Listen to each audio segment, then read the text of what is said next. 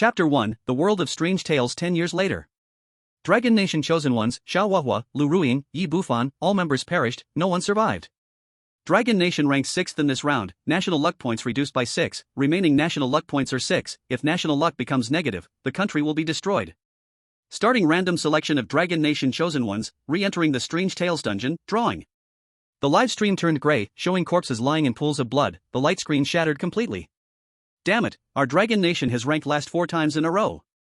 With the initial 30 national luck points, if we lose 2 more times, we'll end up in the negatives. It's all because of Ugly Country, Radiation Country, and Stick Country.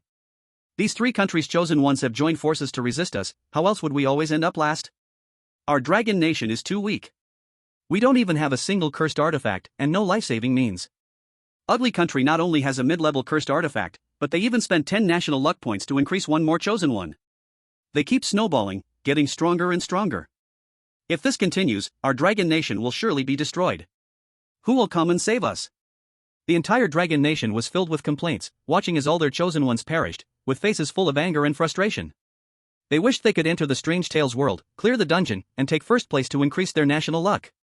The country's leaders and decision-makers were also helpless. They could only provide assistance from the outside once, and after that, it was all up to the chosen one's fate. At this moment, the Strange Tales system began to select new chosen ones. 3 were chosen from the 1.4 billion people of Dragon Nation to participate in the new Strange Tales dungeon. Soon, 2 men and 1 woman appeared on the big screen. These 3 people were about to enter the next Junior Strange Tales dungeon. One of the young men had a pale face, trembling all over, his pupils constricted violently, seemingly unable to accept what was happening, so scared that he almost died from fright. A new soul took over his body, and the young man soon recovered, his face first confused, then excited, and finally terrified. Strange Tales? Rules? The supernatural? Lin Nian was a bit stunned. Wasn't he just working overtime until 4 a.m.? How did he suddenly die and end up in this parallel world? Moreover, it was a world under the attack of the rule-based Strange Tales, a situation that had lasted for 10 years. At first, Lin Nian learned from his memory that he was supposed to participate in the rule-based Strange Tales. He was a bit excited inside. Because in his past life, he often read mindless novels by Eggplant, especially the rule-based Strange Tales, almost all of which had the same plot and dungeon structure. Things like Mom's Note, The Sweet 3-Person Family, Bear Mountain, The Terrifying Bicky Fort, The Sheep Village Strange Tales, and so on. Lin Nian had read nearly 100 of these Strange Tales dungeons, at least 80 or 90, and he knew that once he made his move, he'd already be at the peak of this level. However, what he didn't expect was the world of Strange Tales had already descended for 10 years. Over 200 countries remained, and only 6 were left now. These dungeons had long become outdated, no longer a single livestream for each country with the same Strange Tales dungeon. Now, the remaining 6 countries all participated in one Strange Tales dungeon together and ranked in it. The country ranked first would receive plus 3 national luck points, plus the number of survivors. If 3 people survived, that would be 6 points. If only 1 person survived, that would be 4 points. The country ranked second would receive plus 2 national luck points, plus the number of survivors.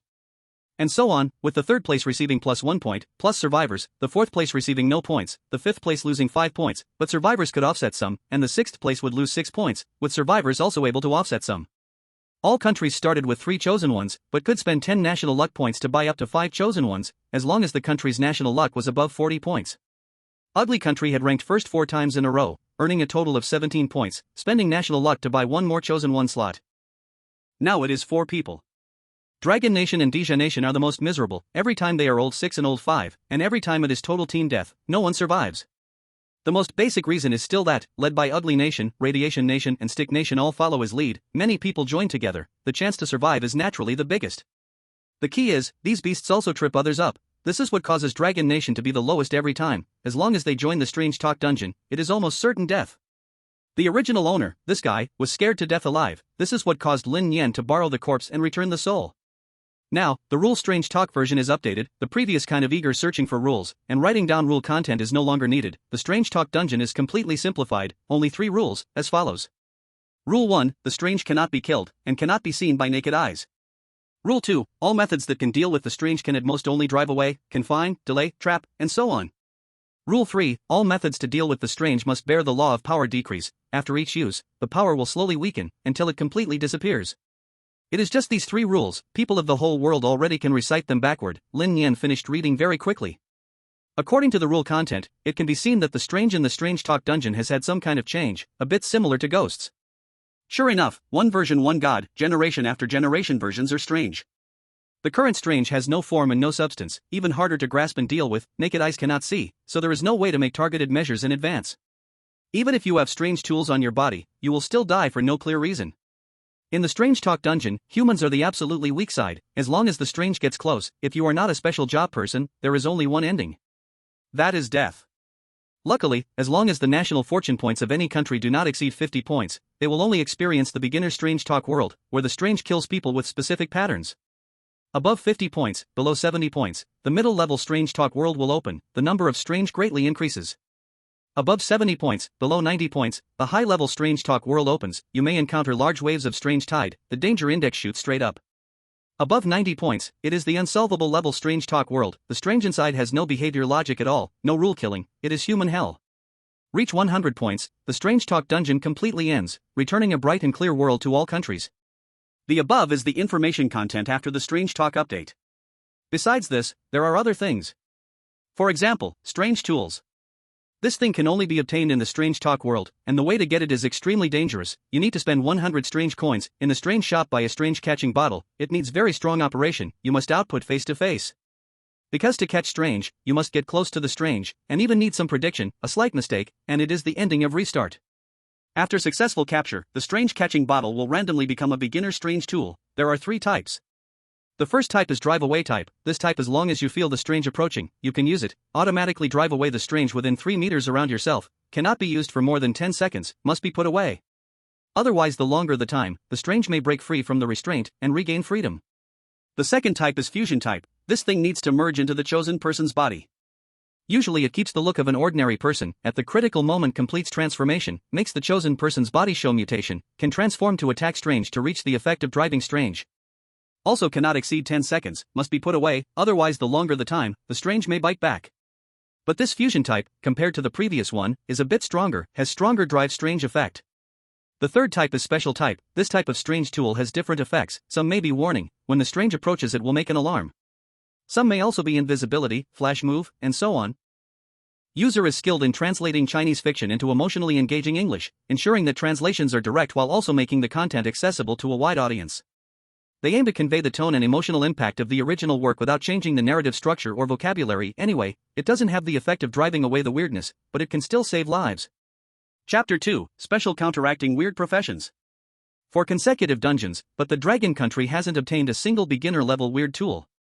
Once entering the Strange Tale dungeon world, there was no ability to resist at all.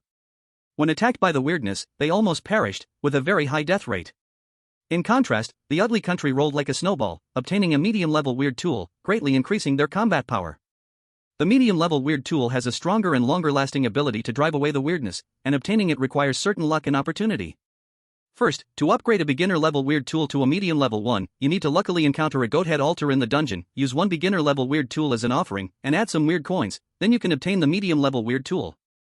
In other words, a medium-level weird tool requires 2 beginner-level weird tools, plus the goat head altar, to be obtained. Even the medium-level weird tool is still affected by the rule of diminishing power, so it's just stronger for survival in the early stages. The more it is used, the faster it will become ineffective. Apart from weird tools, another way to ensure survival is through special professions. There are 6 special professions in total, and 4 of them are already known. The first one is the spirit medium, who can detect the approach of weirdness much easier than ordinary people. They can prepare blood paper in advance using their blood, and as soon as the target approaches, activating the blood's power will dispel the weirdness. This is much more useful than the beginner-level weird tools, but it is also affected by the power diminishing rule. If used too much, it will fail. At the same time, because of the unique nature of the spirit medium's profession, they are more likely to become targets of the weirdness attacks. Becoming a spirit medium is not difficult, you just need to encounter the goat head altar and offer a beginner-level weird tool. The second one is the soul wanderer. This special profession allows the soul to leave the body and fight the weirdness in the soul form. A beginner soul wanderer has no problem with one-on-one combat, but if it's 1 against 2, the weirdness might drag them away. 1 against 3 is certain death. The most important thing is that after the soul leaves the body, the physical body must be guarded, or it is easy for strange things to seize the body. If the soul is unable to return to the body for too long, it will die completely. The soul's exit has a time limit. Becoming a soul wanderer is simple. You just need to have your soul leave the body once, then encounter the goat head altar and offer a beginner level weird tool plus some weird coins. Once you become a soul wanderer, you cannot carry any weird tools in your soul form, or the weirdness will take advantage and enter your body. As for how to achieve the soul departure, being scared by the weirdness or nearing death can cause the soul to leave the body. The third one is the weird hunter. This profession sounds impressive, but currently it doesn't seem very strong. Though no one has become a weird hunter yet, someone learned about it from the goat head altar. First, you need to have died once, and secondly, you need a medium-level weird tool as an offering to become a weird hunter. After becoming a weird hunter, you will receive a weird handcuff. The profession's trait is that you cannot use weird tools. This is because the weird hunter's physique naturally resists the weirdness, so they cannot use weird tools. The weird handcuff they receive requires preemptively predicting the weirdness's actions in close-range attacks. This is very dangerous and life-threatening. It is said that the weird hunter has no distinction between beginner, intermediate, or advanced, and has extremely strong growth potential, depending entirely on personal understanding to create new weird tools. The fourth one is the life candle master. This profession is very special and requires some luck. You need to meet an old man who sells life candles and sacrifice half of your lifespan to become a life candle master. However, after becoming a life candle master, your life will be reduced by another half, and in the end, only a small amount of life will remain. You won't be able to make many weird candles before you end up killing yourself. Fortunately, a life candle master can help others make life candles. The story tells that people earn a high fee to extend their lives, or else they might run out of time and die. Above are the conditions for triggering the 4 professions, as well as the mechanism and rules for changing careers. After the update of the Monster Tales, it was only mentioned that there are 6 major career systems, but the triggers for the last 2 remain unknown. Lin Nian, using himself as a model, began to compare himself to the 4 careers listed above, and he surprisingly found that he could change into all 4. Because Lin Nian is a transmigrator, his soul has already left his body once. The original owner is dead, and he is just borrowing the body back, which is like dying once. Whether it's the unreturned or the soul hunter, he has perfectly met the hardest conditions. Now, he only needs to possess a primary or intermediate cursed item to complete the career change. The unreturned feels a bit underwhelming. Though it allows for the soul to leave the body and strike at the eerie, it cannot carry cursed items and is vulnerable to possession. Thinking about it, he decided against it. The second career's requirement for an intermediate cursed item is too high, and the early stages are too weak. It might not even survive until the later stages. Lin Nian is not satisfied with any of these careers. He doesn't know what the remaining 2 are like, but thinking about these options now is too early. It's better to focus on surviving first. Only by surviving can he have the right to change careers, or rather, to reinforce his troops. Oh no, to change careers. While Lin Nian was lost in thought, other countries' chosen ones were returning from the Monster Tales dungeon one by one. First, it was the ugly country, 2 men and 1 woman, 2 white-skinned, 1 black-skinned. Next came the radiation country, also a group of 2 men and 1 woman. Then came the stick country, but 1 person had died, leaving only 2 men. Their small group was the top 3 in this round. Later, the demon country lost 2 members, no extra points, and the Zhanzi country lost all its members, losing 5 points. All the chosen ones sat in the Monster Tales resting room. Every time the dungeon opened, there would be an hour of waiting time to gather. Once everyone was ready, they could relax in the resting room and wait. After completing the dungeon, they would return to this place again. The chosen one from the ugly country, Thompson, was white-skinned. He had passed the Monster Tales dungeon 4 times in a row and upgraded a primary cursed item to an intermediate one in the last dungeon. His power surged. He coldly watched the Dragon Country chosen ones and mocked them. Did your Dragon Country change people again? Every time, you send 3 people to die. If it were me, I'd rather slit my wrists and commit suicide. What a pity, in the next Monster Tales dungeon, your Dragon Country might not last even a few days. You're about to be wiped out again. Monster Tales can automatically translate all languages, so there is no language barrier. Even classical Chinese can be understood by the others. Hearing the mockery, the other 2 Dragon Country chosen ones lowered their heads, not speaking, not even daring to make eye contact. Because what the ugly country said was the truth, as long as they didn't develop at the start, it would be hard for the later people to catch up. The radiation country chosen one, Ozawa Jiro, immediately showed a typical traitor expression, hunching his back and smiling obsequiously. Thompson, Dragon Country is going to be wiped out anyway, it's just a matter of time. If the highest leader of Dragon Country is willing to kneel down and apologize, and surrender to our 3 countries, we might help out. After all, we are kind-hearted, right? The stick country chosen one, Park Tianhan, also began to support the ugly country. I think these Dragon Country people are born without shame.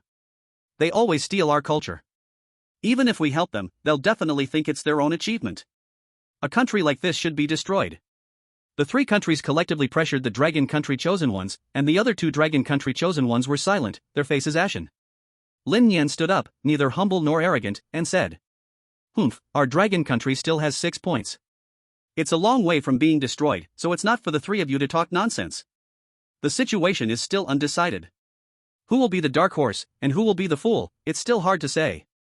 If you're not convinced, meet in the dungeon and fight it out." Chapter 3, The Decision-Making Team's Reception. At this moment, in the Haunted Talk Lounge, the others could still watch the scene inside through the live broadcast, even hear the conversations inside. When the Chosen Ones from Ugly Country, Radiation Country, and Stick Country collectively pressured and mocked them, most of the Dragon Country people clenched their fists, wishing they could replace them and go beat up the Chosen Ones from the three countries. Unfortunately, the Chosen Ones were randomly selected, and even if they wanted to, they couldn't do anything. They could only watch their own Chosen One being too scared to even fart, acting submissively, which made them furious and ashamed. But when Lin Nian stood up and faced off with the Chosen Ones from the three countries, everyone cheered. "Well done. Our Dragon Country has no cowards. Yes, the fate of the world is not yet sealed, and Dragon Country has not lost. So what if there are a few weird devices? A couple of special professions, what's so big about that?" Lin Nian couldn't see the bullet screen, and the Chosen Ones from the three countries were also somewhat surprised. They were used to mocking Dragon Country people as usual to find some sense of superiority, but they didn't expect to encounter a tough opponent today. The Ugly Country's Chosen One, Thompson, sneered and sarcastically said, "I originally saw that your Dragon Country was about to be destroyed, and I wanted to help you. Is this how you Dragon Country people talk to Ugly Country? Who gave you the nerve? Once you go in and get killed by those weird creatures, don't come crying and begging for help." The Radiation Country's Chosen One, Ozawa Jiro, showed a look of disdain and agreed. "Brother Thompson, they Dragon Country people are famous for being stubborn. Why bother with them? They're just about to die anyway." The Stick Country's Park Tianhan shook his head with a bit of amusement. "When we enter the haunted instance, we'll know whether they're dragons or tigers right away." Thompson thought this made sense, so he stopped staying in the Haunted Talk Lounge. After each instance, there was a 7-day rest period. After going through an instance, both body and mind were exhausted, so he wanted to go back and sleep well. "Right, why am I bothering with a dead man? I'm leaving the Haunted Talk Lounge." After saying this, Thompson disappeared from the Haunted Talk Lounge. He would soon enjoy endless wealth and beautiful women. This was the benefit of being a Chosen One. Others also didn't stay long and quickly left the haunted instance. Lin Nian also didn't plan to stay there. He chose to leave and return to the real world, knowing that he would soon be summoned by the highest decision-making team of the country. After all, this was related to the safety of the country, and they would certainly discuss the best strategy. They wouldn't let the Chosen Ones recklessly attempt to clear the instance, as that would only lead to certain death. When Lin Nian returned to the real world, the original person he was replacing worked in a factory and lived in a dormitory. The original person had grown up in an orphanage, without parents, a typical protagonist template, but unfortunately without a golden finger. Otherwise, he would have been the ultimate hero. His co-workers looked at Lin Nian with pity, but didn't say much. After all, he was just a person who was about to die. Lin Nian didn't mind. Instead, he walked out of the dormitory, quickly packed up, and headed to the factory gate to wait for the decision-making team to pick him up. Anyone who became a Chosen One and participated in the haunted instance would receive the highest level treatment. It was like sacrificing oneself for the country, so everything they wanted would be fully satisfied. Lin Nian no longer had to screw bolts at the factory. Instead, he would live in a presidential suite at the national level, with top-notch services arranged. As for how they found Lin Nian, it was just a matter of a single sentence. Sure enough, it wasn't long before a modified car appeared in front of Lin Nian. This car was bulletproof and bomb-proof, and only those who had made outstanding contributions to Dragon Country had the right to ride in it. A man in military uniform stepped out of the car. He respectfully bent down and opened the door, inviting Lin Nian to get in. Lin Nian didn't say anything and got into the special car. Then, he boarded a plane and arrived at the villa specially reserved for receiving the Chosen Ones. At this moment, the leader of the decision-making team, Yu Lihai, along with a professional team, had been waiting for a long time. There were 2 other Chosen Ones beside him. "Chosen One Lin Nian, please take a seat." Yu Lihai stood up, his eyes filled with admiration, gesturing for him to sit down. When the other 3 countries joined forces to bully Dragon Country, Lin Nian stepped forward without fear of death. Such a person had a great chance of surviving in the creepy story instances. The more someone fears death, the more they don't want to die, the easier they are to die in the instance. Lin Nian nodded and sat down, where a stack of documents was placed. Lin Nian picked it up directly and began reading, discovering that it was detailed information about the Chosen Ones from other countries, organized for easier reading and understanding. Yu Lihai didn't interrupt and allowed Lin Nian to finish reviewing the prepared materials. When Lin Nian put them down, he finally spoke. Three chosen ones, the future of Dragon Country is now in your hands. Faced with such supernatural forces, our country is helpless and can only place hope in you. These are the materials on the chosen ones from other countries. You've probably seen them, they are strong. They have already succeeded in the first 4 instances and are rolling the snowball. If Dragon Country is defeated again, the annihilation of the country will be inevitable. Lin Nian could hear the helplessness in Yu Lihai's tone. If it weren't for the random selection, Dragon Country would have sent its best warriors, completely overcoming the fear of death. Unfortunately, most of the ordinary people randomly selected hadn't received special training.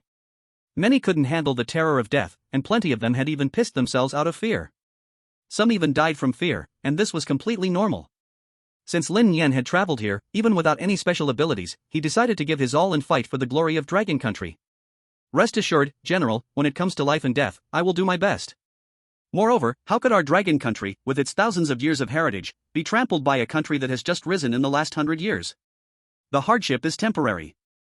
No one can suppress our Dragon Country, not even the creepy story rules. Yu Lihai's admiration deepened. Such patriotic youth were rare. The other 2 chosen ones just sat there, wooden, without saying a word. In their eyes, there was nothing but the fear of death. This was a normal reaction, as everyone fears death, especially after Dragon Country had suffered 4 complete defeats, and there was no hope in sight. Lin Nian also feared death, but since he had been selected, there was no other choice. Instead of living in constant fear, he would rather let go of everything and fight with all his might. At least he would die with dignity, die for a purpose. After all, he had already died once, so there was nothing left to fear.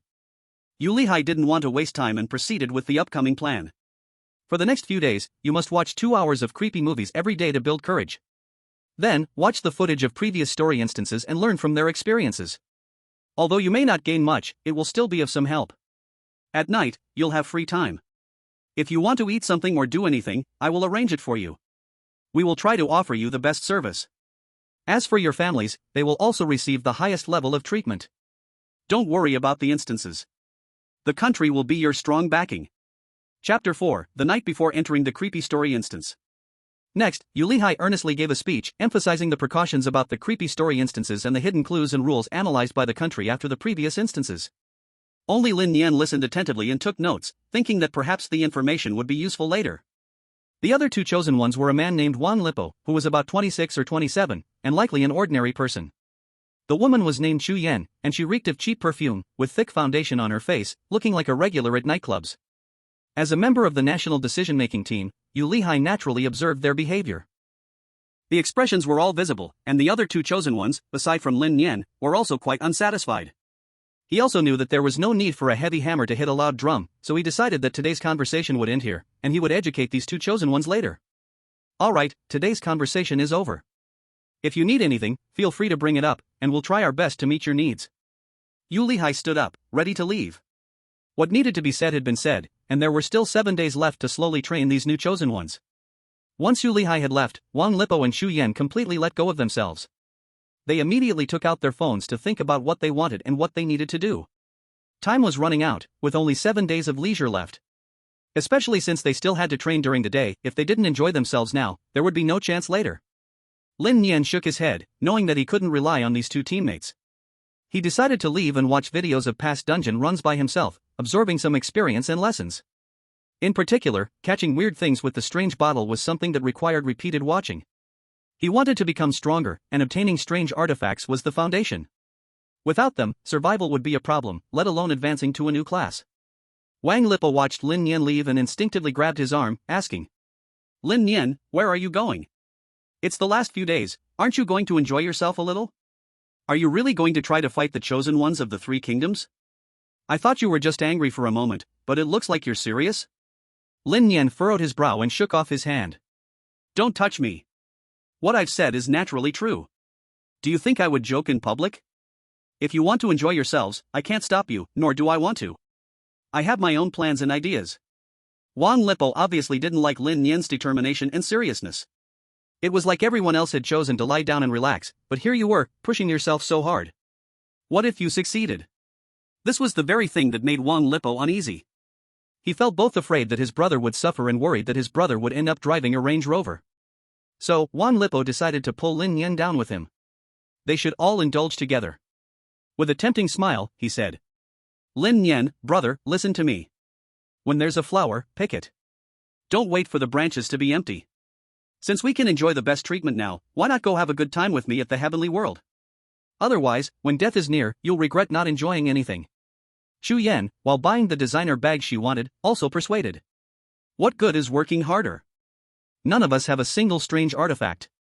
The other countries have their life-saving tools. Living in the moment is the best choice. Humph. Lin Nian snorted heavily and flicked his sleeves as he walked away. Born in hardship, die in comfort. Enjoyment? That's for the dead. I'll enjoy it after we've solved the strange talk dungeon. Lin Nian walked away with big strides. The two looked at each other and sneered. It was just a burst of passion. After the heat cooled down, they'd regret it too late. Unbeknownst to them, their actions were being monitored by cameras inside the villa. Yu Lihai had also seen everything and decided to give Wang Lipo and Xu Yan special training. Otherwise, entering the strange talk dungeon would mean certain death. But he wouldn't push too hard. If he did, they might just give up completely. Lin Nian had no idea he was being watched by cameras. Even if he did, he wouldn't care. He went straight back to his room, turned on the Chosen One's exclusive computer, and started watching videos of the strange talk dungeon runs. These videos were edited together by Longhua with special techniques. Important segments were even slowed down on purpose, so that viewers could see everything more clearly and thoroughly. After about 6 or 7 hours, it was already 1 or 2 in the morning. Lin Nian finally finished watching and gained a lot of insights. Although the original owner had related memories were always vague. Watching it firsthand was much more direct and clear. Particularly, capturing the bazaar requires at least 2, or even 3 people to work together, and the chance of success is very low, with a high probability of death. When Ugly Country uses the bazaar capture bottle, it is usually a team of 3 people, one acts as bait to attract the bazaar's attack, and another holds the bottle, ready to unscrew the cap to release a cloud of mist. This mist covers a very small area, with a radius of only 2 meters, anything beyond that will fail. If the mist covers the bazaar, it will form a silhouette, struggling to tear off the mist from its body. You must hold it for 30 seconds, preventing the bazaar from tearing off the mist, to successfully capture it and form a basic bazaar item. This process is extremely dangerous, as you must physically subdue the bazaar up close, because at this point, you can even see and touch it. If you don't suppress it, it will break free, causing the capture to fail. And the bazaar is very powerful, even 2 adults might not be able to hold it down, let alone the fact that the bazaar will constantly fight back, potentially even killing you in the process. Only by using numbers to suppress it can you have a chance, otherwise, hope is slim. Lin Nian frowned. He only had 2 teammates who were more like dead weight. Getting these 2 drunken, carefree people to help would be extremely difficult. Even jealousy could cause people to become monstrous, not wanting Lin Nian to get a bazaar item, secretly sabotaging him. Such things must be taken into account. Lin Nian could only treat every other chosen one, except himself, as enemies. If he wants to capture a bazaar, he cannot count on others' strength, he must be absolutely confident in his own ability. This is undoubtedly very difficult, but Lin Nian would not give up, he would definitely try. Without a bazaar item, one remains a mere ant. This is the mechanism of the ghost story dungeon. Lin Nian rubbed his aching eyes and went straight to bed, deciding to continue tomorrow. For 7 consecutive days, Lin Nian and the other 2 teammates watched eerie movies during the day for fear training, while at night, Lin Nian returned to his room to watch walkthrough videos, thinking about how to break through the game and obtain Dragon Country's first bazaar item. The other 2 teammates had long disappeared, lost in their worldly pleasures. 7 days is too short for those who are satisfied with enjoyment, but for Lin Nian, it was enough. He had roughly figured out the rules of the ghost story dungeon world and was ready to set out. Just then, the ghost story prompt sounded. Ding, a new ghost story dungeon is about to begin. You have 1 hour to prepare, or you can choose to arrive early at the ghost story restroom to wait. No need to prepare, go to the ghost story restroom. With that, Lin Nian disappeared from the room and reappeared in one of the 3 seats exclusively for Dragon Country's chosen ones. In Dragon Country, only Lin Nian arrived at the ghost story restroom on time, while the other 2 contestants were still savoring their final moments of enjoyment and did not rush in. Ugly Country, which originally had 3 people, decided to use national luck points to add another chosen one. At this moment, an additional chair appeared. It was the only country with 4 seats. Thompson was the second to arrive at his seat. Seeing that Lin Nian had arrived so early to the restroom, he instinctively mocked. There's still an hour left. You didn't fight for those final moments of enjoyment and came here so early? Looks like you won't get any more chances to relax later. Lin Nian snorted coldly and retorted. Stop talking nonsense, don't you Ugly Country ever worry about dying from constantly spewing filth? The moment these words were spoken, Thompson was infuriated. He opened his mouth as if to say something, even wanting to curse, but then he thought of the fact that they were in the restroom, with so many people watching, which would hurt Ugly Country's image, so he held back. He only left a parting remark. "Once we're inside, I hope your mouth can still be so tough." Lin Nian didn't respond. The fingers tapped rhythmically on the armrest of the chair, and though many others had already cleared the dungeon, it still felt extremely tense to be in this situation. Especially in recent days, every time before sleeping, the system's name was called out, wishing for a golden finger, but sadly, there was no response. It could only rely on oneself, either dying in the horror story dungeon or walking out alive. Time passed, second by second, and some of the chosen ones had already entered the restroom early, while a few others were pushing their limits, waiting until the last second to enter. 3 chosen ones from the Ugly Country had already arrived, all survivors from the last dungeon, and the 4th person would only be chosen at the very last moment. When the time hit 0, all the chosen ones were forcibly summoned into the horror story restroom, a total of 18 people, ready to face the next dungeon. Wang Lipo arrived at his designated seat, his face filled with longing. "What a pity, in these 7 days, I didn't even have the chance to enjoy all the benefits I could." Chu Yan also had a long wish list, only half of which had been fulfilled before entering the restroom, feeling truly unwilling. After everyone had gathered, a prompt from the horror story appeared. Ding! All chosen ones are in position, now randomly selecting the 4th chosen one from the Ugly Country. Ding! Selection successful, the 4th chosen one is Madonna. After the prompt, a white-skinned woman appeared in the 4th seat of the Ugly Country, accompanied by a German Shepherd dog. Woof woof! This completely confused everyone, with shocked expressions all around. How could there be a dog in the horror story dungeon? All the live streams from other countries exploded. What's going on? Can you bring pets into the horror story dungeon? This can't be real, this has never happened before. Is the 4th chosen one something special? Bringing a dog into a supernatural dungeon won't make a difference, right? After all, it's supernatural. I don't know, but I think it will definitely have an effect. It can't be that simple. Just as everyone was guessing, a new prompt from the horror story appeared. Detection: Madonna's beloved dog, Ad, has volunteered to follow its owner into battle, triggering the precondition for the Beastmaster profession. Ding! Madonna from the Ugly Country chooses to become a junior Beastmaster. This announcement shocked everyone. It turned out the 5th profession was Beastmaster, and the conditions to become one were not difficult at all. As long as your pet is willing to follow you into the horror story dungeon, the condition is triggered. But what exactly is the Beastmaster's ability? Maybe this dog has undergone some kind of mutation, and it might have other effects as well. The whole of the Ugly Country began to cheer. Ha, we in the Ugly Country now have a medium-level cursed item, a junior cursed item, and 2 special professions. Tell me, how can we lose? Long live the free people. Long live the free people. Now the junior horror story dungeon poses no threat to us. First place is already a done deal. We're giving the other countries a chance to surrender. If they don't, they can prepare for the destruction of their nations. Other countries' live streams, except for the ones from the Stick Country and the Fallout Country which were offering compliments, remain silent. After all, their countries didn't even have a decent cursed item, and what could be worse than that? But this was also a wake-up call for others. To become a Beastmaster, you must have a pet willing to follow you. Should I raise a pet too? This was the thought of many people, as bad luck might lead to being chosen as a Beastmaster, and having a means of survival wouldn't be so bad. At this moment, in the horror story dungeon, Thompson started cheering and even threw a provocative glance at Lin Nian. Lin Nian remained calm. The conditions to become a Beastmaster were not harsh, and it didn't even require offering a cursed item. That means the Beastmaster might be the weakest existence in the profession.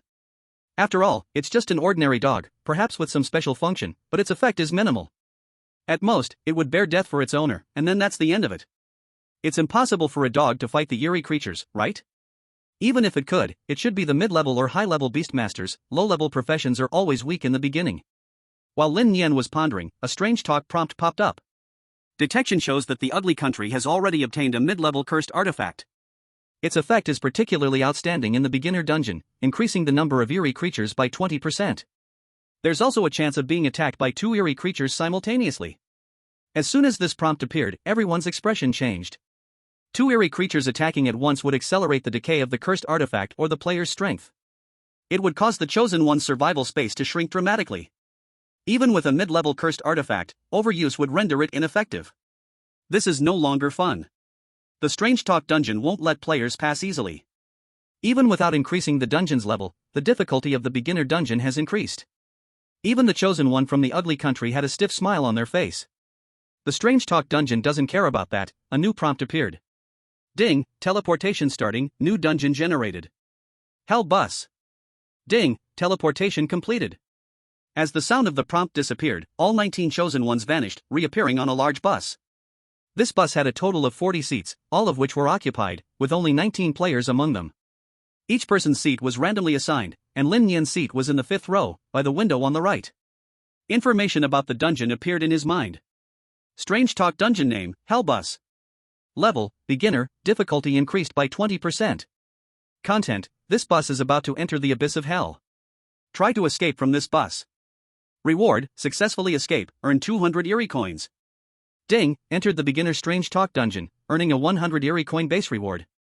The information was very simple, just get off the bus to complete it, and it seemed very easy. But Lin Nian felt there must be a trap, because from past videos of chosen ones clearing the dungeon, things that seemed easy to do were often the hardest. After knowing the information, Lin Nian stood up and began to look around the bus. The chosen ones were scattered, their positions all messed up. There were 10 rows of 4 seats, arranged in pairs with an aisle in the middle. Each chosen one was sitting next to a stranger. Was this a coincidence? Or was it something the Strange Talk dungeon had intentionally arranged? Sitting next to Lin Nian was a middle-aged woman, her eyes closed as she slept, her feet deliberately propped against the seat in front of her. She didn't seem special at all. Lin Nian didn't dare disturb her, fearing it might trigger some sort of taboo. In Strange Talk dungeons, some NPCs had very special roles, and triggering certain taboos could lead to eerie attacks. From the current situation, Alice, the chosen one from the ugly country, was the only medium who could communicate with spirits. She had the cursed body, so she should be the first to be attacked by the eerie creatures. Once an eerie creature attacks a chosen one, it can't continuously attack the same target. Otherwise, no one could withstand it. This is the special restriction in the beginner Strange Talk dungeon for the eerie creatures, but as time passes, if the chosen ones still haven't found a way to escape, the restriction will be lifted. For example, if the bus had been driving for a long time and the players still hadn't escaped, the eerie creatures would no longer be restricted. They could attack the same target repeatedly until death. No matter what items or professions were used, continuously being attacked by the eerie creatures would still result in death. It is impossible to pass the level by relying on brute force. Lin Nian took a deep breath, trying to calm himself down. He turned his head to look out the window, hoping to see the scene outside, but instead, he was shocked by what he saw. There was a line of blood-red characters on the window, causing his pupils to shrink. Driven by curiosity, he steeled himself and read it all. Time, the first day after entering the horror story instance. Location, on the bus. Content 1, even though I am a transmigrator, I still feel very uneasy after entering the horror story instance. I am terrified of what might happen next, but I must face this bleak life and start looking for a chance to get off the bus and escape this place. Content 2, I don't have particularly good thoughts, but the chosen ones from other countries are trying to exchange seats with NPCs, seemingly wanting to sit together and strategize for this horror story instance. Content 3, something's wrong, these NPCs are not right. The chosen one from the radiated nation, Ito Jingu, was the first to try exchanging seats. He gently touched the sleeping NPC, but he didn't expect that this light touch would cause the NPC's head to fall off. Content 4, the head opened its eyes, glaring at Ito Jingu with a look full of resentment. However, he didn't seem to be harmed. It seemed that it was just a way to scare people. Content 5, I always have a sense of unease. This action might carry some unknown danger. Lin Nian finished reading the information, his face full of confusion. These blood-red words didn't feel dangerous at all, instead, they seemed like a diary. And it was possible that this diary was his own. The time and location were clearly marked, and most importantly, the word transmigrator. It was constantly reminding Lin Nian that the person writing the diary was himself. He had no idea how this had happened, but it was now in front of him. A future diary? My cheat ability? At this moment, Lin Nian felt more confident. Though this cheat ability wasn't very strong, it at least gave him the effect of foreseeing the future. Based on the diary content, he could make corresponding strategies. Even without any strange devices, his survival rate would increase significantly. From the content of the diary, it could be inferred that the NPC next to the chosen one's seat was very special. It seemed like it was already a corpse or, in other words, a dead person. Just a light touch, and the scene described in the diary would appear. Although the diary didn't go into detail about the consequences, Lin Nian's past self in the diary always had a sense of unease. It was better not to touch it recklessly. As Lin Nian was thinking, suddenly, Ozawa Jiro stood up and ordered his teammates behind him. Jingukuan, Yenshan, immediately exchange seats and come sit next to me. We must gather together to better cope with any sudden incidents. As soon as he said this, it reminded everyone that their seats had been scattered, and they couldn't help each other in this way. They should gather together first, at least there would be some sense of security. Hey! Ito Jingu stood up, bowed, and then immediately prepared to exchange seats. He looked at the old man sleeping beside him, ready to cross over him. Unfortunately, the seats were very cramped, and the old man had his left hand resting on the seat in front of him, with his head down, seemingly asleep, leaving no gap to squeeze through. Ito Jingu frowned and gently touched the old man beside him. Move over, I need to get out. This touch didn't seem like much, but as soon as it happened, the sleeping old man fell over, and his head rolled to the side. His closed eyes suddenly opened wide. It seemed as if he was trying to remember who had killed him. Ah! Everyone was startled, and even the female chosen one from the Desert Kingdom couldn't help but let out a frightened scream. The mental resilience of the others was much better, since many of them had experienced actual combat. The chosen ones from Longwa had also gone through horror film bombings, so they were within their tolerance range. Ito Jingu, however, was not frightened at all. User is working on translating Chinese horror stories into English and prefers the translation to be as literal as possible, while also aiming to evoke emotions using simple vocabulary. As the only one who survived the last ghost story instance, he had almost become somewhat accustomed to it. He was just afraid of triggering some special condition, so he quickly put his hand into his pocket and tightly gripped the cursed object. If danger came, he had to take it out immediately. Otherwise, he wouldn't even know how he would die. The entire carriage was silent. Everyone was holding their breath, cautiously on guard, fearing they might be attacked in some strange way. After a long while, Ito Jingu did not sense any danger approaching, and he finally relaxed a little. Then, he stepped over the old man's corpse. Looks like this corpse is just for scaring people. It won't trigger any sort of medium. The others also breathed a sigh of relief. The lesson from the previous car was now their guide. If Ito Jingu had been attacked by something strange because of this, no one else would have been reckless enough to touch the NPC's body. Only Lin Nian felt that something was off. The diary had mentioned it, his counterpart inside was very uneasy, and this might have some effect in the future. The chosen ones of the Radiation Nation had gathered, and the chosen ones from other countries also began to switch seats. As long as they touched the NPC's body, without exception, the heads of the NPCs would fall off. Then, their eyes would widen, staring at the person who killed them. Chapter 7, Betrayal of the Country. The sight of a corpse's head staring at oneself with wide eyes, if it was the first time, everyone would surely be frightened and feel uneasy. But as it happened more and more, and no one was attacked by anything strange, most people became less concerned. After the chosen ones from all nations had gathered, Wang Lipo, seeing this, did not want to fall behind. He always felt uneasy in his heart, so it was better to stick together. Especially since Lin Nian had been devouring tons of ghost story knowledge lately. While others were lost in pleasure, he was desperately pushing himself. He must have some real skills, right? So, Wang Lipo stood up and said to Lin Nian, let's have the chosen ones of our dragon country gather as well. It's better to discuss things together than to act alone. Lin Nian stood up and looked toward Wang Lipo. He saw that the man was also preparing to force his way past the corpse. After thinking for a moment, he loudly stopped him. Don't move, don't touch anyone around you. At these words, all the chosen ones from other countries turned their attention to Lin Nian, watching him curiously. Wang Lipo immediately nervously withdrew his hand, his voice trembling. What? What's going on? Have you found something? Not only was Wang Lipo curious, but the chosen ones from other countries were also curious. Was there some kind of taboo here? But didn't everyone who touched the bodies live just fine? Lin Nian shook his head and replied, I haven't discovered anything, but I always feel like this is wrong. It's better not to touch recklessly. Stay where you are. At this, the chosen one of the Radiation Nation, Ito Jingu, immediately mocked him. I thought the Dragon Country had sent a master this time. Turns out, it's all a bluff. What could possibly happen? Haven't we all been fine? If you're so capable, let the ghost attack me. The chosen one from the ugly country, Thompson, snorted coldly and said dismissively. It's all just trying to put on a show. He's just looking for attention. This person is experiencing his first ghost story instance, so he's on edge about everything. Don't mind him. The chosen one from the stick country, Park Tianhan, didn't hold back in his mockery either.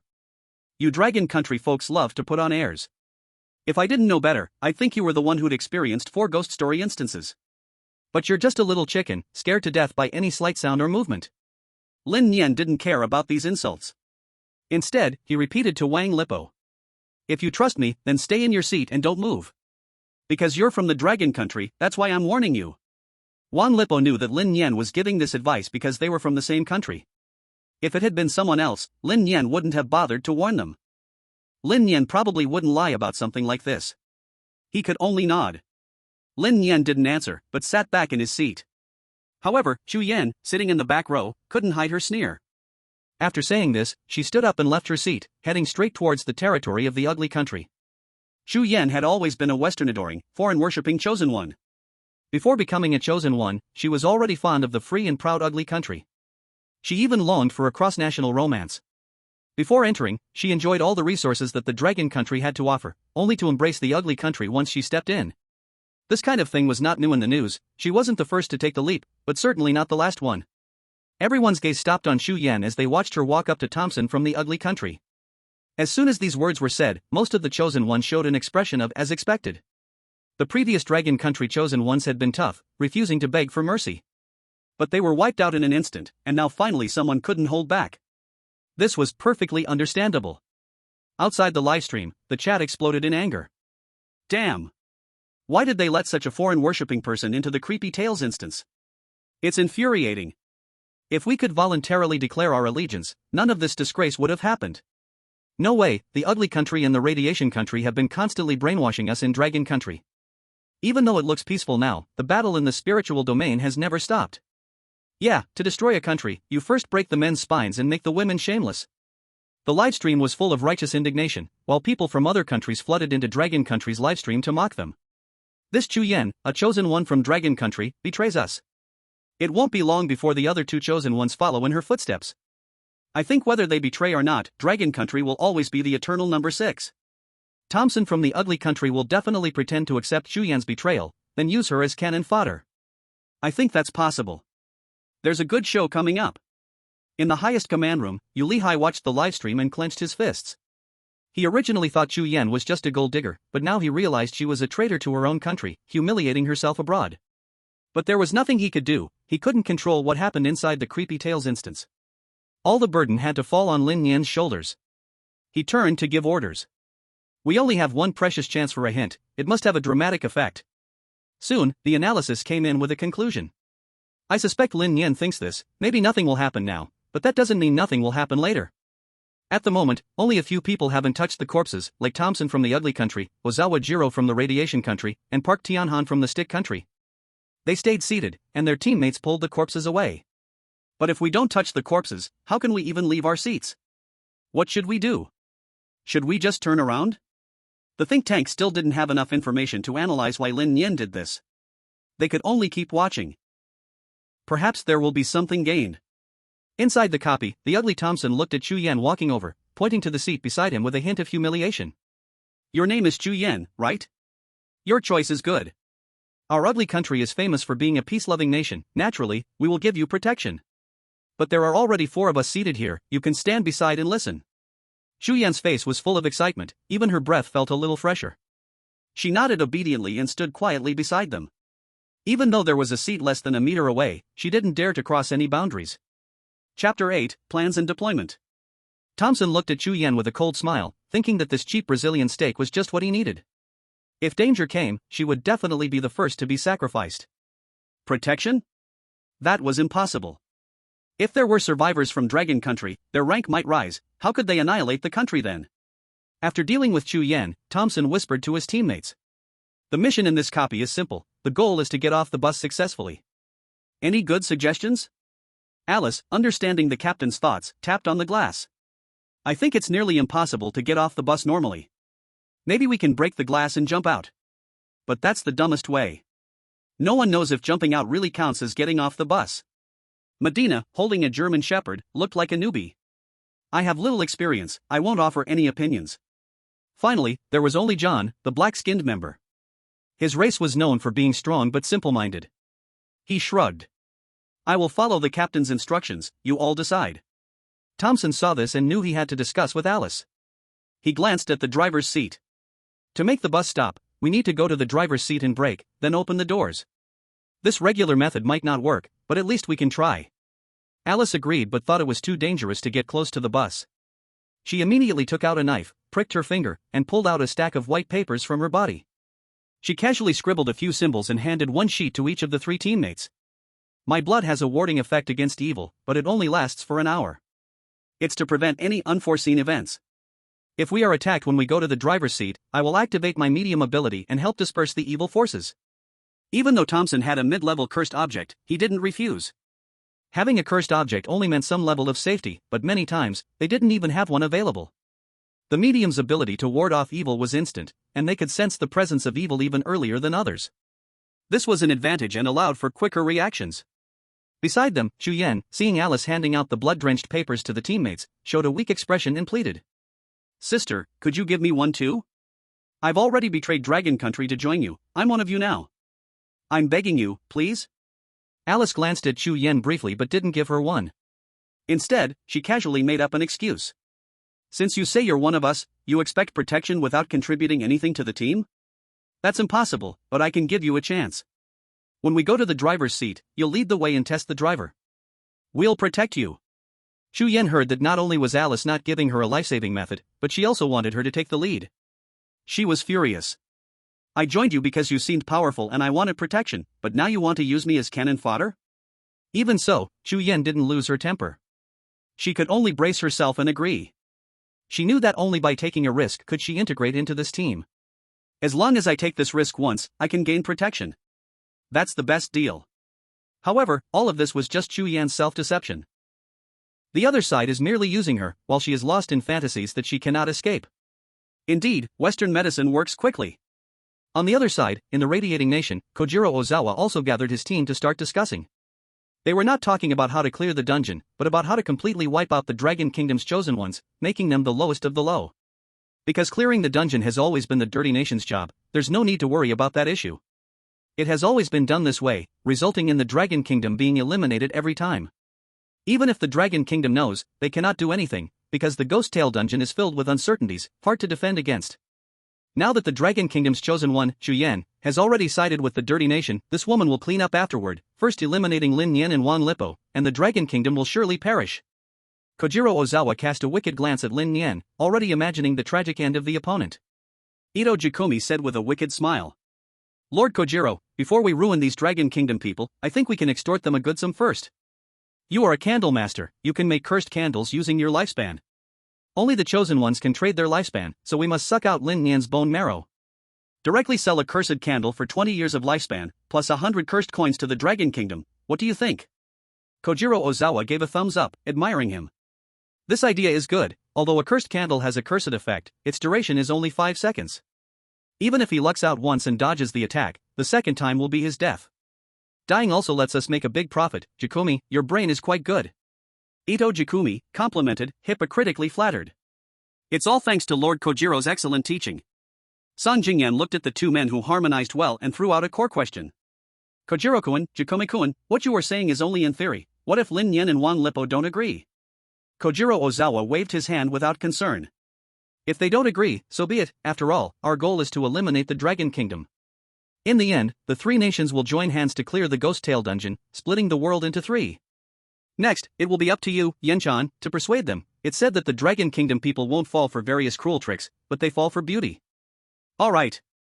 San Jingyan's face turned red. She was confident in her soft and weak voice and appearance, especially since people from the Dragon Kingdom liked this approach. Next was the Stick Nation. They had only one cursed artifact, so they could only play a symbolic supportive role, mainly focusing on self-preservation, ensuring they stayed in the top 3. The Dirty Nation was solving the puzzle to clear the dungeon, and the Radiating Nation was targeting the Dragon Kingdom. They only needed to protect themselves. As for the Monster Nation and the Overturned Nation, although their chosen ones weren't targeted, they performed poorly in every dungeon, with everyone fearing for their lives and losing many people. Not to mention risking it all for cursed artifacts, a crowd gathered together, daring not to do anything, nor to take risks. There was even a bald man from the Monster Nation who, at the start, recited prayers, hoping to calm himself down. The people of these nations originally lacked a sense of belief, plus the Monster Nation's depowering plan, which was basically a kind of androgynous state, half of their bodies filled with hormones. How could they calmly think things through? And the Overturned Nation is an entity made up of various warlords, in constant turmoil, full of military arms, lacking much faith, also destined to be at the bottom. Chapter 9, Know Your Manners. Back to Lin Nian, he dared not act recklessly for the time being and started to think about how to leave the seat without encountering the opponent. He thought for a moment and decided to try to climb over to the seat behind or in front. Because the players ahead and behind had already left. Just need to cross over, and this situation can be avoided. Unfortunately, if I want to cross, the movement might be a bit exaggerated. What if I accidentally touch it? There is some risk of adventure, and there are definitely unexpected responses. How can I solve the problem in front of me? Lin Nian can only continue to look at the window. That bloody diary did not appear, seeming to just give him a warning, and the solution requires his own thinking. As for outside the car window, it is a wide highway, with trees flashing by. It seems to be on the highway, with nothing special. Just as Lin Nian was pondering, those bloody words appeared on the window again. Location, on the bus of the haunted tale instance. Time, first day entering the instance. Content 1, I finally thought of a way to leave my seat without touching the nearby corpse. It turns out those people were rude, which offended them. Content 2, with my help, Wang Lipa successfully sat next to me, and we began discussing how to clear the instance. Content 3, the chosen one from ugly country, Thompson, let Chu Yan act as cannon fodder, dragging out the dead driver, preparing to forcibly hit the brakes and open the door, but failed miserably and had no effect. Content 4, the vehicle is about to reach a place called the Hell Tunnel, which is dark and does not show a hint of light. I suspect that once the bus enters here, it will definitely be attacked oddly. Content 5, I died. After reading all the messages, Lin Nian's heart trembled. He actually saw news of his own death, and his mood was truly very bad. Why did it start like this? The tunnel, just as the diary guessed, must have some oddness. Logically, the first to be attacked should be Alice from ugly country. She has a spiritual body, so it should be her who dies first. But why did I die first? No, there must be more than one odd thing inside.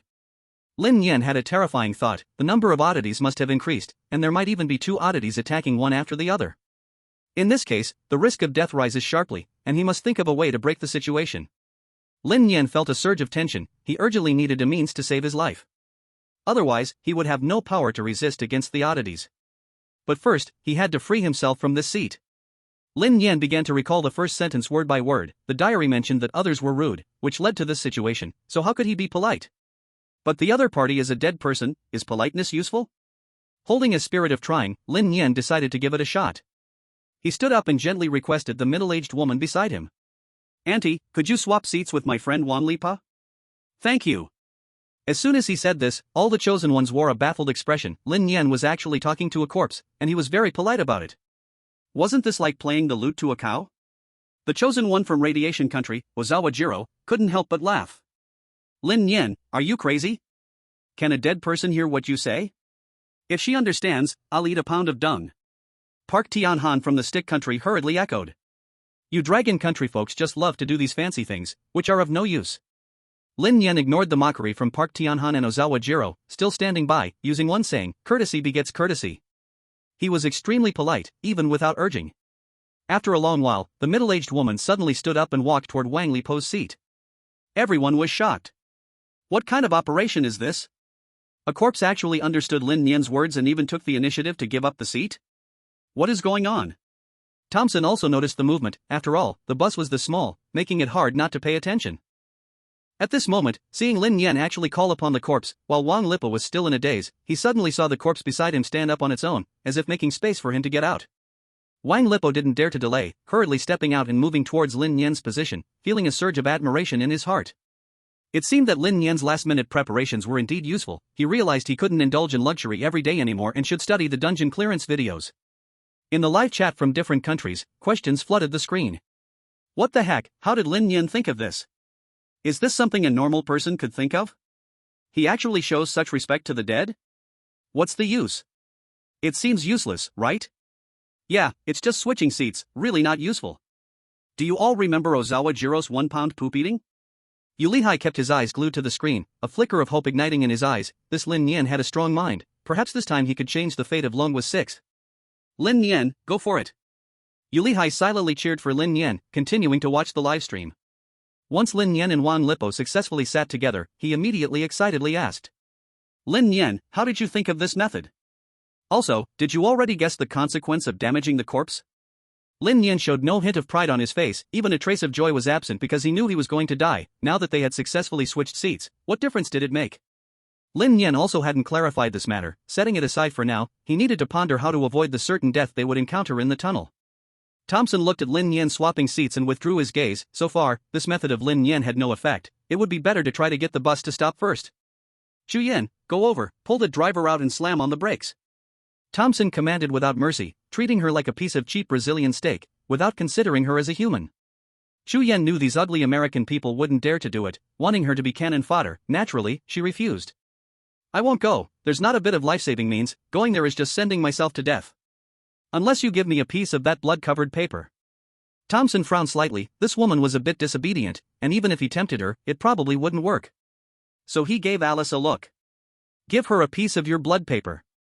Alice showed a look of immediate understanding, generously handing over a piece of her blood paper. This thing couldn't fend off anomalies, only effective if a spirit medium triggered it actively. Alice could completely watch Chu Yen die without triggering the ghost-repelling effect, hence saving a use of her ability. As a novice spirit medium, she could use her ability 3 times at most. After that, it would completely fail, and each use required a certain amount of ghost coins. Only by successfully repelling anomalies would she earn ghost coin rewards. Saving a person would also grant additional ghost coin rewards. But there was no need to save a traitor from Longwa, the ability was precious, and it was best to use it as little as possible. Chapter 10, The People's Enlightenment Teacher Song Jingyan. Chu Yen obtained the blood paper, finally feeling a bit of comfort in her heart. She tucked it safely away in her pocket and then approached the driver's compartment. At that moment, the driver, like other passengers, lay motionless in his seat, and the vehicle was in an unmanned driving state, not knowing why it could keep running. Chu Yen had also seen Lin Nian's method of switching seats, absorbing some lessons, and decided to try a more stable approach. Hello, driver. I would like to get off, can you stop the vehicle and open the door? As soon as she said this, Thompson showed a look of surprise. This Chu Yen wasn't too foolish, at least she knew to learn from Lin Nian's method, perhaps this was the best way to open the door. The audience watching the live broadcast outside also held their breath. If this method works, then this horror story dungeon will become the easiest dungeon ever, no doubt about it. Even the Dragon Kingdom will receive the first place reward and survive for a while longer. Everyone stared intently at the screen, missing no detail. After a long while, the driver made no movement, seeming like a real corpse. Chu Yen stood awkwardly in place, but she didn't give up and kept trying, even using a coaxing tone. Mr. Driver, could you please stop the car and open the door, okay? This phrase was sweet and tingling, any man would feel a flutter in his heart. Since this corpse was male, it should be moved by her charm too. However, Chu Yen's coaxing had no effect on the corpse at all. The other party ignored Chu Yen completely, lying still in his seat. Chu Yen shouted in exasperation. Why can Lin Nian move the corpse, but I can't? Unfortunately, no one paid attention to her frustration. Thompson impatiently urged. Chu Yen, my patience is limited, don't waste precious time. I don't want to say it a second time. Chu Yen finally gave up, stealing her heart and forcibly pulling the driver down. His head rolled off to the side, staring fixedly at Chu Yen. Having experienced this once, Chu Yen naturally felt indifferent. She took the driver's seat, pressed hard on the brake, and frantically clicked buttons, trying to open the door. Unfortunately, the brake was useless, and the vehicle's door wouldn't open, as if it were welded shut. Chu Yen tried several times, but did not achieve the desired result. She could only give up. No good, the brake doesn't work at all, and clicking the door button doesn't help. There's no way to stop the bus or open the door.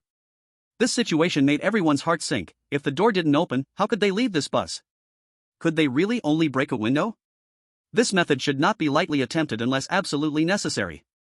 After a few horror story dungeons, everyone knew there must be a way to clear it, they just hadn't thought of it yet. If they used the clumsiest method, it might trigger some kind of taboo. Even if they had an intermediate cursed object, they wouldn't withstand the pressure. Since the brake is malfunctioning, let's think of another method. After all, everything is fine now, and we haven't been attacked by anything eerie. Thompson chose to give up, returning to his seat and leaving Chu Yen behind. Seeing the ugly country fail, the chosen ones from other countries knew they would get the same result if they went, and the entire compartment fell silent, filled with fear of the unknown. Wang Lipo looked at the silent crowd, quietly asking Lin Nian. Lin Nian, you're so smart, have you discovered anything new? Lin Nian was absent-minded, deep in thought about how to avoid death. He couldn't figure it out even if he racked his brain, and the diary gave him no hints about how he died. How could he avoid repeating the same mistake? Hearing Wang Lipo's question, he replied impatiently.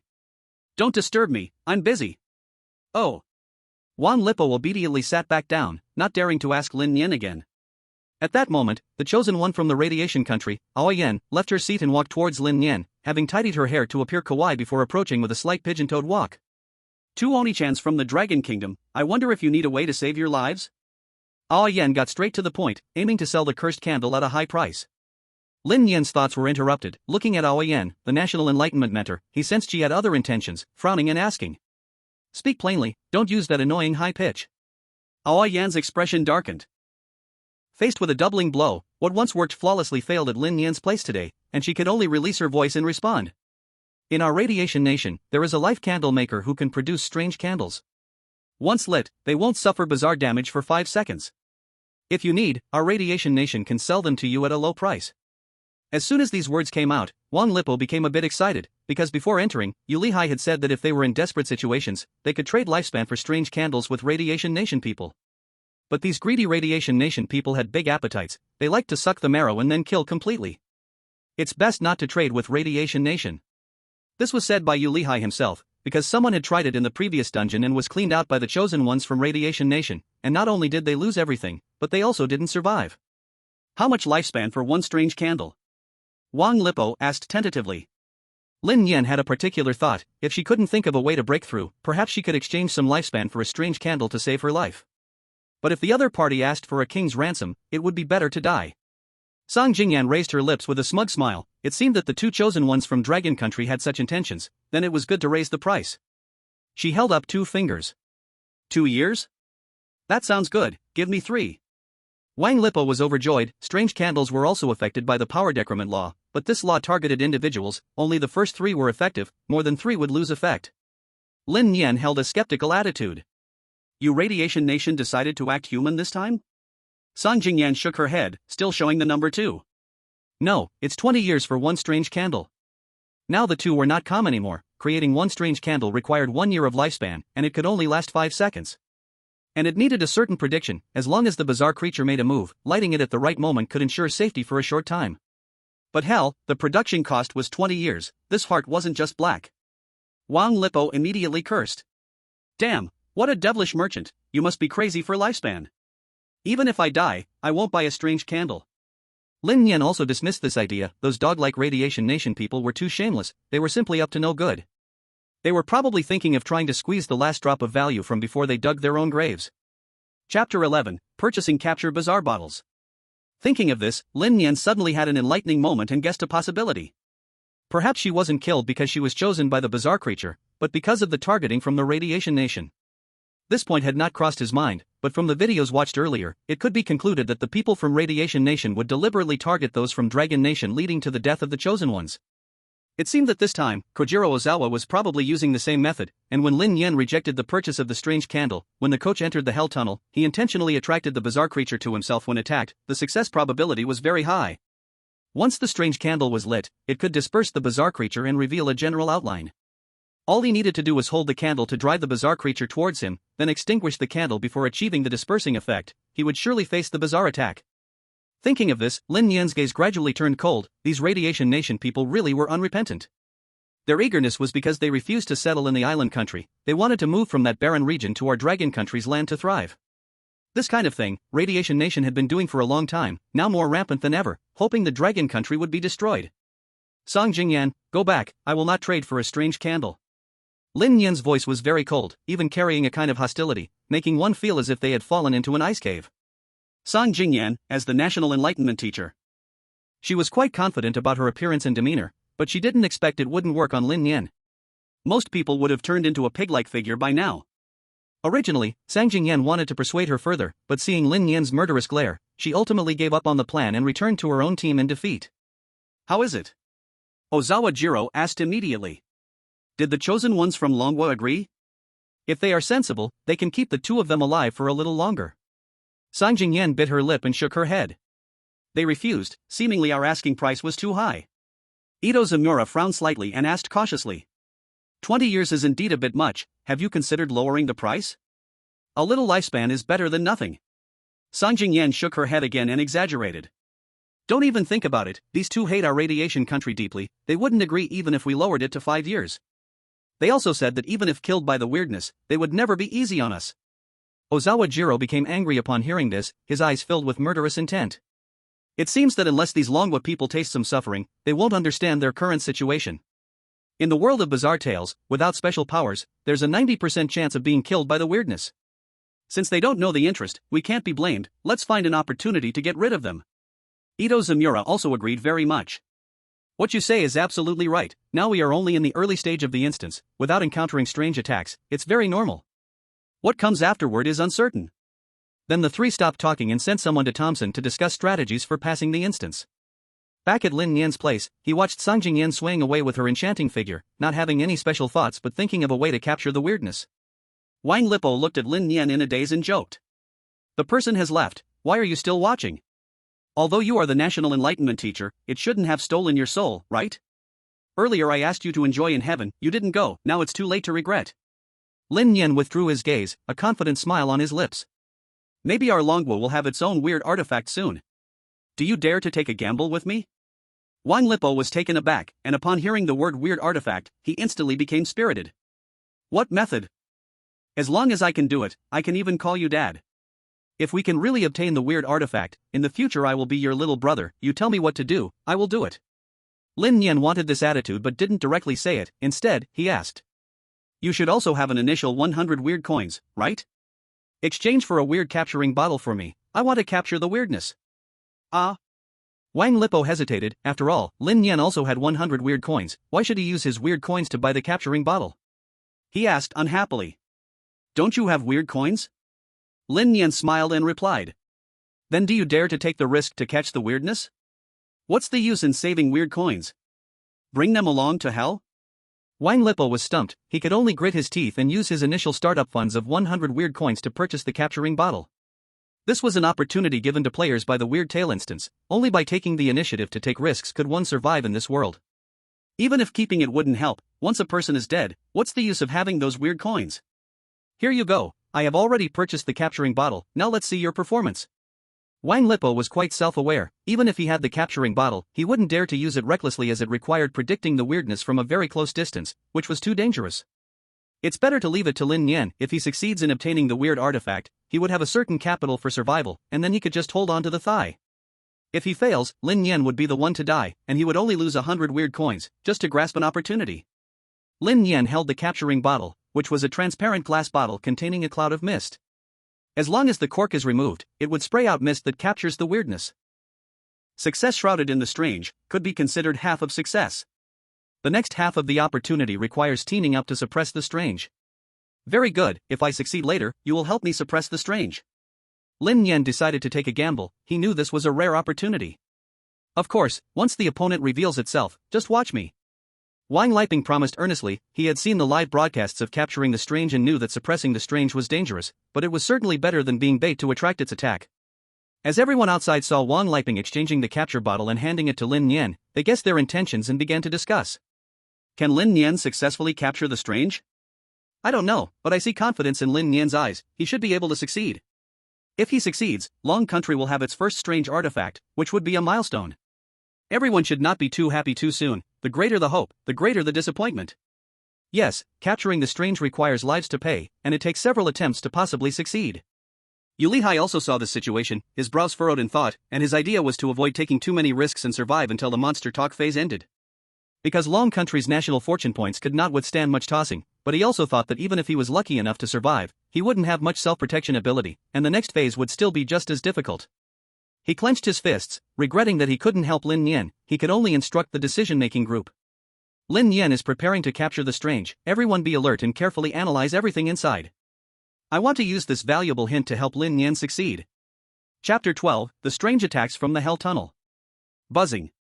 The bus was still speeding along the highway, and after all the chosen ones discussed fruitlessly, they chose to remain silent, sitting in their seats deep in thought.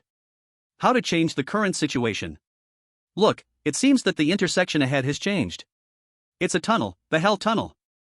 Zhu Yan, standing to the side, widened her eyes and screamed sharply.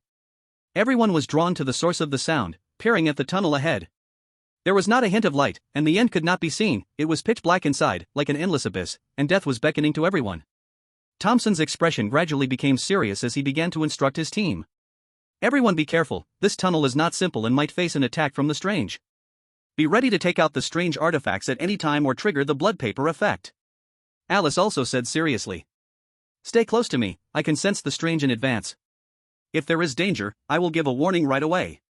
The chosen ones from the ugly country moved closer to Alice, but they did not hand over all the risk to her, each placed their hands in their pockets, ready to take out their strange artifacts if necessary.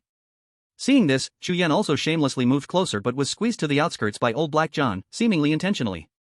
She could only dare to be angry but not speak, touching the blood paper in her pocket, on which there was the blood of the spirit medium, which should save her life. Ozawa Jiro from the radiation country took out a strange candle, secretly glanced at Lin Nian, and then remembered his position, cruelly saying, there must be strange things in this tunnel, perhaps we can take this opportunity to ambush and kill the chosen ones from Long Country.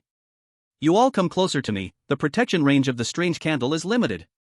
Jiko nodded and put his hand in his pocket, ready to take out the strange artifact at any time. Meanwhile, Sang Aien skillfully hugged Ozawa Jiro, rubbing his arm with her ample chest, looking for protection. As for the stick country, only Park Tianhan had a junior strange artifact. Their country had the fewest means of survival, but it was still much better than the other three countries. It wasn't that unbearable. The demon country originally had a strange item for protection in the previous instance, but unfortunately, that person died inside, and the strange item was not retrieved, leaving it exposed for a long time, causing the strange force to break free from its bindings. This increased the number of strange occurrences in that instance, and only one person survived by luck, ranking 4th. Now, facing the attack from the strange force, they seemed a bit at a loss, even subconsciously moving closer to the ugly country's team. Lastly, the Dizang country's 3 chosen ones were so scared that they became dumbfounded, huddling together, unsure of what to do. Lin Nian, his mind tense, stared ahead at the tunnel, knowing that even the slightest mistake would mean starting over. He had to be fully alert. Especially since just now, Ozawa Jiro glanced over here, indicating that the cause of the diary's death was indirectly caused by him. The bus was getting closer to the tunnel, and suddenly everyone heard the sound of barking. Woof, woof, woof. The little dog, Ad, perked up his ears, 2 dog eyes fixating on the tunnel, letting out warning growls as if he had spotted an intruder, confirming everyone's fears. There were weird things in the tunnel. As a beast master, Medina knew that the pet's ability was perhaps to warn. Whenever a strange occurrence approached, it would sound an alert. Closer, closer. Everyone's hearts were in their throats, even forgetting to breathe momentarily. Those watching the live broadcast outside felt like they were watching a horror movie, curling up in their blankets, knowing this was the first test of the Hell Bus. Finally, the bus completely entered the tunnel, darkness enveloping everyone, and nothing could be seen in the pitch black. Lin Nian tightly gripped the strange catching bottle, waiting for the rare opportunity. At that moment, a spark suddenly broke through the darkness, briefly illuminating everything around. Lin Nian held his breath, instinctively thinking Ozawa Jiro had used a strange candle to save himself, but quickly dismissed that idea. It was Alice's blood paper that had activated. Strange, I sense a strange presence approaching. There are 3 of them. Alice turned pale. As a medium, she could feel the presence of the strange entities nearby, and to her surprise, 3 strange beings attacked right from the start. Woof, woof, woof. The little dog, Ad, bared its teeth at the air, as if seeing something terrifying, and its gaze was directed at the demon country's chosen one. The next second, the demon country's chosen one was attacked by the strange entity. That monk who had been chanting, suddenly grabbed by the neck by an unknown force, lifted up, showing a look of pain. The fire from the burning blood paper lasted only 3 to 4 seconds, and once again, darkness fell all around. Lin Nian quickly analyzed the situation. There were 3 strange entities in total. One had attacked the ugly country, and Alice had used the blood paper to dispel it. The second attacked the demon country's chosen one, so where was the third? Just as Lin Nian was pondering, a scream suddenly came from not far away, the chosen one of Dizang country. Ah! The sound was extremely urgent, as if it couldn't even take the time to voice it out, already choked by its throat. The third one attacked the chosen one of Dizang country. Logically, I should be fine. But why does the diary say I will die? Lin Nian frowned slightly, unable to understand what was happening. Could it be that the diary was wrong? No, maybe I guessed wrong. Suddenly, Lin Nian felt a chill run through him. It was as if something extremely cold was standing beside him, freezing his blood, flesh, and even soul. Wang Lipo sat next to Lin Nian. He also sensed this coldness. Strange, there's a strange presence. Not just 3, there are 4. Alice said there were 3 strange beings, but unexpectedly, 4 entered the carriage. Was it intentional? Or was there one that slipped through? Lin Nian dared not think further, his mind raced. Will the strange beings attack from that side? The left? On the left sits Wang Lipo, it should be impossible. Then there's no choice but to select one from the other directions. Where could it be? The chill grew stronger, and Lin Nian felt his body stiffening. His capture strange bottle had only one chance. If he failed, it would be rendered useless. He would have to spend another 100 strange coins to buy a new one. It was pitch black around him, and he could not see his hand in front of his face. Lin Nian had completely lost direction, with no idea where the strange beings would attack from. Just when he was extremely anxious, the little Zero couldn't hold back any longer and lit the strange candle, the flame enveloping the entire carriage. The light from the strange candle burned brighter than the glow from Alice's blood paper before, and Zero held the candle high, which was quickly consuming itself at a visible speed. Outside the protective circle formed by the candle flame, a shadow was blocked. It was trying its hardest to kill little Zero but couldn't do anything, only pushed back by the candlelight. Zero looked toward Lin Nian, suddenly increasing his speed without worrying about the flame going out, and immediately walked over to Lin Nian while the time lasted. The strange candle's way of dispelling the strange beings took a bit longer. It could not instantaneously drive them away but had to last more than 3 seconds before they would give up the attack. In those 3 seconds, holding the candle could force the strange beings toward Lin Nian, making the 2 chosen ones from the dragon country be killed by the strange beings. Seeing this situation from the outside, people immediately began to curse. Damn radiation country, I knew you had bad intentions. Run away. Once little Zero extinguishes the candle, you will be the next target. Yes, hurry up. Even if it means running to the end of the carriage. Oh no, Lin Nian is scared silly. Our country's chosen one is done for. It's over. The live broadcast chat exploded, but everyone was helpless because Lin Nian couldn't hear anything.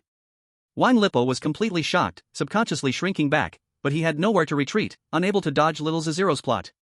Lin Nian lowered his head, no one could see his expression. Everyone thought he was scared silly, but in fact, Lin Nian wore a smirk, relieved that his prediction had succeeded. With little Zero's divine assist, Lin Nian was certain the next target of the strange being's attack would be himself. Because that is what the future diary had written, he didn't need to find the location of the strange being, just wait for the moment the candle extinguished, count to 3 silently, and then immediately use the capture strange bottle. He would be able to successfully envelop the strange being and attempt to capture it. While the strange candle was driving away the strange beings, he couldn't use the capture strange bottle, otherwise, the powers would clash and cancel each other out. He had to wait until the candle went out and the strange being returned to darkness before he could try to capture it with the bottle. 3, 2, 1. Lin Nian saw the moment the strange candle extinguished, he immediately counted to 3 quickly and, without hesitation, pulled out the cork. A cloud of mist shot out from the bottle, heading forward. This mist instantly enveloped the strange being in front, revealing a human-shaped outline, with the strange being's hand already reaching out to grab. In just 0.1 seconds, Lin Nian would lose his ability to resist and then die tragically at the hands of the strange being. Yet it was precisely this 0.1 second difference, the mist had already covered the entire body of the strange being, causing it to momentarily lose its killing power and begin struggling to tear away the mist from its body. Wang Lipo, how long are you going to hide? Take action, suppress the strange. Lin Nian said, then jumped up, grabbing the strange entity floating in midair and forcibly pulling it down, pinning one of its hands down. Wang Lipo, realizing what was happening, was surprised that Lin Nian had successfully captured it. The strange entity had taken shape, and now they had a golden 30 seconds. As long as they could successfully suppress the strange entity, it might be possible to obtain the weird object. Without saying a word, he pounced over to pin down the other hand of the strange entity. But the strange entity was immensely powerful, and despite their full effort, they couldn't hold it down. They were violently shaken around by its thrashing arms, even crashing into the chairs beside them. Hold on, there are 25 seconds left. If we succeed, I'll treat you to models at the club. Lin Nian didn't know how to inspire his teammate, so he used this method to motivate him. Wang Lipo had wanted to complain that he couldn't hold on, but upon hearing Lin Nian's condition, he suddenly burst forth with a manly strength, full of energy. Surprisingly, the strange entity couldn't break free from their hold for a short time. Seeing this, Ozawa Jiro immediately shouted. Hurry, stop them. We can't let Longwa successfully capture the strange entity. Otherwise, it will be hard to destroy their country. Idozimu also understood this and prepared to move forward to pull Wang Lipo away, letting the strange escape its binding, ruining Longwa's good fortune. Ozawa Jiro quickly followed, moving in fast. Wang Lipo was at a disadvantage, closest to the chosen ones of the Radiation Nation, and immediately faced their pulling and tugging. Let go. Do you think you can obtain the weird object without asking us? Break his fingers. Wang Lipo, disturbed by their harassment, was attacked several times by the struggling strange entity, screaming in agony. Ah! Damn Radiation Nation, no code of honor, taking advantage of the situation. Wang Lipo could only let go, fighting against the tugging from the 2 of the Radiation Nation. The pressure on Lin Nian suddenly increased, barely holding one arm down. As the other arm of the strange began to tear away the mist around it, it was starting to break free. It's over, we are going to fail. Lin Nian's heart sank, such a rare opportunity lost would likely take a long time to come again. Would they really just give up? With less than 10 seconds left, they were just a bit away. Lin Nian was filled with unwillingness, helplessly watching the strange entity gradually tearing apart the mist on its body, its strength growing stronger, almost about to fail at the capture. Suddenly, Idozimu let out a cry. Wait, something is holding me. Who is holding me? Idozimu suspected he had been attacked by the strange entity. Wanting to take out his weird object, he found it hard to move his body, let alone pull it out, and yelled. Something is holding me, I can't move, what is happening? In the darkness, no one could see the situation in the carriage clearly, but if you had night vision, you would see a headless old corpse holding onto Idozimu, its withered body exploding with tremendous strength. Sanye Ayan also faced the same situation. She instinctively lit a strange candle, intending to disperse the strange entity but also illuminating the carriage around her. It turned out that, at some unknown time, the corpses in the carriage had come to life. Their target was clear, to attack the one who had beheaded them. These headless corpses couldn't kill anyone, but they could restrain the Chosen One's movements, preventing them from defending against the strange entity. The strange candle is useless, these corpses are not the strange entity. Sang Ain cried out desperately, struggling with all her might, but her strength was far too weak. Ozawa Jiro, seeing his teammate trapped by the headless corpse, stopped attacking Wang Lipo and started to rescue his teammate. And without the interference from the Chosen Ones of the Radiation Nation, Wang Lipo bore the pain, watching as the strange entity was about to break free, knowing this was the last chance. Thinking of the dragon country about to gain a weird object. Outside, over 1 billion compatriots watched him, including his aged mother, and he felt a surge of blood rising. With the guarantee of a future, he could even survive beyond this copy. Somehow, his adrenaline was skyrocketing. Ah, I have awakened. Mom, watch your son closely, I am not a coward. Wang Lipo's eyes turned red, the pain from earlier beating instantly vanished, and boundless strength surged within him, making a leap onto the bizarre creature's back, then performing a limb lock. His hands circled from both shoulders under the armpits, then reached the strange creature's neck, fingers intertwined, tightly locking the creature and rendering it immobile. Chapter 14, Successful Capture. The pressure on Lin Nian lessened significantly as he watched Wang Lipa come down like a god, successfully locking the creature with another hand, truly surprised by this guy's fierce strength. From his small body burst forth an extraordinary power. Once the creature was locked, its elbow frantically struck Wang Lipa, making it hard for him to breathe, like being hit in the chest by a ton truck. If he hadn't held his breath, he would have surely loosened his grip. Seeing this, Lin Nian immediately strained to wrap his arms around the creature's hands, making it temporarily unable to move. 30 seconds can pass in an instant for an ordinary person. But for a creature of immense strength, that felt longer than a lifetime. Hold on, whether we can leave in style depends on this one big deal. Lin Nian gathered all his strength, mentally counting the seconds. 5, 4, 1. When the count reached 1, the creature's strength gradually weakened, slowly condensing into a small ball, then returning to the capture bottle, emitting a bright light. Ding, Longwa's Chosen One Lin Nian successfully captured the creature, receiving a primary strange device, 300 strange coins as a reward. This notification was received by all Chosen Ones, everyone froze in their actions. Except for Longwa's Chosen Ones, excluding Chu Yan, other countries had not encountered corpses and thus wouldn't be attacked by them, but other Chosen Ones had all gone through this. This caused their Chosen Ones to get tangled up by corpses, and teammates had to help rescue them, otherwise, with just one person's strength, it was hard to break free from the corpse's hold. Everyone was busy helping their teammates with troubles, but unexpectedly, Longwa's Chosen One Lin Nian managed to successfully catch the creature. This was his first time entering the Strange Talk copy, and also the first time being attacked by a creature. It felt a bit unreal. Is this really successful? It seems too fake. Ozawa Jiro from the radiation country was so angry he stomped his feet, thinking that Longwa had obtained the strange device, making it much harder to kill a Chosen One with a device to protect themselves. This time, Longwa might not lose points, and it could even gain points, who knows? Thinking of this, Ozawa Jiro felt very uncomfortable, remembering his promise to the national prime minister and fearing he wouldn't even be able to repay by committing seppuku. How outrageous! Ozawa Jiro successfully helped his teammate break free, but he also missed the chance to interfere with Lin Nian, heavily punching the chair to vent his anger. Unfortunately, no one cared about Ozawa Jiro's anger. All the people from Longwa outside began to cheer wildly. Lin God, please accept my knee, our Longwa finally has our own strange device. Now that we have a life-saving device, we won't be at the bottom again, right? So hard to achieve, in such a tough environment, we actually succeeded in a turnaround. It reminds me of the difficulties in building the nuclear bomb back then. Yes, back then foreigners cornered us, saying we couldn't build a nuclear bomb, but didn't our predecessors succeed? Lin Nian created a milestone that will be remembered in history. From now on, no one can look down on us Longwa. Let's go, Longwa will definitely make it through this tough time. Yes, go for it, Lin God. Countless bullet screens filled the sky.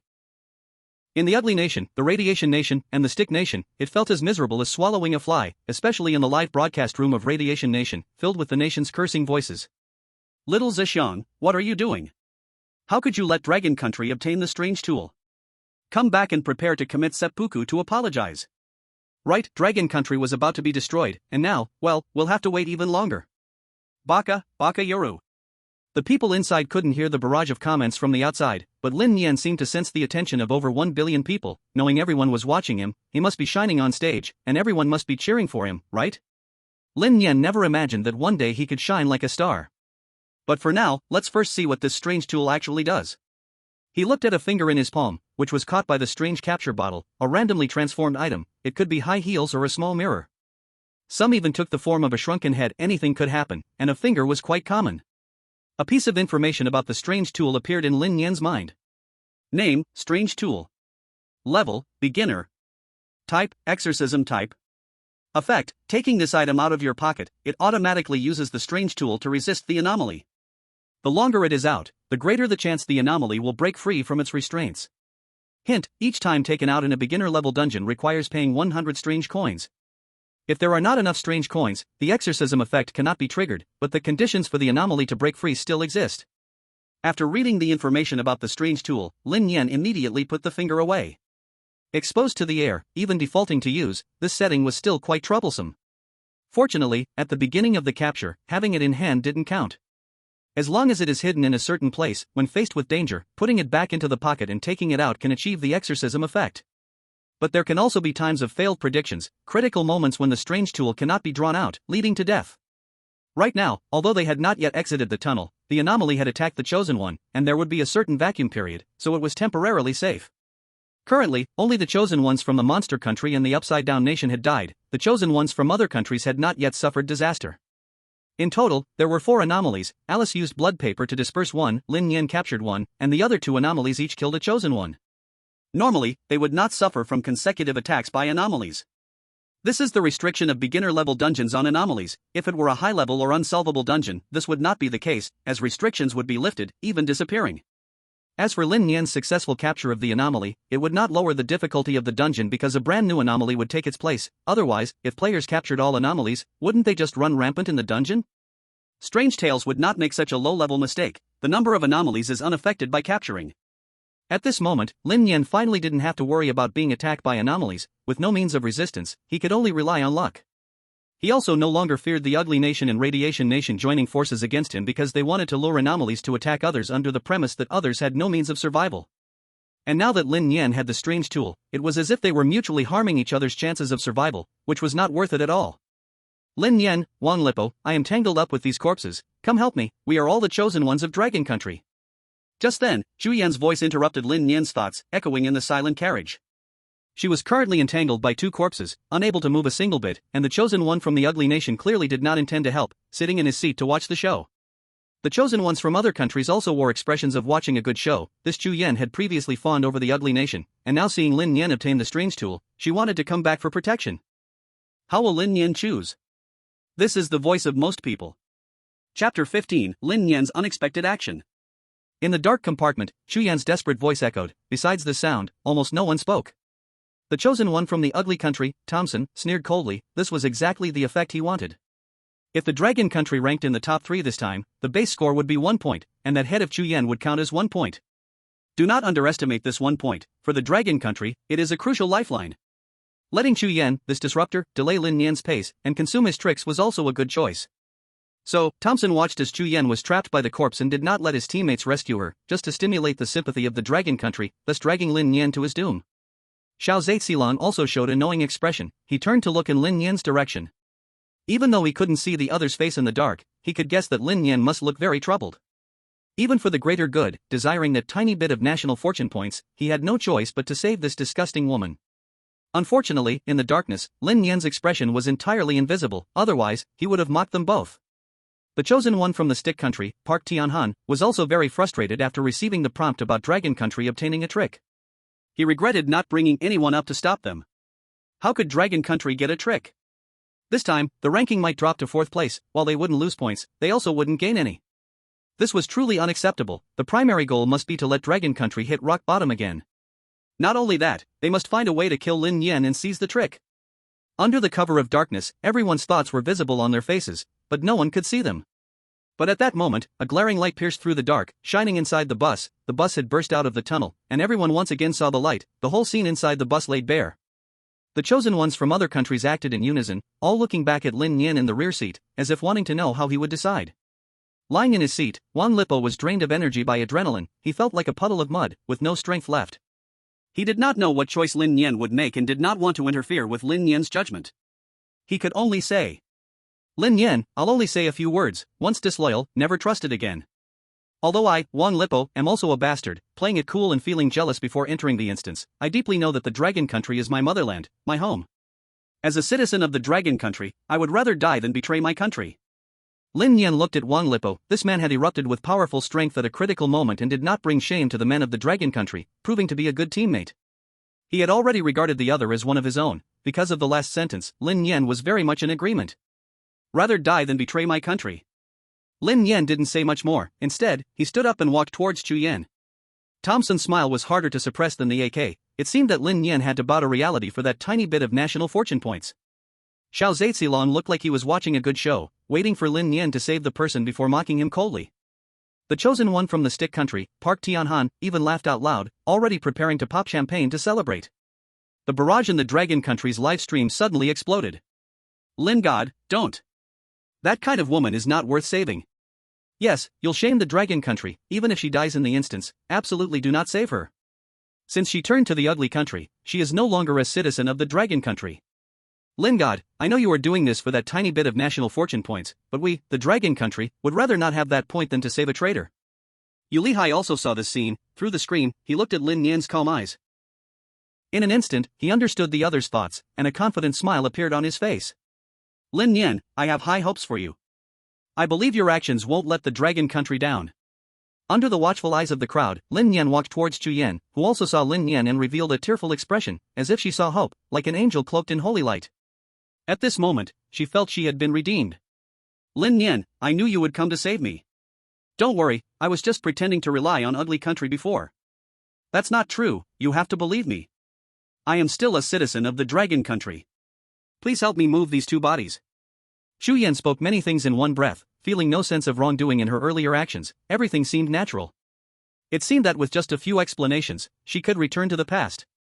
Slap. A loud slap broke her incessant chatter, and everyone showed expressions of shock and disbelief. Lin Nian stood in front of Chu Yan, not to save her but to slap her in return, leaving everyone stunned. What? Thompson rubbed his eyes in shock, doubting what he saw. Nanny! Ozawa Jiro exclaimed in his native language. Shiba! Park Tianhan also exclaimed. Everyone's eyes widened as they stared at the clear handprint on Chu Yan's face. You actually hit me?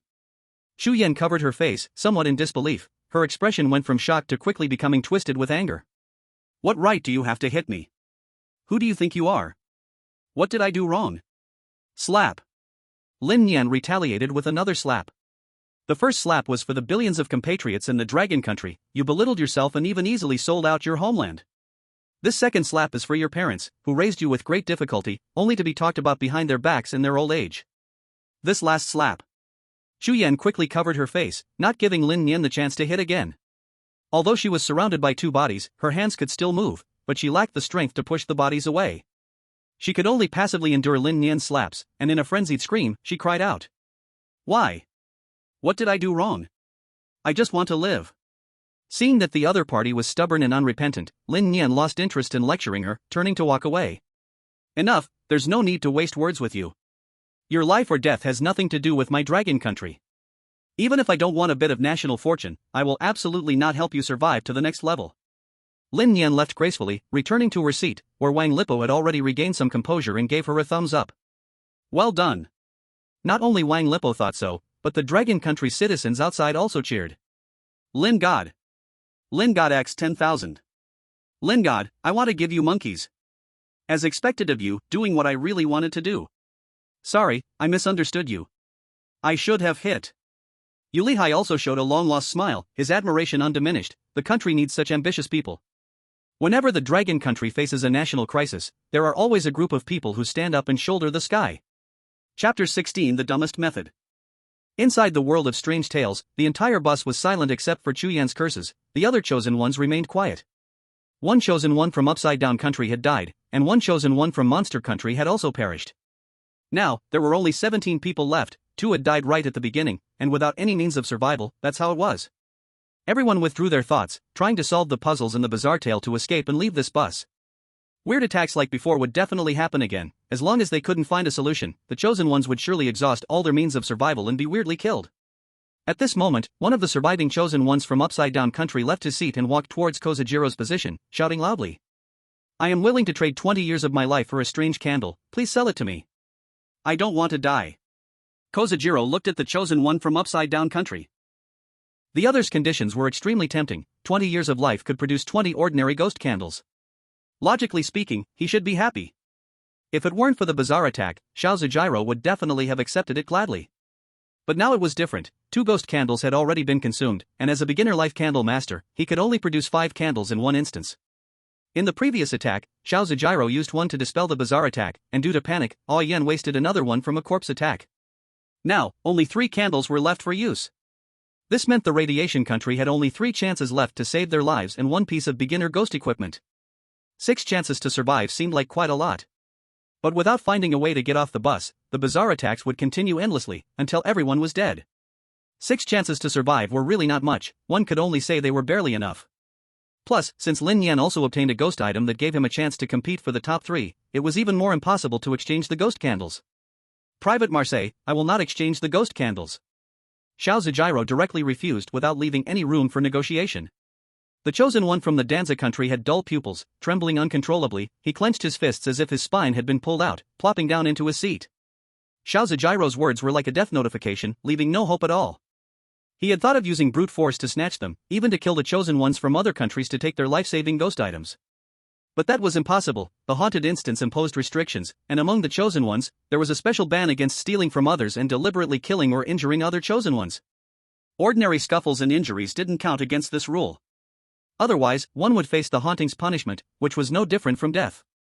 The remaining 3 chosen ones from the Danza country and the monster country had faces as grey as death, seeing no glimmer of hope for survival. They either had to take the risk like Lin Nian to capture bizarre items or rely on luck to survive until the end, which was also possible. After all, in the bizarre attacks, what if they were lucky and not chosen each time? This metaphysical question was quite small, but it wasn't impossible. Lin Nian didn't pay attention to the commotion inside the carriage, he also began to think about how to get off the bus and escape. Unfortunately, the methods he could think of had already been tried by the chosen one from the ugly country, Thompson, only breaking the window was left. Want to give it a try? Lin Nian gazed at the window, lost in thought, while the bloodstained future diary reappeared, a line of information floating before him. Location, on the haunted instance bus. Time, after experiencing the first hell tunnel. Content 1, I actually avoided a deadly situation, and I also slapped Shuyan hard in the face, it was simply too satisfying, but I can't be too happy, I still need to think of a way to escape the bus. Content 2, I thought for a long time but still couldn't find a breakthrough, damn it, why is this instance so difficult? The chosen ones from other countries began to try breaking the windows, I wonder if it will have any effect? Content 3, chosen ones from the ugly country, radiation country, and stick country did not dare to break the windows, fearing the forbidden effects, ultimately turning their gaze to the chosen ones from the monster country and Danza country. Content 4, the chosen one from the ugly country decided to use an old trick, he had Alice take out a piece of blood paper as a lifeline, anyone who dared to smash the glass would get it. I knew this guy was scheming, activating the blood paper depended on the medium, not the bizarre attacks. Content 5, ultimately, a chosen one from the Danza country accepted it, the one who tried to buy candles from Ozawa Jiro, his eyes were red, having lost all hope, so he might as well take a gamble. Content 6, not good, something big is happening. After reading all the content, Lin Nian frowned again. The content of the diary is very simple, that is, everyone does not know how to break through the current predicament, and ultimately chooses the most foolish method. The diary does not write about it, but surely something bad happened, and these guys must be stopped from doing stupid things. Because everyone is a grasshopper tied to the same rope, Lin Nian coldly observed, and there is no way to stay out of it. At this moment, the chosen one from the ugly country, Thompson, had already discussed strategies with his teammates, and they unanimously believed in letting others be the cannon fodder for the adventure. If they wanted others to risk their lives, they certainly had to offer benefits. Alice's blood paper was a good bargaining chip.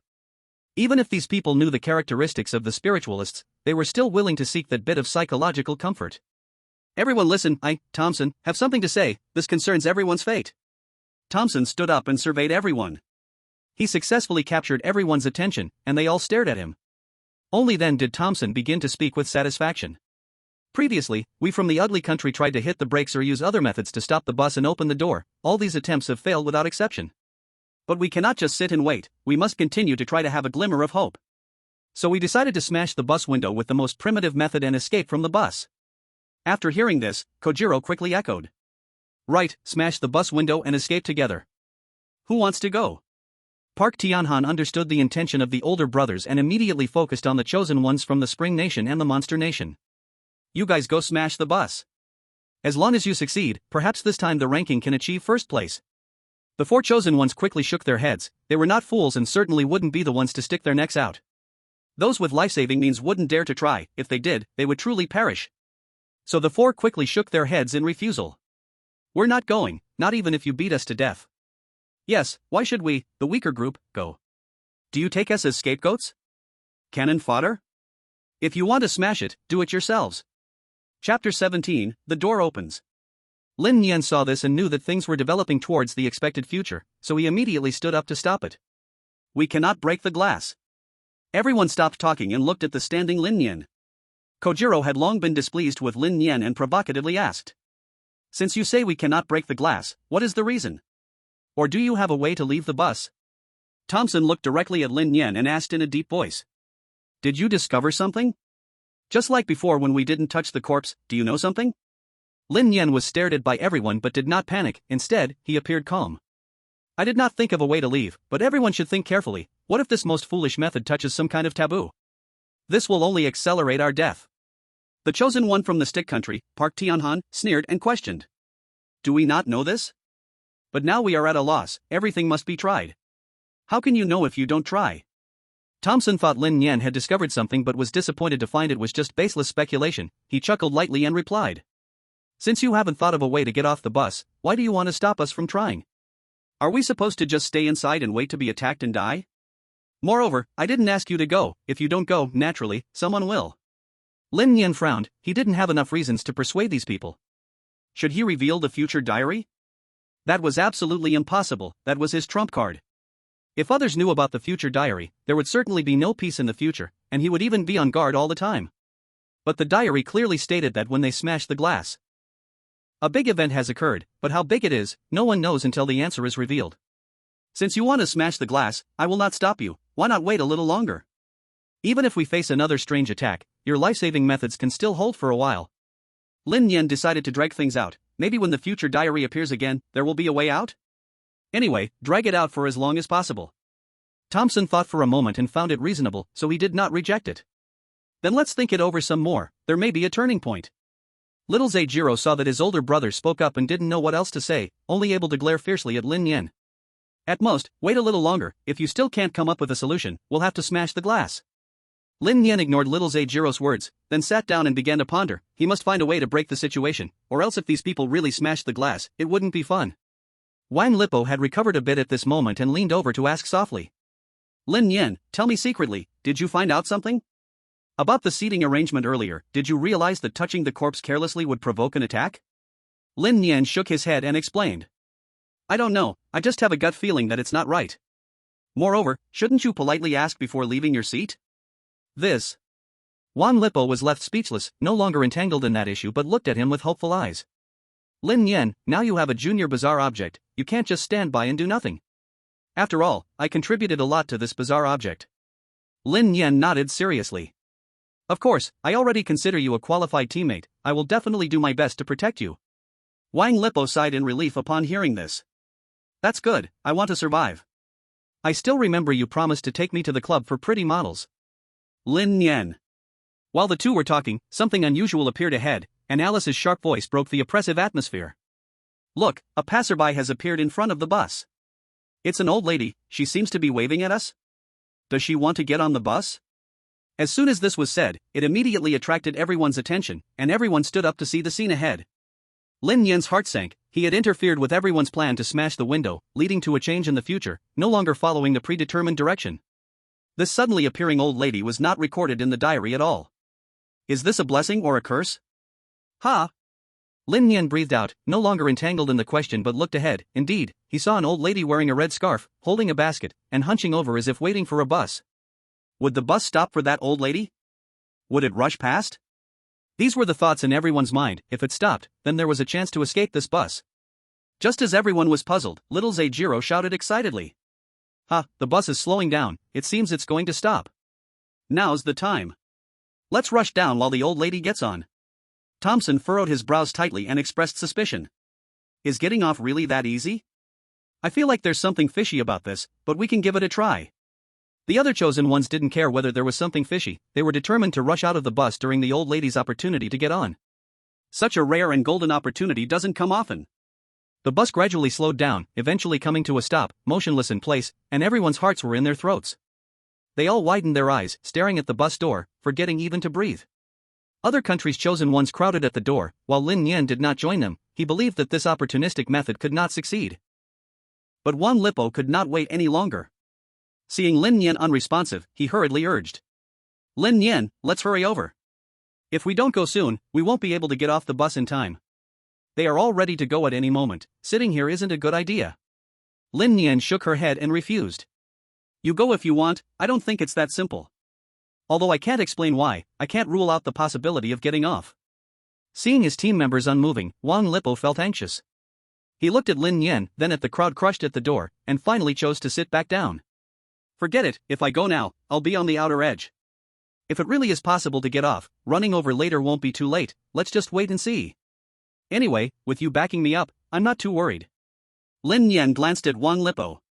His expression betrayed him. She didn't say it out loud but quietly looked ahead. At that moment, someone shouted. The door is open. The door is open.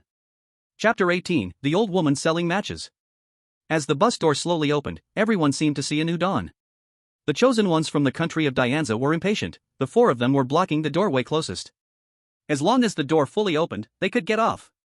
When the door opened 1/3 of the way, a chosen one from Dianza suddenly leaped forward, trying to get off, hoping to claim the first spot. Bang! Unfortunately, just as he was about to step out, the door quickly closed again, and the chosen one from Dianza hit his head, bleeding and landing on his back, holding his forehead and crying out in pain. It hurts so much. Why did the door close? Everyone was in shock. The door seemed to have a mind of its own, preventing others from getting off. Just moments ago, it looked like they would make it out. But the big door closed so rapidly, faster than it opened by more than 10 times. No one would believe it was mere coincidence. As for the old woman, nobody knew when she managed to board the bus. The vehicle restarted and continued moving. Everything felt like it never happened. There was just one more person on the bus. Is this old woman a person or a strange being? Wang Lipo shrank his head in fear. The old woman wore a red scarf, her face like old tree bark, especially with a notably swollen nose, resembling an old witch. Lin Nian recalled the basic rules of the Strange Tales quest. The strange could not be seen by the naked eye. She was certain that this old woman was definitely not strange. She should be a person, we just don't know her purpose for getting on the bus. Lin Nian replied in a deep voice, still staring straight ahead. The other chosen ones did not dare to approach, and no one paid attention to the chosen one from Dianza lying on the ground, crying out in agony. Everyone wore expressions of great alertness, only Thompson fiddled with something in his pocket. It was an eye closed tight, his intermediate strange tool, which he had never used once. Even a powerful intermediate strange could completely disperse and protect one's safety. Old lady, who are you? Thompson learned from Lin Nian's experience and did not recklessly provoke her. Instead, he asked in a respectful tone. You don't hit someone who comes bearing gifts. A polite greeting shouldn't provoke anger in someone who's in a bad mood, right? The old woman turned her dried up cheek, her sunken eyes looking at Thompson. Young man, do you want to buy some matches? After saying that, the old woman placed her basket on the seat and lifted the red cover, revealing matchsticks one by one. The little match girl? Oh no, it's an old woman? Thompson quietly muttered to himself, his eyes full of surprise, but he quickly realized. He had encountered a special NPC. In the Strange Tales quests, there are NPCs that trade with players. They possess items that can save lives, but at a certain cost. Before Ozawa Jiro became a life candle master, he was fortunate to meet an old man selling candles and sacrificed half of his lifespan as the price. Learned to make fate candles. Became a special occupation. Could this old woman in front of me also grant a chosen one a special profession? If so, perhaps I can attempt to communicate and become a special professional myself. Grandma, what is the use of your matches? Thompson respectfully asked. The old woman took out a match as thick as a baby's little finger from her basket and explained. It can illuminate the darkness and guide you. It only requires a year of your life, plus 100 strange coins. Thompson frowned, not quite satisfied, and continued to ask. Can it dispel those unclean things? The old woman displayed an odd smile. Unclean things? Are you referring to this bus? Thompson's pupils shrank, as if he thought of something, his tone slightly excited. Grandma, do you know the way to leave this bus? Or, can we get off by lighting the match? The old woman merely smiled without answering and asked the others. Do you want to buy matches? I don't want to buy matches, I'm getting off this bus. Everyone looked at each other. What use was this broken match? If it was just for illumination, it wasn't needed at all. There were plenty of things that could provide light. Ozawa Jiro did not give up. Since polite inquiries did not yield satisfactory results, what would happen if he threatened the other party with death? After all, this old woman was not a strange being, but just a defenseless NPC. But such a risky thing, Ozawa Jiro wouldn't do himself. He immediately shouted to others. This old woman selling matches can be seen, she's not a strange being at all. If we capture her, we might be able to force some information out of her. As Xiao Zhe-Siro's words fell, Thompson and Park Tianhan knew what he was thinking, wanting to use the cannon fodder from Dianza country and Demon Nation as the bad guys. But these people weren't stupid, how could they easily be fooled? They must be tempted with benefits before they would act. And it was indeed so, no one dared to act rashly. What if provoking this old woman triggered some kind of taboo? In the horror story instance, it wasn't just the strange attacks, there were also some taboos. Although not clearly stated, touching them could lead to unknown events. The old woman selling matches looked at Xiao Zhe-Siro, showing a strange smile. Do you want to bully an old woman like me? I am indeed no match for you. Xiao Zhe-Siro felt a bit guilty and turned his head away. He noticed that the old woman's gaze was somewhat strange, as if a black hole was about to absorb him. The atmosphere fell into an awkward silence. The old woman, seeing no one buying matches, prepared to get off. It seems you don't want to buy matches, then I will also get off.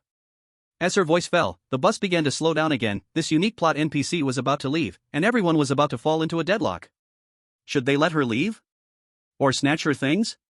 These matches might be useful somewhere. At that moment, a chosen one from Dianza country stepped forward, his eyes were bloodshot, knowing that without a life-saving item, he was doomed. Anyway, it was a dead end, he might as well risk it following Xiao Zhe-Siro's words. Even if it triggered a taboo, so what? At that time, an entire bus of people would accompany him in death, which wasn't lonely. With this thought, the chosen one from Dianza country walked towards the old woman and directly grabbed her hand. Old thing, you are not allowed to get off. If you want to get off, you must tell me how to leave or leave these things behind.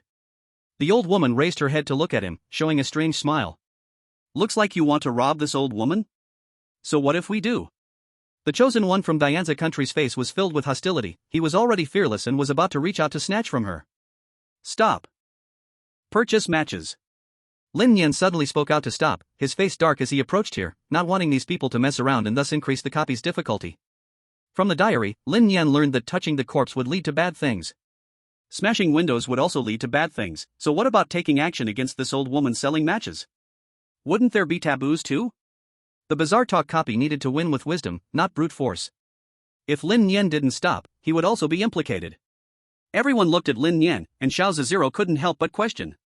It's you again? What? Do you want to stop everything? This old woman clearly knows the way to get off, but she just won't tell us. Are you trying to lead everyone to their deaths? Lin Nian glanced at the mad dog like Xiao Zhe-Siro, selectively ignored him, and grabbed the hands of the chosen one from Dianza kingdom. I know you want the way to get off, and you also want to trigger the taboo, pulling everyone down with you, right? Since your hope of survival is slim, why not drag others down with you? This sentence awakened others. No wonder the chosen one from Dianza kingdom didn't offer benefits and acted according to Xiao Zhe-Siro's wishes. It turns out it was revenge on society. The chosen one from Dianza kingdom shook off Lin Nian's hand and replied fiercely. So what? This dog-like world. Ugly country, radiation country, stick country unite to resist other countries, treating us as cannon fodder. And with no strange tools, no special professions, only death as the outcome. Since we know we will die, let's go completely crazy. Everyone looked at the chosen one from Dianza kingdom with his crazed eyes, knowing that this person couldn't withstand the pressure of the bizarre talk copy and had lost his sanity. This is not a reason for your reckless actions. Lin Nian directly stood in front of the old woman selling matches and continued. Strong people never complain about the environment, they only change the environment. If you don't try, how do you know the result? Anyway, I won't let you hurt her. At this moment, Wang Lipo stood up, strongly supporting Lin Nian. Yes, I'm here too. Lin Nian's opinion is our dragon country's opinion. The chosen one from Dianza kingdom looked at Lin Nian and Wang Lipo, then glanced at Xiao Zhe-Siro. If these people could stand up, they could totally pull Lin Nian away and force an action. Unfortunately, the previously roaring Xiao Zhe-Siro did not have any intention of standing up, even though he really wanted to use strong measures to force this old woman selling matches. But after thinking, triggering the taboo would increase the difficulty of the copy. With the life-saving tools they had, they should be able to survive until the end without wasting their strength. Sadly, this old woman knew the way to get off but wouldn't tell all the chosen ones. Looking at her expression, even getting rough might not yield the desired result. Seeing that no one supported him, the chosen one from Dianza kingdom could only glare fiercely at Lin Nian and then let go. The old woman selling matches lifted her head to size up Lin Nian, her gaze somewhat strange. Young man, I see you as someone who has died once. How strange. This sentence echoed like a deep sea bomb in the ears of all the chosen ones.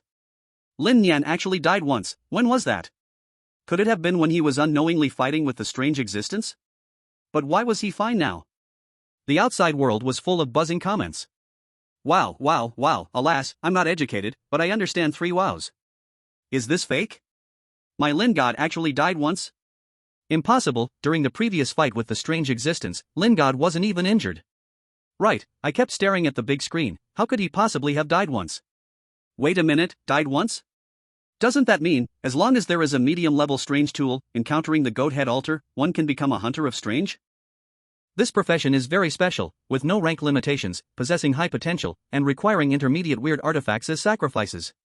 I think I can change my job. Outside, people were discussing Lin Nian, because this news was truly shocking.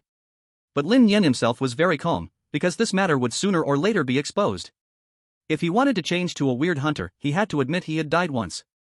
This condition was too hard to meet, being dead and coming back to life was almost impossible. Grandma, you saw through me. Lin Nian chose to admit it openly. He continued. I drowned when I was a child, a passerby saved me and forcibly brought me back to life. So I count as having died once, and at that time my soul even left my body. Hearing Lin Nian's story, everyone finally showed expressions of relief, so that was how it was. There had been reports before about a boy who drowned, who seemingly had no breath, yet was forcefully revived by his father.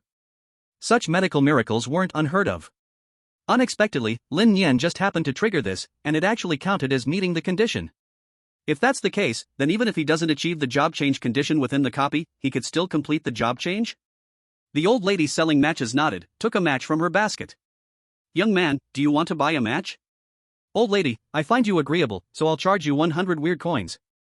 Lin Nian looked at this match, although it didn't have any power against the strange, it could be purchased for just 100 weird coins, so why not?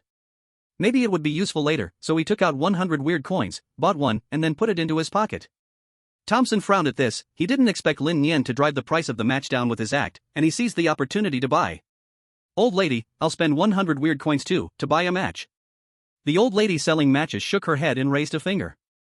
You must add a year to your lifespan. Fuck.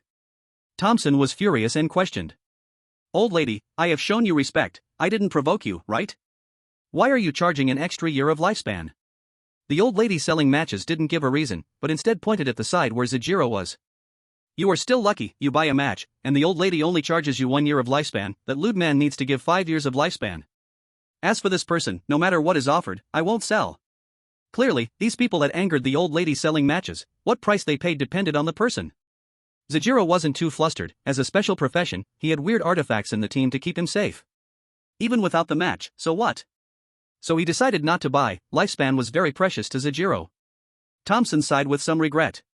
Forget it, I'll take one, maybe it will be useful later. Pao Tianhan saw that his older brother bought one, so he also spent his lifespan in weird coins to buy a match, just in case. Chapter 20, Another Tunnel. The old lady selling matches saw that everyone had purchased, so she would not stay on the bus any longer but prepared to get off. The speed of the bus slowed down again, this time nobody was blocking the door to take the chance to get off, just like that previous contestant from the Zotzi country. Soon, the bus doors opened again, and this time the opening was quite large, completely wide open. The old lady selling matches walked slowly towards the outside, seemingly if she just grasped the opportunity, she could completely get off. Closest to the bus door was definitely Ita Zigong, his eyes flickered, feeling he could give it a try, so he looked at his older brother to ask if he wanted to try. Jiro thought for a moment and made a gesture of consent. Ita Zigong's eyes changed, everything was for the emperor, for art. Without hesitation, he made a flying leap, trying not to bump into the bus door. He even covered his face. Oh no! However, the car door anticipated Ito's prediction, his upper body went out, but his lower body was brutally stuck in the doorway, his body sideways. Such an embarrassing position left everyone stunned. Is there really such a situation? I'm stuck. Jiro, come help me. It's so uncomfortable. Ito pushed the door with all his might, but he found it impossible to move, as he was stuck sideways, and the door was too narrow for others to get out. Jiro felt like he had eaten something terrible, the door had been so fast before, how did it manage to trap someone now? He could only call for teammates to help. Yenchan, come help, get Ito out. Jiro grabbed one of Ito's legs, while Aoi grabbed the other, they struggled hard, trying to pull Ito out. But they found no effect, just awkwardly stuck there, unable to budge. This won't do, we can't pull him out. Aoi used all her strength, panting heavily, feeling like giving up. Baka! Jiro slapped Aoi's face and shouted. At this rate, Jiro is definitely going to die. We must pull him out, chosen one of the stick country, you come help too. Seeing this, Park Tianhan couldn't refuse, and a few people joined forces to pull Ito's legs outward. 1, 2, 3, pull. Ouch, ouch, it hurts too much, stop pulling. 1, 2, 3, pull. Stop pulling, really stop. I'm going to die, I think I just saw the Emperor. Such a ridiculous scene made everyone want to laugh, especially the audience outside who laughed uncontrollably. Ha ha, the chosen one Ito from the radiation country got himself stuck in the car door, it's killing me. Are these chosen ones from the radiation country short-circuiting their brains? They know the door will close immediately when the chosen one tries to get out, yet they still tried. Can't blame them, the door opened so widely, anyone would be tempted. I want to record this and make it into a meme with a voiceover to share online. You're so bad, this will definitely cause Ito to socially die worldwide. Only the citizens of the radiation country, seeing their chosen one in such a bad situation, couldn't help but curse. This Ito is such an embarrassment, and overseas at that, tarnishing our radiation country's reputation. How terrible, hurry up and pull Ito out. Ito, after this instance ends, you should just commit seppuku. Inside the spooky instance, Jiro, along with the chosen ones from the stick country, pulled Ito wildly, watching him foam at the mouth, on the brink of collapse. Not killed by the eerie entities but rather tortured to death by everyone, how frustrating could that be? Seeing this, Jiro could only give up. Forget it, if he's stuck at the door, let him be. As long as we encounter the next NPC, he can get out, no need to worry for now. Park Tianhan observed this and led the team away. They had already tried their best, now it was up to the radiation country to handle it. Jiro could only stay at the door with Aoi, as he couldn't abandon his teammate. If danger struck, Ito was left with only a dead end. But he knew that in this condition, Ito couldn't use his spooky tools, so he said to Ito, "Give your spooky tool to Aoi, in your state, you can't use it properly." Ito was wise and initiated a transfer agreement so that taking it out wouldn't be taken as a dispelling of the strange entity, avoiding triggering effects. Aoi received the spooky tool, her charming face brightening with joy, although just temporary, possessing the tool gave her the initiative. With the radiation country stabilized, all chosen ones turned their gaze back. Now was not the time to mock others. They must find a way to break out of this bus quickly. Otherwise, what awaits everyone is only a fate of being attacked by the strange. Lin Nian and Wang Lipo have already returned to their seats, and Lin Nian did not take the opportunity to mock the chosen ones from the radiation country. After all, a dog had bitten him several times, there was no need to use words to retaliate. The key is to conquer the dungeon to improve the ranking. If Lin Nian could open the bus door and be the first to take the plunge, it would definitely earn points. Unfortunately, Lin Nian currently has no good clues. He kept glancing at the window, trying to catch a glimpse of his future diary. However, other than the constantly changing scenery outside the window, he saw nothing. Lin Nian knew that relying too much on this golden finger for prescience is somewhat unstable. When he needs it, it always takes a while to come. It seems he still has to think for himself. He must get off the bus before it reaches its destination. Otherwise, once the strange is released from its restrictions, it will be very hard to survive. Not only was Lin Nian pondering how to break the situation, but others were also quietly thinking with their heads down. The bus fell into a long silence. Only Chu Yen was weakly calling out, her throat a bit hoarse, and her body quite exhausted. She had been trying to break free from the corpse that bound her, but unfortunately, no one helped her. She could only watch helplessly as she remained trapped. After all, she was from the dragon country. If the dragon country doesn't care, then people from other countries would care even less. Chu Yen was exhausted from calling out and struggling. She knew she could only save herself. She had to think of a way. Before the train entered the next tunnel, breaking free was the only way out. "I must survive and step on all of you, just wait." Chu Yen silently swore in her heart, straining to turn her head to look at the front window of the bus when her pupils suddenly contracted. A tunnel, another tunnel. Chapter 21, Hell Tunnel 2. Chu Yan's sharp voice attracted everyone's attention as the words Hell Tunnel appeared ahead again. But this time, it was a bit different. A 2 appeared next to the Hell Tunnel. It seemed to remind all chosen ones that their time was running out. Woof woof woof.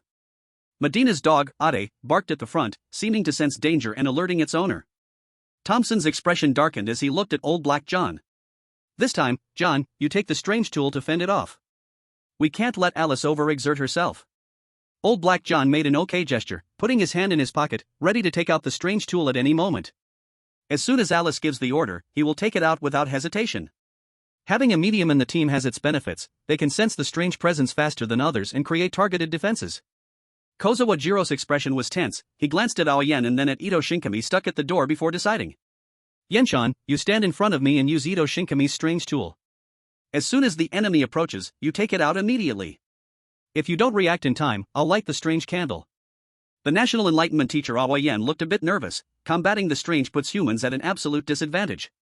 Even if she has a strange tool, it may not guarantee safety. Because time is limited, the strange tool must be out for a while to disperse the strangeness. And the time the strange tool is out shouldn't exceed 10 seconds, every additional second after that could allow the strange to break free and regain its freedom. Consequently, the dungeon will have one more strange presence, increasing the difficulty of the dungeon. Ah Yen could only remain mentally tense, ready to take out the strange tool at any moment. The South Korean Park Tianhan also reached into his pocket.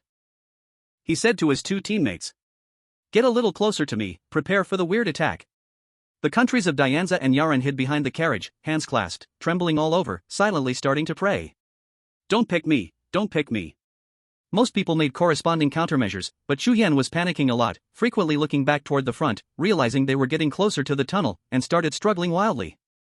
Driven by the will to survive, she gradually showed signs of breaking free from control, but unfortunately, it was already too late.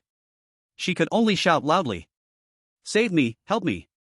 Lin Nian, Wang Lipo, save me, I know I was wrong. From now on, whatever you say, I will do, I will listen to you." Lin Nian remained indifferent, looking at her coldly. Wang Lipo turned his head away, not looking at Chu Yan, but reaching out to touch Lin Nian. "Should we continue to catch the weird this time? I feel like I've recovered a bit."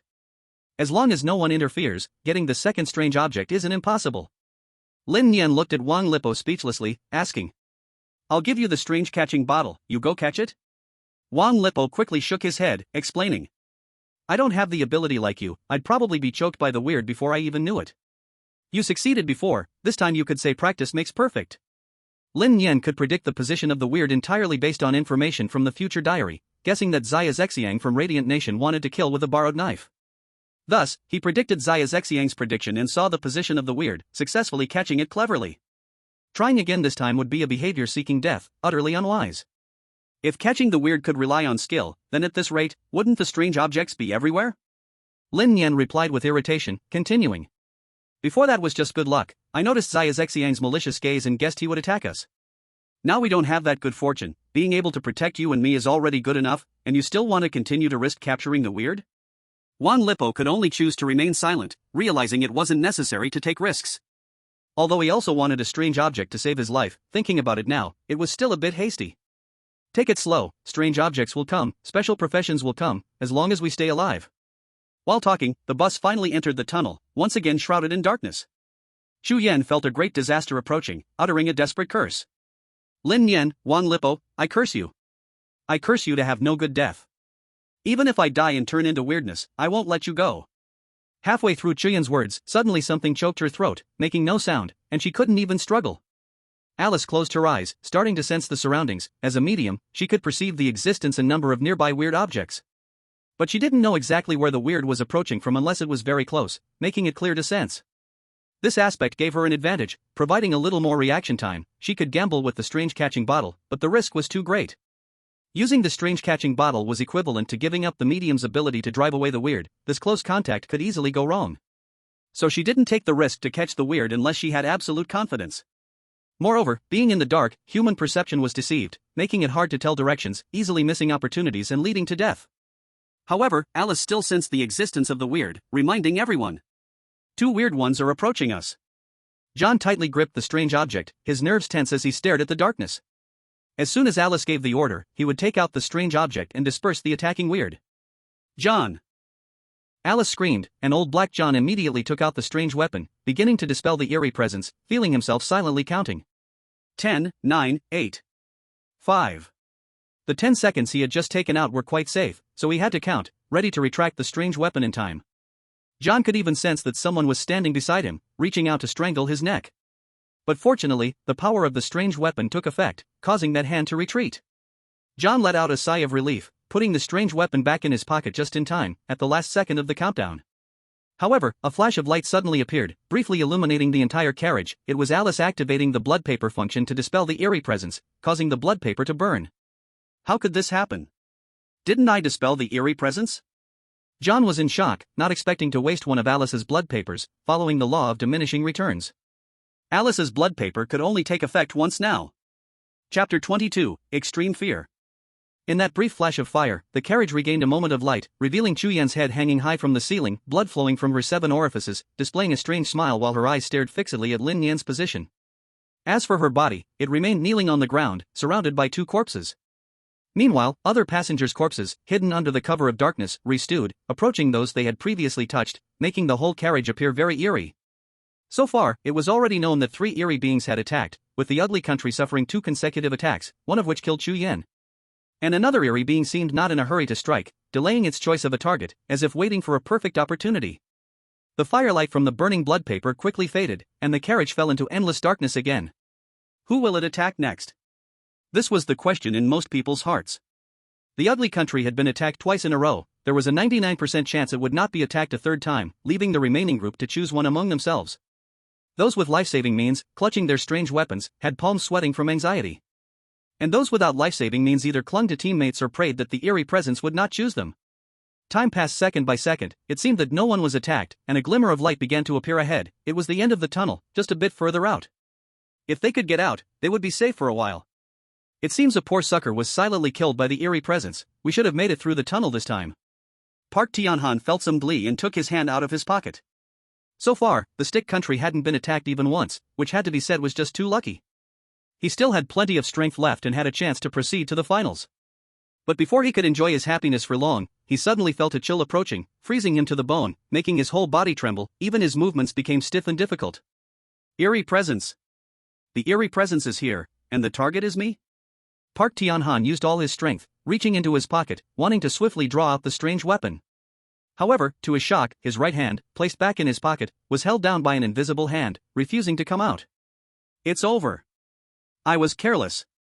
Park Tianhan regretted deeply, never expecting that at this last moment, he would capsize. Even while using all his strength, he couldn't break free from the powerful hold, and then suddenly, a teammate beside him was lifted up. He wanted to cry out for help but couldn't utter a word. Park Tianhan was powerless. He knew the eerie presence was slaughtering his teammates but couldn't do anything to save them, as his hand was pinned down and he couldn't take out the strange weapon. Buzz. The bus drove out of the tunnel, and everything returned to calm, but the whole bus was soaked in blood. The bloodstains of those who had previously died were somewhat dried, now added with 2 more puddles of fresh blood. Another 2 people had died under the claws of the eerie presence. In the country of the Stick Nation, the chosen female warrior lay dead in a pool of blood, her head resting on the seat, unblinking as she gazed at Park Tianhan, silently asking, "Why didn't you save me? Why? Why exactly?"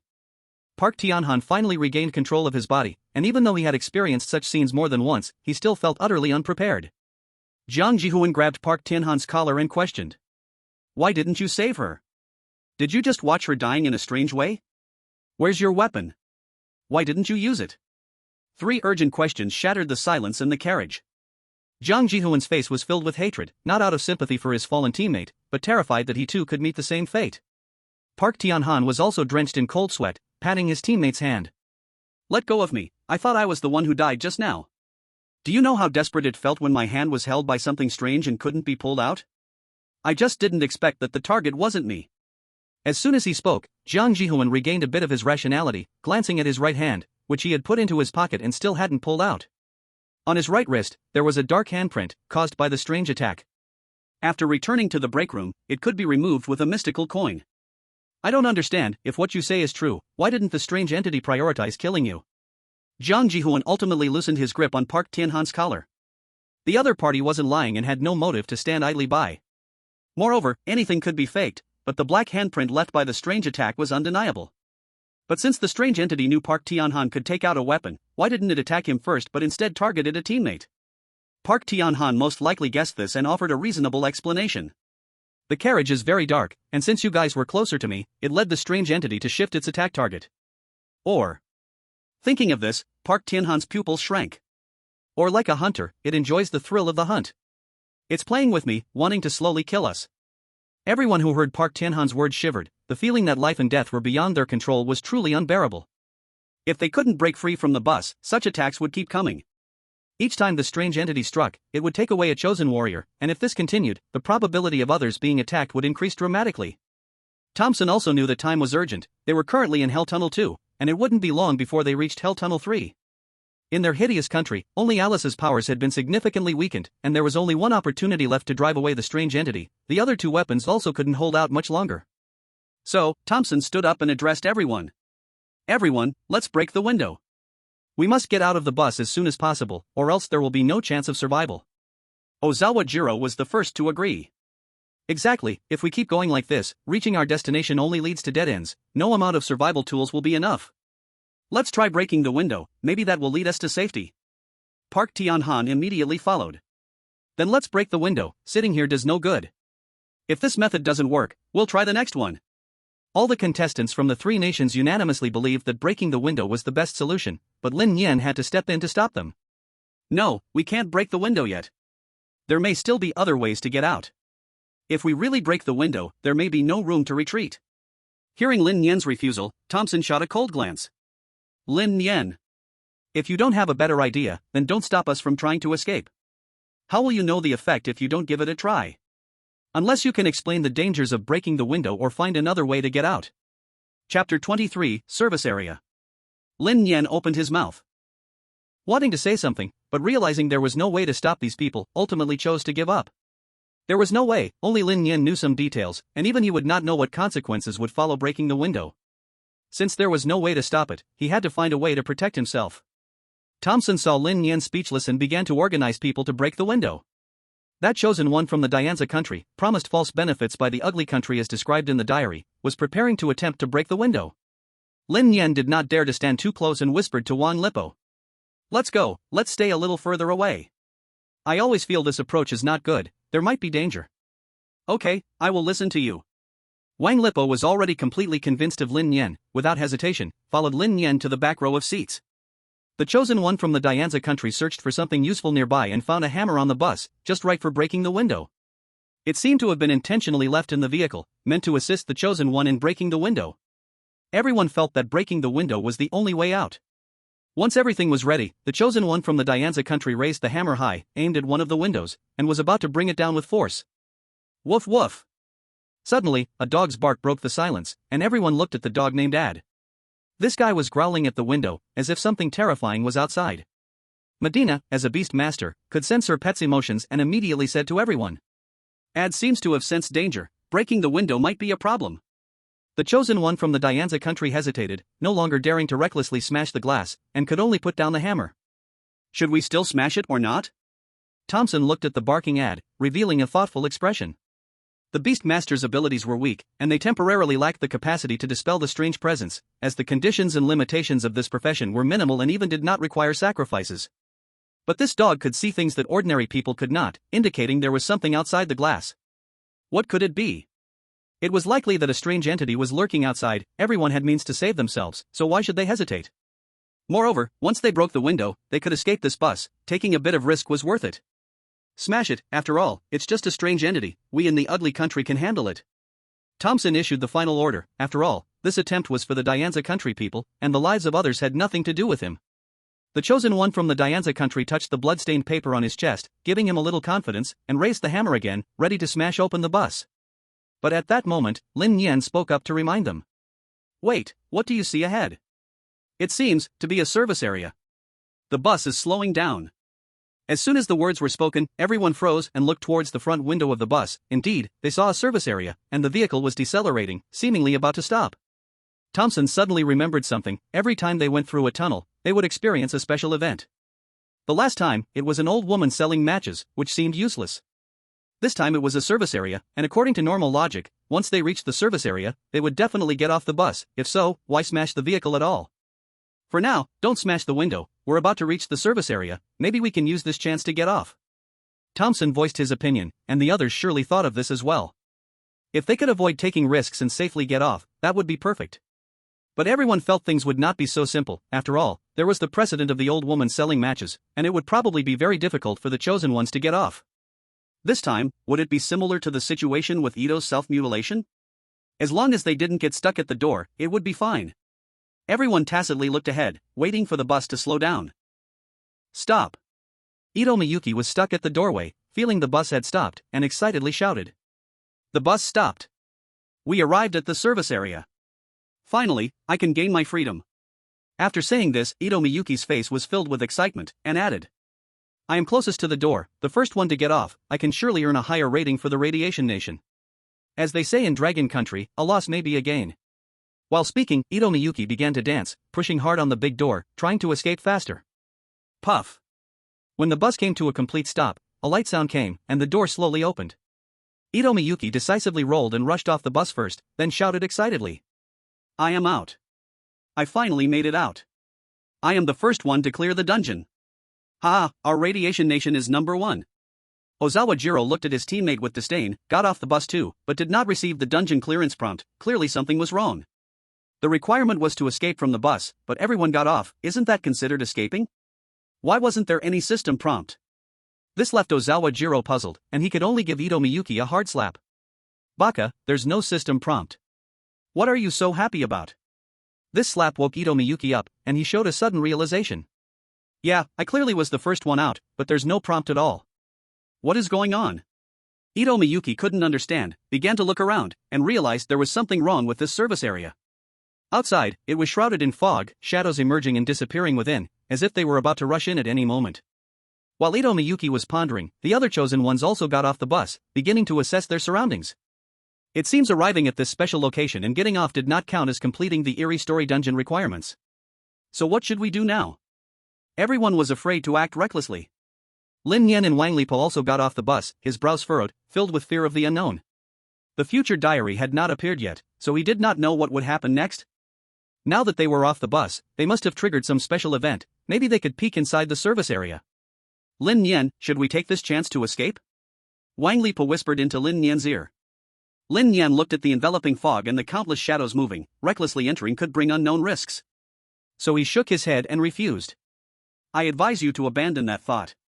If that's all it takes to clear the eerie story dungeon, wouldn't it be too simple? There must be a big pit waiting. Let's investigate inside the service area. Wang Lipa thought about it and found it reasonable. He decided to listen to Lin Nian after all. He knew his own capabilities well. However, Wang Lipa noticed the chosen ones from the Tumbling Nation and the Demon Nation showing eager expressions, as if they were planning to take this chance to escape the bus. Chapter 24, Convenience Store, Cutting In. Not only Wang Lipa noticed the actions of the Tumbling Nation and the Demon Nation, but others also realized. Everyone silently kept their tacit understanding. If these two countries' chosen ones were to risk and charge into the fog, it might not be a bad choice to lead the way for the others. However, the chosen ones from these two countries hesitated for quite a while and ultimately gave up. After all, the swaying shadows in the fog looked very unsafe. Rushing in could be like a sheep entering the tiger's den. Everyone felt a bit regretful. Without anyone willing to stick their necks out, naturally, no one else would act recklessly. So everyone headed towards the service area, which was not large, just a small shop of a few dozen square meters, with a restroom nearby, and even a gas station was lacking, completely just an ordinary store. Lin Nian and Wang Lipa walked side by side, first going to the nearby bathroom to turn on the tap and get some water, then simply rinsing themselves off, heading towards the convenience store. Inside the convenience store, there was an NPC staff member, who welcomed everyone in a very formal way. Welcome, may I ask what you would like to purchase? Lin Nian thought for a moment and replied, just looking around. The NPC staff member remained in place, allowing Lin Nian and Wang Lipa to browse inside.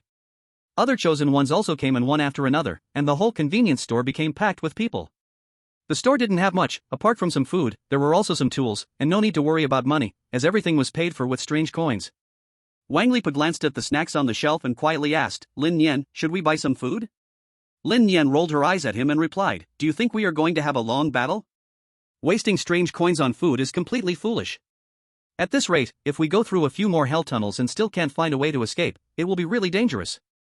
Let's see if there are any useful things. Wang Lipa thought for a moment, finding it reasonable. Anyway, he wasn't very hungry, and it wouldn't be too late to enjoy delicious food after completing the horror story instance. So, Wang Lipa began to search for useful tools. Lin Nian was also looking for items in the convenience store. She thought about how every time they entered the hell tunnel, they passively fell into darkness, knowing nothing about their surroundings. Perhaps she could buy something that provides light. A flashlight for lighting would be good. If there isn't one, then we can buy a lighter. Lin Nian started searching for lighting tools, preferably a flashlight. A lighter needs to be pressed all the time, which is not easy to handle, and it can easily go out. While Lin Nian was searching, she saw a mirror and a special thought arose in her heart. The strange sight cannot be seen by the naked eye. This is the most direct rule. Perhaps it cannot rely on third-party conditions to see the strange things? For example, the palm-sized mirror in front of her, if it could show the strange, there might be unexpected gains. So Lin Nian picked up the mirror and started to play with it. To her surprise, blood characters appeared again, this time on the mirror. Time, after getting off the bus. Location, convenience store. Content 1, we all got off the bus as we wished, thinking this was the end of the instance, but unexpectedly, this was just a rest stop. The convenience store was wrapped in fog outside, with shadows moving inside, and no one dared to rush into the fog. Content 2, I could only walk into the convenience store with Wang Lipa, choosing to buy a flashlight. Unfortunately, there was no flashlight in the store, so I could only buy a windproof lighter for lighting, and I also got a mirror to try seeing the strange things this way. Content 3, besides ordinary items in the convenience store, there were actually hidden special things. The chosen one from the ugly country, Alice, found a worn-out pendant on the edge of shelf number 3. This item may have an unknown function, but Alice's expression gave away her thoughts. The pendant probably held special effects. If only I had been faster to pick up that pendant. Upon seeing Content 3, Lin Nian paused for a moment, instinctively looking at the number on the shelf above her head, a big 2 hovering over her. She saw Lin Nian reach out to pick up a pendant made of paper, and her brows furrowed. Lin Nian, what have you found? This sentence attracted Thompson and others, who all leaned over to look at the pendant in Lin Nian's hand, feeling that this item must be a hidden tool for the strange talk. Generally, such hidden items have great life-saving effects. They might even be more prioritized than strange devices, because most are one-time use items with passive effects.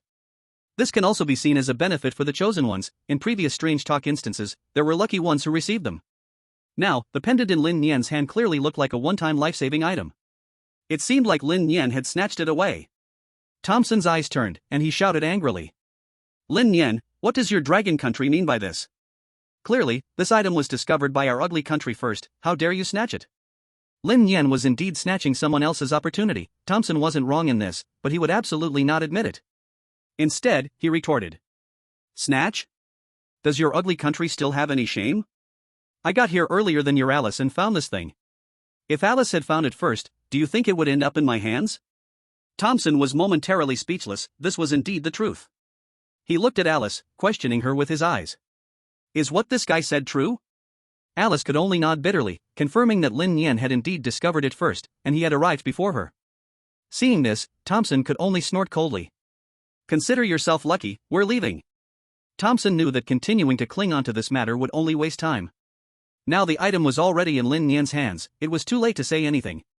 Lin Nian also didn't feel like arguing with Thompson. He immediately checked the item's attributes. Name, Dried Evil Talisman. Type, one-time strange talk item.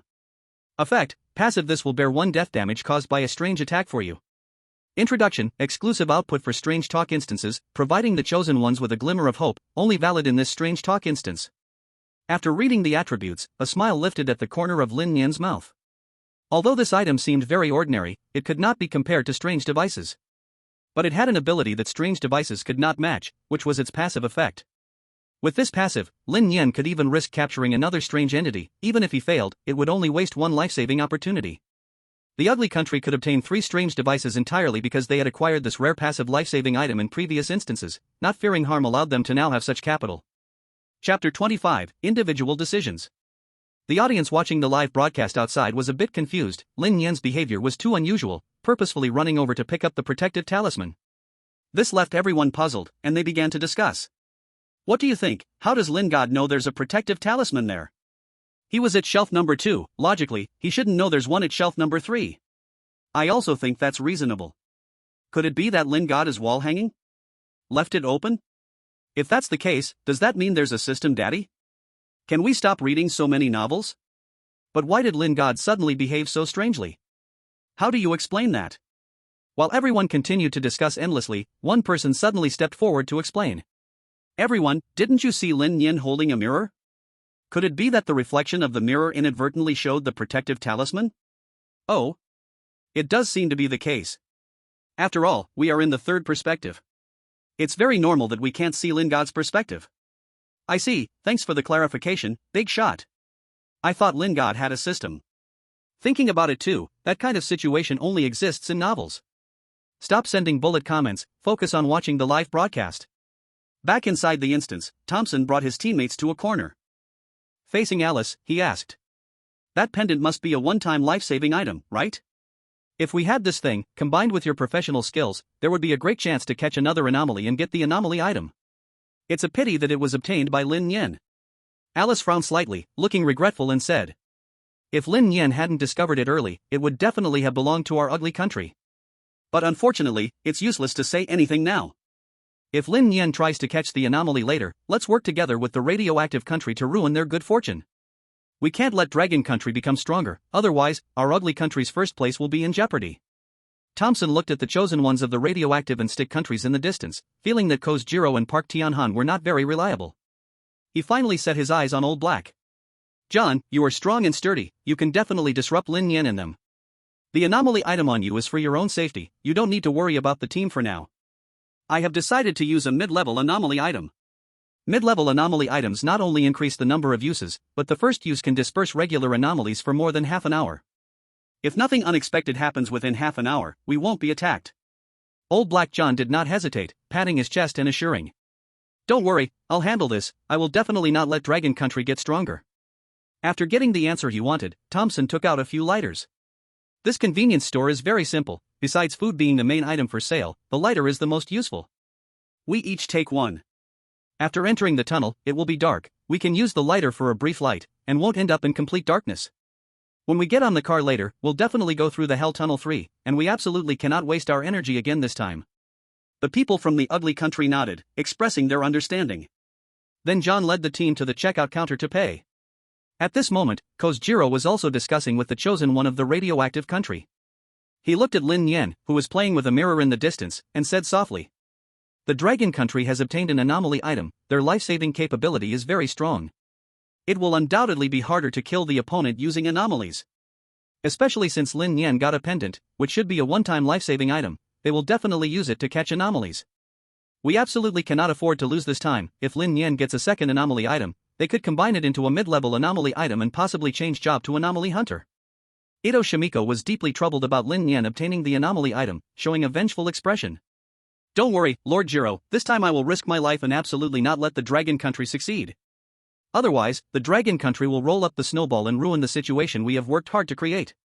Aoi Yen raised her hand and said. Then I will help too, although I may not have much strength, at least I can delay for a moment. Ozawa Jiro nodded and took out a few lighters.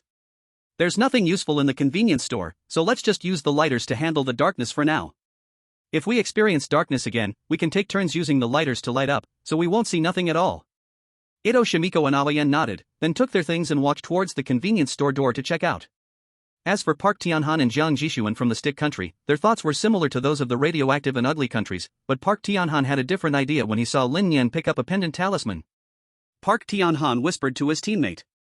Let's not rush, since Lin Nian has obtained a life-saving item, it means that there might be similar items in this convenience store. After they leave, let's take a good look around, perhaps we will find other rewards. Jiang Jishuan's eyes brightened up, showing a look of interest. This is possible. If you find this thing, give it to me. You have a life-saving item, and I have nothing. Park Tianhan thought for a moment and agreed. Okay, let's wait here for a while. Although Park Tianhan agreed verbally, he was secretly thinking. Even if I find it, I won't tell you, I'll hide it quietly. It's always good to have more life-saving items. Jiang Jishuan obviously thought this teammate was unreliable, the scene of his previous teammate's death lingered in his mind, making him doubt Park Tianhan's sincerity. He also sneered to himself. This guy will definitely hide it after finding it, I need to keep a close watch. Two chosen ones from Goryo had their own thoughts and pretended to select items. As for the chosen ones from the Demon Nation and the Twisted Nation, they did not buy anything at all. These two nations' chosen ones actually bought nothing but decided to team up and charge into the fog, escaping the bus. Based on previous experiences, each time the bus faced a special event, it would pass through the terrifying Hell Tunnel.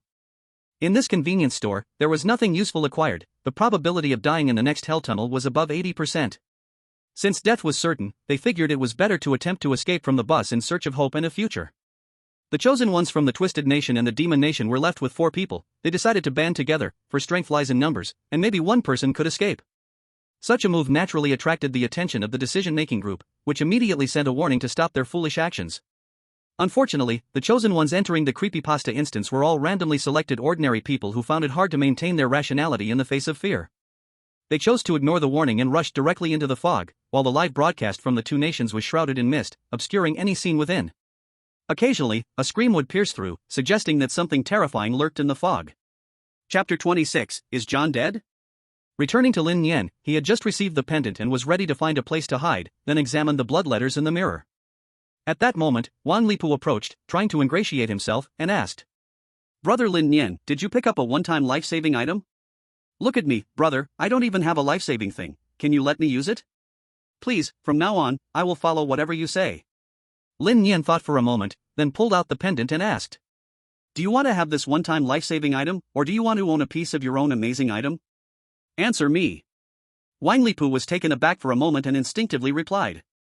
Of course, I want the amazing item. After all, this thing only keeps you alive once and only works in this instance. Amazing items can be taken out and can protect you 3 times without a problem. Lin Nian nodded in satisfaction and put the item away. I want to continue capturing the strange things to obtain more amazing items. With this item, I have the capital to take risks. I can give it to you, but this approach is the most wasteful. Wang Lipu hesitated for a moment and ultimately suppressed his thoughts. He nodded very seriously. I understand, I won't sabotage your plan. But whatever you need me to do, I won't hold back. Lin Nian highly appreciated this teammate. Although he usually acted carefree, he could be reliable in critical moments. He casually pointed to the convenience store's shelves and said, I found this thing in the convenience store, perhaps there are similar items. If you have the patience, you can try looking for them. Wang Lipu's eyes lit up, and he immediately turned to leave. Then I will go look for it and see if there are similar items. After sending Wang Lipu off, Lin Nian took out the mirror again. The blood characters above have not yet vanished, they have simply faded a lot, as if they were about to disappear at any moment. Lin Nian read at a glance, quickly scanning the remaining content. Content 4, I bought 2 lighters and a small mirror, spent 60 strange coins, and came outside with Wang Lipo. I saw that the mist outside seemed a bit strange. The mist was actually moving slowly and covering towards the convenience store. I suspected there was a time limit to enter the convenience store. This might be reminding us to get on the bus quickly. Content 5, the chosen ones from the Dianza Kingdom and the Monster Kingdom had already rushed into the mist. I don't know if they have successfully escaped. It felt unlikely. If they had, then it wouldn't be a scary story instance. Then most of us boarded the bus, while the 2 chosen ones from the Stick Country still did not come out, which puzzled everyone. Content 6, the mist was getting closer. The chosen ones from the Stick Country still had not come out. Could something have happened? If we kept waiting like this, the whole bus might be in danger. So, Thompson told John to get out and call back the 2 chosen ones from the Stick Country. Content 7, the mist was getting closer and had already covered half of the bus body. It seemed like shadows were writhing outside the glass, constantly banging on the bus. The entire bus shook violently, as if something wanted to rush in. Content 8, John finally rushed out with the 2 chosen ones from the Stick Country, but by this time, the mist had completely covered the bus and was starting to seep inside. Park Tianhan and Jiang Jishuan hurriedly rushed into the bus, while John was the last to enter. Just as he was about to get on, he found that something seemed to grab him. John's expression changed instantly as he immediately put his hand in his pocket, wanting to take out a strange device. But the mist predicted John's prediction. It wrapped around his hand, making him unable to move. John opened his mouth, wanting to call for help to Alice, but the mist directly entered his mouth, and he couldn't make any sound. Alice wanted to activate the blood paper to save her teammate, but she had already used the blood paper on John in the last tunnel, and she was powerless. Even though Thompson wanted to take out a mid-level strange device, it was already too late. Old Black John was forcibly dragged away by the mist, and the bus doors closed. Content 9, the bus restarted. Old Black John was dead. Lin Nian looked at all the content, and all the blood characters on the mirror disappeared. His face was full of shock because of the Stick Country. The chosen one, John, had fallen. This had to be considered good news. Unfortunately, John had a strange device on him. If he was dragged into the mist, the device wouldn't activate since it hadn't been taken out, but it was still a loss. Unless they could find John's body, they could get a strange device for free. Thinking of this, Lin Nian felt a bit regretful. He couldn't get out to pick it up, or he would risk his life. Since he knew the outcome of the whole affair, Lin Nian decided not to waste more time here. He quickly chose what he needed, then called out to Wang Lipo, "Let's go, don't search anymore." When Wang Lipo heard Lin Nian shout, he did not refuse. Searching for something unknown was exciting at first, but after a while, he gave up. After all, the convenience store was this small, and with so many people coming and going, if it existed, someone else would have taken it already. Lin Nian brought Wang Lipo to the checkout at the door. They placed the 2 lighters and 1 mirror on the counter. The clerk counted them and checked them out immediately. 10 strange coins for a lighter, 40 strange coins for a mirror. A total of 60 strange coins. Lin Nian originally had 100 strange coins, and after capturing something strange, he gained 300, spent 100 on matches, and had 300 left, which was enough to pay. As for Wang Lipu, he didn't even have 100 weird coins on him, so he could only tag along, and Lin Nian wouldn't refuse. After paying the corresponding weird coins, Lin Nian handed the lighter to his teammate and left the convenience store with his things, while Wang Lipu chased after him, with curiosity on his face, asking, "Lin Nian, brother, why did you buy a mirror? Do you like looking in the mirror to admire yourself?" Lin Nian felt a bit embarrassed and explained simply, "Since the rules say the weird cannot be seen, is it possible to see the weird through a mirror as a third-party medium?" Wang Lipu was stunned for a moment, suddenly thought of something, and quickly replied, You mean, seeing the weird through the mirror? And then capturing it? This method is brilliant. Lin Nian smiled helplessly and replied. It's not that easy, everything is just my guess. Wang Lipu didn't ask further, anyway, with Lin Nian leading the way, he just needed to provide support. The real reason Lin Nian didn't say was that he bought this mirror mainly because the appearance of the future diary always happens through some kind of transparent or reflective objects. As long as he has a mirror, he can check anytime, perhaps it will yield unexpected gains. Then Lin Nian and Wang Lipu boarded the bus, where the people from Ugly Country and Radiation Country were already seated and waiting patiently, but Thompson's gaze was fixed on the window, as if he had found something. Chapter 27, The Death of Ade. Wait, did you notice? Thompson stood up and walked to the side window, continuing. The fog is slowly seeping towards us, there is a time limit to enter the convenience store. Now the fog has already seeped to the edge of the bus. Hearing this, Ozawa Jiro hurried over to take a look, and indeed, as Thompson said. If this continues, the fog will surely seep into the vehicle. Is everyone on the bus? Ozawa Jiro looked around and started counting heads. Aside from the chosen ones from Dianza Country and Monster Country, only the chosen ones from Stick Country had yet to board. The bus hadn't started moving, almost as if waiting for the remaining people.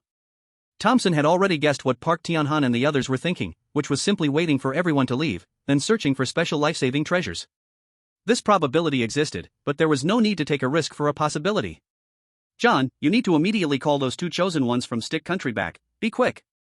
As the backbone of the team, Thompson quickly devised a strategy. Black John, with his simple mind and strong physique, inherently had an advantage in speed over others. Sending him to notify the two from Stick Country was the best choice. Okay. Black John gave a hand signal and quickly got off the bus, sprinting towards the convenience store at a 100-meter dash speed. Everyone waited anxiously, only Lin Nian seemed a bit distracted. Wang Lipu glanced at his teammate beside him and whispered. Lin Nian, aren't you worried?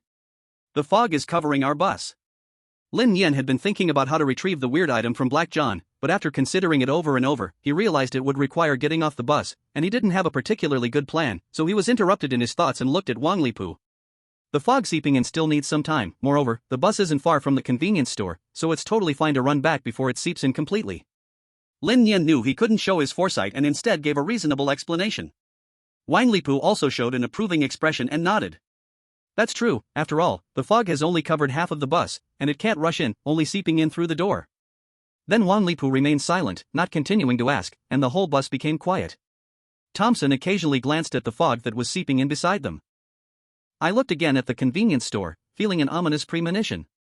When the fog had already covered 4/5 of the bus, old Black John and two chosen ones from the Stick Country finally came out of the shop and quickly ran towards the bus. Park Tianhan also saw the creeping fog and realized he had wasted too much time, resulting in finding nothing. He and Jiang Jishuan sprinted towards the bus with the speed of a 100-meter dash. Old Black John lagged slightly behind due to the energy wasted earlier, and he didn't exert himself fully. After all, it would still take some time for the fog to completely cover the bus. From a sensory perspective, there was absolutely enough time. But somehow, a terrifying face suddenly materialized above the fog, showcasing an eerie smile, staring at the three with hollow eye sockets, as if mocking the arrogance of humanity. The speed of the fog's coverage suddenly accelerated, entirely enveloping the bus, with some fog seeping into the vehicle. Fuck, this fog is numbing us. Thompson exclaimed, then shouted out to the world beyond the bus. Hurry up, or it will be too late. Seeing this, Park Tianhan's adrenaline surged, and with their already abundant energy, they astonishingly surged towards the bus like chasing after a 100-meter sprint champion.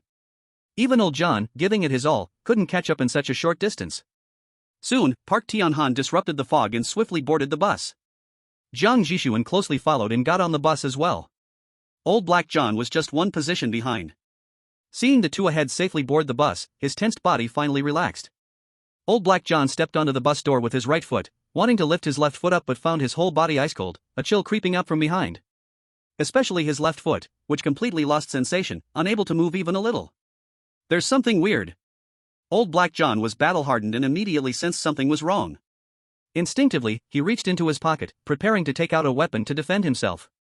But the fog had completely covered him, wrapping around old Black John. No matter how hard he tried, he couldn't pull out his hand from his pocket. A body juiced with steroids, strong as a bull calf, felt weaker than an ant in the face of the eerie presence. Help! Old Black John opened his mouth, attempting to call for help from his teammates, but the fog was sneakier than anyone expected, slipping into old Black's mouth and silencing him. Seeing this, Thompson quickly gave Alice a signal. Trigger the last blood paper. Alice didn't hesitate. She wanted to use the blood paper on old Black, but as she closed her eyes to sense it, her face turned pale. I've already used the blood paper on him. He has no blood paper on him now. Fuck. Thompson cursed angrily. He was just about to pull out a mid-level weapon to save his teammate, but old Black John was dragged out of the door by something into the depths of the fog. At that moment, even pulling out a weapon wouldn't be within the range of dispelling it, wasting a precious opportunity instead. Everyone watched this unfold, Lin Nian curling his lip into a cold smile. The plot was indeed unfolding according to the planned route. Old Black John was doomed. However, to Lin Nian's surprise, Medina suddenly stepped forward, commanding her dog. Ad, bring John back. Woof woof. After receiving the command, Ad charged into the fog without hesitation, then everyone heard a chilling scream. Awoo. Then a robust black shadow burst through the fog, quickly entering the bus door, which shut immediately and slowly started. Old Black John was still alive, gasping for breath, completely drenched in sweat, his pupils reflecting the horrifying scene just before. If it weren't for Ad's sudden appearance. Otherwise, he will undoubtedly die. Medina's eyes were filled with tears, weakly kneeling on the ground, letting out a painful wail. Ad, my Ad. I'm sorry, I'm so sorry for you. The four from Ugly Country were engulfed in grief and anger. Ad could not only warn of danger but also endure the corresponding harm for the victims, equivalent to trading one life for another. And a beginner beast tamer needs a long time to build a bond with a new pet. It is definitely not as simple as just finding an ordinary pet again. At the very least, it takes about 5 or 6 days to recultivate a new one. The only thing to be thankful for is that old Black John survived, and he didn't lose the mysterious device on him. Chapter 28, Compensation. Lin Nian frowned. The events described in the future diary had deviated, and he couldn't remember changing the future? Wait. Lin Nian suddenly thought of something. The third entry in the diary mentioned that Alice picked up the life-saving pendant, but now he, Lin Nian, had intercepted this opportunity. What originally seemed impossible might, due to this butterfly effect, lead to some unknown changes, and that is also a possibility. After all, the future is not a straight line, but branches out into thousands of lines, and the final direction and outcome cannot be fully predicted. It seems that some things in the diary can only serve as reference and shouldn't be completely trusted. Lin Nian simply summarized this and then threw the matter to the back of his mind. At this moment, Thompson's face looked very bad as he was caught in a dog-eat-dog situation with Korea. Park Tianhan, give Ugly Country a reasonable explanation. Thompson looked at the flustered Park Tianhan. If it weren't for the Korean people's poor sense of time, John would not have taken the risk to find them. As a result, these two clowns successfully boarded the bus. Although John didn't die, Medina's beloved dog bravely sacrificed itself, and this must be compensated by Korea. Old Black John finally came back to his senses from his panic. He directly grabbed Park Tianhan's collar, tightening his fist to make the other feel the terror of being dominated by muscle. Fuck, you almost killed me. You must see some consequences. Park Tianhan quickly waved his hands, shrinking his neck, and apologized at lightning speed. I'm sorry, we didn't mean to. We had no idea the mist would shrink. Thompson gave a glance to the two female team members and quickly stopped John, saying, Don't be impulsive, you're all muscle. If you seriously injure him, it will be you facing the consequences. Yes, there's no need to resort to violence.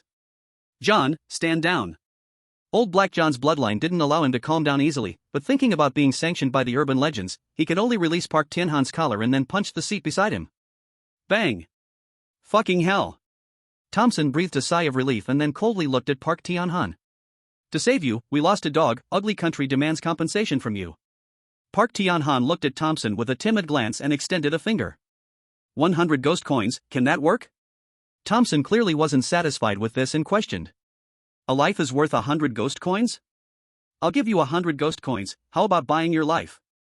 Park Tianhan's face turned bitter. Aside from the mysterious device, he had nothing else of value. The other's aim was definitely the mysterious device. The mysterious device belongs to the country. I have no authority to use it for compensation. Even if you kill me, it's useless.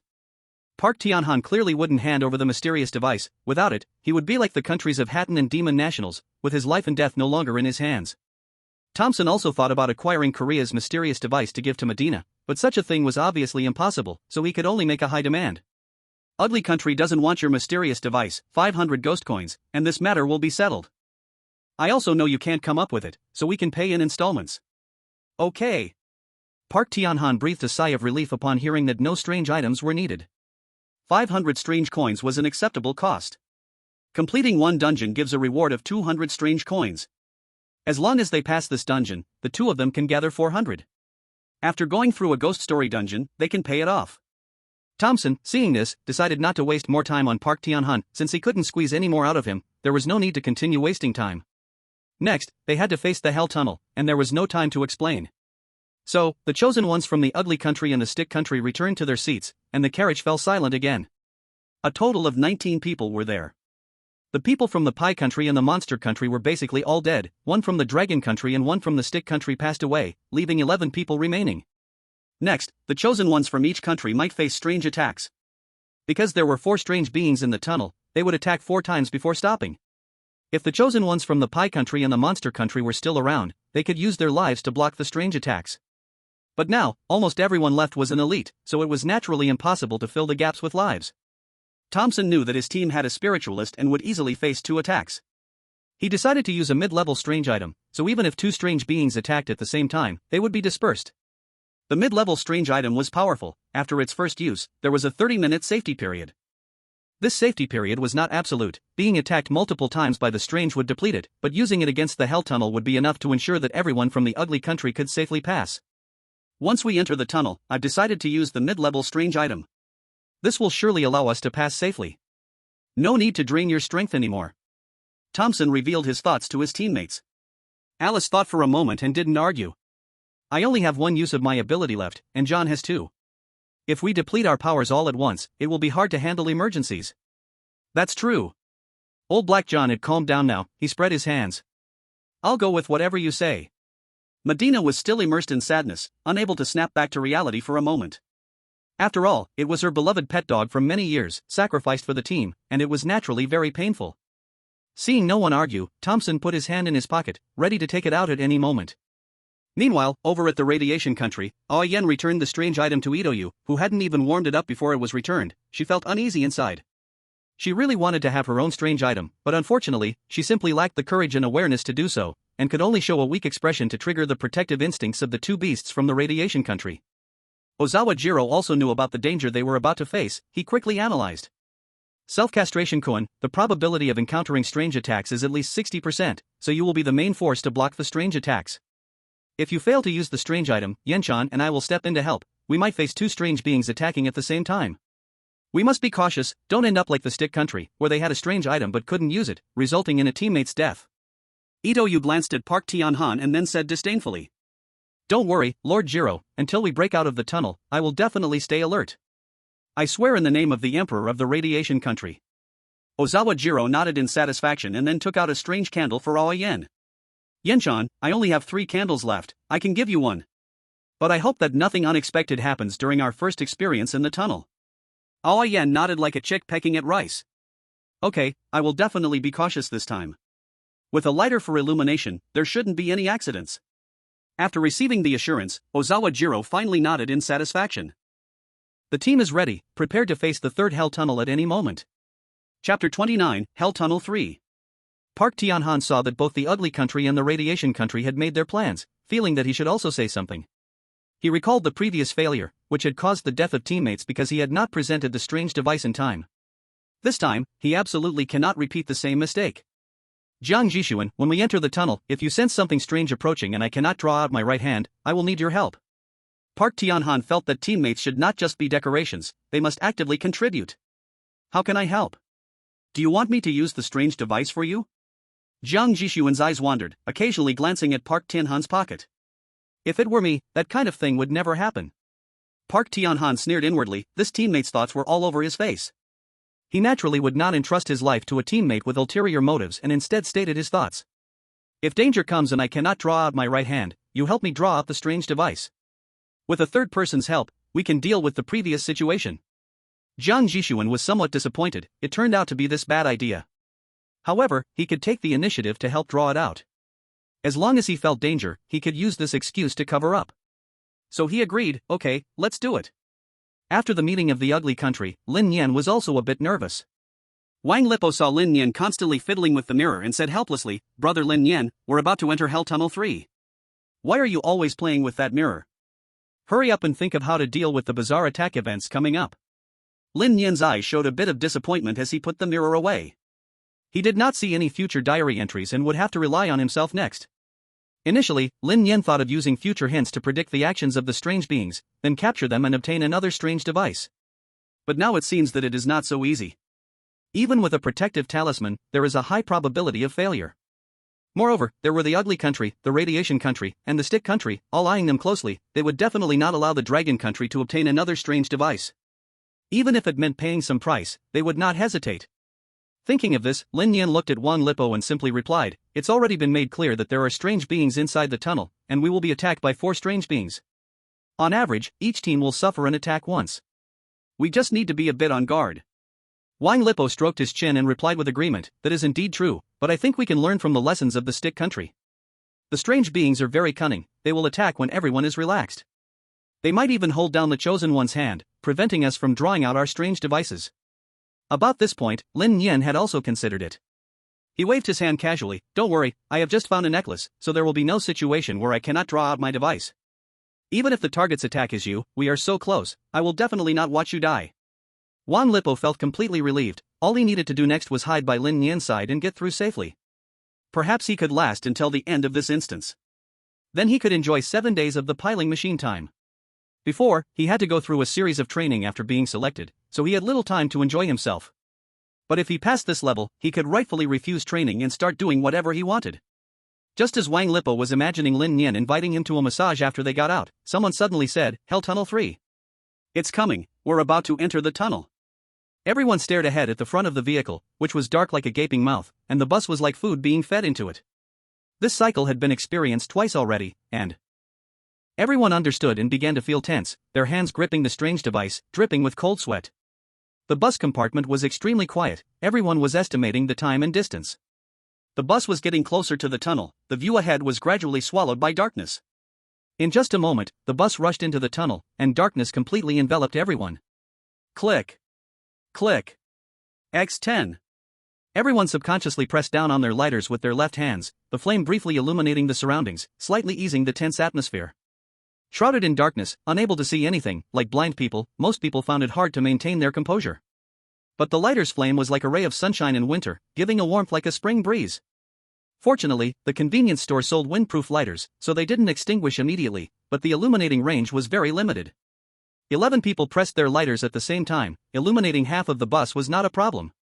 At this moment, some of the dead passengers twisted their bodies, like puppets on strings, slowly standing up. Their goal was very clear. That was to restrain the chosen ones who had once harmed them, slowly walking towards their target. Thomas frowned slightly as he watched the 2 corpses approaching him. John and Alice were targeted because they had touched the bodies. "John, you block these 2 corpses." Thomas hesitated slightly and then asked the strong John to intercept. After all, John, who had a steroid-fueled body, was not only big but also very powerful. Stopping 2 corpses was not a problem. Without any hesitation, John put away his lighter and stood in front of the people from Ugly Country, his massive hands gripping the corpse's neck, preventing it from moving an inch. It must be said that being large had its advantages, at least no drop of that steroid was wasted. Next to them, only 1 corpse from Korea approached them, targeting Jiang Jishuan, who had to put down his lighter to fend off this corpse. Otherwise, being restrained would also be very troublesome. Fortunately, having experienced it before made it easy to deal with. On the side of Radiant Country, there were also 2 corpses. Kojiro Ozawa decided to imitate the method of Ugly Country and commanded Ito Jiha to Jiha, give the strange device to Yinchan. You blocked the interference of these 2 corpses, I almost forgot about this. Ito Jiha was somewhat reluctant, but faced with Kojiro Ozawa's orders, she had no choice but to hand over the strange device. Aoyan's eyes brightened, she was just about to reach out for the strange device when suddenly a gust of chilly wind blew in, and all the light was extinguished, plunging the entire compartment back into darkness. Strange wind lamp. Kojiro Ozawa felt a chill behind him. He didn't expect the strange entity to be so cunning, launching an attack during the handover of the strange device. Fortunately, Kojiro Ozawa was well prepared and immediately activated the strange candle in his hand, the flame illuminating the entire compartment once again, and he breathed a sigh of relief. But the candle burned astonishingly fast, finishing in less than 2 seconds. Chapter 30, Are the strange entities not attacking? No way, 2 strange entities attacking at the same time. Kojiro Ozawa's heart sank. He didn't expect the strange entities to premeditate a continuous attack, accelerating the burning of the candle and preventing them from dispersing. This was the downside of the strange candle. In a one-on-one situation, it could last 5 seconds without a problem, but in this scenario, the strange entities were strengthened, so they would launch consecutive attacks. This meant that the chosen ones would suffer from attacks by 2 strange entities consecutively, entirely different from before. With 2 strange entities attacking in succession, it would speed up the candle's burn rate, making it impossible to reach the dispersal conditions. Because the strange candle needs to maintain a certain duration to achieve the effect of dispersing the strange entities. The eerie candle had melted down early, and he had to take out the second Erie candle, or he would undoubtedly die. Just as Kozajiro was about to pull out the second candle, a chilling breath embraced his entire body, freezing him completely. Even moving a single finger became a luxury. Am I going to die? Kozajiro's face was filled with unwillingness. He never expected that a moment's carelessness would allow the Erie to succeed. At this crucial moment, the Erie candle's light illuminated the whole workshop again, and that flickering flame chased away the boundless cold. Only then did Kozajiro feel the blood flow in his body. Like melting glaciers, he came alive again. Outside the Erie candle, two illusory figures were forcibly driven back to the outside of the flame's coverage. So close, I almost got killed. Kozajiro gasped heavily, instinctively drawing closer to his teammates, feeling their warmth. Aoyan's Erie candle also burned quickly in about 2 seconds, but it already had a dispersing effect, pushing back both Erie beings at the same time. Now it was finally safe because there would be no situation of being attacked by the Erie 3 times in a row. As the Erie attacks ended, everyone found that the lighter could be used again, and the flame once again covered the whole carriage. Aoyan held the lighter, looking at Kozajiro, whose face was pale, and showed a concerned expression. Lord Jiro, are you okay? Kozajiro came back to his senses, glanced at the lighter in Aoyan's left hand, and noticed his right hand was empty. After the candle burned out, there was nothing left. And with the Yuri device in Ito's hands, the answer was obvious. Aoyan didn't have enough time to hand over the Yuri device and put it in her pocket, then take it out again. With such a long time span, Kozajiro could have died 2 or 3 times. So Aoyan decisively withdrew her hand, taking out the Erie candle to defend against the enemy. Fortunately, the effect was good, at least no one died. I'm fine, it's my oversight, underestimating the cunning of the Yuri. Kozajiro deeply learned from this lesson. He would never make the same mistake again. Seeing this, Aoyan no longer cared about Kozajiro.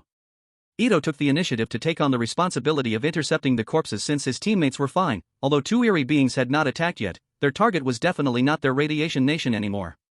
Thompson looked at Kozajiro, who was still shaken not far away, his eyes flickering, quickly analyzing.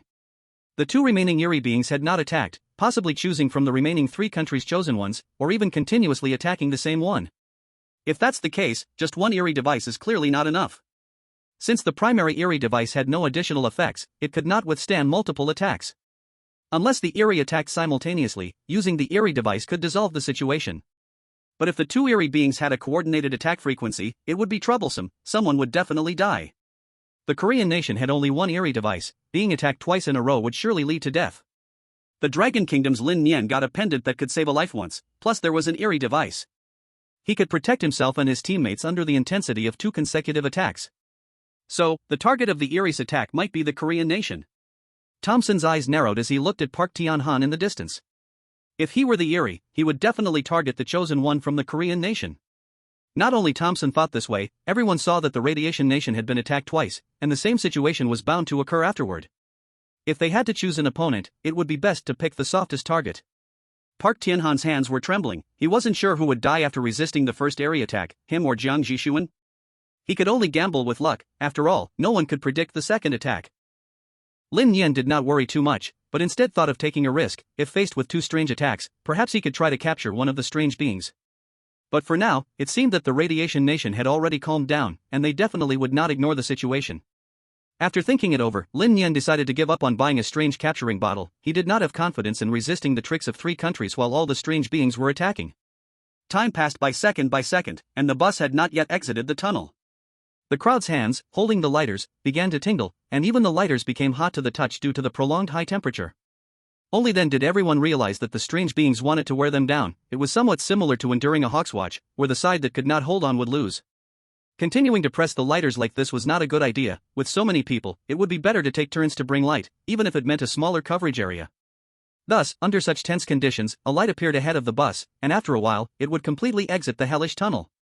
Everyone not only did not relax, but instead became even more tense, because the strange beings liked to attack when you were at your most relaxed, seizing the chance to take the lives of the chosen ones. Lin Nian, Thompson, and Park Tian-han held their strange artifacts tightly, always on guard against attacks. Buzz. The bus rushed out of the tunnel without encountering an attack, which surprised everyone a bit. Did the strange beings give up the chance to attack? Is that possible? But the bus had already raced out of the tunnel. According to previous restrictions, the strange beings should not be able to launch attacks outside the tunnel. The reality stood before them, and everyone had to believe that this was the truth. In the 3rd tunnel, only the chosen ones from the radiation nation were attacked, others from different countries were unscathed, which was undoubtedly the best news for them. Phew! Lin Nian exhaled. He had always feared that he would be attacked by the strange beings in succession, which would definitely cost him his protective pendant. But now it seemed there was nothing to worry about. After all, they were out of the tunnel, and the strange beings could not follow, right? Thompson looked puzzled and glanced at Alice. Can you sense any strange beings nearby? Alice shook her head. My sensing range is very limited, it's just a bit stronger than an ordinary person, and I cannot cover the entire bus, so there may still be strange beings. But it seems that attacks only occur in the tunnel. So, I think we should be safe now. Chapter 31, There's something strange on the bus. Not only did Alice have this thought, but others felt the same way. In a beginner's horror story instance, once the rules were understood, many problems could be easily solved. But the chosen ones did not know that the outside livestream was very strange. In the Dragon Nation Horror live broadcast room, comments were flooding in. Look, there are 2 black shadows added to the last row of seats in the bus. What is that? Could it be a strange being? The strange beings actually broke through the tunnel restriction? Oh no, Lin God and Wang Lipo were totally unprepared. The strange beings are right behind them. Why? Why did the strange beings break the rule restriction and come outside the tunnel? Could it be the chosen ones did not successfully get off the bus, and the restrictions on the strange beings gradually lifted? Most people from the Dragon Nation turned their minds and began to speculate. As onlookers, they could see everything from a god's perspective, which was undoubtedly an advantage. This was also why the horror story would give the outside world a chance to remind them, thus saving the chosen ones from their country. In the highest conference room of the Dragon Nation, Yu Lihai stared intently at the black shadows in the last row of seats, near 3 seats away from Lin Nian and Wang Lipo. Such a close distance, and Lin Nian and Wang Lipo were completely unprepared. An attack could come suddenly. Someone is definitely going to die. The first expert immediately stood up and said loudly, Sir, please send a warning immediately to alert the chosen ones inside. Otherwise, Lin Nian and Wang Lipo's lives are at risk. The second expert followed closely. Yes, we must alert the chosen ones inside. The reason the anomaly hasn't attacked yet is likely because it's waiting for an opportunity. According to the patterns we've seen before, Lin Nian and Wang Lipo will definitely think they are safe after leaving the tunnel. In this situation, Wang Lipo has the highest probability of dying. The third expert also stood up to share his opinion. Although the chosen ones from the Radiative Nation are not far from Lin Nian and Wang Lipo's position, they have already faced 2 anomalous attacks in the tunnel, so their chances of being chosen are very small. Therefore, the Radiative Nation definitely won't waste a warning, and the chosen ones from other countries are much closer. When Lin Nian is attacked, they will be alert. Our Dragon Nation can only save ourselves. Sir, please send the warning message immediately. Yu Lihai stood with his hands behind his back, looking at Lin Nian on the big screen. This ordinary man had given him too many surprises and had wisdom and courage beyond ordinary people. If it were him, he might have saved this warning and sensed the danger behind him. Unfortunately, Lin Nian's gaze was as innocent as a college student, completely unaware that the anomaly had already boarded the vehicle. After hesitating for a few seconds, Yu Lihai finally sighed and instructed. Send the warning immediately, tell Lin Nian and the others that the anomaly has boarded. Many experts breathed a sigh of relief. The warning was precious, but life was worth more. Just as most experts came to a consensus and prepared to send the warning, the 10th expert suddenly shouted. Wait, it seems Lin Nian has noticed something. Look, Lin Nian is playing with a mirror. Is he using a third-party medium to see the anomaly?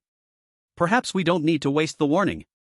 As these words were spoken, everyone turned again to the big screen, and Lin Nian's eyes remained fixed on the mirror, his expression slowly growing serious. Inside the instance, Lin Nian kept his right hand in his pocket, ready for the possibility of an anomalous attack at any moment.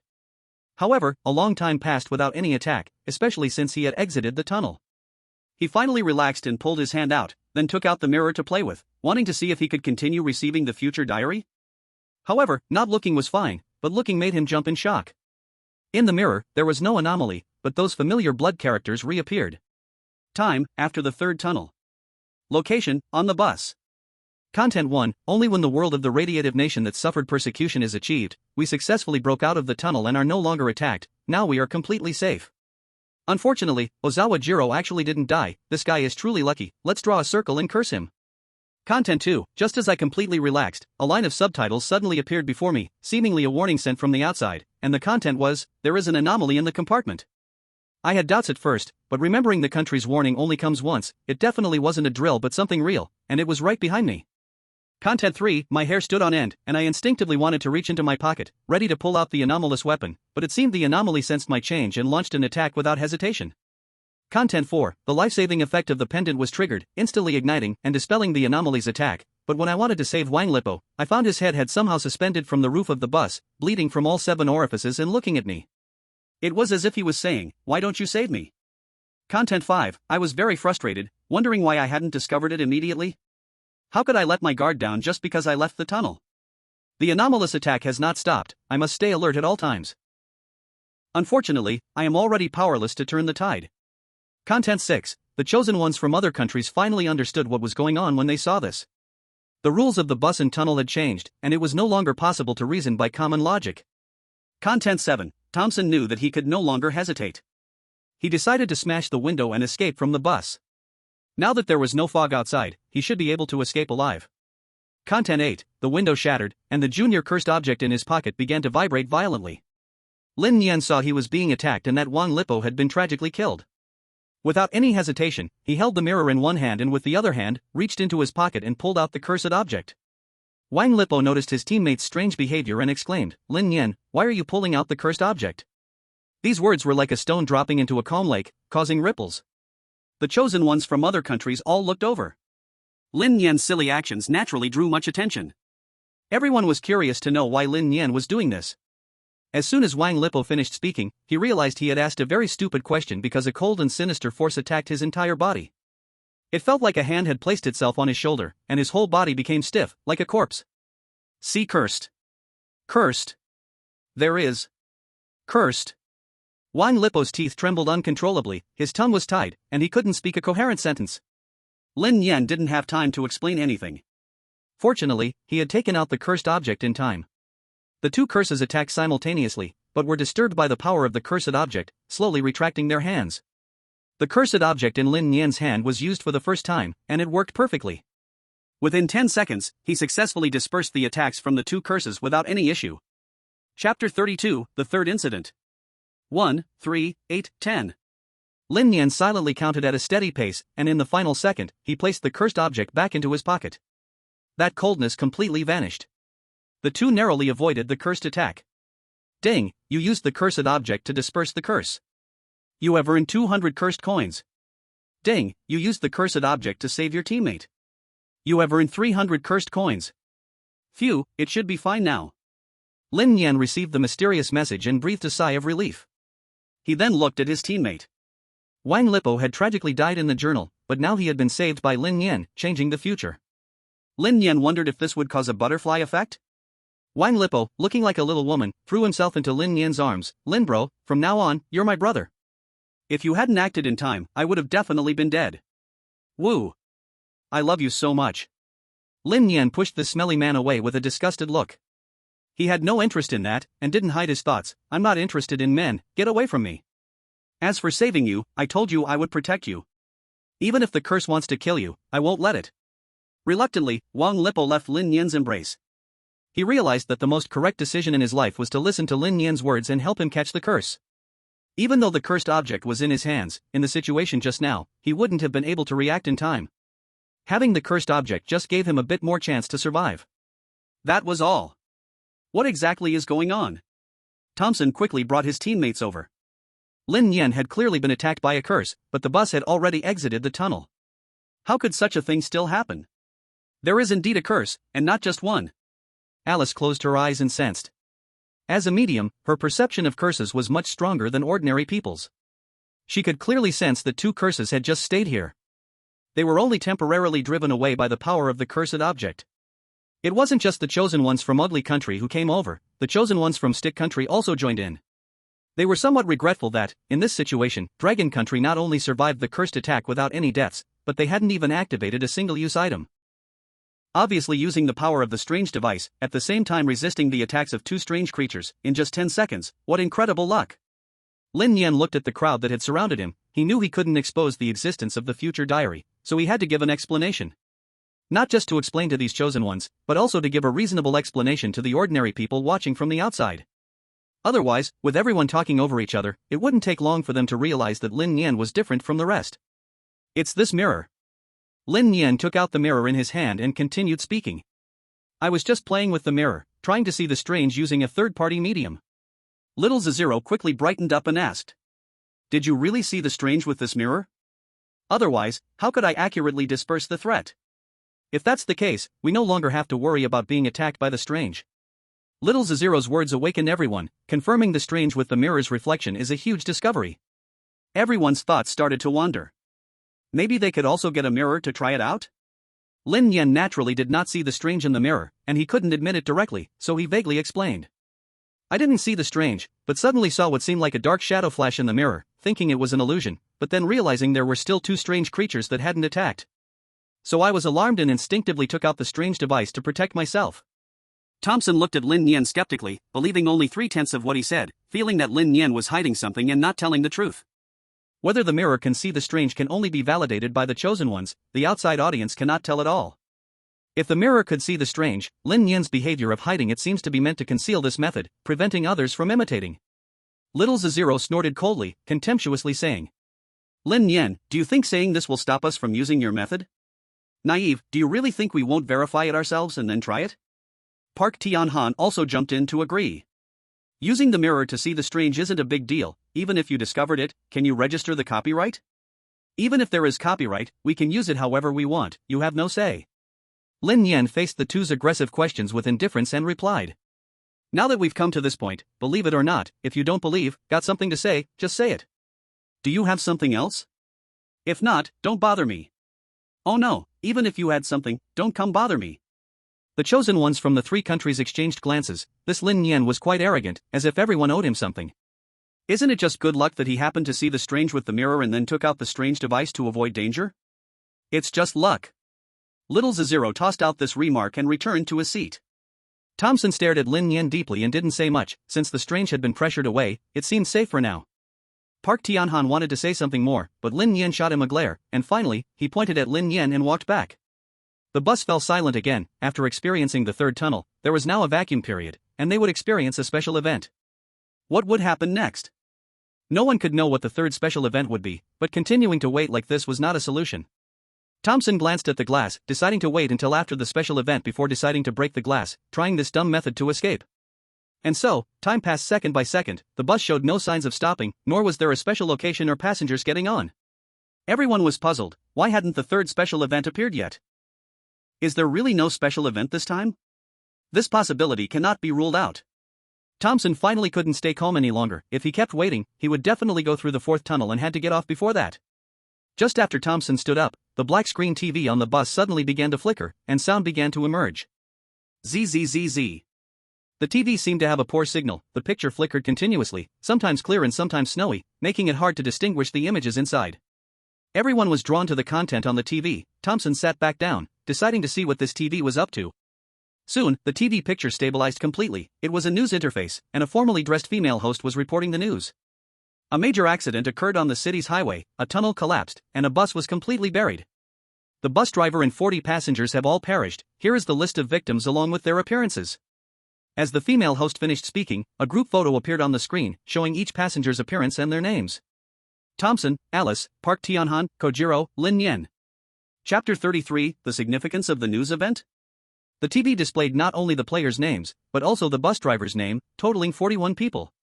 It could be said that all had perished, with no survivors. What was the purpose of this special event? Was it merely to let the chosen ones see the occurrence of the accident? Or was it to hint that all chosen ones would definitely die? Everyone frowned and thought. This special event seemed utterly pointless, just a piece of news. Unlike the old woman selling matches earlier, which might have had some use after purchase. And the convenience store allowed the purchase of lighting tools and some disposable life-saving items. This broken TV just plays a news segment, offering no help at all. Is this possible? Perhaps there's a deeper meaning. Lin Nian thought for a long time but couldn't figure out the purpose of the news. Based on the current information, the news seemed to be hinting at something for all chosen ones. Perhaps it would be useful in the future.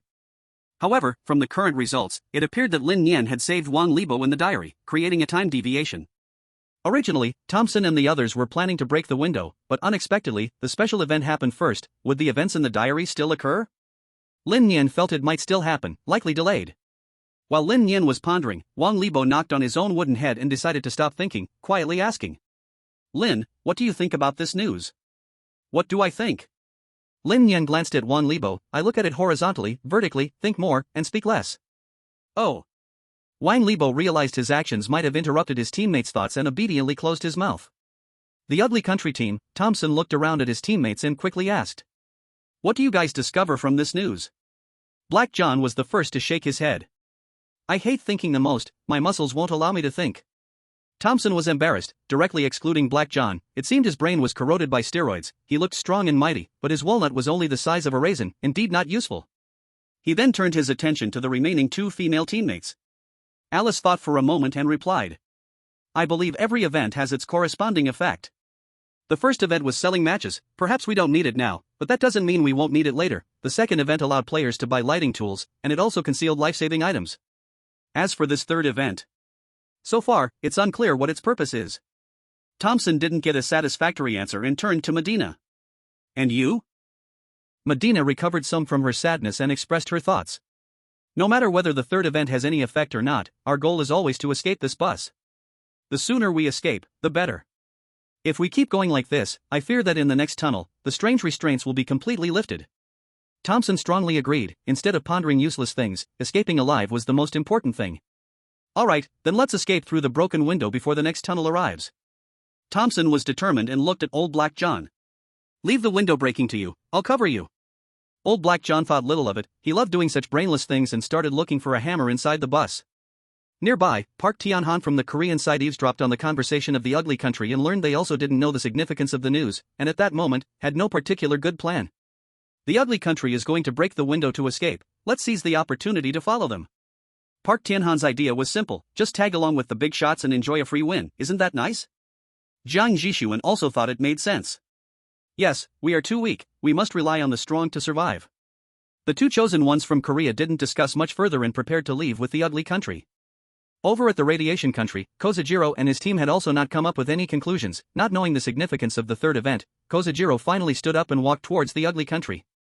First he should ask his older brother's opinion, then act together. It's best to huddle for warmth.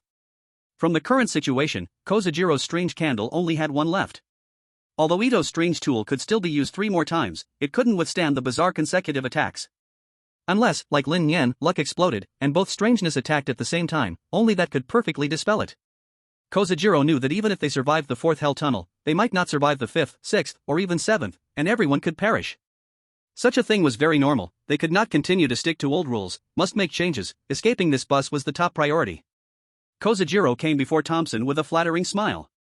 Brother Thompson, what are your thoughts? Thompson felt a bit awkward hearing that address. It was somewhat similar to insults from the Dragon Country, but he didn't dwell on it and quickly expressed his plan. We decided to break the glass to escape. Ozawa Jiro instinctively glanced back at Lin Nian in the rear seat upon hearing they were going to break the glass, murmuring. That dangling guy has always been stopping us from breaking the glass. Will he come out to stop us again? Moreover, before breaking the glass, Miss Medina's dog was barking continuously. There might be some danger. Thompson had thought of this issue as well and replied calmly. No problem, we 3 countries are united. Can they really turn the world upside down? Even if there's danger, with my intermediate strange tool, there's basically no trouble I can't handle in this quest. Moreover, danger coexists with opportunity. Perhaps this is a method of escape that requires some sacrifice. Ozawa Jiro still felt some unease, but he had no better solution. Wasting time was not an option. The 4th tunnel was coming, so he could only agree. Alright then, our radiation country will always stand by your side. Thompson showed a face that suggested that was expected. He didn't see the radiation country as an equal existence. Ozawa Jiro felt this too and could only force to smile before heading back to his team. Soon, Old Black John found the hammer. He swung it forcefully, feeling as light as a feather. It would take just a few swings to smash the glass perfectly. Thompson saw his teammate ready and began to examine the spot to break, quickly choosing the first row where there were no seats. This is the most suitable place to climb over. The country of sticks and the country of radiation have gathered their people, blocking the center of the passage, obviously guarding against Lin Nian and the others. They want to stop us, and we cannot get past unless we take action against the people in front. Wang Lipo also noticed this, gritting his teeth and saying, these jerks are trying to break the window and escape. Brother Lin, should we stop them? Just give the order, and I will lead the charge. Lin Nian looked at Wang Lipo, who had rolled up his sleeves, and knew this guy would listen to him now. As long as he wanted to stop the actions of the ugly country and others from smashing the glass, he would surely charge forward like a big iron bull. But that wasn't good. If they acted too harshly and injured these people, they would be punished by the weird tales. Thinking it over, Lin Nian knew he couldn't stop them, so he waved his hand and said, forget it, look at their defensive posture. They are obviously highly alert to us. If we force a conflict, we will be the ones to suffer. If we want to deal with them, we can only use the help of the strange hand. Wang Lipo lowered his sleeves, confused, and asked. Brother Lin, weren't you always trying to stop them before? Why are you giving up now? Lin Nian sighed softly, replying faintly. Perhaps danger and opportunity coexist, we must make a change to escape this big bus. Since I can't think of a way, let's let them take the risk. Wang Lipo nodded in agreement, giving a thumbs up. I see, Brother Lin, what you mean is to let others take the risk on this. And we just stay back and reap the benefits? Lin Nian? He didn't think that much, this guy just made assumptions, which was really speechless. But Lin Nian was too lazy to explain, instead staring hard ahead. Shoo, don't talk. They are going to smash the glass, be ready for danger. Wang Lipo immediately sat up straight, even instinctively sticking close to Lin Nian. This made Lin Nian want to laugh and cry at the same time. He could only shrink to the side, with his right hand in his pocket, ready for any danger. On the ugly countryside, old Black John was already prepared. He held a hammer in both hands, ready to smash down at Thompson's order.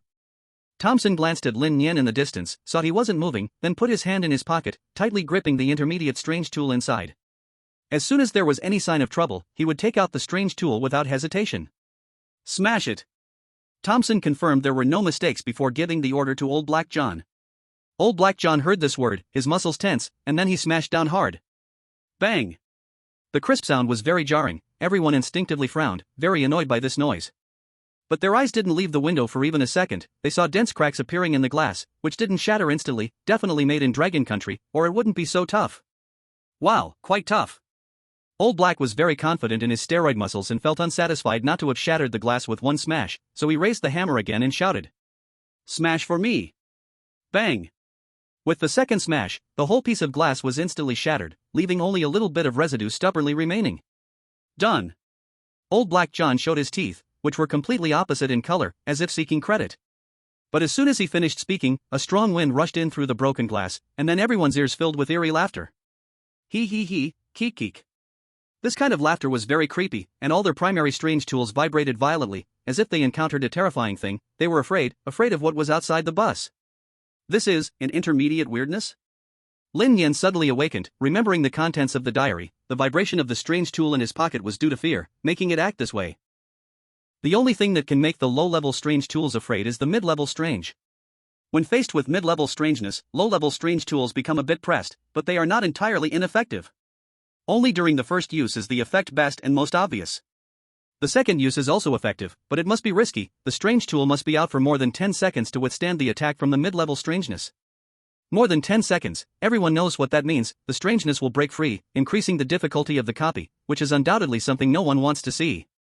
But now, because Thompson and the others forcibly broke the window, they disrupted the rules, and the mid-level strangeness forcefully entered the battle, making the already weary chosen ones even worse. Faced with this situation, Thompson was naturally very annoyed. He knew that the mid-level strangeness was blocking the window, and to get out through the window, they must dispel this strangeness. However, dispelling is only temporary. Afterwards, they would constantly be attacked by mid-level strangeness. Alice's blood paper had been used twice, and it was already ineffective against the mid-level strangeness. John's low-level strange tool had been used once, and it could expend all its remaining power to dispel the mid-level strangeness once. Only mid-level strange tools could exert the same suppression on mid-level strangeness, but they could only dispel it 3 times. To dispel low-level strangeness, it was 5 times. I will use the strange tool to dispel this mid-level strange, then we all jump out of the vehicle. Thompson thought for a moment and decided to take out the strange tool to solve this troublesome situation and then successfully escape. As long as they successfully escape from the bus, the copy would be considered finished. Why worry about the number of uses? No one stood up to refute, watching Thompson take out the mid-level strange tool, which was a closed eye. When Thompson brought it out, the eye suddenly opened wide, looking towards the window. A powerful pressure emanated from this eye, 2 strange powers clashing in the air, and everyone could feel that invisible shock wave. In the end, the strange tool in Thompson's hand narrowly had the upper hand. In the face of the powerful rules, the mid-level strangeness could only retreat, gaining 30 minutes of protection time. During this time, being attacked by strangeness would only reduce the protection time. Nothing would happen within a certain range around the user. This is the power of mid-level strange tools. If it were high-level strange tools, their ability would probably be even stronger, and they might even have a bit of self-preservation against the strange tide. After dispelling the mid-level strangeness, the eye in Thompson's hand appeared a bit weary, as if it had exhausted a lot of energy, and slowly closed again. And Thompson only took out the tool for 5 seconds. He didn't wait for 10 seconds and directly put the tool away. Let's go, the mid-level strangeness has been dispelled, jump out of the vehicle. Thompson went to the window, took the hammer from old Black John, and knocked out all the glass shards beside him, preparing to climb out the window to jump out of the bus. At that moment, Alice frowned and exclaimed, "You guys, look ahead, it's the Hell Tunnel again. It seems we've reached the end, it is the Hell Tunnel's end." Alice's words made everyone instinctively turn their heads, and sure enough, they saw that familiar tunnel ahead. Entering the tunnel would surely result in being attacked by strangeness, which was common knowledge for everyone. They had to get off the bus before it entered the tunnel. Seeing this, the corner of Thompson's mouth curled into a sneer, glancing sideways at Lin Nian and Wang Lipo, and a plot formed in his mind. If executed well, the Dragon Nation would definitely be annihilated.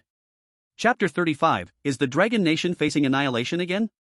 Lin Nian sensed Thompson's malice and seemed to guess something, furrowing his brow and saying, "That bastard Thompson probably wants to trap us all, making everyone jump out of the bus before entering the Hell Tunnel, leaving us inside to enter the tunnel. I have to say, this move is truly malicious." Wan Liping's eyes turned cold upon hearing this, and he immediately stood up. "In that case, let's hurry over, or it will be too late. Before long, we'll be entering the Hell Tunnel." Lin Nian grabbed Wan Liping and pointed at the big, simple-minded old black John on the bus. "This big guy on the bus is like a mountain, we can't make a move, and it's hard to get past him. Getting off the bus before we enter the Hell Tunnel is absolutely impossible." Wan Liping felt anxious. He certainly knew this kind of situation, and he didn't have time to think too much, looking desperate. "Are we just going to sit here and wait to die? You must understand, entering the Hell Tunnel means facing 4 creepy attacks. Just relying on the trick we used once and the possession talisman is not enough to stop it, right?" Lin Nian did not answer but fell into deep thought. He felt that clearing the haunted story copy wouldn't be that simple. Along the way, they had encountered the old woman selling matches and received a match whose function was unknown for the moment. Then they experienced the convenience store, buying lighting tools, and also a one-time life-saving item. So what does the third news broadcast mean? If they couldn't understand this, they would not be able to fully crack the bus's secret. Perhaps even if Thompson and the others jumped out of the car to escape, they might not clear this copy. Wang Liping watched Lin Nian thinking hard, feeling anxious. He didn't dare interrupt, and glanced at Thompson and others lining up to jump out of the car. He knew he had to do something. Even if it seemed meaningless, at least he wouldn't just wait to die here. So Wang Liping took big strides forward. He must seize the chance to get off the bus. Outside, the Dragon Kingdom's haunted live broadcast room was filled with curses. "Damn it, these bastard ugly foreigners don't follow the rules of combat and use tricks to try to eliminate our Dragon Kingdom's chosen ones. Let me rush in and cut this old foreigner to death. These guys are deliberately stalling for time. They wait until the bus is about to enter the tunnel to jump out, forcing Lin Nian and the others into the tunnel. What should we do? What can we do? Our Dragon Kingdom finally had hope and opportunity, and yet it's the same old ending? Sigh, what can we do? Even with the country's hints, it has no effect. This is a blatant conspiracy. Fortunately, this time our Dragon Kingdom is not in last place. We can rank 4th, which won't reduce our national luck points, so that can be a small relief." Almost everyone had little faith in Lin Nian and Wan Liping. Even though Lin Nian had the trick and a one-time life-saving item, it could not withstand 4 eerie attacks. Moreover, there was still a middle-level eerie eyeing them, and entering the tunnel meant certain death. In the conference room of the Dragon Kingdom decision-making group, Yu Lihai felt a deep sense of helplessness upon seeing this situation. The previous 4 times when the Dragon Kingdom's people were all wiped out were very similar to the current situation, and this time, the 5th copy was thought to have a new turn. Yet they still faced exclusion from the 3 countries, and were about to repeat the mistakes again. Even though Lin Nian was already very strong, even maxing out his skills, could he only fight for 4th place? Expert number 1 sighed heavily and uttered a disheartening remark. "It's over, all over. It's the same situation again, all powerless. Lin Nian and Wang Liping are doomed. They will definitely take the bus into the tunnel, then be continuously attacked to death by the Yuri." Expert number 2 obviously did not give up, yelling, "Enough, how can you say such depressing things? Our chosen ones are not dead yet. Perhaps there will still be a turnaround?" Expert number 1 glanced at the other and retorted, "Where is the turnaround? There are 4 eerie ones inside the tunnel. The previous 3 tunnels had the same ending, and this last tunnel is even in the most difficult time. The eerie will definitely lift the restrictions. Launch a continuous attack on Lin Nian and Wang Lipa. What good will our hints do? Who can block 4 bizarre consecutive attacks? Except for the intermediate strange tool in Thompson's hand, which had such an effect the first time it was used, no one else can." Expert number 2 was choked up. He opened his mouth as if to say something but couldn't make any sound, so he turned his head away and sat down. At this moment, expert number 7 stood up to express his opinion. "Perhaps there really is a turning point. Lin Nian looks calm and steady, completely different from Wang Lipa. Could it be that he has discovered something none of us noticed?" Expert number 7's words woke everyone up, and they all looked at Lin Nian, who sat alone in the back row, not at all anxious about getting off the bus, steady as an old dog. The experts fell silent, beginning to sort through their thoughts and analyze, each speaking in turn. Wait, perhaps every special event has a unique function.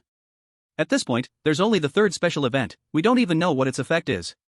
Is the key here? But it's just a piece of news, what effect could it possibly have? It's just conveying information. I don't know, it's hard to understand, but it must be useful.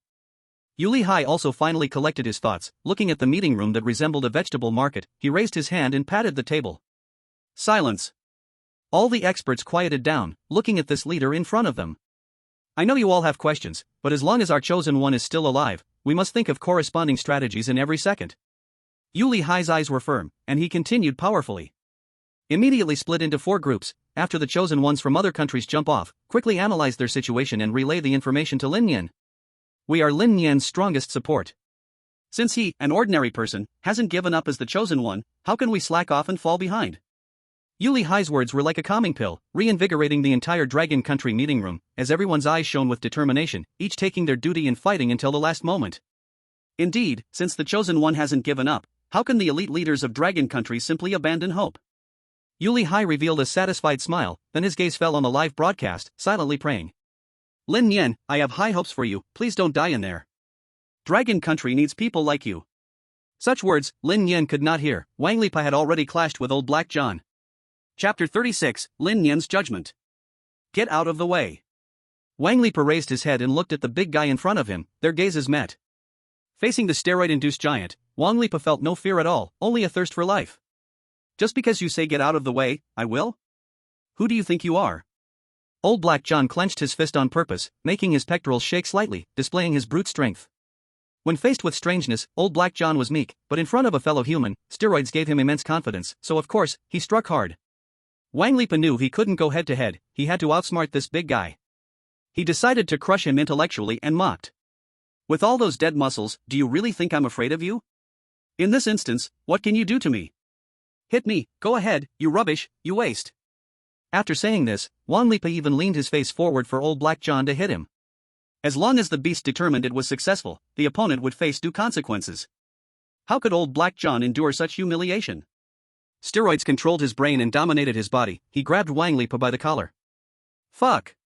Wang Lipa showed a triumphant smile, keeping this big guy here was a completely wrong decision. John. Thompson placed a hand on John's back, his voice commanding and unquestionable. Old Black John stiffened, then quickly controlled his steroids and body with his brain, regaining the upper hand, instinctively releasing Wang Liping's collar. What's wrong? Are you scared? A cowardly woman. Wang Liping continued to mock, trying to provoke him further. Unfortunately, old Black John completely ignored him, instinctively retreating behind. If old Black were a mad dog that bites anyone, then Thompson was the owner holding the leash. As long as he was there, old Black John didn't dare to go wild. Unless it was a life-and-death crisis caused by those from the Korean peninsula, which would make him lose his rationality and even dare to bite his own master. Wang Liping looked at Thompson, instinctively feeling some fear, as if he were completely naked before him, with no privacy at all. Wang Liping, with your little tricks, only John would fall for it. Do you really think I have no defenses against your dragon kingdom? Thompson said, giving John a look, signaling him that he could jump out of the bus now. Because there were only 4 people left on the entire bus, the others had successfully escaped through the windows, and the bus would enter the tunnel in no more than 30 seconds. John also knew that time was tight, and without any hesitation, he walked to the shattered window, struggled to squeeze his body through, then jumped out, successfully escaping the bus. Now only 3 people were left on the bus, and Wang Liping was very anxious, wanting to rush forward to escape before the bus entered the tunnel. But Thompson predicted Wang Liping's move, blocking half of his body at the window, unwilling to jump down, just to annoy Wang Liping. Get out of the way. Let me through. Wang Liping panicked, unable to stop himself from pushing Thompson, then jumping out of the bus to escape. Unfortunately, even though Thompson wasn't as muscular as old Black John, as a foreigner, he was still tall and sturdy, like a rock, unmoved, letting Wang Liping push him around. And Wang Liping didn't dare to use too much strength for fear of hurting him, causing the mechanism of the weird story to misjudge. Get out of the way, just get out. Wang Liping looked toward the dark tunnel ahead and then at Thompson blocking the window, panicked like an ant on a hot pan, unable to resist the urge to punch Thompson. But reason stopped him from doing so. If he didn't jump now, it would be too late. Thompson's mouth curled into a smug smile, he wanted the chosen one from the Dragon Kingdom to experience such a moment of despair. Only it was somewhat unexpected for Thompson that Lin Nian remained still, with a look as if watching a play, like a worldly sage detached from the situation, making it hard for him to guess what Lin Nian actually wanted to do. Why was Lin Nian not anxious at all? Was he forcefully pretending? Or did he have a better plan?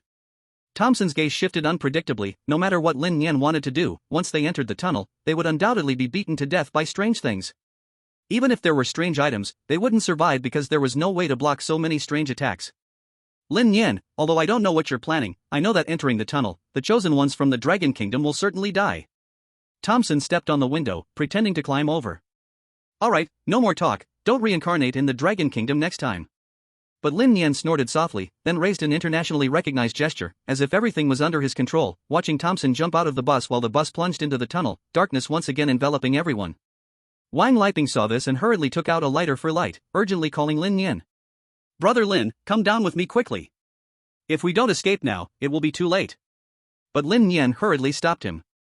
Don't jump out. Hurry over here. Prepare to resist the bazaar. Wang Lipo doubted Lin Nian's words for the first time, because escaping the bus should mean successfully clearing the bazaar story level. What was the point of continuing to resist the bazaar? Brother Lin, stop resisting the bazaar. We can't fend off 4 of them. Wang Lipo rushed to remind him, eager to get off the bus and escape. Lin Nian let out a cold laugh and asked back. Are you sure that Thompson and the others escaped? I don't think so, they might even come back. Ah? Wang Lipo was stunned for a moment, a bit confused. If they successfully escaped, what's the point of coming back? Lin Nian smiled mysteriously without explaining and quickly moved closer to Wang Lipo. Come over quickly, there are no 4 bizarre entities in the tunnel, did you forget? 2 bizarre entities came out of the tunnel with us. There are only 2 bizarre entities here, but what they will face is not just 2 bizarre entities, but also a mid-level bizarre entity that will definitely kill. Wang Lipo was utterly convinced and even slapped himself twice hard. I'm really an idiot to have doubted you, Brother Lin. Okay, I'm coming over right now. Wang Lipo hurriedly moved toward Lin Nian, knowing he was just a simple-minded ordinary person, and it was basically impossible to clear the bazaar story level on his own.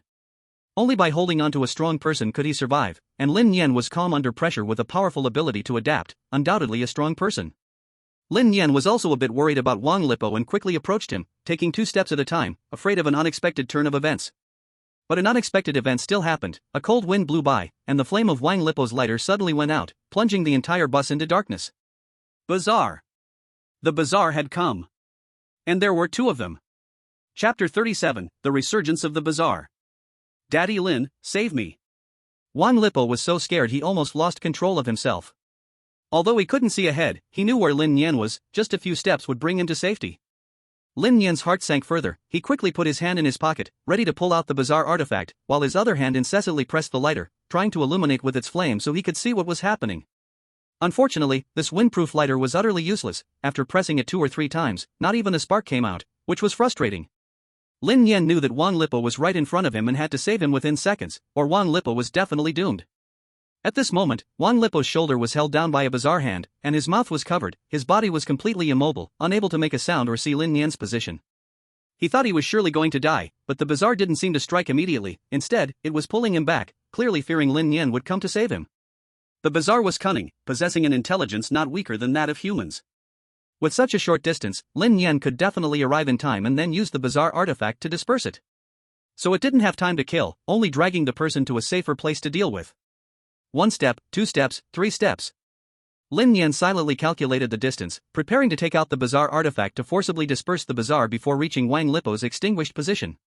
However, what Lin Nian didn't expect was that after taking out the bazaar artifact, he didn't touch Wang Lipo, which startled him, and he instantly guessed something.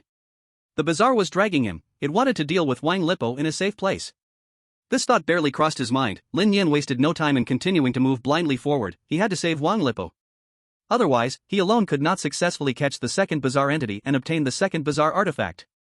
At this moment, viewers in the Dragon Kingdom watching the live broadcast were on the edge of their seats, staring wide-eyed at such a shocking and dangerous moment as they all focused on the livestream. Many were even commenting. Come on, Lin God. The bazaar is dragging Wang Lipo to the window. I ran the wrong way. The sinister force isn't dragging in a straight line. They want to pull Wang Lipo out of the car. Quick, faster.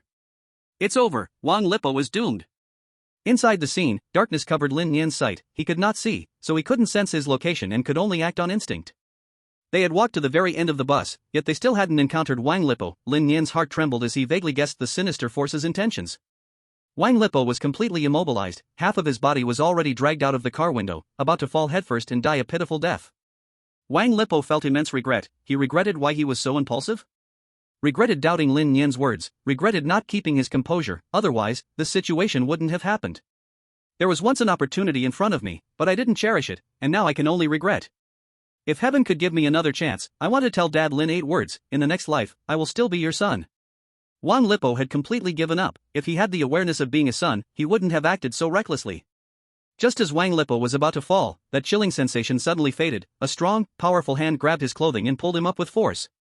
Damn it, are you dead? If you're not dead, hurry up and pull yourself back up.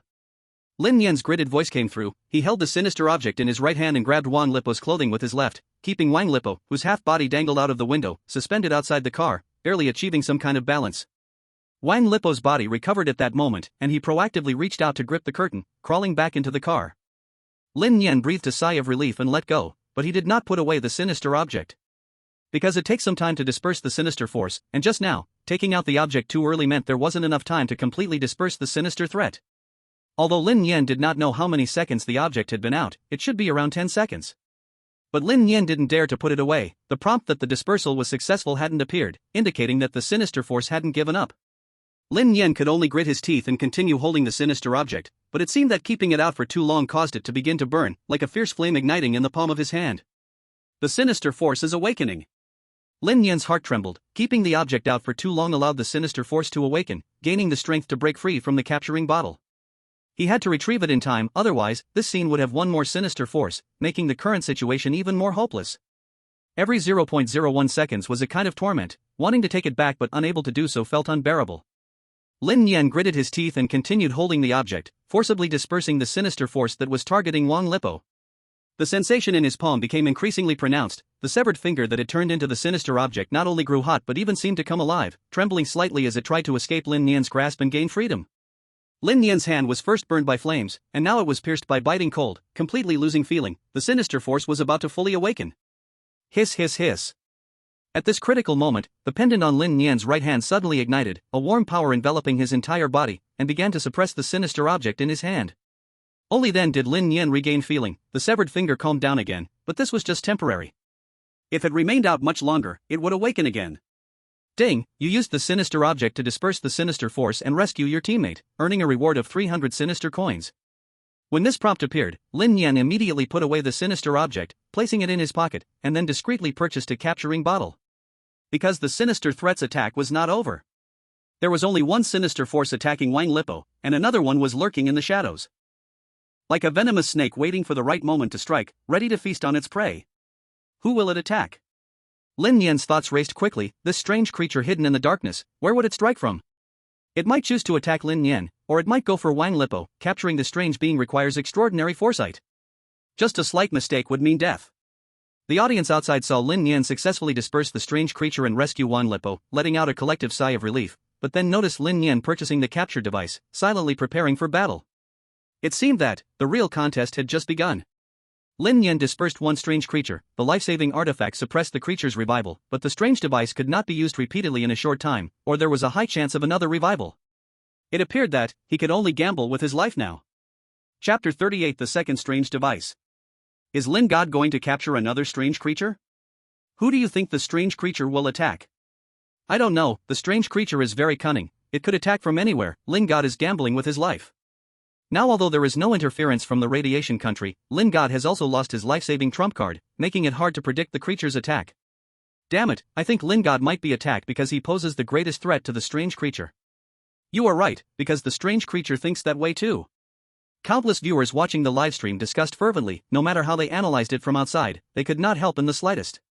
Even Yu Lihai, staring at the dark screen, could not analyze quickly. Who would the strange creature attack? From which direction would it strike? These needed time for precise calculation and speculation, and even if determined, there would be no time to warn the chosen one inside. Inside the instance, Wang Lipo, once more escaping death, was almost in tears. Having been saved by Lin Nian twice, he completely surrendered. There was no way not to. Wang Lipo took a lighter from his pocket, trying to illuminate the car interior, but after several attempts, he found the lighter wouldn't ignite, his heart feeling cold. Meanwhile, Lin Nian remained silent in the darkness, seemingly on guard against something. There's still one strange creature unresolved. Wang Lipo thought in silence, his brain racing under the adrenaline's prompt, quickly figuring out the causes and effects. Lin Nian had only dispersed one strange creature, the pendant suppressed revival, and one strange creature had yet to make a move. Only this explanation made sense for the lighter to not ignite. And that strange creature's target was very likely him, Wang Lipo. Lin Daddy, save me. Wang Lipo seriously suspected he would be attacked and cried for help. Lin Nian took a deep breath, forcing himself to calm down, both hands tucked into his pockets, moving closer to Wang Lipo. He knew the strange creature was waiting for the most suitable moment to strike. Lin Nian could be sure that the target of the strange creature was himself. After all, Wang Lipo was like a lost dog, not a concern. As long as he eliminated Lin Nian, having only Wang Lipo left would be just a dying struggle. Since the enemy's target was him, it was much easier. He just needed to expose a flaw and perhaps turn danger into safety. Thinking of this, Lin Nian slowly took his hands out of his pockets, stretching them out towards Wang Lipo. Where are you? Have you been attacked?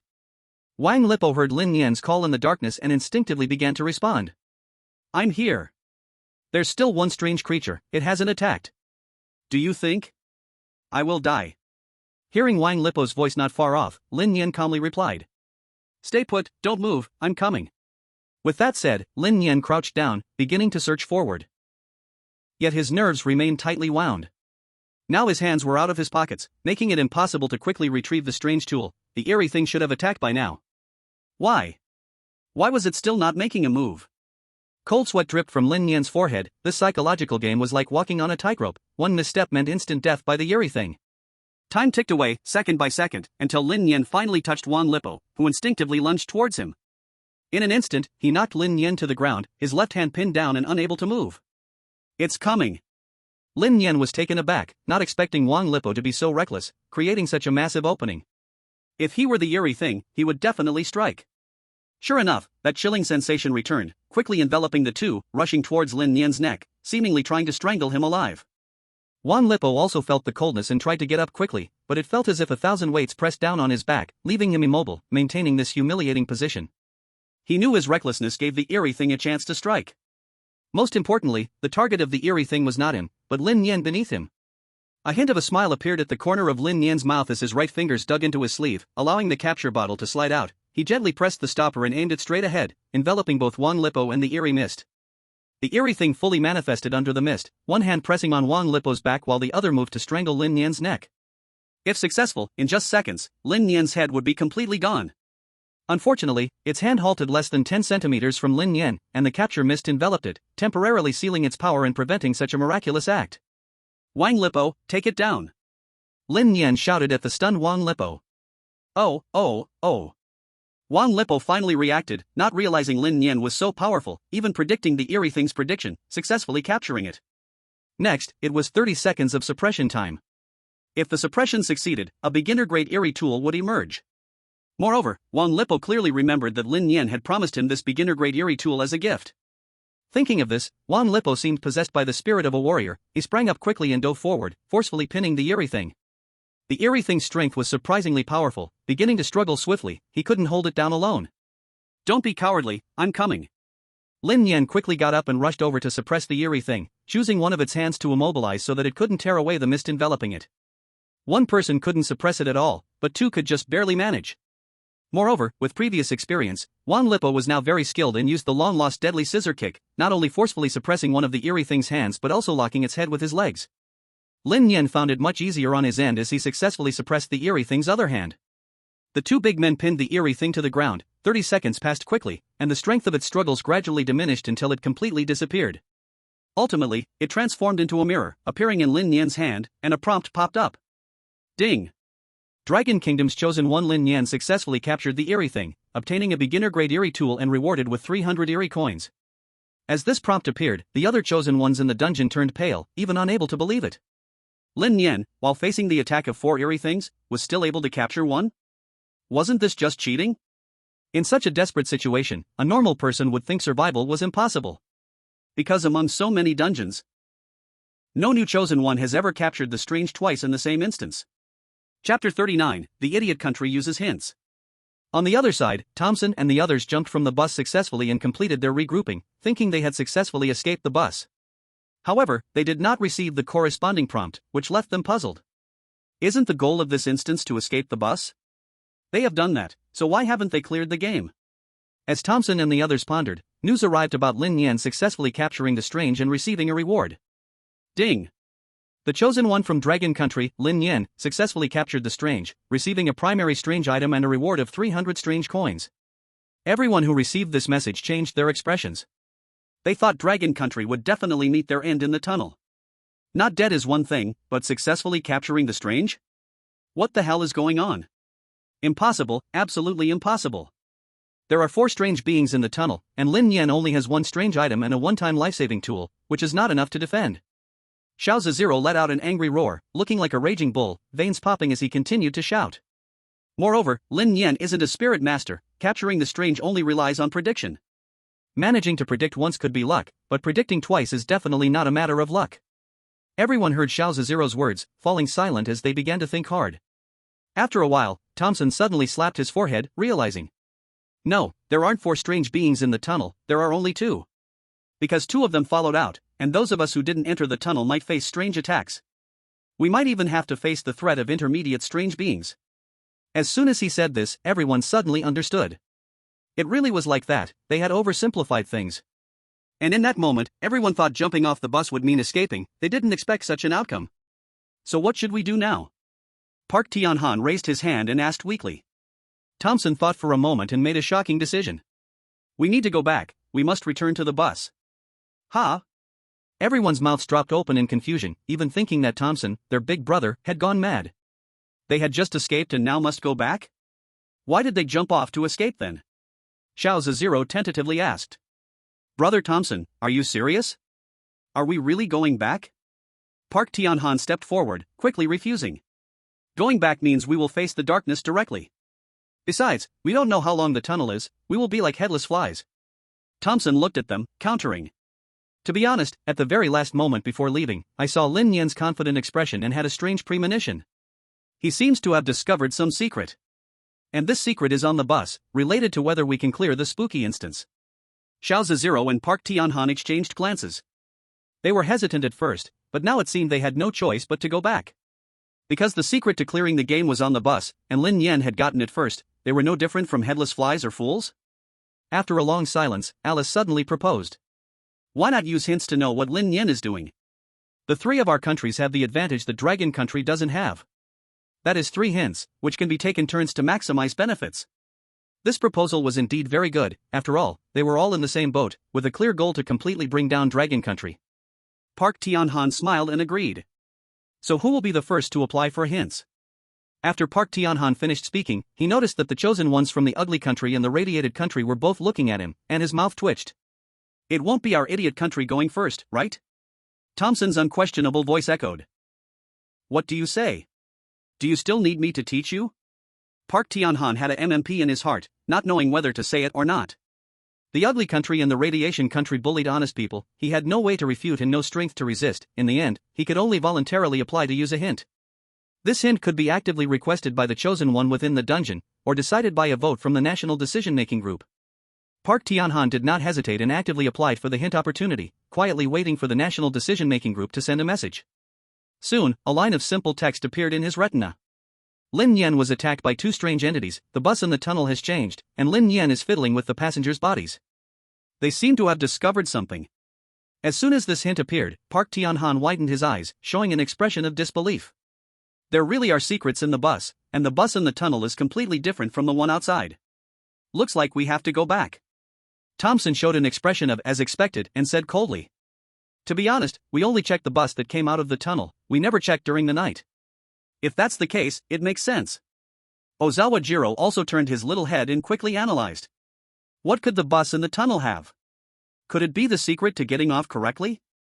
Isn't our method of incorrectly getting off unable to determine the clearance of the horror dungeon? Park Tianhan shook his head and replied. I don't know. From the hint, it seems Lin Nian is also solving it, not that he immediately has the answer. In that case, what are we hesitating for? We must go back quickly. Thompson did not hesitate at all and turned to run toward the tunnel. The first place of the ugly country absolutely cannot be snatched away by the dragon country, they must speed up. The others exchanged glances and quickly followed suit. At this moment, 2 strange entities attacked, Thompson's expression changed, but he quickly calmed down. The strangeness is here, but fortunately, the effect of the intermediate strangeness artifact still exists, which repelled the approach of the strangeness. My protection time has disappeared. Next, we may face attacks from that intermediate strangeness. You all get ready to defend at any time. Park Tianhan and Ozawa Jiro's expressions both turned cold. The intermediate strangeness is too powerful, and the basic artifacts have limited defenses. If they cannot return to the bus quickly and find the correct way to clear the game, they would definitely be exhausted by the intermediate strangeness and ground to death. Moreover, there are still 4 primary strange entities eyeing them. No matter how many life-saving measures they have, it won't hold up. Everyone accelerated, running towards the tunnel. It seemed not far, but it was over a kilometer. Most chosen ones did not have great physiques, and running this distance was truly exhausting. But there was nothing they could do. Who asked them to be clever and jumped off the bus by themselves? When they jumped off, there was no acceleration, they landed steadily, which was completely unscientific. Chapter 40, The Method of Clearing the Game. Back to Lin Nian, he looked at the mirror that appeared in his hand. It turned out not to be a dispelling type artifact, which means it had no effect on the strangeness. The information about this basic artifact is as follows. Name, Strange Artifact. Level, Basic. Type, Special. Effect, by taking this out, you can hide in the mirror world, thus avoiding the damage received. Hint, if you hide inside the mirror, do not move randomly, otherwise, you will not find a way out. After Lin Nian finished reading, he frowned slightly. The effect of this artifact is to prevent the chosen one from being targeted, and the most it can hide inside for 10 seconds. After 10 seconds, if the strangeness revives, he might not be able to get out at all. It seems to look quite good. Even if affected by the law of power reduction, he can hide 3 times in it, each time for 10 seconds. But here is a problem, hiding inside only temporarily avoids damage, and it would. But the strange beings can attack your teammates. They can even continue to attack after you come out, which is quite annoying. Dad Lin, how about this strange object? Wang Lipo, after successfully capturing the strange entity, took out a lighter, illuminating the surroundings with flames, and shamelessly flattered. Dad Lin, the promise you made to me earlier still counts, right? Lin Nian thought for a moment and decided to be a person who kept his promises. Since I promised you, what harm is there in giving you this? Thank you so much, I really love you. Wang Lipo's eyes lit up, almost wanting to pledge himself in return. Excited, he took it over and finally had a strange object that belonged to him.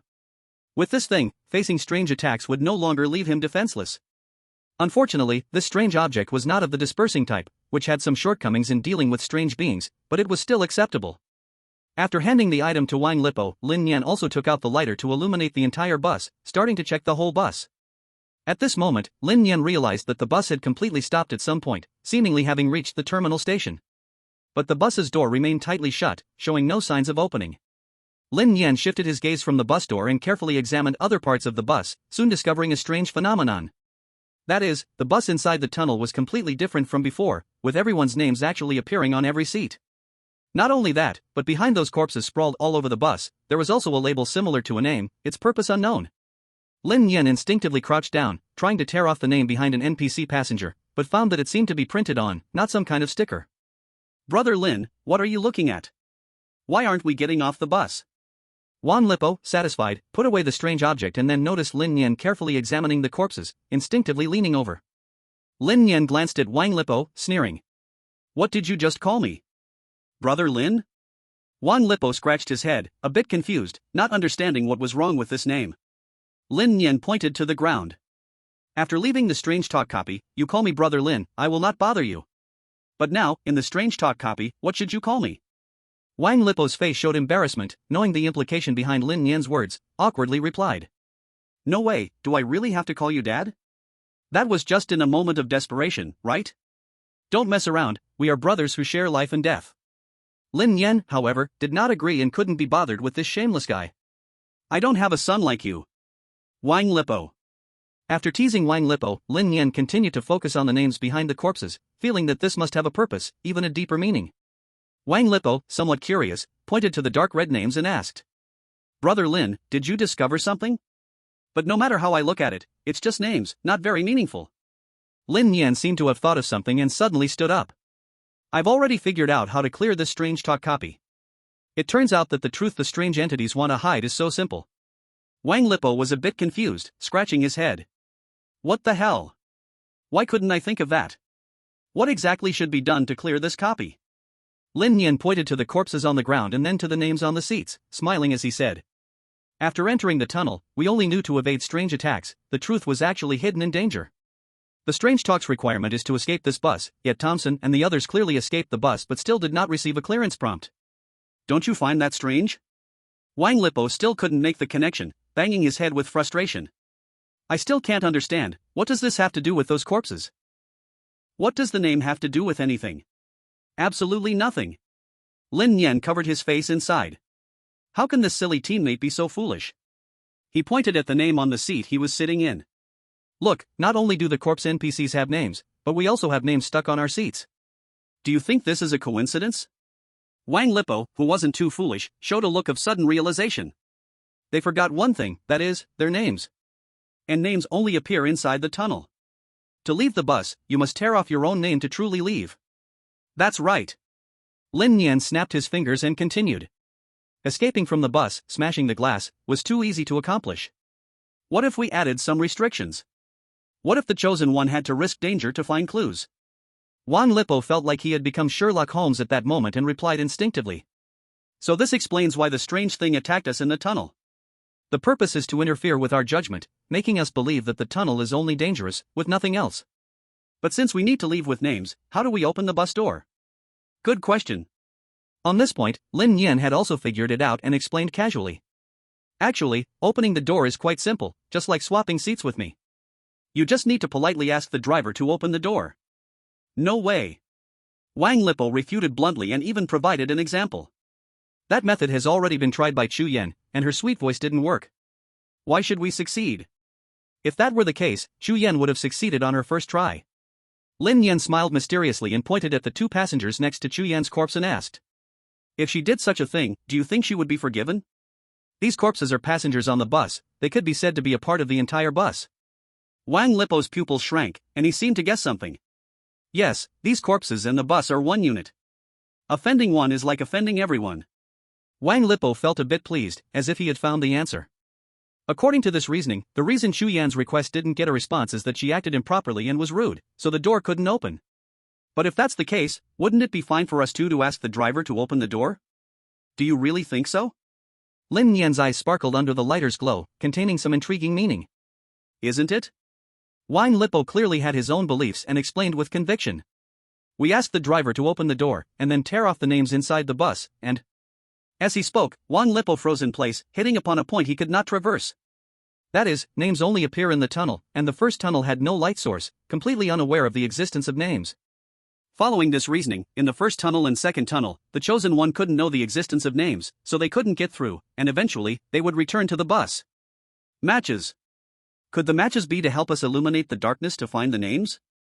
Wang Lipo recalled the matches Lin Nian exchanged and thought perhaps once they bought matches from the old lady selling them after getting on the bus, they could easily discover names in the next tunnel?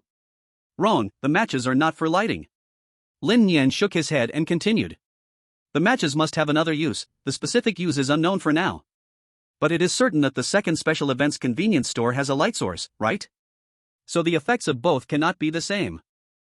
Wang Lipo felt that his CPU was a bit inadequate, but he forced himself to think hard. So, we must go through two special events to escape? In the third tunnel, if we get the light source and know the truth of the name, we can clear the level early? No, we must go through the third special event, unless you have the power of foresight. Lin Nian suddenly turned around, looking at the already black-screen television. Wang Lipo followed Lin Nian's gaze and saw the TV, looking confused. The third event is just news. What good is a lousy news? News? Lin Nian snorted coldly, and said loudly. The TV has our names and pictures. Even if we experience the second event and successfully get off the car, if we don't take this thing, we can't clear the level. Everything is interconnected, nothing is unnecessary. If there is, it means you and I haven't thought of it. Wang Lipo was completely convinced and deeply agreed, giving a thumbs up. Brother Lin, your little brain is truly amazing. Little brother admires you. Stop it. Lin Nian waved his hand and didn't care, he hadn't even thought about how clear-minded he could be. Outside, everyone was shocked after hearing Lin Nian's reasoning. Wow, from my god's perspective, I am still clueless, and Lin Nian has actually figured out the way to clear the level. Strong, so strong. If it's really like this, our Dragon Nation is sure to win. God Lin, I love you. I want to have your babies. Haha, this time our Dragon Nation will punch the Radiant Nation and step on the Ugly Nation. Who can match us? Only our Dragon Nation reigns supreme. People from other countries also saw Lin Nian's reasoning and felt uncomfortable inside. Their own chosen one was still on the way, dog-tired, while Lin Nian had already cracked the entire horror game level, which was truly frustrating. But the only advantage was that they could copy the homework, sending hints to their chosen one, so they could clear the level together. The Ugly Nation's decision-makers thought that getting second place would not be a problem. So, the Radiant Nation began to send hints to Kojiro Ozawa and others. Suddenly, the struggling Kojiro Ozawa paused, seeing familiar words. It was a hint from his own country. The hint left him stunned. Lin Nian had completely cracked the entire horror game level, and they were not far from clearing the game. Tom, wait. Kojiro Ozawa pushed himself to sprint, catching up with the front Thompson. What's the matter? Thompson immediately signaled his teammates to slow down, looking back at Kojiro Ozawa. Did your Radiant Nation receive external hints? Quickly tell me, what did you find? As the Ugly Nation slowed down, Park Tianhan also reduced speed. Perhaps he could hear the way to clear the level from Kojiro Ozawa. Huff. Kojiro Ozawa gasped heavily, then poured out everything he wanted to say like beans spilling from a bag. Lin Nian found the way to clear the level. The reason we can't clear the level is that something was left in the car. This thing can only be discovered after entering the tunnel, and that is our names. Thompson was taken aback, not expecting that there was a hidden mystery after entering the tunnel. Everyone had been attracted by the bizarre attacks, assuming that the tunnel would only be attacked. Who would have thought that the more dangerous the place, the more hidden mysteries there would be? I should have thought of that, but unfortunately, Lin Nian was a step ahead. Thompson had a disgruntled expression. He now just wanted to hurry back to the car and take his own belongings so that he could completely clear the level. Then Thompson thought about the consequences of his scheme against Lin Nian. Now that Lin Nian held the initiative, would he retaliate in kind? This point cannot be ignored. I'm afraid that just finding my own name isn't that easy. Fortunately, the ugly country has one more hint. As long as the hint is used, the desired answer can be obtained, so it's not too late. Let's go, there's no time to hesitate. Right now, we need to go back immediately. If we keep dragging this out, the weirdness might lift its restrictions and start attacking continuously. Thompson took a deep breath and then put all his strength into it, turning around and sprinting for his life. Seeing this, the others quickly followed behind. Only the light, soft, easily toppled Aoyan Yan was left behind. She waddled along with her legs outwards, waving her small hands while following, her delicate body swaying gently with the intense movement, carrying a certain tempting beauty. For the viewers in the livestream, it was like a gift. A group of old perverts were watching with bulging eyes. As expected of the National Enlightenment teacher Aoyan Yan, I like her in every aspect. When will Teacher Aoi's adult films continue to appear? I've seen the previous ones too many times. Wait, everyone look, what is that? Not good, it's a mid-level weirdness. Teacher Aoi is targeted by a mid-level weirdness. Teacher Aoi, run. There's weirdness behind you. It's over, my enlightenment goddess is going to die in this instance. Chapter 42, Collect some interest. Inside the instance, the National Enlightenment teacher Aoyan Yan struggled to catch up with the figures ahead, but as time passed, her teammates were getting farther and farther away. She usually didn't like to exercise, even running 100 or 200 meters felt like half her life. Now it was even worse. At this moment, she was gasping for air, stopping to put her hands on her knees, panting while looking ahead. Wait for me. I can't keep up with your speed. Aoyan Yan also received her country's hint and knew how Lin Nian would clear the level. But knowing is one thing, doing is another. There are still 500 or 600 meters to the tunnel, which doesn't look far, but she was already exhausted and couldn't run anymore. Being left behind was extremely dangerous and she was likely to be the first to be targeted by a weirdness. Weirdness tends to attack those who are isolated, and she was over 100 meters away from her teammates, without any life-saving artifacts on her. If attacked by a weirdness, she would undoubtedly die. Aoyan Yan felt extremely scared, occasionally glancing back but seeing nothing, her inner pressure at its peak, even starting to fear she would lose control of herself. No, I can't die. I don't want to die. Aoyan Yan bit her lip tightly, showing a delicate side, but unfortunately, apart from the viewers in the livestream who appreciated her, the chosen ones in the instance couldn't see her at all. Without anyone to rely on, she can only depend on herself to survive. Thinking of this, Aoyan Yan took a deep breath and continued to move her short legs to chase after her teammates. But just after taking a couple of steps, a chill behind her sent shivers down her spine, causing her delicate body to tremble uncontrollably. This chill, it's a mid-level weirdness. Aoyan Yan's heart sank to the depths. She couldn't even handle a low-level weirdness, let alone the terrifying mid-level weirdness. Run faster. Move those dead legs faster. Under the pressure of life and death, Aoyan Yan seemed to block out all pain, her legs no longer feeling heavy, and her speed actually began to gradually increase. Brain, I don't want to die. Body, this is a high-end game. Adrenaline, just keep running, leave the rest to me. Aoyan's body, as described above, erupted with a powerful survival instinct, sprinting towards the front at 100-meter sprint intensity. Running second to last, Edo Jiyu felt the commotion, and while running, he looked back with a shocked expression. What the hell? Aoyan, the small, delicate girl, can burst out such speed? Edo Jiyu couldn't believe his eyes. He wiped them and turned back again to look behind. Sang Aiyan had already caught up and quickly overtook. Yenchan, why are you running so fast?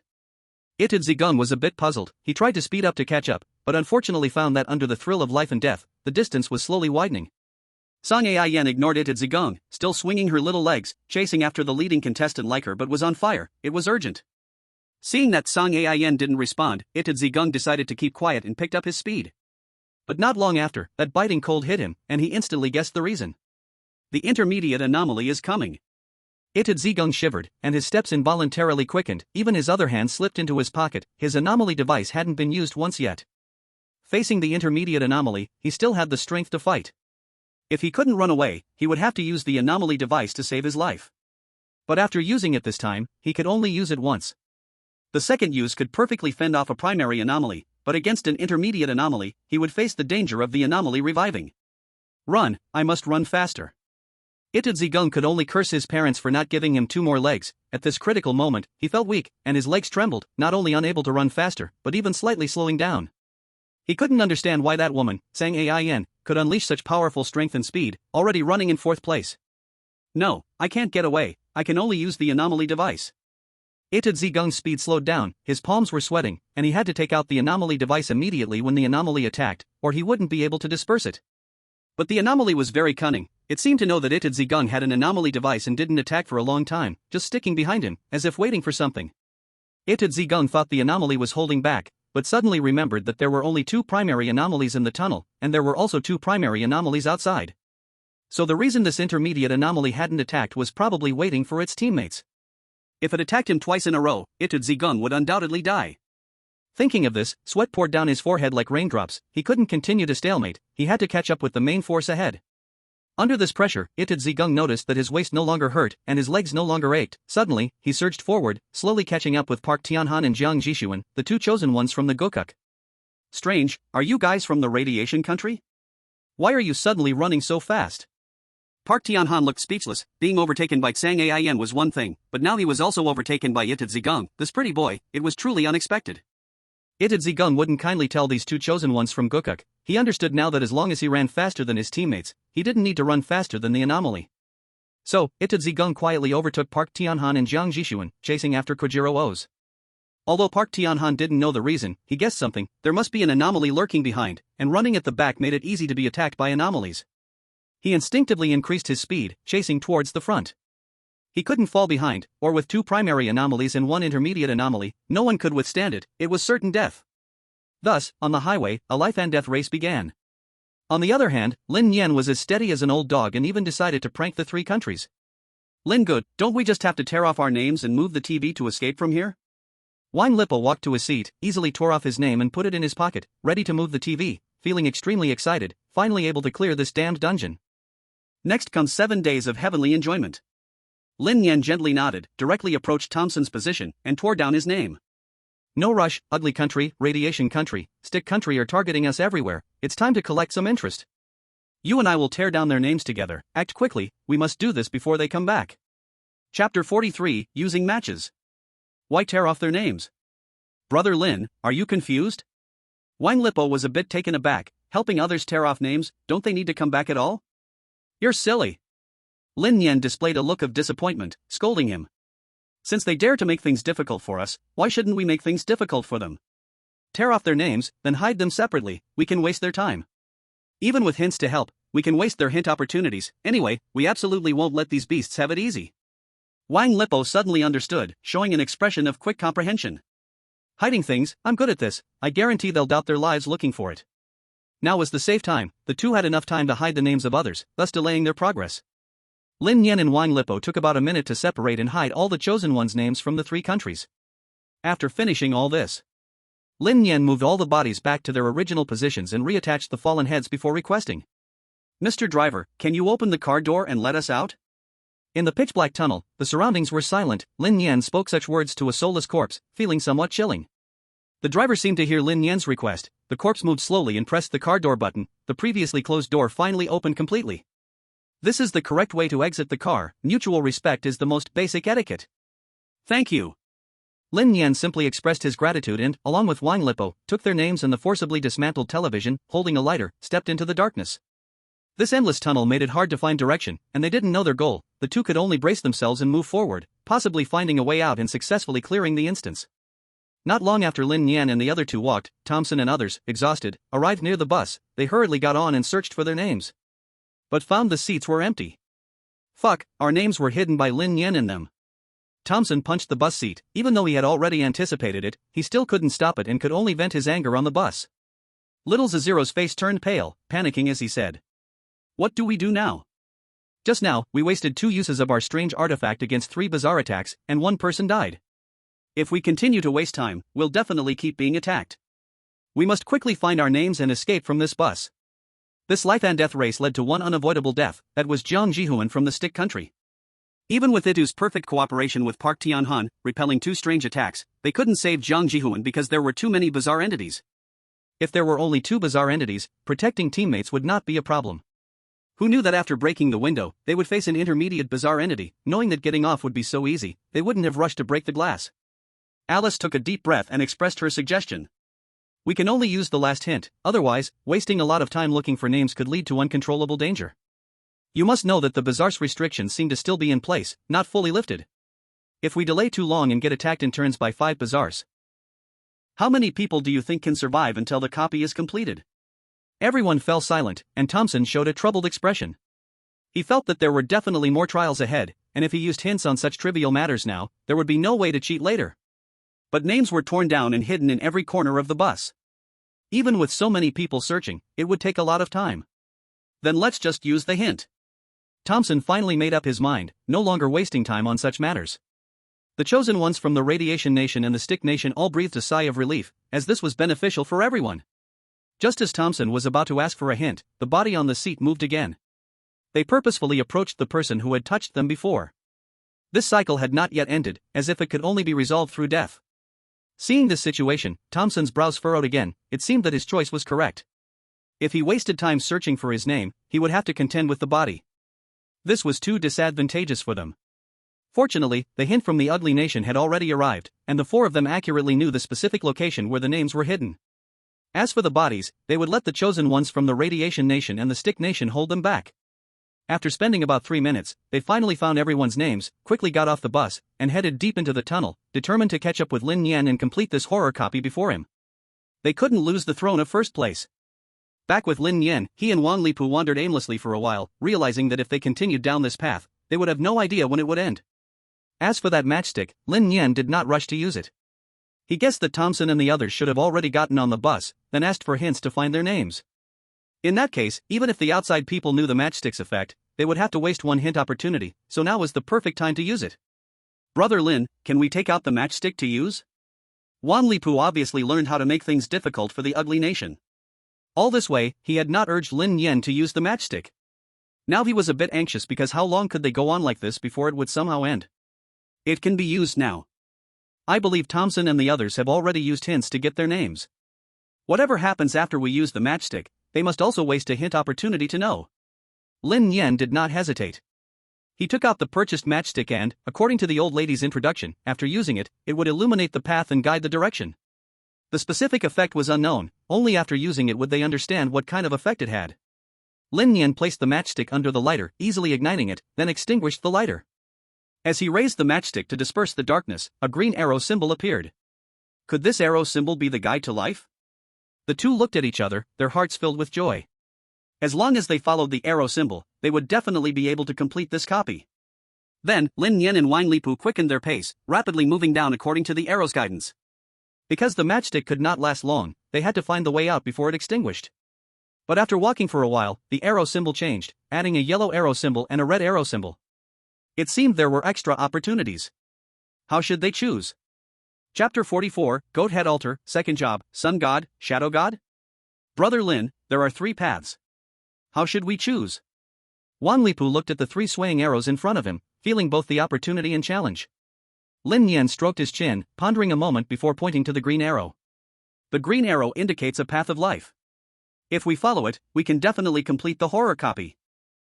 Wang Lipo's eyes sparkled with excitement as he was about to walk towards the green arrow. What are we waiting for? Clearing the dungeon is the most important thing. Don't rush. Lin Nian pulled Wang Lipo back and pointed to the yellow arrow. The yellow arrow should be safe, there might be some tasks or rewards.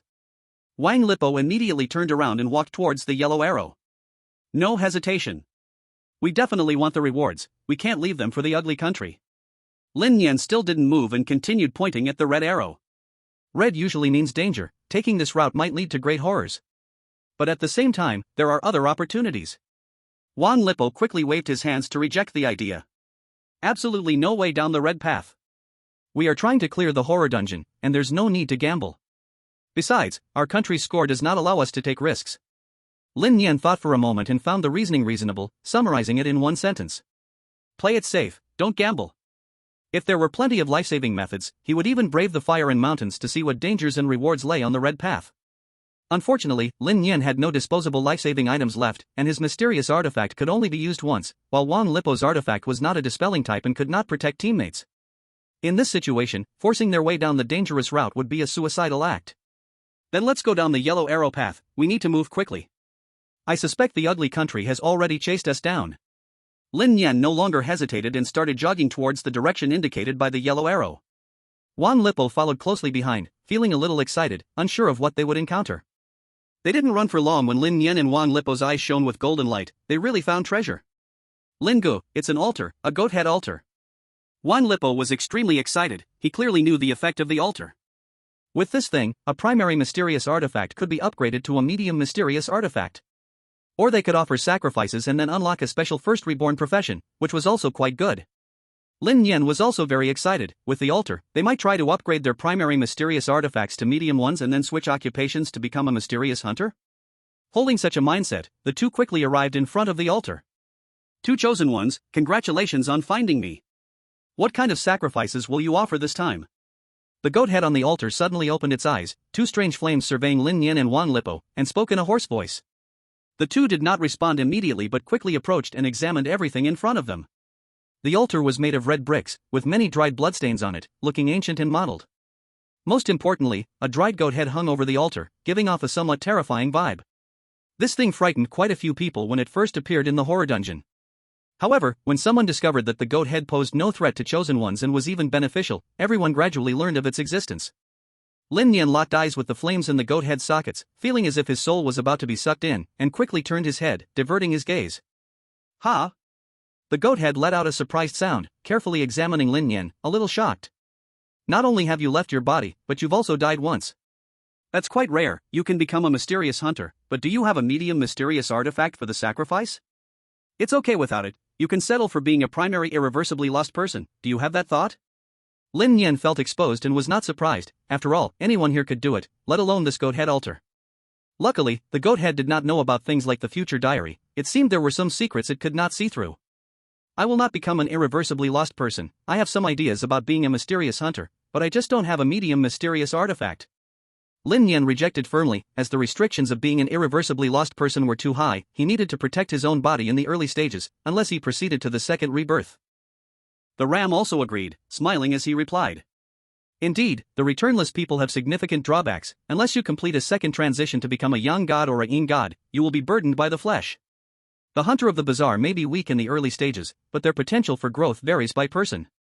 As long as you can survive, being invincible might be an exaggeration, but it is undoubtedly the strongest self-preservation profession. When Lin Nian heard the name of the second transition profession, he suddenly felt a rush of excitement. Yang god and yin god sound extremely impressive. Shouldn't he just become a returnless person? This thought flashed by, but Lin Nian quickly dismissed it. After all, the ram said that hunters of the bazaar have huge growth potential, so the strongest route must be the way to go. Wang Lipo listened and cautiously examined Lin Nian's face, then touched the bazaar tool in his pocket, and with a determined expression, he said. Brother Lin, we happen to have two pieces of beginner bazaar tools, as long as we sacrifice one of them, we can obtain a middle-level bazaar tool, then you can transition to a hunter of the bazaar. This way, the conditions will be perfectly met, and I can only cling to you from now on. Lin Nian had thought about this issue as well, but the hunter of the bazaar was indeed too weak in the early stages, so weak that their skills were not even as effective as the bazaar tools. With eyes unable to see the bazaar, holding a pair of broken handcuffs, and being completely in the dark, he could only pray for a blind cat to stumble upon a dead rat not able to play at all. To give up all means of self-preservation and switch to a hunter of the bazaar would be a decision akin to self-destruction. No, it is not yet time to take a gamble. Lin Nian flatly refused, quickly thinking of a strategy. This altar can only allow you to complete a first transition. You should transition to a psychic. This is the most basic profession and has a special perception of the bazaar, complementing my abilities. Only then can you qualify to become my guardian, so I can grow in the perilous world of ghost tales. Wang Lipo did not have a chance to respond, but the ram seemed surprised. Guardian? That term is quite clever. The hunter of the bazaar is indeed too weak in the early stages. Even if there are some means to fight against the bazaar, they are not very effective. If someone is willing to clear all obstacles for you, it can indeed help you grow. Wang Lipo had his refusal at the tip of his tongue but swallowed it back, reorganizing his words. Since the ram has said so, I will follow your advice and become a psychic. But the psychic has an odd body trait. We will be attacked first, right? The drawbacks of this profession are very obvious. I fear we will not be able to hold up. Chapter 45, First Transition Psychic. Everything has its pros and cons. A beginner psychic may not be strong, but at intermediate or advanced levels, there might be changes.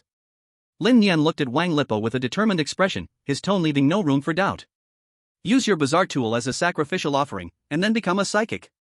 Wang Lipo had already been convinced by Lin Nian, so he did not resist much. He walked up to the ram's altar, and a special prompt popped up. Please choose your sacrificial offering. The bazaar tool used as an offering will not be counted as used once it is taken out. Wang Lipo received the instruction and, without hesitation, took out the mirror from his pocket and placed it on the altar. The ram clearly was not satisfied and looked at Wang Lipo. You seem to not understand the rules. Not only do you need to offer a sacrificial item, but you also need the corresponding bazaar currency. Wang Lipo slapped his forehead and suddenly remembered something, looking at Lin Nian for help. Lin Nian had previously seen a video of Alice becoming a psychic and knew it required 500 bazaar currencies, which was no small sum. Average people simply could not afford it. Only successfully resisting the bazaar could yield 100 bazaar currencies, and helping others would earn 200 bazaar currencies. Lin Nian currently had over 1,000 bazaar currencies. He had only used the bazaar tool twice. The first time, he not only saved himself but also saved Wang Lipo. It only cost 100 bazaar currencies. 500 ghost coins came in. Under normal circumstances, it wouldn't be possible to earn that much, but at that time, two strange beings attacked simultaneously. Later, after rescuing Wang Lipo, I earned another 200, plus the 600 reward for successfully capturing the strange beings.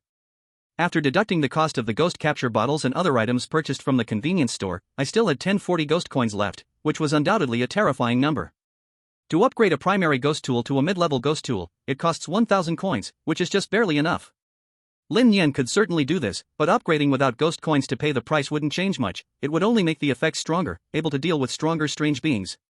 Unless facing the mid-level ghost talk world, doing this now wouldn't be of much use. The primary ghost tools were completely enough. This money is for you. Lin Nian took out $500 bills and placed them on the altar.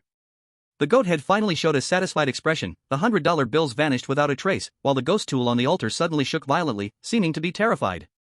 It even wanted to break through the seal of the ghost capture bottle and escape this place. Lin Nian was puzzled. Why would the strange beings be afraid? According to the rules, strange beings cannot be killed. They shouldn't have emotions like fear. But now the facts were in front of him, and he had to believe it all, as he personally witnessed the goat head open its large mouth and lightly inhale, sucking the ghost tool into its mouth. Crunch, crunch. The goat head made a chewing sound, as if it ate the strange being whole, revealing a satisfied expression. Isn't this a bit too gross? Strange beings can't be killed. Do they only target humans? And this goat head might be a higher level strange being? As for how high, it was definitely above advanced strange beings. But why would it cooperate with humans? The rules of ghost talk didn't outline this. It was truly strange. Just as Lin Nian was lost in thought, after the goat had finished enjoying the offering, it blew out a gust of black gas, enveloping Wang Lipo. He first felt a chill all over, then a unique force flowed through his limbs and bones. In the end, he completely recovered, as if nothing had happened. It was quite magical. Have I become a spirit medium? Wang Lipo closed his eyes and began to feel that unique force flowed in his blood. As long as he smeared the blood on a carrier, he could disperse the strange beings. Of course, it was only for primary strange beings. Against mid-level strange beings, it would only be effective the first time, and essentially useless afterward.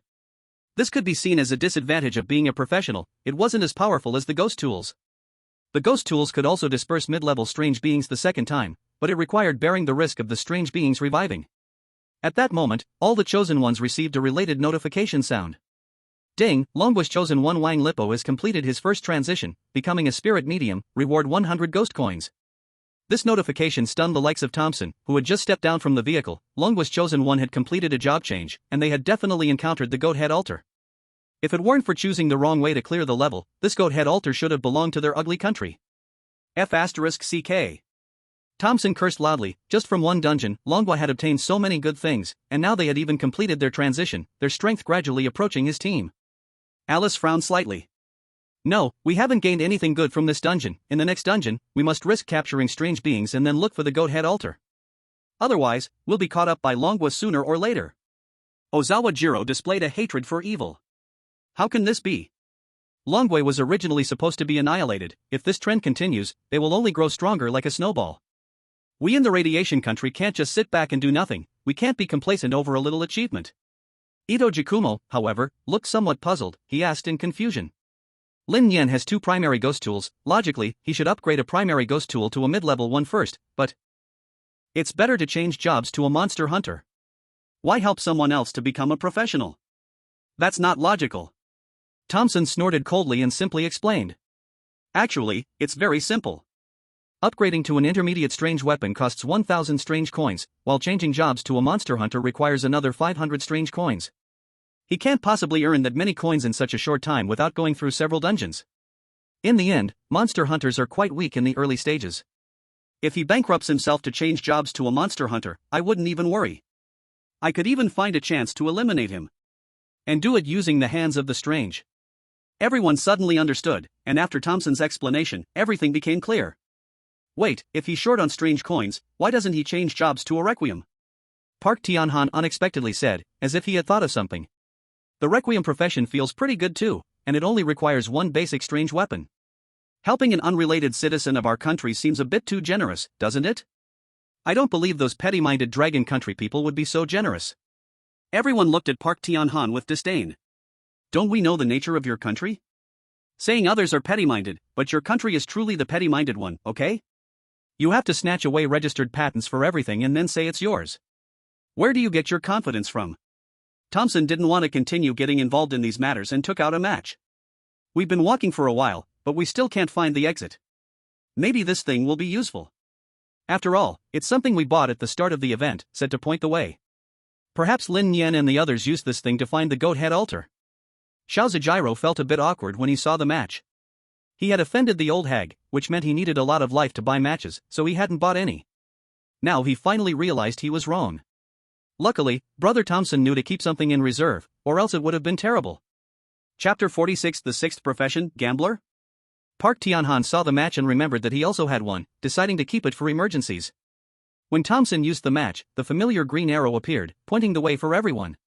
They no longer hesitated and quickly ran in the direction of the arrow. Before long, they saw 3 special choices for arrows and had to stop. Thompson's mind raced, and he quickly sorted out his thoughts. The green arrow leads to safety. As long as we follow it, we can leave the tunnel. The yellow arrow might lead to the altar. Lin Nian and the others most likely chose this path. The red arrow is very dangerous, but risks come with opportunities. Should we take the chance? After speaking, Thompson looked at the others, deciding to brainstorm together. Ozawa Jiro didn't hesitate to be the first to speak. Actually, we could choose the green arrow and be the first to clear the dungeon. That might earn us a higher score. However, Lin Nian played a significant role in cracking this strange tail dungeon. With just this small achievement, it won't shake the dragon country's top spot. Choosing the yellow arrow means the goat head altar can't be used continuously. It can only fulfill one person's wish, so going there would be pointless. Finally, Ozawa Jiro's gaze fell on the red arrow. I suspect this direction might face attacks from the 5th and 6th strange creatures. The difficulty of the dungeon would increase, and there might be special rewards that could boost our scores. But that's too risky since we still have an intermediate strange creature lurking behind us. Until we completely clear the dungeon, with our current means of survival, it's highly likely someone will die. Park Tianhan heard about the possibility of death, and since he was the most likely to get eliminated, he quickly rejected the idea. We can't take the red arrow. My strange weapon can only be used once against an intermediate strange creature, and it also risks strange beings reviving. We could also risk strange beings reviving to confront 2 initial strange creatures, but this was an unavoidable choice. It's best to be cautious. Alice also showed an expression of agreement. Indeed, if we still had the intermediate artifact in hand, we could use its initial effect to ensure a safe arrival. But now that the intermediate artifact has been used, it's not worth taking another risk. Let's focus on completing the mission. Sang Jingyan and Ito Zikong did not voice their opinions, they followed Ozawa Jiro, and the answer was obvious. Thompson thought for a moment. As the leader of the team, he naturally had other ideas and pointed to the middle path, which was the direction Lin Nian chose. Why not choose this middle path? Do you really think that by picking the green path, you can safely pass the dungeon? The crowd was confused, looking at Thompson with doubt. Ozawa Jiro was the first to ask. Brother Thompson, I don't understand. The opportunities on the middle path have already been seized by Lin Nian and the others. Why should we foolishly follow them? Park Tianhan was equally perplexed. Exactly. If we go over, we will definitely be mocked by the Dragon Country people. And it doesn't hold much meaning. It's better to choose the green road and get ahead of them. Alice, being the sharp-minded woman in the ugly country team, suddenly thought of something and quickly said. Strange, until now, we have reached the end of the Hell Tunnel. Logically, the strange restrictions should have been lifted long ago. Yet we haven't been continuously attacked, indicating the restrictions are still in place. It may require reaching some critical point. For example, when we are just a little distance away from clearing the dungeon, that's the hunting moment. Alice's words awakened the others, as it wasn't their first time clearing a horror dungeon. This time, they were so miserable due to the Dragon Country messing up their rhythm. They initially failed to eliminate Lin Nian and the others, allowing them to develop, and then tried to harm them but failed, wasting a lot of strength. Now, the experience of clearing dungeons was truly shining through. Bingo! Thompson snapped his fingers, a cold smile appearing at the corner of his mouth. I seriously suspect that by the time we reach the last segment of this path, all bizarre restrictions will be lifted. Relying solely on ourselves is a bit strenuous. We must drag Lin Nian down with us or find a chance to ambush them. This is our last opportunity. Ozawa Jiro, upon hearing this, instinctively tightened his fists, his eyes bursting with murderous intent. He was the one who most wanted to see the Dragon Country fail. This had been a grudge for hundreds of years. It couldn't be smoothed over in a day. Alright, let's do it. We need to find ways to ambush the Dragon Country people. We can't let them leave alive. Ozawa Jiro made up his mind and looked at his teammates. You all take action as you see fit. If there's a chance, strike hard. Sang Jingyan and Ito Zikong felt a bit troubled, but they didn't dare defy Ozawa Jiro's orders and could only grit their teeth and agree. Okay. As long as there's an opportunity, we'll do our best to act. Park Tianhan, however, did not share such thoughts. He was already a lone commander now, and continuing to take risks would mean complete annihilation for the Korean team, which was utterly not worth it. It's better to stay cautious. My priority is to protect myself and stay alive. Only then do I have the right to speak. Park Tianhan made up his mind secretly not to participate in this matter, but he didn't show it. Instead, he hypocritically said, our Korean team will also help. Let's kill the Dragon Country's chosen ones together. Everyone had the same goal, which was to completely ambush Lin Nian and Wang Lipo, cutting off the hope of the Dragon Country. Now that they had reached an agreement, Thompson no longer hesitated and led the way toward the yellow arrow direction. No need to say anything more, let's catch up. I hope they haven't left or haven't gone too far. The others didn't say much, each person followed with their own thoughts, as the final match was approaching. Just this one. After Wang Lipo became a spirit medium, the goat head showed a human-like weariness and asked Wang Lipo, do you still have any wishes? If not, I want to rest. Lin Nian certainly could not miss such a good opportunity and hurriedly asked, I want to know how to upgrade a beginner profession to an intermediate one? Is it convenient to reveal this? The goat head glanced at Lin Nian with slightly deeper meaning and didn't hide anything. I can tell you, it's actually very simple. You need to meet 3 conditions. The first condition is to use a beginner cursed object as a sacrifice, the second condition is to offer 1,000 cursed coins, and the third condition is to complete a task I publish. As long as you meet these 3 conditions, I can upgrade the beginner profession to intermediate, except for the curse hunter and gambler. Ha? Gambler? Lin Nian was a bit confused. What on earth is this 6th profession? Is this profession serious? P.S. On the 3rd day of the verification period, with 50 people reading, I typed over 6 million words, didn't expect such results, thought I would get a little reward by touching the rules of the supernatural narrative IP, but as expected, people are not enough, strange roads are unfair, I'm just too weak. In the end, I kindly asked the brothers who see this to give a good review. Whether I can stick to a million words, all depends on your support. Chapter 47, Long Country Tips. Outside World. All the viewers watching the live broadcast, upon hearing that the 6th profession is a gambler, and that there is no rank distinction, their minds began to stir. Could it be that the conditions to become a gambler require being addicted to gambling in reality? If that's the case, I feel like I can do it too. It's unlikely, right? This profession, like the curse hunter, has no rank distinction. The potential should be strong. How come the conditions are so simple? Exactly, having a strong growth potential as a curse hunter requires a middle-level cursed object as a sacrifice. Why can a gambler get it for free? If you say that, I might as well just hang out at the gambling table every day, act as a bad gambler, and maybe after being selected by the supernatural narrative, I'll directly achieve a special profession. By the way, aren't you curious? How does a gambler deal with the supernatural? It can't be gambling with their lives, right? Everyone. The flying barrage finally stopped. If one's life is used as a bet, then it's better not to turn at all. The cost is too high and not worth it. Life is only one. Not only did others think this way, but Lin Nian also had the same thought. He didn't ask immediately but wanted to know what the task to promote to the next rank was.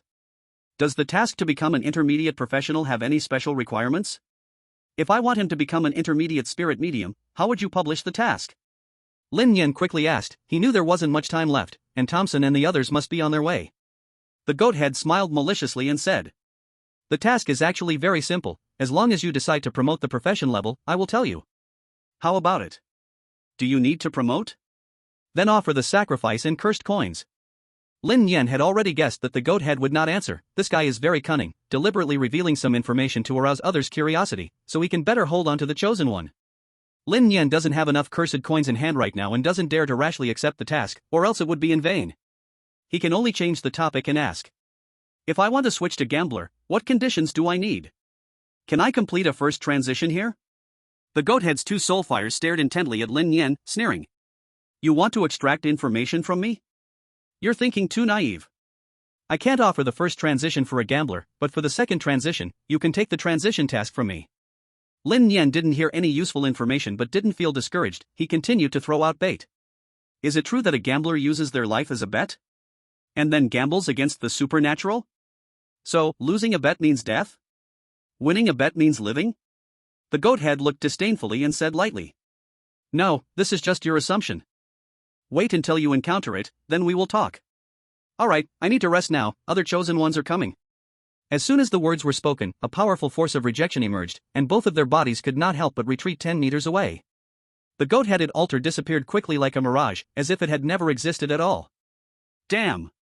Lin Nian cursed, feeling somewhat unwilling since he did not get the information he wanted. If he knew how to become a gambler and the basic information about a gambler's abilities, Lin Nian felt he could give it a try. After all, there is no level distinction among gamblers. Even if they are a bit weaker than the hunters, they are still better than other professions. Unfortunately, that damned goat head revealed nothing, just teased the curiosity a bit and then remained silent. At this moment, Wang Lipo was a bit excited. He was feeling proud. After becoming a spirit communicator, his blood had the ability to repel evil, and now he was protecting Lin Nian instead. At that time, he wanted Lin Nian to call him dad, otherwise, he would have no sense of achievement. He was about to pat Lin Nian on the shoulder and say that he would look after him, but then he heard sparse footsteps behind him, and his expression changed. "They're coming, the ugly country folks are here. They actually chose the same direction as us." Lin Nian was also a bit confused and asked, "With the wisdom of those old foxes, Thompson and his group should not choose the yellow arrow because this road leads to the goat-headed altar. The opportunity has already been intercepted by us. They should either choose the green arrow or take a risk with the red one. Choosing the same route as us, what does that mean?" Wang Lipo scratched his head hard, trying to figure it out. "If I understand you correctly, Lin Go, they guessed our whereabouts, yet still chose the same road as us. This is too strange. Isn't the green arrow for a fast passage a better choice?" Lin Nian also did not know what Thompson and his group were thinking, but there must be some special intention, so it was better to be cautious. While the two were whispering, Thompson and his group had already approached, within 5 meters. Ozawa Jiro came at them like a mad dog, ready to bite. "So it's the goat-headed altar. How could it be obtained by you Dragon Country people? What a waste. If it weren't for you hiding our names, the ownership of this goat-headed altar would still be up for debate." Park Tianhan took the opportunity to attack verbally. "You dragon people are truly shameless, using all sorts of despicable tactics. The so-called land of etiquette is just like this."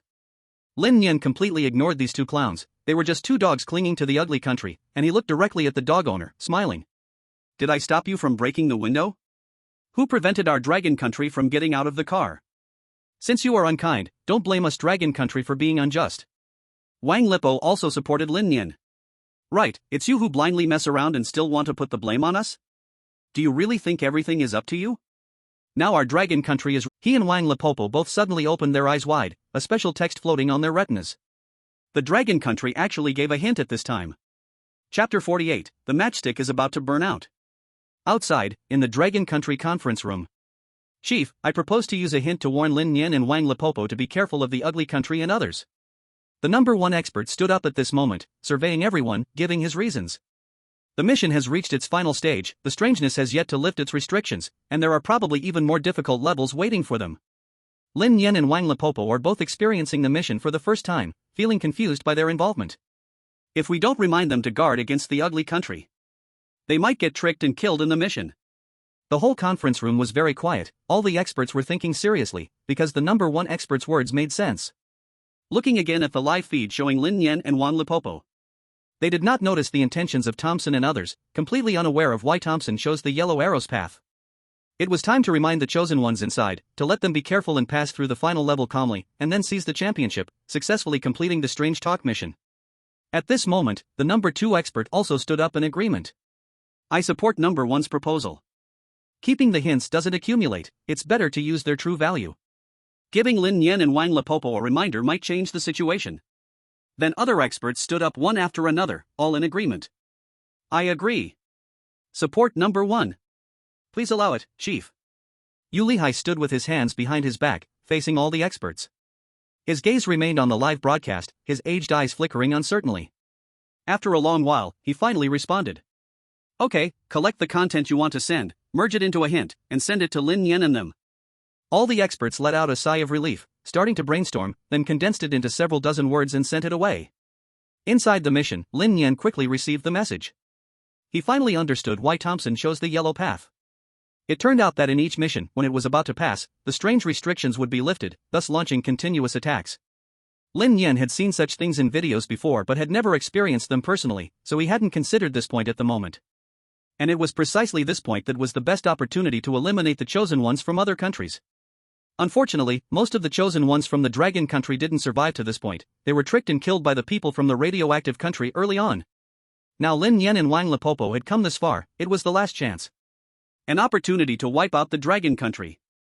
I see, so this is how you all think. Lin Nian smiled mockingly at Thompson, not choosing to hide the fact that he received hints from the outside. Because even if Lin Nian acted nonchalantly, it would be hard for Wang Lepopo to conceal his emotions, so it wouldn't be surprising if the other party noticed, it would be better to admit it boldly. Wang Lepopo was even more impatient, giving the ugly country a universally recognized gesture. You want to trick us? Do you really think I'm still the ordinary person that couldn't fight back before? Now I'm also a spiritual master and can sense the presence of the strange. Moreover, my ability hasn't been used even once, I'm at full status, so come at me, let's hurt each other. Ozawa Jiro couldn't hold back a bit in the face of Wang Lepopo's provocation and sneered. If you were an intermediate spiritual master, we would be cautious of you. You are just a beginner's spiritual master after all. How many times can you withstand an intermediate strange? At most once, then you'll be helpless, right? Do you really think you're invincible? Park Tianhan also showed a flattering smile, pointing at Thompson. Our intermediate strange weapon can still be used twice, it can perfectly resist intermediate strangeness, and our weapon hasn't been used even once. Your life-saving means. Are there many of us? Wang Lipo was not scared. According to external hints, Park Tianhan and Ito Zikong had used their tricks once, it was just a bluff. He wanted to say something, but Lin Nian reached out to stop Wang Lipo. There's no point in talking. They want to trap us, we can trap them too. We'll know once we bump into each other. Wang Lipo thought for a moment and agreed. It's useless to show off verbally, they must rely on real skills. Thompson also held back Ozawa Jiro and Park Tianhan, reigniting the match, preparing to walk the last stretch. Lin Nian's match went out automatically when it met the sheephead altar. Now only a small part remained, and if lit, it could still be used. Both sides lit their matches at the same time, and the familiar green arrow appeared again, this time there was only one road to walk into darkness. Carry the TV, let's go. Lin Nian signaled Wang Lipo to carry the TV because their names were on it, it was better to take it with them. After all, they still hadn't received a level clear notification, so every detail must not be neglected. Wang Lipo thought little of it, the small TV weighed only a few pounds, and it was a flat screen, easily held in one hand. He then walked alongside Lin Nian. Thompson and the others didn't hesitate, closely following behind. Lin Nian took Wang Lipo a distance, they hadn't reached the end when he suddenly realized something. The matches were running low. If they didn't reach their destination before the match burned out, they would surely get lost in the tunnel. This was undoubtedly a very awful situation, and they had to speed up. Go, the match will run out soon. Lin Nian decisively started to jog. Okay. Wang Lipo also knew time was tight and quickened his pace to catch up. So Lin Nian and Wang Lipo suddenly increased their speed, pulling apart the distance, running ahead. Thompson naturally wouldn't let Lin Nian leave the group. He lowly urged. Keep up with their pace, our matches are also running low. No one objected, except for Park Tianhan who, as if offering treasure, volunteered. Brother Tom, I still have a match, we don't need to rush. If this distance is still long, after Lin Nian and the others pull away, they will get lost in the darkness. While we can walk to the end slowly and effortlessly trap those Dragon Kingdom. Thompson paused for a moment, thinking it made a lot of sense. With one more match, there was no need to rush. If what Park Tianhan said was true, the Dragon Kingdom didn't need them to act. But after careful thought, if Lin Nian reached the destination a little faster, would there be other consequences? After thinking it through, Thompson decided to take a gamble, betting that this road still had a long distance to go. If it's a short distance, they would just waste a little time and quickly catch up. Okay, we'll do as you say. Everyone maintained this speed. Thompson kept the original pace, leading everyone forward at a steady speed, and no one else objected. Lin, it seems they haven't caught up. Wang Lipo was running while looking back. In the dark tunnel, he couldn't see Thompson's light, which meant they were quite far apart. I know. Lin Nian nodded, not slowing down. The Stick Country still has one match left, they want to make us lost in this tunnel. Thus achieving victory without battle. Wang Lipo looked confused and asked back. Since you know, why are we still accelerating? Aren't we really going to get lost in this tunnel because our matches run out? Lin Nian curled the corners of his mouth into a proud cold smile. It's fine, the design of the matches should not lead to using two at once. If the other teams are dead, and we have only one match, how can we survive? So as long as we go a bit faster, we will definitely reach our destination. And keeping our distance has its benefits, that's because the strange things will be trailing behind, and when they recover their attack methods, they will definitely be the first to face danger. Wang Lipo was completely convinced and gave a thumbs up. Brother Lin, you really think ahead, then we're fine. After that, they ran without a word, and while their matches were nearly burnt out, Lin Nian sighed in relief because a glimmer of light appeared ahead, seemingly the tunnel's exit. That should be our final destination.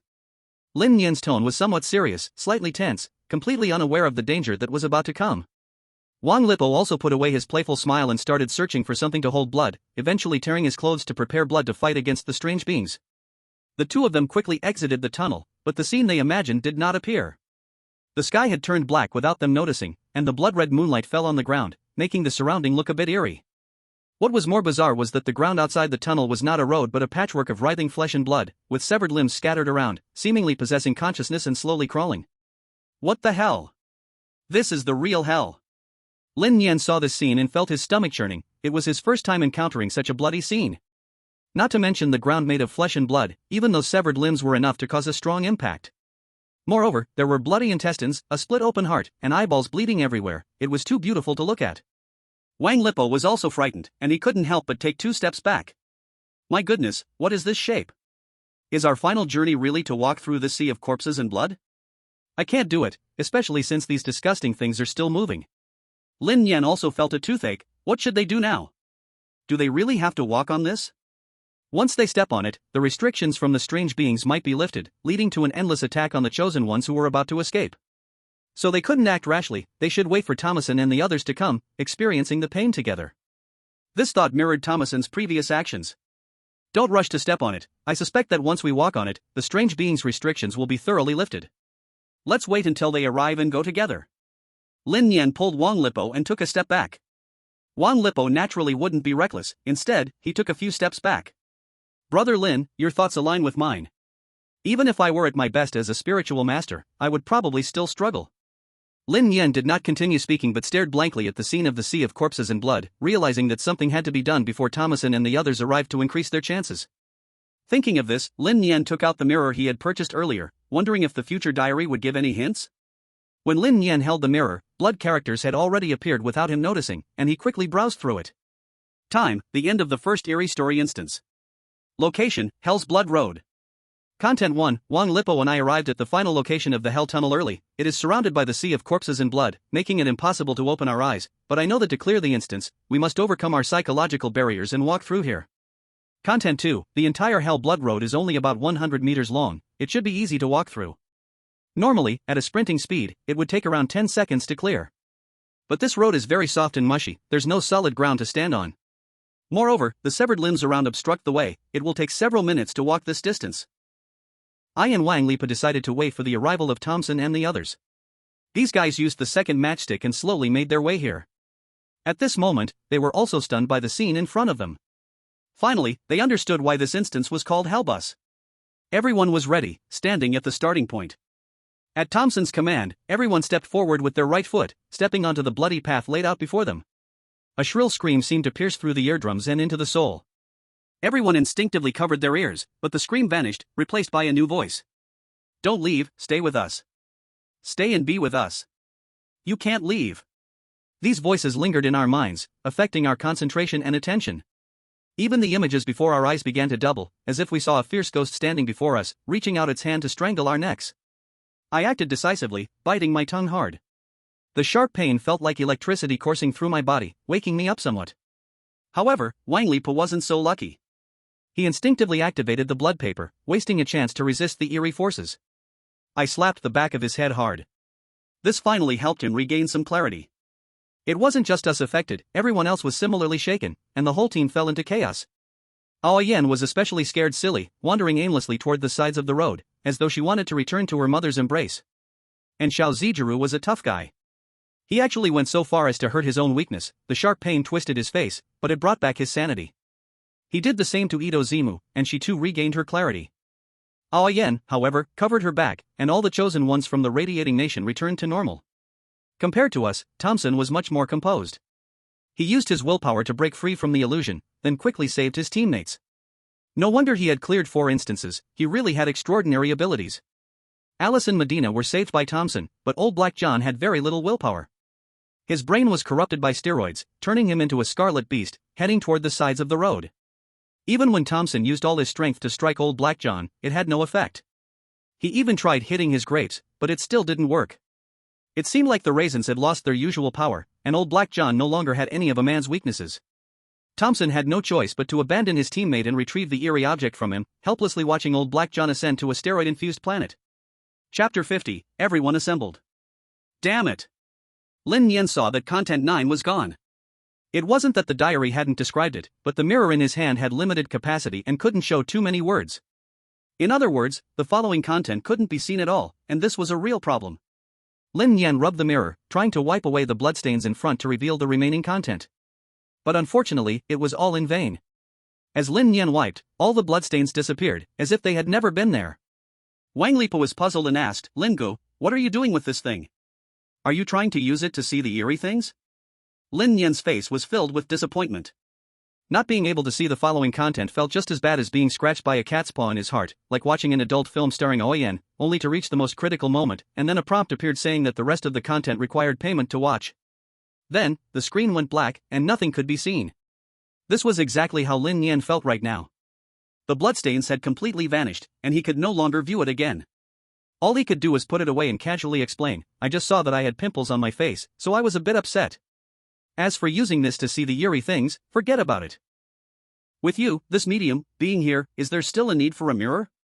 Wang Lipu showed a look of disdain, not expecting Lin Nian to be so vain. But what Lin Nian said was also true, as a medium, he was no longer blind, and dealing with ordinary anomalies was quite simple. So, Wang Lipu closed his eyes and felt for a moment, discovering no anomalies at all, it was safe for now. At that moment, Thompson and the others finally arrived at the bloody road to hell. Seeing Lin Nian and Wang Lipu standing still, they quickly guessed the reason. There must be a problem with this road, otherwise, based on Lin Nian's character, he wouldn't be waiting here. Let's go, see what's going on. Thompson extinguished his match, thinking it might still be useful later. The others did not argue and silently followed, arriving at the entrance. When they saw the road covered in flesh and blood at the tunnel exit, they were first startled, then felt their stomachs churn. Ugh! Especially Aoyen, the one with the weakest endurance, who leaned against the wall and couldn't stop vomiting. Finally realizing why this horror story was called the Hellbus, because this was the route to hell. The first few tunnels felt fine, but this last stretch of road truly left people feeling despair. Are we really going to walk on such a road? Alice, also an old hand at 3 horror tales, turned pale when she saw the scene, even though she was already very pale. Little Zijiro forced himself to endure the nausea, staring ahead. We've come this far, we must keep going. Either we live to finish this horror tale, or we die right here. Park Tianhan was trembling all over. He seemed to see the remains of his two teammates, appearing to beckon him, wanting to take him to hell, and he stammered. I suspect this bloody road will not only face anomalous attacks, it probably has other effects too. Thompson's brow furrowed even deeper, saying nothing. The only calm one was old Black John. As a member about to ascend to a steroid planet, his simple mind could not intuitively feel fear, he just felt it was all the same. Lin Nian looked at Thompson and asked with a smile. Now that we are at this last stretch, what's wrong? Are you scared? If we are scared, we might as well wait here, wait for the anomalies to recover and then continuously attack you. Thompson's brow relaxed a bit as he looked at Lin Nian and said lightly. It's not that I'm scared, you don't need to provoke us. We definitely need to take this road, I just want them to adapt a little. Lin Nian did not continue. This scene indeed required some adaptation, and forcing them to step forward would only backfire. He did not urge them but quietly said to Wang Lipu. You heard Park Tianhan's words, right? He said this road will face not just anomalous attacks, though it's just a guess, it has served as a reminder. When we walk later, be careful, and stay close to me, we must support each other. Don't worry, brother Lin. Wang Lipu patted his chest and promised, then took out a piece of rag. This is a strip of cloth I tore off, stained with my blood, with just a thought, it can evoke dispersing anomalies. I will protect you fully, even against intermediate anomalies, it can withstand a bit. Lin Nian did not refuse, putting the rag into his pocket. This was much better than an anomalous item, after all, since an anomalous item needed to be taken out with a prior motion.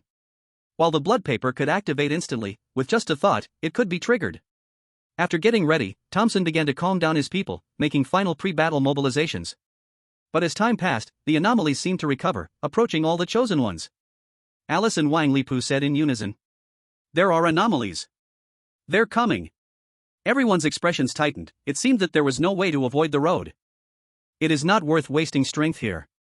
Because once you step onto it, the anomaly will lift its restrictions, and normally, after dispersing an anomaly, it would take a long time to recover before attacking again, or it would have to reach a specified place and location. These are the limits of the primary horror story instance, so as long as we successfully withstand it, we basically don't have to worry anymore. However, when it comes time to clear the instance, the anomalies often lift their restrictions, and the originally dozens of minutes for attack cooldown can shrink to only 1 or 2 minutes, or even possibly just dozens of seconds. Wasting life-saving items at the entrance is clearly not a wise move. Alright, since the anomaly is here, let's not waste time. Let's step onto this bloody road together. Thompson took a deep breath and strode forward. As the only season chosen one who had cleared 4 instances, he relied on more than just luck, he had courage and a firm will. Even though the environment here was 100 times crueler than it appeared, he could respond calmly, and this was a result of being tempered in blood. In the first instance after the horror story rules changed, he was the only survivor and had obtained an anomaly item of his own. Afterwards, the team slowly gained strength, taking care of both the Radiant Nation and the Stick Nation's power. Moreover, now that the team had taken shape, with 2 special professions, 1 intermediate anomaly item, and 1 primary anomaly item, what was there to be afraid of? Compared to the first instance when he had nothing and could only pay with lives, watching chosen ones fall one after another to the unknown terror, that was despair. Now, nothing could knock him down, not even the anomaly.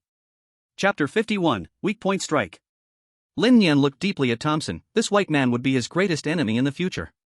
The diary describes it clearly. In the face of that illusion, only Thompson was able to break it with his strong will, while others could only force themselves out with pain.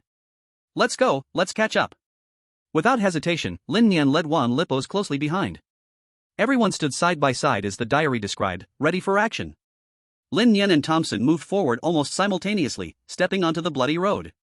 A strange feeling came from the soles of their feet, as if they were stepping on a person's back, giving an unreal sensation. This feeling was wonderful, making people feel a little uneasy. Seeing this, others also stepped onto it one after another, and then no longer hesitated, everyone walked on the bloody road. At first, there was no special feeling, it even felt quite easy. However, as they walked, an invisible pressure enveloped everyone, and the illusions described in the diary appeared. Lin Nian, I've come to find you. I said, even if I become an anomaly, I will never let you go. Ki. Shu Yan's figure appeared before them without warning. She was holding her own head in one hand, blood spraying from her severed neck toward Lin Nian. If it were an ordinary person, they would definitely be scared by the scene before them.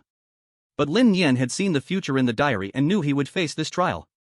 Breaking this illusion was very simple. Without any hesitation, he bit his own tongue to stimulate himself to dispel the fantasy before him. Then, without a moment's delay, Lin Nian slapped Wang Lipos on the back of his head.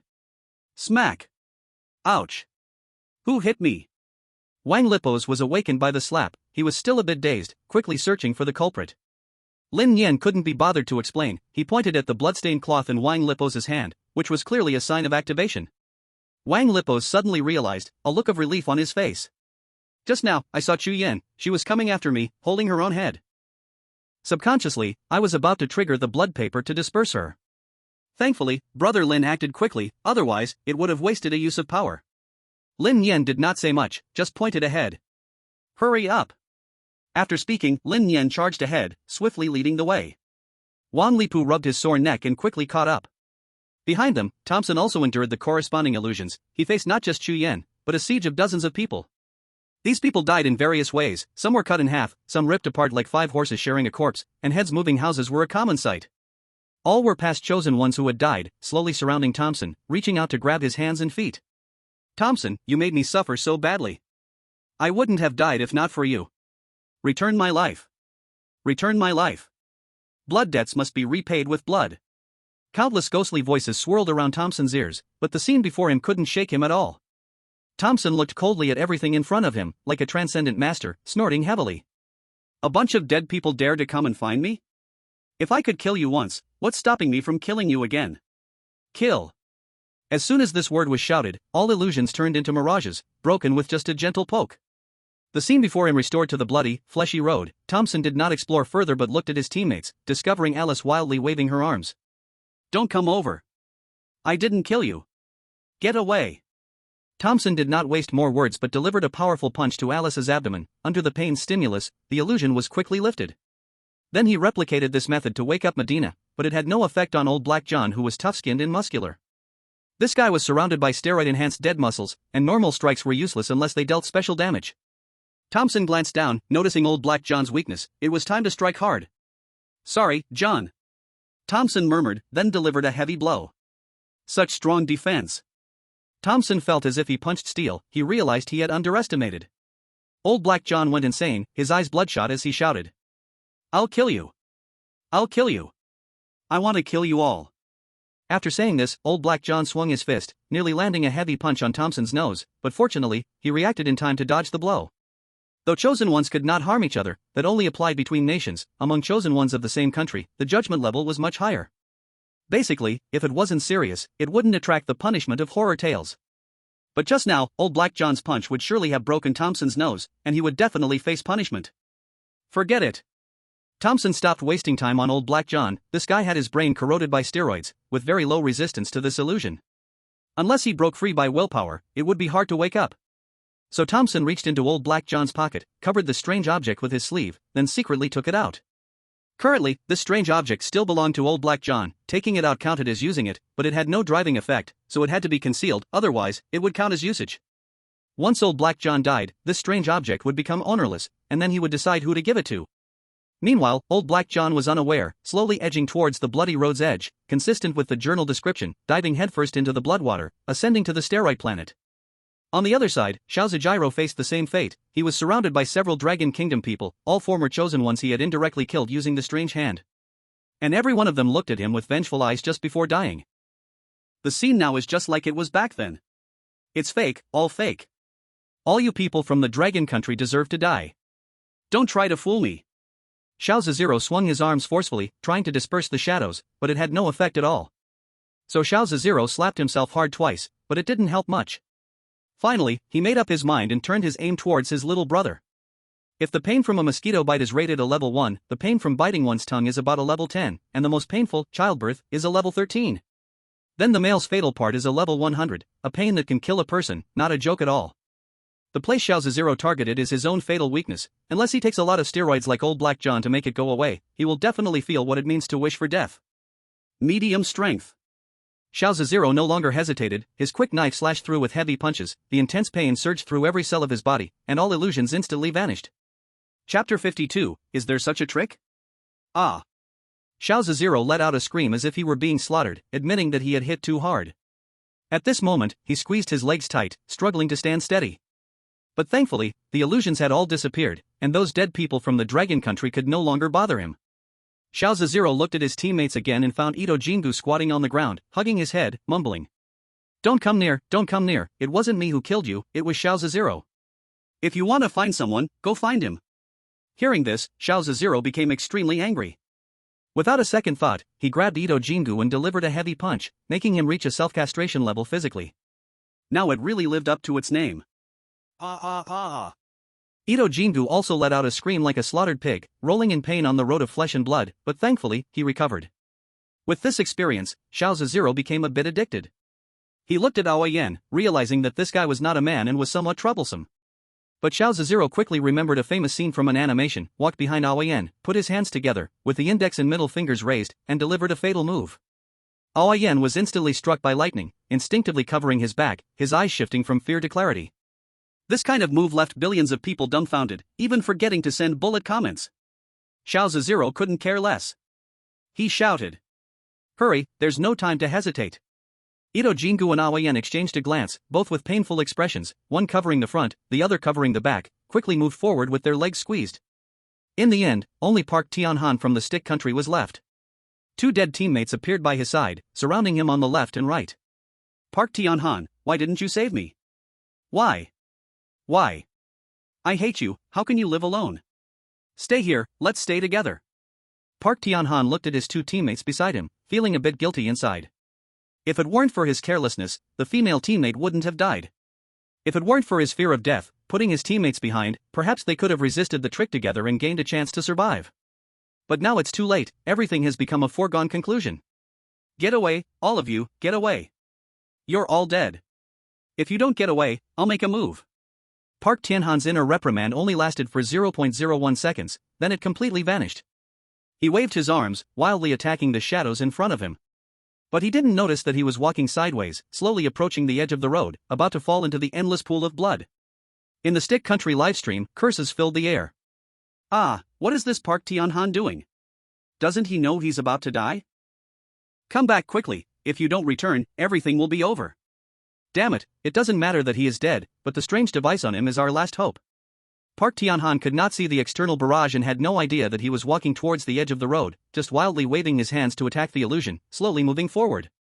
But soon, Park Tianhan realized something was wrong. When he reached the edge of the road, just a step away from the entrance, he suddenly stood still, motionless. It seemed he had realized his attacks were ineffective, and everything before him was just an illusion. So, Park Tianhan decided to extend his right hand, then heavily punched his temple. The intense pain almost made him faint, especially as double vision appeared before his eyes. But fortunately, he got through it, forcibly shaking his dizzy head and seeing clearly ahead, only a step away from the rolling blood. Phew, that was close. Park Tianhan breathed a sigh of relief, feeling as if he had walked past the gates of hell, immediately stepping back a few paces, looking at the others, only to find he was at the very back, more than 10 meters behind. I must catch up, if I don't, I might be beaten to death by the strange creatures. Park Tianhan shivered all over, increasing his speed to chase ahead. On this blood path, Lin Nian and Wang Liping were far ahead, and Thompson was closely following them with 2 women, the 2 teams being more than 5 meters away from the penultimate Radiant Nation team. They had already walked halfway, yet surprisingly had not suffered any strange attacks, which was a bit odd. Logically, the strange creatures should take the opportunity to strike. What are they waiting for? While Lin Nian was thinking, the hellish blood path began to become unstable, even shaking violently. Faced with this sudden situation, Lin Nian was startled and instinctively reached to grab Wang Liping. Wang Liping also instinctively grabbed Lin Nian. Their sense of balance was disrupted, and they both fell on the shaking blood path. Moreover, Thompson and the 3 others couldn't maintain their balance either, swaying like straw. What's going on? Lin Nian felt a sinking feeling. This kind of situation could have been revealed in the future diary, but since he couldn't see the later content, he had no preparation at all. I don't know either. The ground suddenly shook violently as if it had life.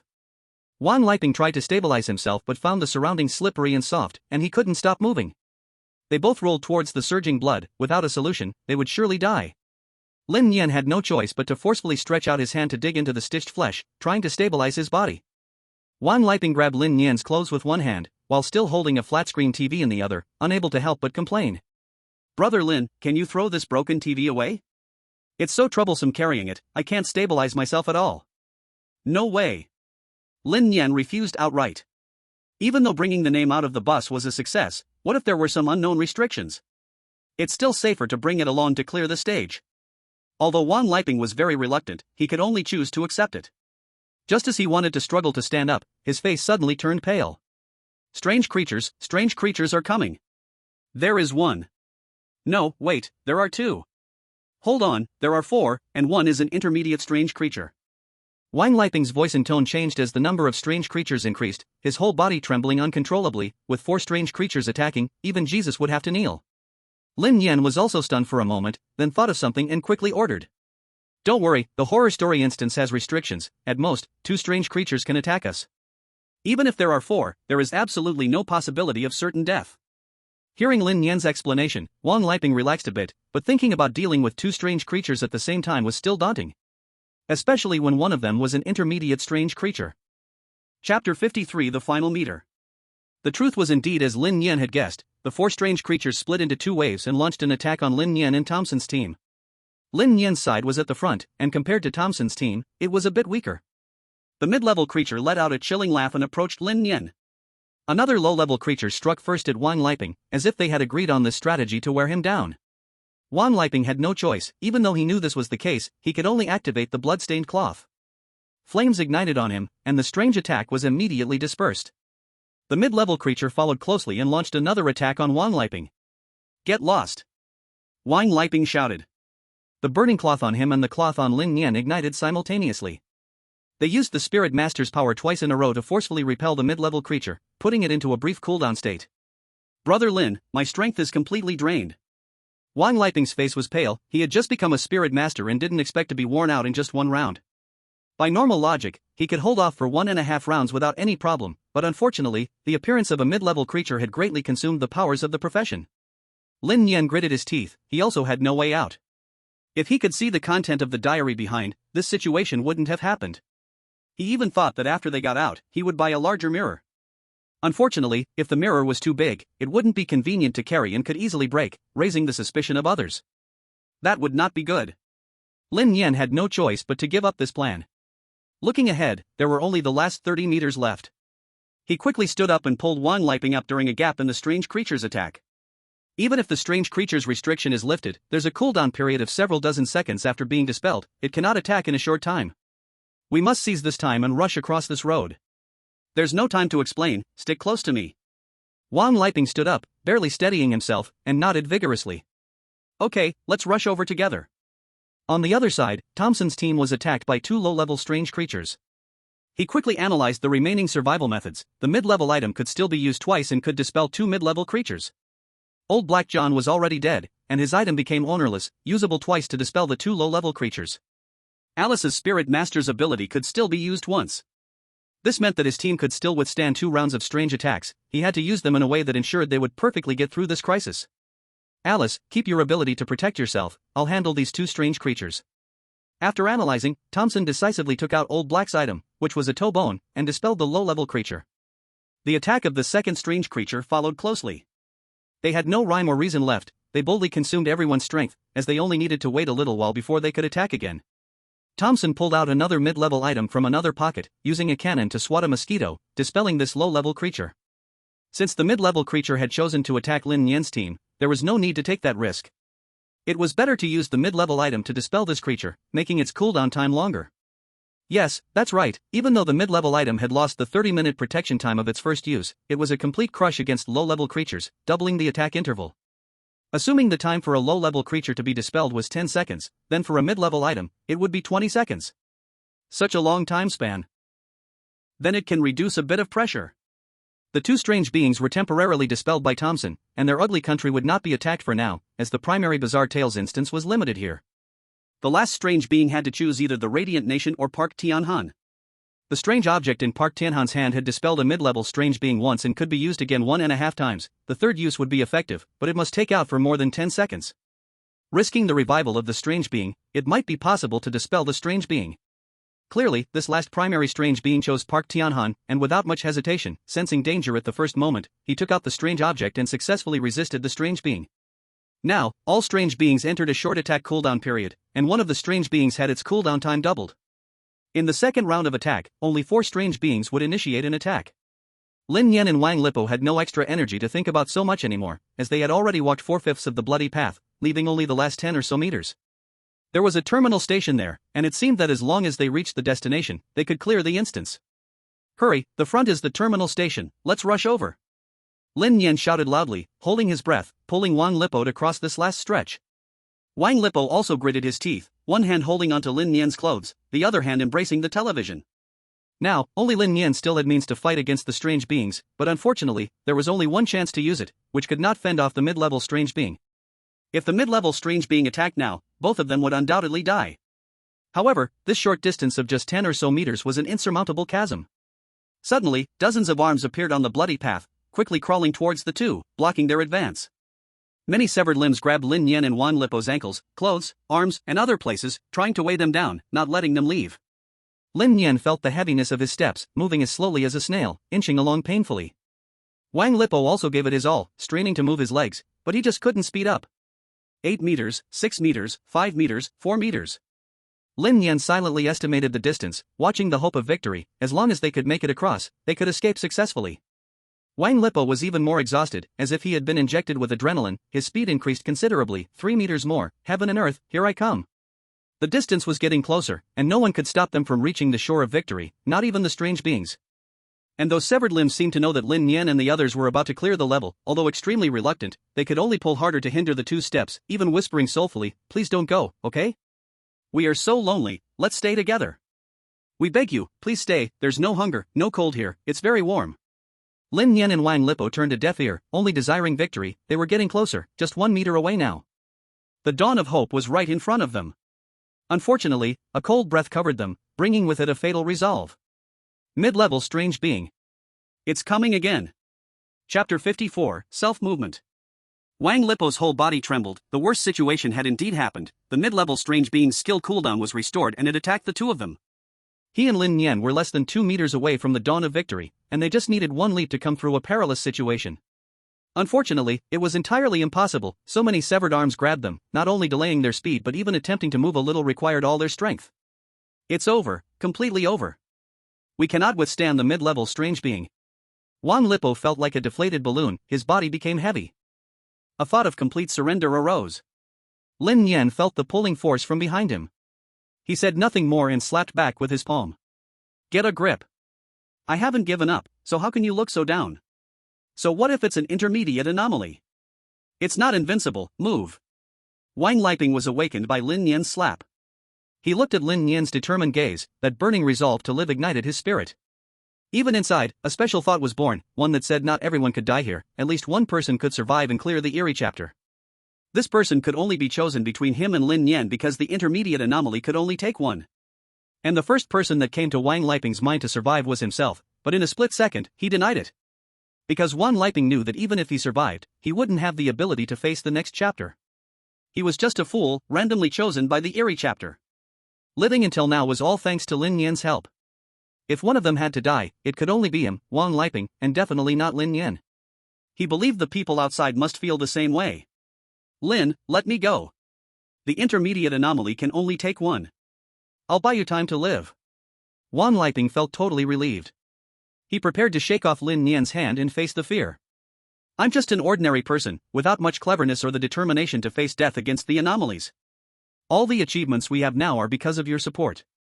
Only you surviving means hope for our dragon nation. I know you are more important than me.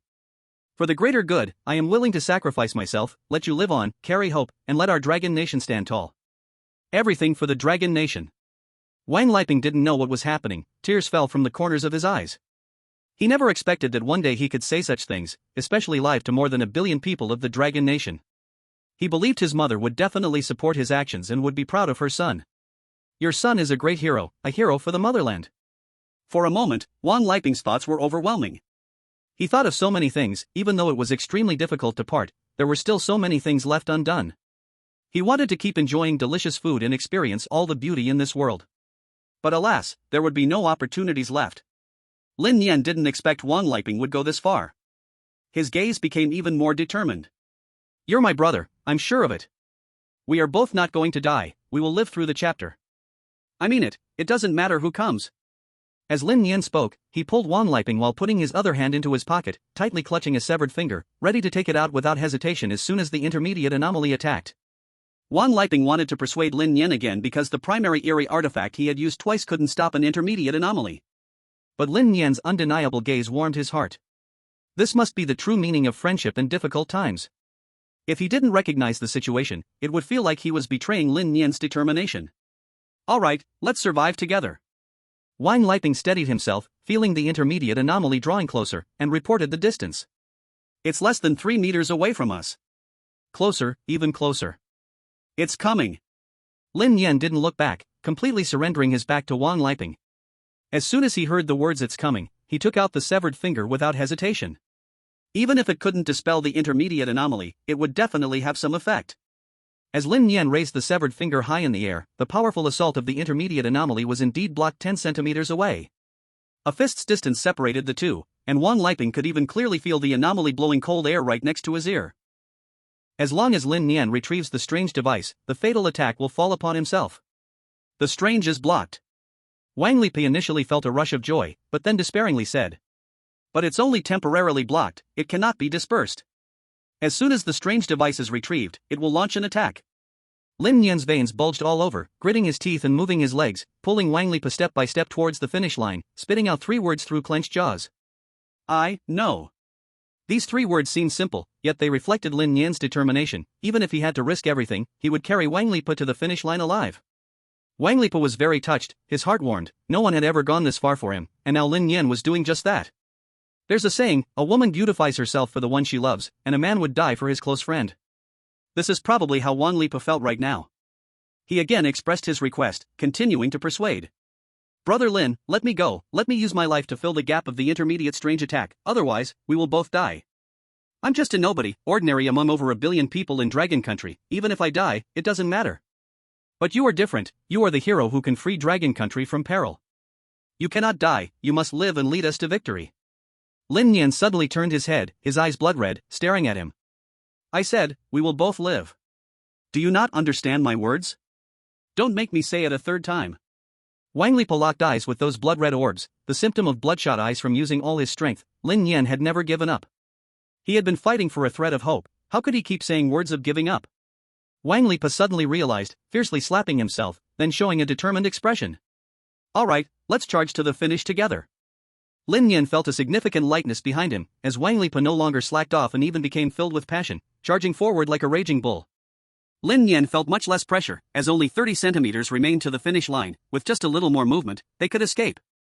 Unfortunately, an accident still occurred. Lin Nian had no idea how long he had been holding the strange device. It had already been over 10 seconds, and at this moment, the device in his hand grew hot, a mysterious power awakening. The Strange Awakens. Chapter 55, Hell Bus Pass. Outside, in the live broadcast room. "Oh no, the strange device in Lin's hands has awakened, it's all over." "No, Lin, you can't die. Why must you save Wang Lipa? As long as you are alive, there's no fear of running out of wood for the fire. Damn, I regret not being chosen by the strange tale. In this situation, how about sacrificing my life to protect Lin? What does it matter? It's a pity Lin doesn't want to give up on Wang Lipa, he wants both to survive. In this world, can there be a way where both can be fulfilled, not failing brotherhood nor country? Are we really going to face a 5th team wipe in Dragon Country?" Sigh. Over 1 billion people witnessing such a scene had their hearts in their throats, but unfortunately, they could only watch from the outside, unable to do anything, a sense of helplessness and despair lingering. The Dragon Country decision-making group, all the experts opened their mouths, wanting to say something, but still weakly swallowed their words. Because saying anything now felt pale and powerless, Dragon Country's hint had already been used. If it had no effect, they could still order Lin Nian to abandon Wang Lipa. In such circumstances, it was impossible for both to survive. They could only sacrifice one to preserve the greater good. But the problem was, Lin Nian didn't want to abandon Wang Lipa, leading to the current outcome. Annihilation was about to unfold. Only the highest decision-maker, Yu Lihai, stood with his arms crossed, fists clenched, eyes fixed on the big screen. As long as no one was dead yet, there was still hope. He firmly believed that Lin Nian could turn the crisis into safety, no need for a reason. Even if everyone else has given up, as the highest decision-maker of the Dragon Kingdom, he absolutely cannot give up. "Come on, Lin Nian, I believe in you." Yu Lihai shouted in his heart with a voice almost like a roar, trying to transmit it through the screen to the chosen one inside the instance. Inside the instance. The intermediate anomaly is tightly clinging to the two, and as long as Lin Nian drops the cursed item, it will launch a thunderous strike, taking Wang Lipo's life. And Lin Nian only felt that what he held in his hand was a red-hot iron above 1,000 degrees. Even though his right hand was completely corroded and blackened, gradually losing feeling, he never thought of letting go. Once he let go, he would have truly lost. They were only one step away from the finish line. As long as they stepped forward, they could finally be truly free. Lin Gu, you. Wang Lipo's eyes were bloodshot, looking at Lin Nian's calm expression, sweat pouring down his forehead. He knew that the other was enduring unimaginable pain.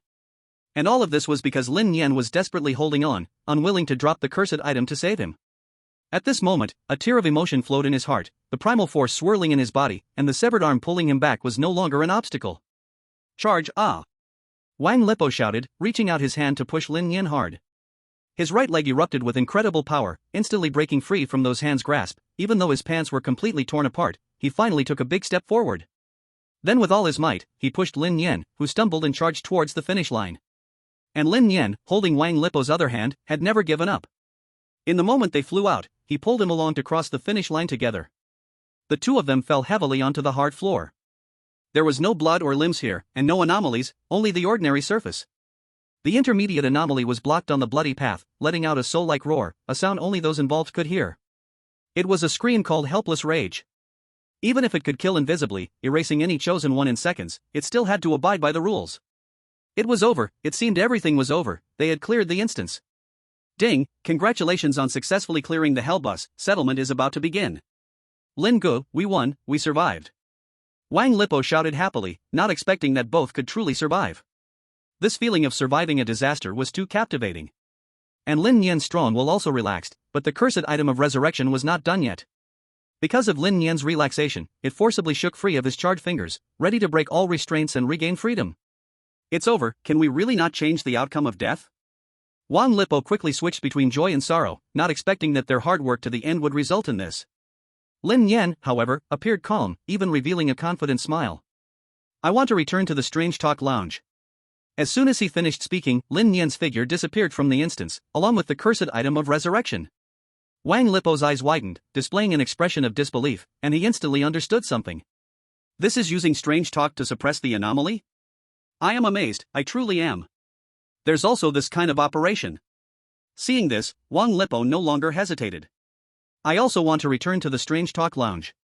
When Wang Lipo returned to the Strange Talk Lounge, he saw that the once arrogant anomaly was actually being suppressed, slowly turning into a severed finger. Even as it let out an angry roar, it still had no recourse. Let alone just an initial anomaly, even a high-level anomaly was under the suppression of the strange talk. This method was only suitable for use after clearing the instance, using it at other times was a sure way to die. Huff, we survived. We cleared it. We are first. Lin Nian finally showed a relieved expression. Unexpectedly, this copy is so dangerous. Without the future diary to peek into the future, Lin Nian would definitely not survive the first tunnel, and would be killed indirectly by Ozawa Jiro. No matter who comes, without a golden finger, they would probably fall. Yet Lin Nian not only turned danger into safety, but he also gained a windfall, obtaining a strange tool, and later picked up Alice's pendant thanks to the diary. In helping Wang Lipo complete the job change, he still faced life and death situations. Is this really how twisted a beginner-level ghost story copy is? What about intermediate, advanced, or even unsolvable levels? Do the chosen ones have no way to survive at all? In an intermediate ghost story, they will frequently face intermediate weird attacks, and in an advanced ghost story, they will face a wave of weirdness. Who can withstand a large wave of weird attacks? As for unsolvable ghost stories, there are probably even more terrifying existences. Lin Nian even suspects that the unsolvable ghost story copy is the ultimate killer move of the ghost stories. Even if everyone has completed the second job change, there is still a possibility of complete annihilation. But the future diary is different, it is a glimmer of hope in desperate situations.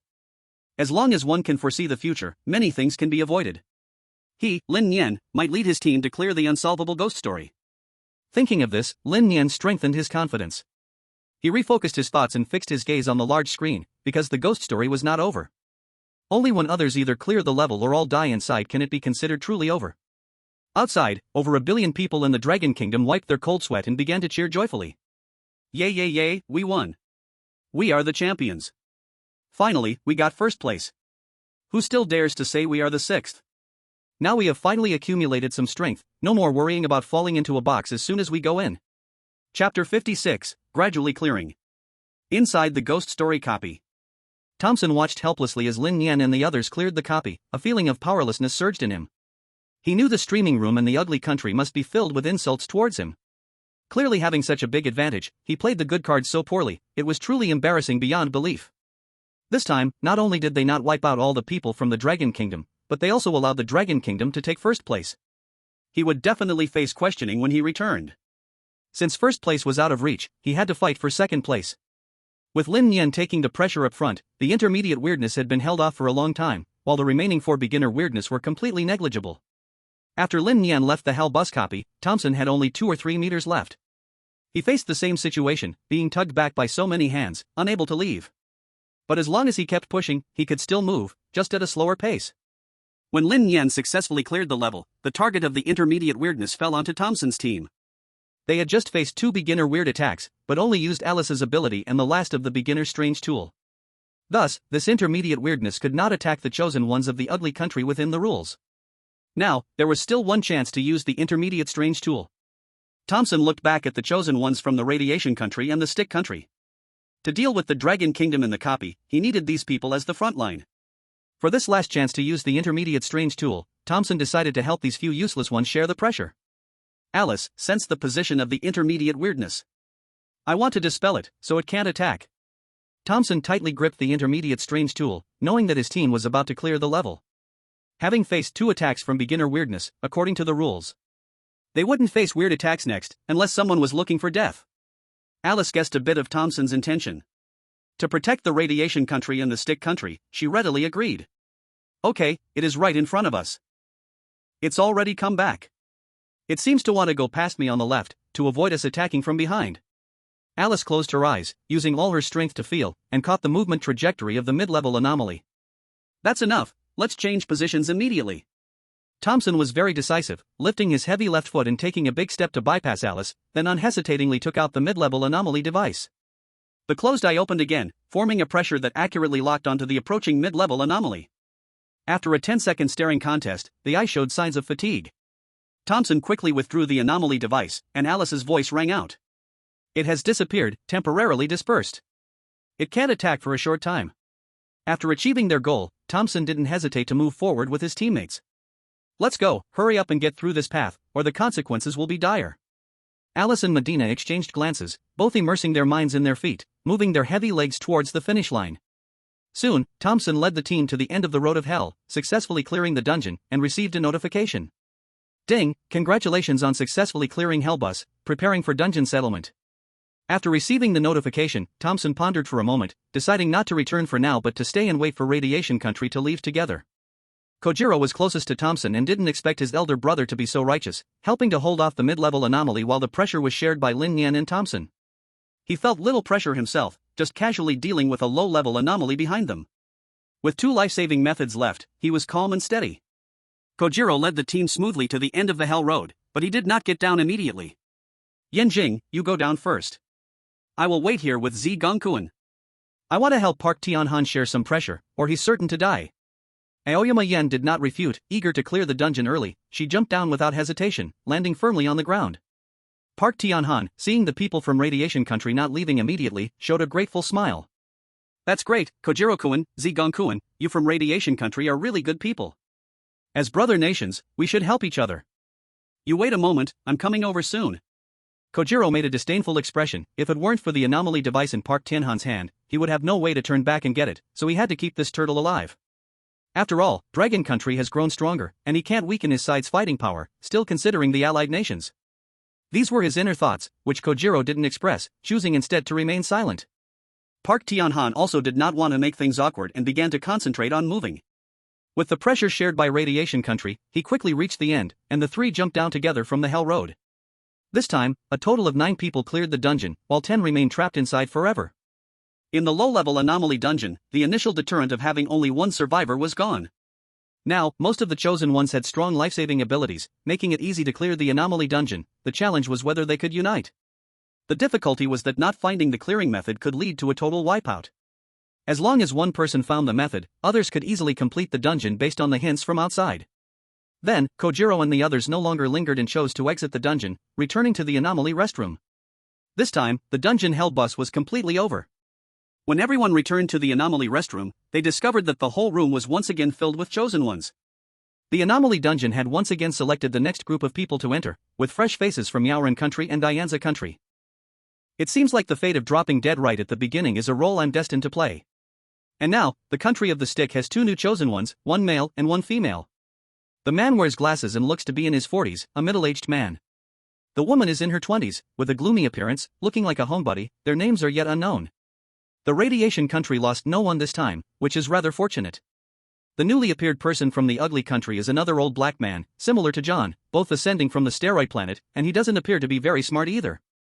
Finally, we have the dragon country, which should surprisingly have a girl. Because the extraction ratio for weird tales is always 2 men and 1 woman, there's never been a case of 2 men together, and this time is no exception. Lin Nian is in the main position, with Wang Lipo on his left, who is puffing up his chest, looking at Thompson with a challenging gaze. On Lin Nian's right is a woman in her 20s, dressed quite plainly, looking like a student, radiating a sense of purity. Am I selected?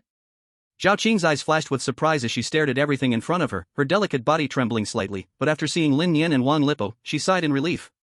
At least the dragon country is not completely wiped out, with 2 pillars of support. As long as they don't do something stupid like Chu Yan, they should be protected. Chapter 57, Final Settlement. When all the chosen ones gathered, only the chosen ones who completed the dungeon heard the prompt sound of the weird tale in their minds. Ding, all surviving chosen ones have returned to the weird tale lounge, starting settlement. Settling. Lin Nian saw lines of text flashing before him, all of which were the settlement details. Settlement 1, treat other passengers politely and friendly, without touching this taboo, gain 10 points. Settlement 2, successfully found the correct method to get off the bus, gain 30 points.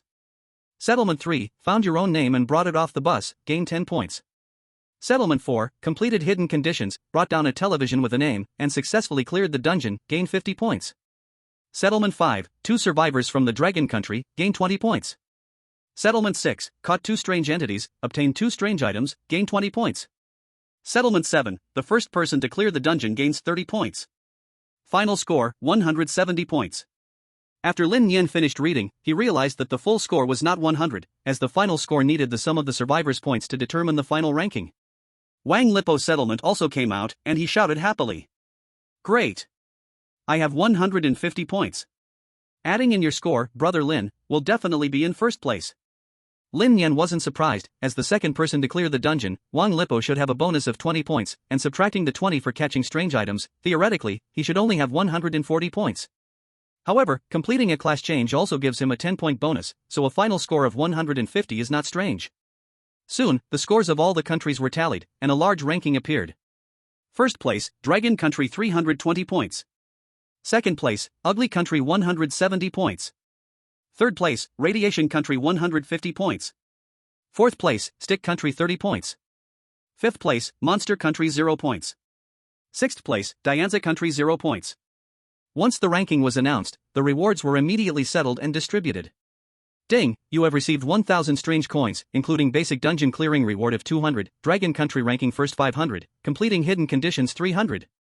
Ding, Dragon Country ranking first, 2 survivors, national luck points increased by 5. Ding, Dragon Country's national luck is below 30 points, and it possesses a strange item and a special profession, greatly enhancing strength, additionally gaining 5 national luck points. With the prompt sound appearing, Lin Nian felt joy at first. 1,000 strange coins would allow him to do many things. The first priority is to repair his severely injured right hand. After all, the right hand was completely destroyed, almost like charcoal, losing all feeling, and a large amount of strange coins would be needed for repairs. Now with this money, he no longer has worries. What he didn't expect was that the national luck actually increased by 10 points, suddenly raising the national luck to 16 points. This should be a kind of remedy given by the strange tale, making it easier for the lower-ranked countries to catch up. Also, it is impossible to keep the chosen ones stuck at the critical point of the beginner-level instance. Later, there might be a forced entry for everyone into higher difficulty strange tale instances. As long as a certain hidden condition is met, they can surpass the national fortune point limit and challenge higher difficulty instances. This is also possible. Lin Nian had countless thoughts at that moment, and Wang Liping shook Lin Nian, who was in a daze, and softly said, Brother Lin, in this situation, why not mock the others? We were timid before, now it's time to strike back hard. Lin Nian was stunned for a moment, feeling this made a lot of sense, and looked up at Thompson and Ozawa Jiro. However, what he didn't expect was that these 2 guys seemed to have anticipated this situation. Not wanting to embarrass themselves further, they suddenly stood up together and said to the strange tale, I, the Ugly Country, will consume 10 national fortune points to add 1 chosen one. I, the Radiation Country, will consume 10 national fortune points to add 1 chosen one. The last national fortune points of the Ugly Country reached 47 points, and after adding 1 chosen one, there were still 37 points left. Now, with this instance cleared, ranking second plus 3 survivors, they gained an additional 5 points. Indeed, they could add 1 more chosen one. On the radiation country's side, the last national fortune points were 39 points, which was just at the critical value. Now ranking third, and everyone survived, they gained 4 points of national fortune. At this moment, they reached 43 points, making it reasonable to add one chosen one. Lin Nian's heart sank. The more chosen ones a country has, the greater their advantage. Moreover, as long as they survive, they can earn extra national fortune points. Furthermore, they are a tripartite alliance. The more people they have, the more attention will be focused on Lin Nian, making it harder for Dragon Country to develop. These guys are not foolish, they would learn from their lessons.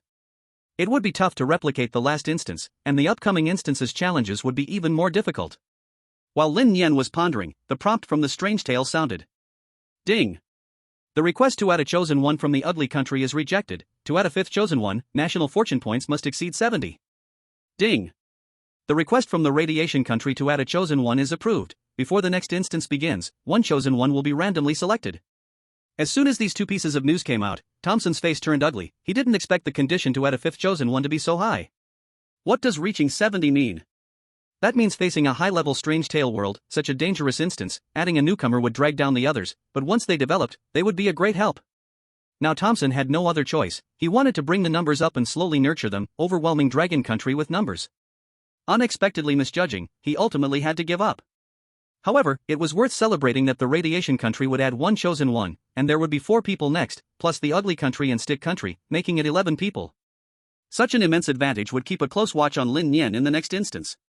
As long as they kept a close eye on him, he wouldn't be able to stir up any waves. As for Wang Liping, he was just a little leech. The other woman seemed harmless and was not to be feared. Alright, the strange tale instance is over. I want to go back and enjoy myself now. If you have anything to say it to the air. Thompson looked at Wang Liping with a sneer, as if evaluating a clown, and snorted towards the air. I want to leave the strange tale lounge. Wang Liping opened his mouth, wanting to say something, but the words got stuck in his throat, and he aimed his cannon at the radiation country again. However, Ozawa Jiro imitated Thompson and waved goodbye. I don't listen, I'm leaving too. I want to leave the strange tale instance. With the departure of the ugly country and radiation country.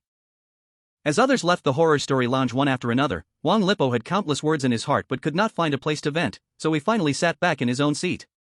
Forget it, I don't want to argue with them. Brother Lin, let's go back. Wang Lipo also decided to return. He wanted to enjoy the real world for a while. Lin Nian nodded and then looked at his right hand. Help me heal my right hand. Ding. Your right hand has suffered serious strange erosion. It requires 1,000 ghost coins to heal. Do you agree? Seeing those numbers, Lin Nian's heart sank. It turned out that all his effort was for nothing, and this 1,000 ghost coins reward was simply to heal his arm. Agreed. Lin Nian could only grit his teeth and agree. If he didn't, it would affect his life. No matter how expensive it was, he had to get treated. A holy light flashed and shone down on Lin Nian's hand. The black mist gradually disappeared, and his hand regained some color. Lin Nian moved his arm and found nothing unusual, which made him breathe a sigh of relief. Then he looked at the woman on his right. What is your name? Zhao Qing. Chapter 58, The National Fortune Points That Cannot Be Lowered. Lin Nian did not ask much but simply replied. Okay, I understand. I'll be waiting for you in the apartment specially prepared for the chosen ones. After saying this, Lin Nian exited the horror story lounge, and Zhao Qing quickly followed.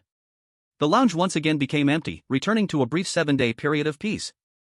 At the moment Lin Nian returned, a sudden blast rang in his ears, and countless colorful snippets flew in the sky as if welcoming them in a special ceremony. Congratulations! You've successfully survived the horror story dungeon and turned the tide, winning first place for the Dragon Nation. Yu Lihai, dressed in formal attire, approached with a team of experts. For the chosen ones who fought for the nation, they were naturally treated with the highest honors. Lin Nian did not dare to be presumptuous and quickly bowed to show humility.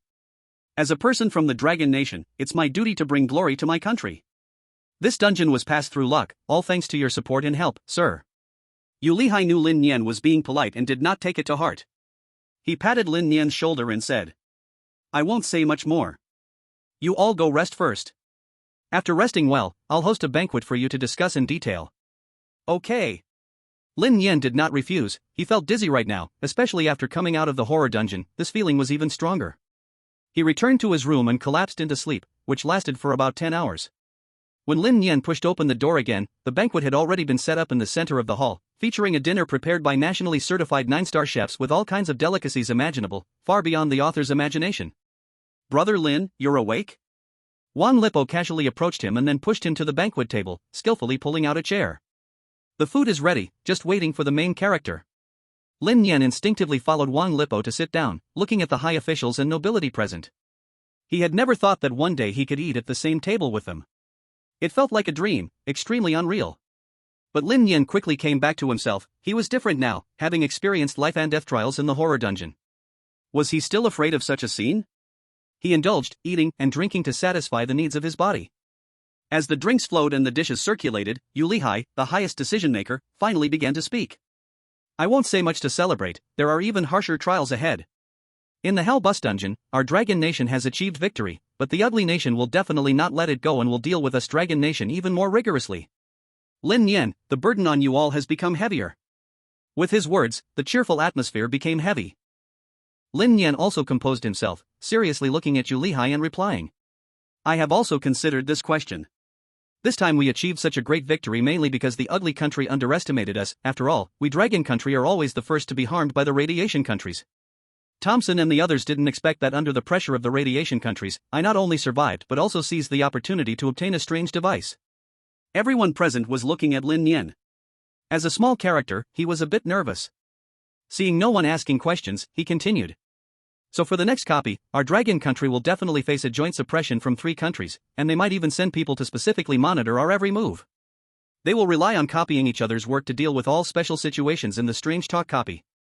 But as long as our Dragon country's chosen ones cooperate well and tear open a hole in their encirclement, it's not impossible. Yu Lihai listened very seriously. Lin Nian's words were quite vague, sounding like preaching, so he asked directly. Tell me your specific plan. Lin Nian thought for a moment and replied. My goal is to change my job to a strange hunter, but before that, I must train my teammates to be capable enough to stand on their own, and then let them protect me. As the only profession that requires a mid-level strange device to advance, the strange hunter is a bit weak at the beginning, but as long as it can grow, it is undoubtedly the strongest life-saving profession. The sheephead inside also mentions similar things, so I won't elaborate further. The goal for the next copy is to change to a strange hunter. Yu Lihai listened to Lin Nian's words, thought briefly, and replied. Your idea is good, but each copy is completely different, so there may be unexpected situations. I suggest you play it safe, focus on protecting yourself, and avoid risks if possible. Because Dragon Country needs you, and you can't put your life on the line for quick gains. Lin Nian understood Yu Lihai's implications. Now that he had a strange device and a special professional, he could rank among the top 3 in the 6-country team. What does being in the top 3 mean? It means not only can they earn points, but the number of survivors will also get extra points. As long as they maintain a position in the top 3 each time, there's no need to risk their lives to forcibly capture the strange device for job advancement. Commander, I know you want to play it safe, but the other countries won't allow that. Lin Nian's face beamed with a special confidence as he continued. If we all hold on to a mindset of just surviving, it will be hard to grow. If we participate in the mid-level Strange Talk copy, relying solely on our existing abilities, it may be very difficult to even protect ourselves. You have to know, the low-level Strange Talk triggers taboos and we encounter mid-level strangeness, then in the mid-level Strange Talk copy, won't we run into the legendary high-level strangeness? Additionally, I suspect that the mid-level strangeness in the low-level copy isn't complete and is under some kind of suppression, only exhibiting sheer brute force without special abilities. Yu Lihai's expression showed some change. After pondering for a while, he countered. The ugly country is not foolish, they won't rush into a mid-level Strange Talk copy without absolute strength. They will definitely find a way to lower their ranking and stabilize their national fortune points. At this point, Yu Lihai paused and even broke out in a cold sweat, recalling the request from the ugly country to approve a 5th chosen one being denied. Currently, the ugly country has 42 national fortune points, and only by ranking 4th can they stay put. But the problem arises, the more people there are, the more unfavorable it is for the ugly country, since the final tally is based on the total number of survivors. More people means an advantage, trying to lower their ranking is quite difficult, if not impossible. Unless their chosen ones give up and fully support the radiation country and the iron country. Only then can their ranking be pushed down. Is this possible? Protecting others while having one's own team mysteriously penetrated is an unrealistic thing. Have you thought that ugly country's national fortune points would exceed 50? Yu Lihai took a deep breath, and invisible pressure suddenly appeared, making it hard for him to breathe. Chapter 59, The Conspiracy of Thompson and Others. I didn't think so much at first, but since Ugly Country's application for a 5th chosen one failed, this outcome is bound to happen. Lin Nian sighed and continued. In the upcoming copies, Ugly Country will definitely find ways to lower their points. They won't take first place, they will either let Radiation Country take first or Stick Country. This way, they can minimize their national fortune points. After experiencing a junior horror copy, they will have to face intermediate horrors. This is inevitable. We don't have much time left. If we can't complete our job change in the next copy, we must finish it before the one after next, otherwise. Lin Nian didn't continue, but everyone could imagine the outcome. The early hunters had little survival ability in junior horror copies and wouldn't have time to grow in intermediate horror copies. Ultimately, Yu Lihai no longer insisted on the idea of steady advancement, seriously instructed. Lin Nian, I'm glad you have such thoughts. In the copy, we can't provide too much help, everything from now on will depend on you. There are 7 days left. If you have any requests, just say them. We will do our best to meet them. Lin Nian nodded and didn't continue on this topic. Everyone enjoyed this meal together, while Wang Lipo completely relaxed. After a couple of drinks, he chatted with everyone, sharing his experiences, and finally cried like a woman, becoming a tearful mess. The banquet thus disbanded, everything returned to its previous silence. But this time, everyone's mindset was different. On the other side, within Ugly Country's borders. At a high-end Western-style banquet, Thompson, dressed in a black tailcoat, holding a tall red wine glass, toasted with a group of Ugly Country elites. Leading them was Ugly Country's president, Otmar, who stood out with his black skin and white suit at the banquet. Thompson, first congratulations on clearing the horror copy. Otmar raised his wine glass to toast Thompson, but there was no smile on his face. Thompson also raised his glass, pretending to clink, and proactively admitted his mistake. In this copy, I'm sorry for not being able to ruin Dragon Country. I thought this Lin Nian was just full of bravado, but didn't expect that in such adversity, he could turn the tide and even complete the job change. I didn't consider carefully and underestimated these dragon people, but it won't happen next time. The atmosphere at the banquet was somewhat heavy. They originally thought they could collapse Dragon Country and take advantage of the situation to absorb them, but unfortunately, everything didn't go as expected. It would not be easy to bring down Dragon Country now, as they also had means to protect themselves. At this moment, Alice, wearing a pure white dress and a sparkling platinum crown, also stood up to share the burden with her teammates. I also bear some responsibility, it's not all Thompson's fault. Since the situation cannot be reversed, we should do our utmost to bring down Dragon Country in the next copy. Especially Lin Nian. He will definitely think of ways to change jobs to become a hunter. As long as we stop him from obtaining more strange tools, he won't be able to meet the prerequisites to become a hunter. Otmar's demeanor softened a lot. He didn't dare to push Thompson and others too hard. If he pressed too hard, it wouldn't be good for Ugly Country, so he showed a smile. Then I'll congratulate you in advance on your success. I believe our great God will help you. Praise the Lord. With these words, the atmosphere of the entire banquet returned to its original state again. Everyone shouted in unison. Praise God. Thompson shouted praise to God, but in his heart, he scoffed. If there really was a God, why not eliminate the strange tales? Why should he and his country suffer from the harm of the strange tales? It was just a catch-all excuse. This formal banquet quickly came to an end. Thompson knew that for the next 7 days, everyone would enjoy the highest welfare provided by the country. But this time was different. Thompson gathered all the chosen ones, including the newly joined Old Blackya. I gathered you all mainly for the matter regarding the Dragon Kingdom. We must discuss it in advance with Kojiro Ozawa and Park Tianhan, otherwise, things will get chaotic once we go in. As Thompson spoke, he led everyone into a room. Inside, there was a special computer with a display screen connected to a video call, showing the faces of Kojiro Ozawa and Park Tianhan. This was a dark web that Thompson had requested the Ugly Country to build, meant specifically for cross-border communication.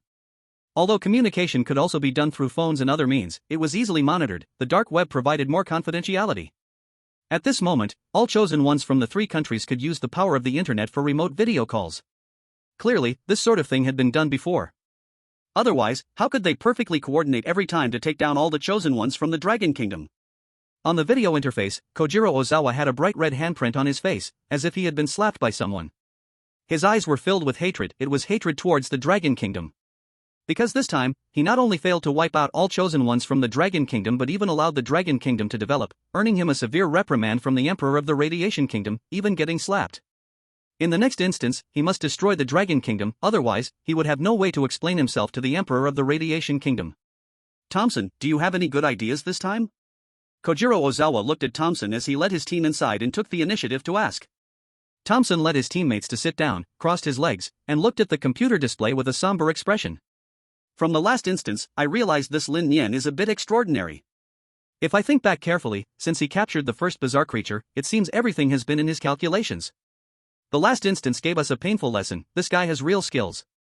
If we don't limit him, it may very well become a done deal for him to transition to a bazaar hunter. Therefore, when the next instance starts, we must each send one person from both teams to keep a close watch on Lin Nian, following him wherever he goes. Kojiro Ozawa thought for a moment and agreed wholeheartedly. This method is good. As long as we keep an eye on Lin Nian, even if he finds a way to crack the instance, we don't need to rely on outside messages. We can have someone report directly to us. The main point is that for Lin Nian to become a bazaar hunter, he must obtain one more bazaar item, so keeping an eye on him can hinder him from getting the third bazaar item. Park Tianhan seemed to also have some sense and quickly voiced his opinion. But every instance is different. Sometimes plans can't keep up with changes. Unless the next instance is like the hell bus, or everyone is stuck in the bus and can't go anywhere, then following him is useful. If the next instance's map is relatively large, and everyone is scattered, what should we do then? Chapter 60, Thompson's Madness. It must be said that Park Tianhan has some brains, his words are not without reason. Thompson had experienced 5 instances, encountering many situations, including times when everyone was scattered and times when they landed randomly in a town. Anyway, the bizarre instances are unpredictable, many times, plans cannot keep up with changes. No worries, let's set a plan first, and we can adapt randomly when the time comes. Anyway, we must send people to keep an eye on Lin Nian. This must be planned well. Thompson waved his hand and continued speaking. Besides that, there is one more thing I need to tell you. You all saw that I failed to apply for the 5th chosen one, right? I didn't expect to be tricked by the spooky tales. The 5th chosen one requires a national fortune score of 70 points.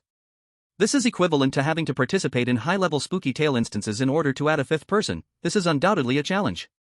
Ozawa Jiro showed a bitter expression inside. Yeah, who would have thought such a thing would happen?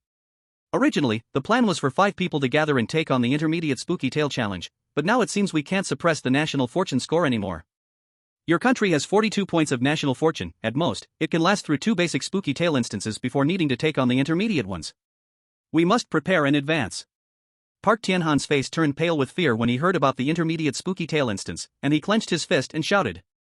2 more instances and it will be the intermediate spooky tale instance? But our country has only 1 cursed artifact.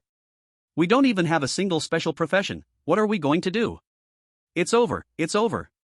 We must develop in the next instance, otherwise, relying only on a basic cursed artifact will not allow us to survive the intermediate spooky tale instance. Thompson's expression wasn't good either. The plan was disrupted, causing the national fortune score to drop. They were forced to advance to an intermediate instance. Unless Ugly Country ranks 4th this time, there is no way this will happen. But ranking low means many people must die. Unless only Thompson survives, perhaps that's a possibility. But what's the meaning of surviving alone? He still needs to train teammates.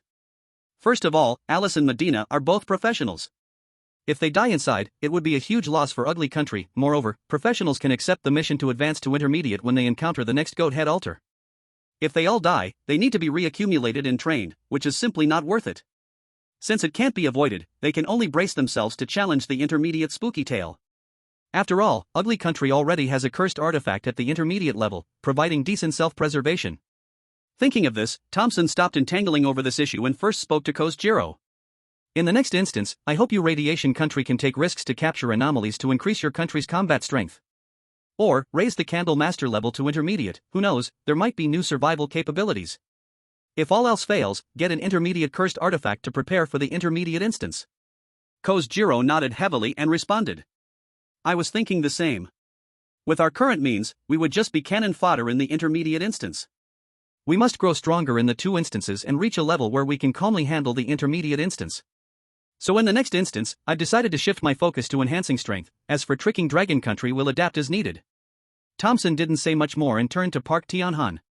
Your country is too weak, you have only 1 basic cursed artifact and no special profession. In the next instance, I won't ask you for much, just try to take more risks to enhance your strength.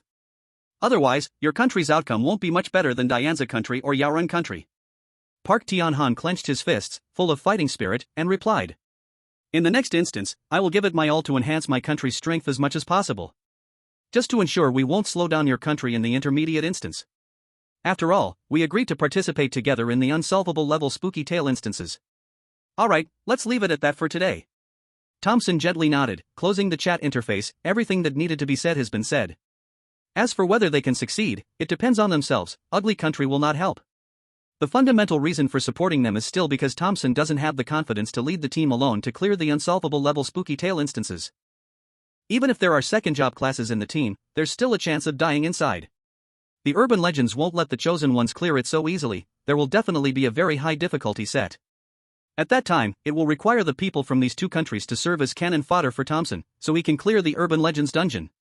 The fundamental reason is that the Radiant Nation and Barbarians are easier to control, while the Dragon Nation is an unexpected variable. If they all end up in an unsolvable urban legend dungeon, it would be uncontrollable. After Thompson shut down the computer, he spun his wheelchair 180 degrees to look at his three teammates behind him. Alright, we don't have much time left for development. In the last dungeon, besides earning some basic ghost money, our ugly nation gained nothing. This is a huge failure. We must reflect on ourselves and absolutely must not repeat the same mistakes in the next dungeon. So speak your minds. The three fell silent for a moment, and then the black man, Joel, spoke first. I have no thoughts, I'm strong, whatever you ask me to do, I'll do. I'll listen to you. Thompson showed a disdainful expression. This kind of guy with a brain full of steroids was completely out of consideration, so he pointed to the room. If that's the case, Joel, you can go out. Go do whatever you want. Upon hearing this, Joel was extremely excited and rolled up his sleeves, clearly heading to lift weights. For someone like him, an ascendant from the steroid planet, there was practically no desire. What could raisins do? Only food and lifting weights could give his numbed nerves a bit of pleasure. After Joel left, Thompson looked at the remaining two teammates. What about you? What are your thoughts? Alice placed her hand on her red lips and pondered for a moment before asking back. Thompson, you've had so many opportunities to change jobs, why not become a spirit master? What are you thinking? Thompson was taken aback. He didn't expect Alice to ask that, so he took out a mid-level ghost artifact from his pocket and put it on the table. I have only met one condition so far, and the other almost feels impossible to achieve. That is, to have died once. I've thought a lot, but I still can't meet the condition of having died once. I even think it's fundamentally impossible. When Lin Nian appeared, I finally understood. Alice's eyes widened in disbelief. Are you crazy? You actually want to change to a ghost hunter? Why choose such a dangerous profession instead of so many others? Chapter 61, Unexpected Guess. Thompson knew Alice would question him, so he stood up from his seat and walked toward the window. I can indeed change to a spirit master, but that's just a basic class. Even if I reach the second job, what's the big deal? All of you focus on the beginner dungeon, while my eyes have always been on the unsolvable dungeon.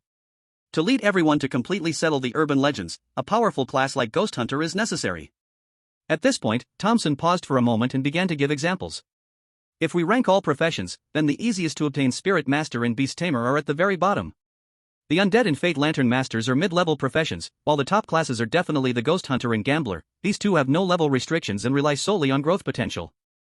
I will either not change jobs, or I will change to the strongest, and I will not compromise. Alice fell silent. Thompson's foresight was something she hadn't thought of, but the prerequisites for becoming a Ghost Hunter were too harsh, and she showed a worried expression. If that's the case, why not change to Gambler instead? That profession might be a bit less dangerous. We don't have Lin Nian's luck to meet the job change conditions in the outside world. And once you die in the dungeon, it's really death, no one can save you. Thompson did not agree. Turning around to look at Alice. Actually, I have an immature idea that might fulfill the job change conditions. But, it needs a bit of luck and character. Alice's eyes widened again, filled with confusion. What method? I think that's impossible. Lin Nian's method is almost impossible to replicate. Really? Thompson's lips curled into a special smile. Since the bizarre tales are set up this way, there must be a way to fulfill the conditions, for example, eerie artifacts. Ah? Alice was shocked, and she quickly refuted.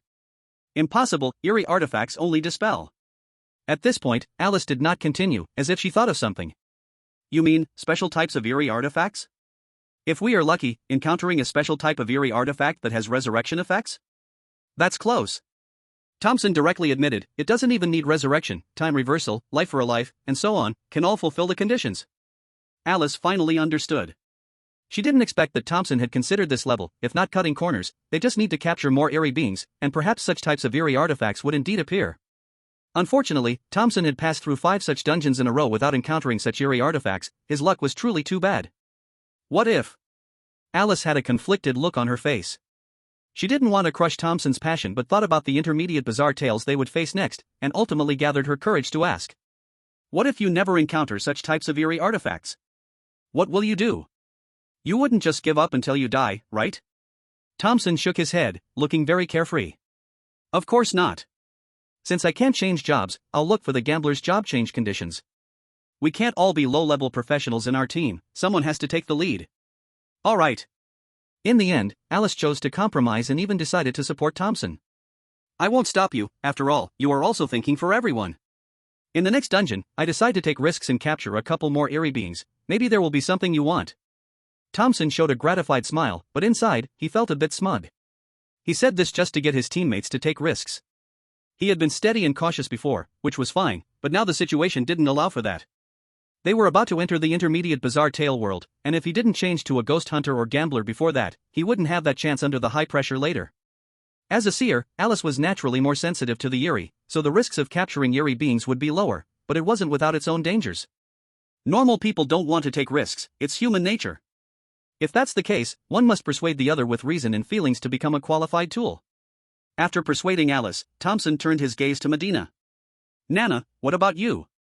Your tamer profession is weak and has no ability to fight against the eerie, but the sign pet can withstand death. I want to know, can you still nurture a pet like Ad? Medina felt a bit nervous. Before entering the bizarre tale, she had watched Thompson fight fiercely, clearing several bizarre tale dungeons. So she remained silent inside the dungeon, only taking action when needed. Now that Thompson was asking her, she answered honestly. I need to find a new pet, at least 5 days are needed to cultivate enough feelings. Different pets have different abilities, Ad's ability was to sense danger and take on death for others. I don't know if a new pet can have similar abilities. Thompson suddenly brightened, walking up excitedly, grabbing Medina's hand and quickly asking. Wait, if your ability is used on me, can it help me fulfill the ghost hunter job change conditions? Medina shook her head and firmly denied. No, bearing death for someone else is a choice made before that person is close to dying. It is not the same as bearing death for a dead person, this cannot be done. As she spoke, Medina gave an example. In the Hell Bus instance, John was dragged into the fog and did not die immediately, so that's why there was such an effect. Thompson looked regretful and, somewhat disappointed, released his grip. If that's the case, then never mind. In these few days, choose a pet to raise again. If there's a possibility of resurrection, please let me know. Medina nodded heavily. Okay, Mr. Thompson, I will definitely do my best to help you achieve your goal. Thompson looked at the two women and showed a sincere smile. Having said that, I won't say much more. You two go back and do what you want to do. Alice and Medina exchanged glances and walked toward the exit with a quiet understanding, simply bidding farewell to Thompson. Thompson sat back down in the chair, his fingers rhythmically tapping the armrest, his eyes unfocused, seemingly lost in thought about something. He had to make thorough preparations and could not let the indulgence of riches numb his waking mind. Chapter 62, Team Member Test. Back with Lin Nian, after the banquet ended, he called Wang Liping and Zhao Qing to his room for a discussion. The previous setting wasn't suitable, it was better to talk slowly in private. As soon as Wang Liping entered the room, he broke into an understanding smile. Brother Lin, are you going to fulfill the promise you made to me? Don't worry, I'm experienced with this, I've already picked a place. While saying that, Wang Liping leaned over with his phone, wearing a knowing expression. Lin Nian pushed him away and said seriously. I didn't call you here for that, I have something very important to discuss. Little Wang, there's a lady present, can you tone it down a bit? Hearing there was a lady, Wang Liping immediately glanced at Zhao Qing by the door and transformed from a lecherous look into a gentleman, promptly finding a chair to sit down. Seeing this, Lin Nian instructed Zhao Qing. You should find a place to sit. Zhao Qing nodded gently, then pulled out a chair and sat down not far from Wang Liping. Lin Nian chose to sit on the bed, looking at the two and getting straight to the point. I didn't call you in just for nothing, I want to ask, will you absolutely obey my orders? This question seemed directed at Wang Liping and Zhao Qing, but it was specifically for Zhao Qing, as the two had built a deep friendship in the Hell Bus. Wang Liping was willing to risk his life for Lin Nian, so he could completely trust him. However, Zhao Qing was different, she hadn't even gone through a single instance and had been a stranger before, so naturally, she wouldn't have any sense of trust. Wang Liping didn't hesitate at all and replied. Don't mention obeying orders, even if you told me to die, I wouldn't hesitate. My life was saved by Brother Lin, living until now is a gain. Lin Nian knew Wang Liping would say this, so his gaze remained on Zhao Qing. What about you? Are you willing? Even if I were to ask you to die, would you be willing? Zhao Qing fidgeted, lowering her head and not daring to look at Lin Nian. Although she had decided to cling to him, such words left her momentarily unable to respond. She didn't even dare to meet Lin Nian's eyes. The atmosphere fell silent for quite a while, and finally, Zhao Qing made up her mind, raised her head, and showed a determined expression. I am willing. Lin Nian's face showed no emotion as he locked eyes with her. Because the eyes are the window to the soul, many people appear one way but behave another behind one's back. If this Zhao Chang before him was insincere, surely she would instinctively dodge his gaze. This technique was learned from reading novels. Now let's try it on Zhao Qing. Zhao Chang noticed Lin Nian was staring at her, not avoiding her gaze, and gave her own explanation. Brother Lin, I know you don't trust me because I haven't experienced a dungeon with you. And I haven't shared life and death bonds like Brother Wang, I'm just a strange woman who suddenly came in. But I also want to live, I don't want to die, yet I know that with only myself, without anyone to protect, it's just a matter of sending myself to death. As she spoke, Zhao Qing's voice became a bit choked. But I am also a citizen of Long Country, and if I am destined to die, then I want my death to have value.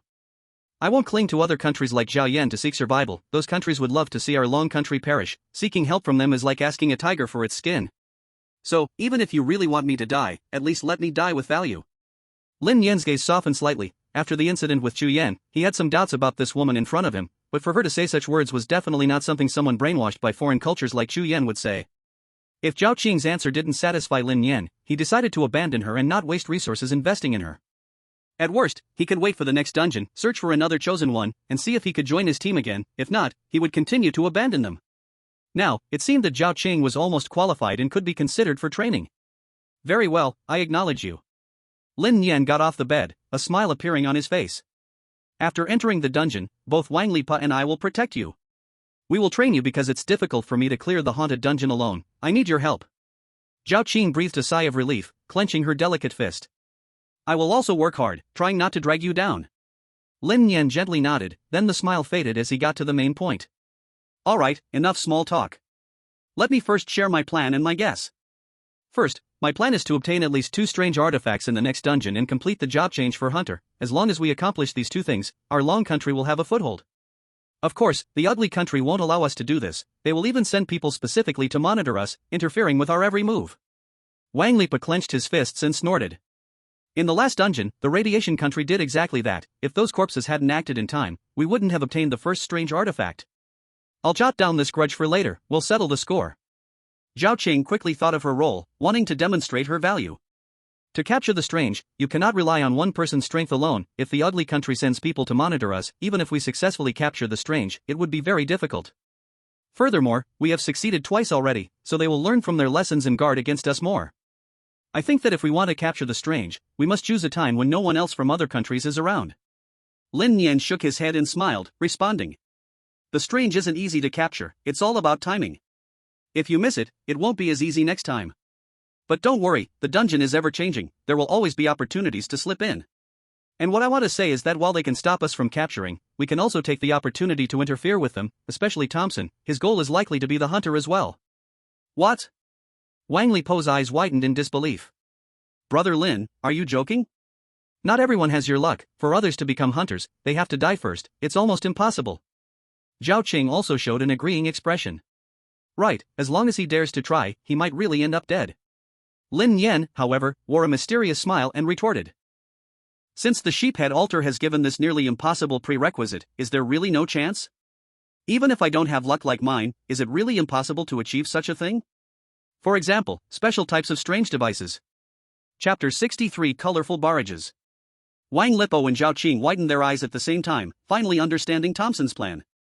After all, Thompson had experienced 5 instances, encountering the sheephead altar more than once, especially the information on various professions, which Thompson learned from asking about the sheephead altar.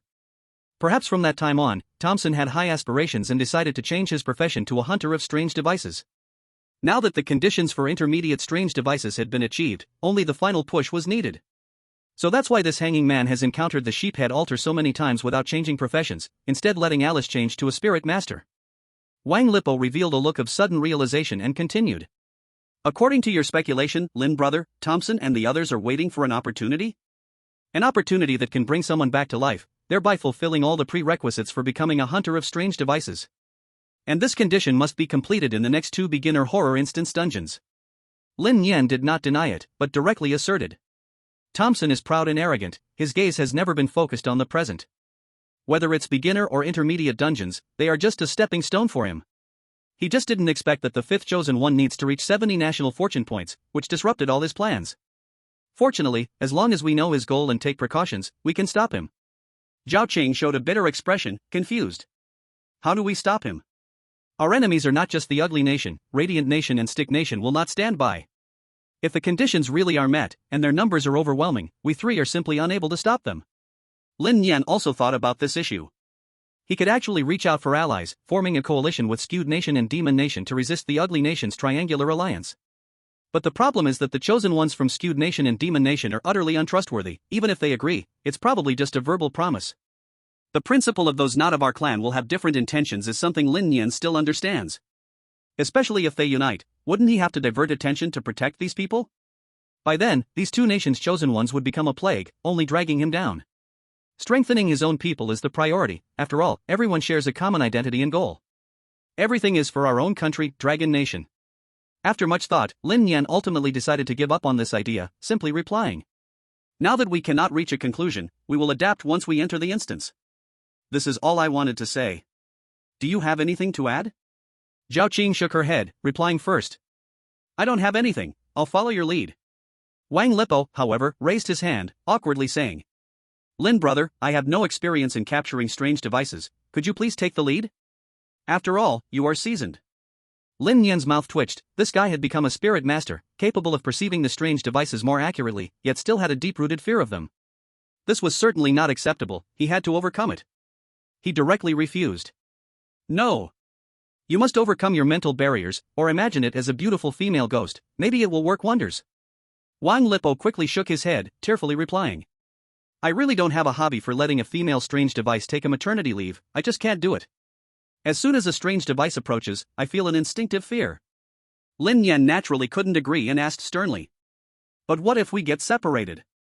This kind of thing could happen, you must face everything on your own. I'm not your babysitter. Training you is also to ensure you can stand alone, sharing the pressure with me." Wang Lipo ultimately gave up on this idea. Taking a deep breath, he said, "All right, I will do my best." Lin Nian didn't say much more, ushering the two of them out, telling them to go do what they needed to do. In the following days, Lin Nian also didn't stay cooped up in the apartment, he occasionally went out to relax, sometimes played games to relieve stress. This guy Wang Liping often stirred things up, taking Lin Nian to the third floor to experience the hustle and bustle, rescuing women of the night. As for Zhao Qing, it was just about pretty clothes, delicious food, and brand-name bags, and such. In the days without experiencing the Strange Talk dungeon, the whole world seemed to return to calm. After all, as long as the country wasn't destroyed, life could go on as usual. Workers had to show up for work, not a day could be missed, and every screw had to be tightened, not a single one could be left out. Happy days are always short, 7 days passed in the blink of an eye. The day before the new dungeon opened, Yu Lihai summoned the three of them, earnestly conducting a pre-battle mobilization, speaking for nearly 2 hours. Only then did they return to rest well, striving to seize first place and bring glory to Dragon Country. Lin Nian and the others naturally agreed wholeheartedly and signed a military order. As for the outcome, they would leave it to fate. Ding, a new Strange Talk dungeon is about to open, you have 1 hour left. Do you want to enter the Strange Talk restroom early? When Lin Nian received this familiar prompt, he hesitated not for a moment and chose to enter. Soon, Lin Nian appeared at his position, surrounded by empty space, which surprised him a bit. Last time, Thompson and others appeared at a similar time, so it should have been the same this time. Unfortunately, Lin Nian sat all alone in the Strange Talk candidate hall, with not a single person to talk to. It was indeed a little boring. Are these guys, like Thompson, afraid of being mocked, so they waited to come in? Lin Nian showed no restraint, talking to himself in the Strange Talk restroom, as if trying to stir up hatred. The Ugly Country's live room suddenly exploded, filled with greetings from their compatriots. Damn Lin Nian, does he really think that because he occasionally gets first place, he forgets his surname? Rest assured, our country's chosen one, Thompson, will surely revive the national style and make Dragon Country look good. I'm waiting for all the chosen ones from Dragon Country to be wiped out, this time they won't get a chance. Yes, waiting for Dragon Country to be wiped out. The Ugly Country's barrage was filled with curses and insults, while Dragon Country's live room had the support of over 1 billion people, all cheering and motivating. Lin Nian was feeling very bored in the Strange Talk restroom. Fortunately, as long as he hadn't entered the dungeon, he could still check live broadcasts and send bullet comments. He suddenly had a mischievous thought and sent a comment in the Ugly Country's live room. As a chosen one, his comment stood out remarkably, even overshadowing others. In the Ugly Country's live room, a colorful comment suddenly appeared at the top of the screen. Chosen one Lin Nian, all of you here are trash. This comment was extremely eye-catching, leaving over 1 billion people from the Ugly Country stunned, who then furiously spat out curses. Unfortunately, Lin Nian had already closed the Ugly Country's live room and switched to Dragon Country's live room, enjoying everyone's encouragement. Chapter 64, New Dungeon, Infinite Corridor. Time flies quickly when you can't act cool, an hour passed in no time. Wan Liping and Zhao Qing logged on in succession, both with wistful eyes, as this kind of good life, unless you become a chosen one, is unimaginable for ordinary people. Thompson and the others also timed their entry, all 19 chosen ones were present, and the strange talk prompt appeared. Ding, all chosen ones are in position, randomly selecting the fourth chosen one for the radiation country. Ding, selection successful, the fourth chosen one, Ga Bodo. As the prompt sound ended, a woman in a white dress appeared in the fourth seat of the radiation country. She wore a white hood, and her appearance looked strikingly similar to the national goddess Awayen, especially her prominent chest muscles. The land of radiation is known for producing national enlightenment goddesses, and it seems this Bodo Yui is one of them too. Ozawa Jiro looked at the new teammate with great anticipation. He actually hoped this new member would directly obtain the profession of Beastmaster, which could warn or save them. After all, everyone in the country knew about Medina, which had sparked a wave of pet ownership. If he was chosen, he could magically obtain the Beastmaster profession. Even if it wasn't very strong, at least it could save a life, right? Unfortunately, things did not develop as expected, and Bodo Yui said with a frustrated expression. How can this be? I clearly have a pet, why hasn't the prerequisite for becoming a Beastmaster been triggered? What is the reason? Does my little kitty not love me? No one paid attention to Bodo Yui's complaints because the horror tale instance was about to begin, and there was no time to think about such trivial matters. And the horror tale prompt was also delivered without delay. A new prompt had been sent. Ding, teleportation begins, a new instance has been generated. Infinite corridor. Ding, teleportation complete. As the prompt sound faded, a familiar sense of dizziness came, and the 20 chosen ones all vanished, appearing in a brand new world. Do. A familiar sound appeared in Lin Nian's ears again. It was the sound of a bus in motion, making his body stiffen involuntarily. Is it another plot like the Hell Bus? Does this Gobi horror tale not know how to change things up? Lin Nian felt powerless to complain. If it was a narrow place like a bus, it would be so torturous. It wasn't just Lin Nian who thought this. Thompson felt a surge of joy. If this instance was again on a bus, he would have complete control to limit Lin Nian's development. This time, he had to be on guard against Lin Nian. No matter what, he absolutely could not let Lin Nian succeed. Ozawa Jiro even had a smile at the corner of his mouth, quickly scanning his surroundings. Indeed, they were on a bus, and he shouted happily. Ha ha ha. God bless the land of radiation, truly, God bless the land of radiation. This time, you Dragon Nation wait for a group. The last word did not come out. Ozawa Jiro stood frozen in place, looking at the horror tales provided instance information. Horror tale instance name, Infinite Corridor. Level, beginner, difficulty increased by 20%. Content, you 20 have successfully applied to work at the Antique Museum and become employees there. However, this museum is very strange, with employees mysteriously disappearing, and the museum has kept this quiet, so you are the newly recruited employees today.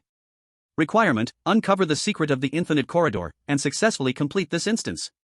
Reward, the first to successfully solve it will receive 500 Eerie coins, and those who survive will receive 100 Eerie coins. Ding, entered the beginner horror tale instance, received a basic reward of 100 Eerie coins. When Ozawa Jiro finished reading all the information, his smile froze on his face, and then he awkwardly sat down. This time on the bus, apart from the driver who was an outsider, everyone else were the chosen ones. Moreover, the driver of this bus was a living person, and the surroundings were urban, with countless pedestrians and flowing traffic, showcasing life and vitality. Although it wasn't exactly on a bus, the area was at least much smaller, and they were within a confined zone, still capable of limiting Lin Nian's development. And Lin Nian didn't even bother to mock Ozawa Jiro, pretending to check his surroundings and assess the environment. His gaze actually stayed fixed on the window glass. The reason was simple: searching for the future diary was the best choice to quickly familiarize himself with this instance. Although he still had the mirror from the last instance, frequently taking it out seemed clearly off. Before, it could still be said it was for the sake of seeking the strange, but now, not even having arrived at the destination, just staring at the mirror, isn't that too strange?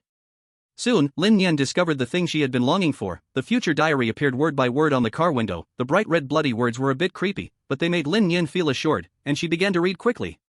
Time, the first day of entering the strange talk copy for the second time. Location, on the bus heading to the museum. Content 1, Thompson and the others thought the content of this copy was like the bus from hell. Their mouths were all smiling, especially Ozawa Jiro was ready to pop open champagne in celebration, but when the copy information appeared, he showed a long face, unhappily accepting this reality. But I was in a great mood. Content 2, the bus slowly moved forward, everyone was doing nothing. I decided to look around on the bus to see if there was anything special, but unfortunately, I found nothing. Feeling a bit disappointed, suddenly my mood was not beautiful. Content 3, I thought since there was a driver on the bus, I would go up and chat a bit, got some unimportant information, felt like this copy might be a bit hard to handle. Content 4. After more than an hour's drive, the bus finally arrived at the destination, a museum that collected historical relics, covering at least 2 football fields and has 3 floors. Feeling like the ugly country wanted to keep an eye on us wouldn't be that easy. Content 5. After we reported, dormitories were assigned. There didn't seem to be anything special happening. After Lin Nian read all the diary content, she didn't see any useful information. It really felt like a diary, having no nutritional value at all. The blood words disappeared. Lin Nian withdrew her gaze, while others began to change seats. The chosen ones from various countries naturally gathered together. Wan Lipo took the initiative to sit beside Lin Nian and asked, "Brother Lin, what do you think about this copy?" Zhao Qing sat behind the two, whispered, "Is there something wrong with this bus? Will we suddenly face a strange attack? What do you all think about the infinite corridor?" Chapter 65. Finally, it led to a beauty trick. Lin Nian noticed that Zhao Xue and Wang Lipo were looking at her with hopeful eyes, clearly taking her as their pillar of support, but unfortunately, Lin Nian did not gain any hints from the diary, could only respond helplessly.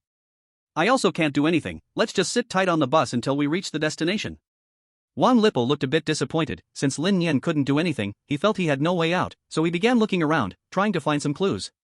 Zhao Chang also did not continue to ask, just like Wang Lipo's choice, what if there were new discoveries? As for the ugly country, the radiation country, and the stick country, they took no action either. The lesson from the hell bus was still fresh in their minds. They dared not act rashly. What if triggering some taboo led to that kind of corpse attack? When Thompson and others heard Lin Nian say she couldn't do anything either, they breathed a sigh of relief. After all, they hadn't gained anything. If Lin Nian could discover something ordinary people couldn't in this situation, it would be too terrifying. Then Thompson and the others started moving around in the vehicle, even rummaging through their seats, trying to find something useful. Such actions drew the driver's dissatisfaction. As he drove, he turned around angrily and shouted, "Hey, what are you guys looking for on my bus? That big-chested brainless woman, you put my cushion down." Everyone looked towards the driver's position. A middle-aged man in his 40s, sporting a small mustache, with an angry face, made people dare not continue to rummage. Bodeo Jie showed an awkward expression, then put down her things. Lin Nian, seeing this, took the opportunity to step forward and asked, "Driver, I heard that the museum we are going to is a bit spooky. Is that true?" The driver glanced at Lin Nian, showing a mocking expression. "You all know that place is cursed, yet you're still dumb enough to go to work? I really don't get what you young people are thinking. If I were you, I'd grab my bucket and run as far away as I could." Lin Nian's mouth twitched, and he showed an embarrassed expression as he replied, "But we can't leave. The salary is too high, and the penalty for breaking the contract is too expensive. We simply can't afford it." Although Lin Nian didn't know exactly what kind of labor contract they had signed, dangerous jobs typically came with hefty penalties or high salaries to lure people into taking risks. This seemed like one of those situations, just like how TV shows and novels always portray it. The driver clearly knew more, shaking his head as he responded, "You young folks really think you can get a high-paying job just because you don't know anything? If things were really that good, I'd quit being a driver, gather my whole family, and bring all my relatives to work at that museum. But unfortunately, you want their money, and they want your life." Everyone listened carefully, not disturbing Lin Nian, hoping he might gather some useful information. After all, everyone had ears, and Lin Nian couldn't block them all, right? Lin Nian didn't hide his intentions either and continued asking, "It's that dangerous? Can you tell me what happened at this museum, driver?" The driver clearly knew something, but didn't answer directly. He must have had his reasons and could only respond briefly. "I don't know the specifics. Don't ask me. I'm just a driver. My job is to get you to the museum. If you have any questions, ask the curator." Lin Nian wasn't surprised by the answer. After all, he had asked the driver about this in his diary and didn't get the answer he wanted. It seemed that the situation hadn't changed. "All right, sorry for bothering you." Lin Nian gave up and returned to his seat, closing his eyes to think. Others, seeing Lin Nian successfully strike up a conversation, were starting to get a bit restless. Thompson guessed that the driver probably knew something. Since Lin Nian hadn't gotten the result he wanted, what chance did he have of doing any better? They needed a better way to extract information, but what could they do? At this moment, Ozawa Jiro's eyes flickered, and he turned his gaze to Bodo Yui. The woman was fairly cute, but what stood out the most was her large chest, a bit exaggerated. From the driver's words, his attention had immediately shifted to Bodo Yui, which meant the driver was clearly a bit of a pervert. With this thought in mind, Ozawa Jiro walked up to Bodo Yui and whispered, "Yui-chan, use your womanly charm to get information from this guy. This man is clearly a pervert. Make good use of your advantages, and maybe you'll get results." Bodo Yui puffed out her chest with confidence and replied, "Don't worry, no man can resist my beauty. If there's one who can, he probably doesn't like women." Ozawa Jiro gave a thumbs up. Alright, this is on you, Yui-chan. Aoyen, watching from the side, felt she wasn't bad either. She just lacked a little in the chess department, but she could still do it if needed. However, she didn't speak up and decided to wait. If Bodo Yui failed, she'd make her move as a backup. Bodo Yui had no idea what her teammates were thinking. She adjusted her clothes to emphasize her curves, showing off her figure, hoping to enhance her charm. With a charming stride, she walked towards the driver's seat. Tap tap tap. Bodo Yui intentionally walked loudly, the sound echoed in the vehicle, and all eyes were on Bodo Yui, guessing her intentions. The driver looked a bit confused, seeing a woman walking towards him in the rearview mirror, seemingly trying to seduce him. He was not such a superficial man, especially since he was driving, unable to do anything at all. Bodo Yui quickly arrived in front of the driver, revealing a charming smile. Driver brother, I have a question I want to ask you. Bodo Yui's voice was somewhat intoxicating, a voice that sent electric currents through any man who heard it. The driver felt a bit the same. He admitted he had underestimated this woman, she indeed had something that made him daydream. Feel free to ask whatever you want, but you must promise me one thing. The driver still couldn't help himself, he licked his lips with his tongue, seeming to have finally fallen for this beauty's tricks, as if he had been conquered by Bodo Yui. Is this all? Bodo Yui coldly laughed inside, as expected of a filthy man, just showing 1% of her charm had successfully tamed him. It seemed he was not that impressive after all. Okay, I will agree to whatever you ask. Bodo Yui responded with a deliberately sweet voice, even gently stroking the driver's chest with her finger, looking like she was offering herself up for his enjoyment. Gulp. The driver swallowed a mouthful of saliva and asked. What do you want to know? Chapter 66, The Driver's Revenge. Hearing the answer she wanted, Bodo Yui's lips curled up slightly. I want to know the secrets of the museum. Tell me everything you know, okay, uncle. Bodo Yui was fortunate to have voiced a character in an anime from the nuclear country. Right now her voice was incredibly alluring, showcasing its full charm. The old driver could hardly stand it, the big bus was almost hard to control, but he quickly composed himself, pretending to drive nonchalantly, then replied. I don't know much about the museum, just that you are the 5th group of people to work there, and almost every 2 to 3 months, there's a new rotation. I only know that this museum is very dangerous, I have no idea what it really is. Bodo Yui's beautiful brows nodded slightly, and she asked with some dissatisfaction. Is that all? I can't fulfill my promise to you. The old driver became anxious when he heard that she couldn't fulfill her promise. Wait, are you trying to back out? That's not what you said earlier. Anyway, you're going to die, so why not use everything to the fullest before you go? That way, you feel good, I feel good, everyone feels good. Baka. Bodo Yui instantly broke down, not expecting this driver to say such wolfish words, and immediately left without looking back. Do you really think I care about you? Why don't you take a good look at yourself? Hearing this, the driver got angry and immediately cursed. Wretched woman, how dare you trick me? You wait. Bodo Yui didn't care at all, swaying her charming waist, walking towards Ozawa Jiro, immediately switching to a flattering expression. Lord Jiro, this driver doesn't know much either, only that the museum is dangerous, the specific reasons are completely unknown. I feel like I can't get any information out of this guy. Ozawa Jiro had already heard their conversation and frowned slightly. It seems we can't get the desired information before reaching the museum. Since that's the case, let's just sit quietly and wait for the bus to arrive. Bodo Yui nodded, then sat down next to Aoyen, silencing herself. Everyone thought this was a small episode and didn't pay much attention, as most people didn't regard NPCs as real people. Only Lin Nian felt a twitch in his eyelids, thinking that the situation had gone beyond expectations. Because the diary did not record anything about Bodo Yui, and then everyone safely arrived at the museum. But the reality was that Bodo Jie had provoked the driver and even mocked him, altering the future and possibly pushing it toward an unknown direction.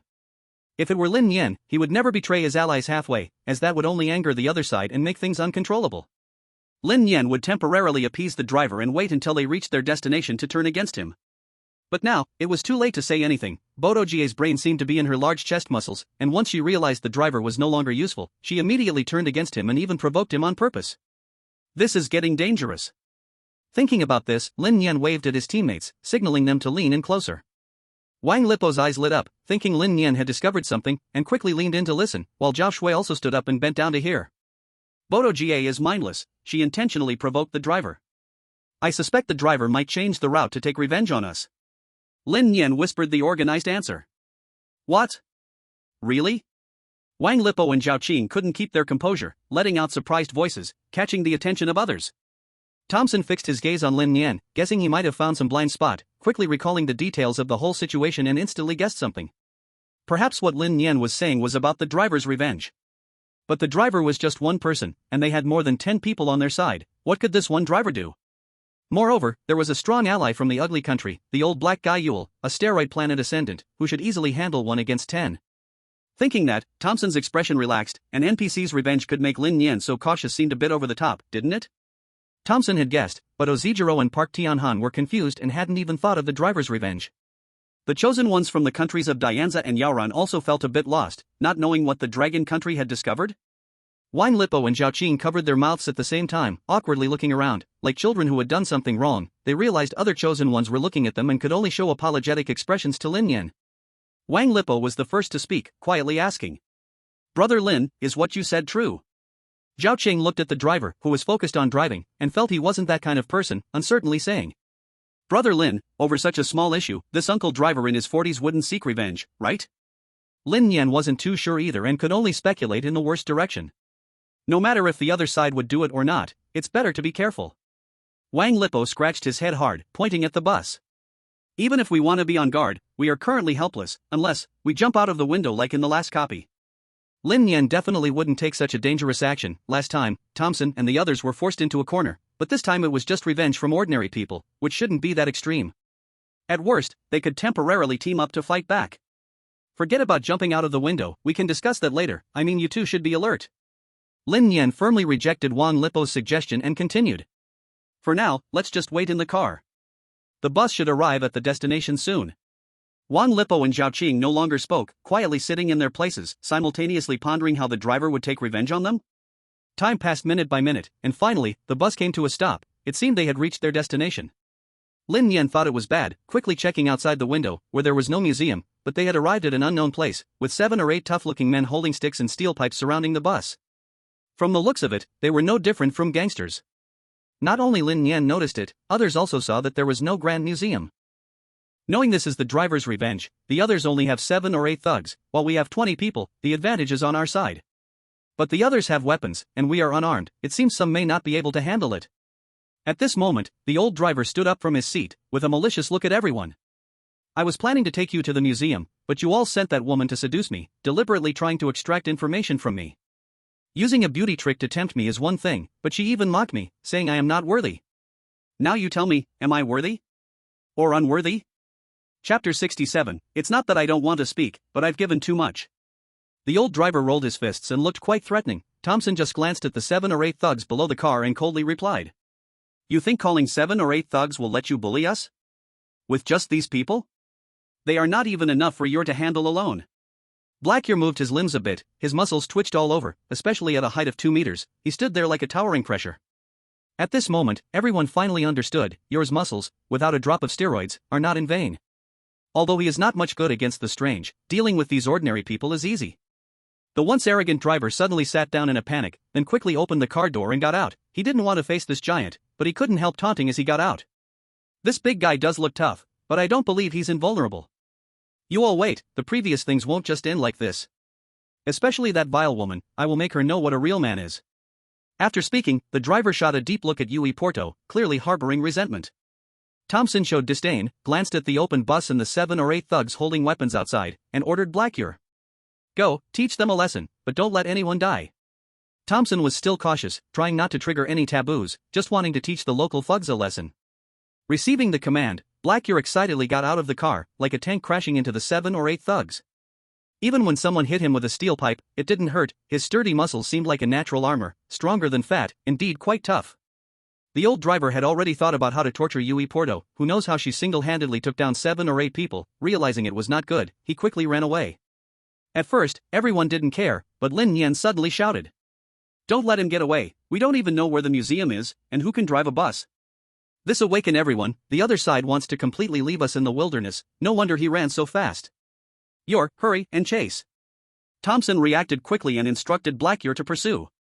Unfortunately, while Black Ear's attack and defense were maxed out, his agility was lacking. After a few steps, he lost track of him.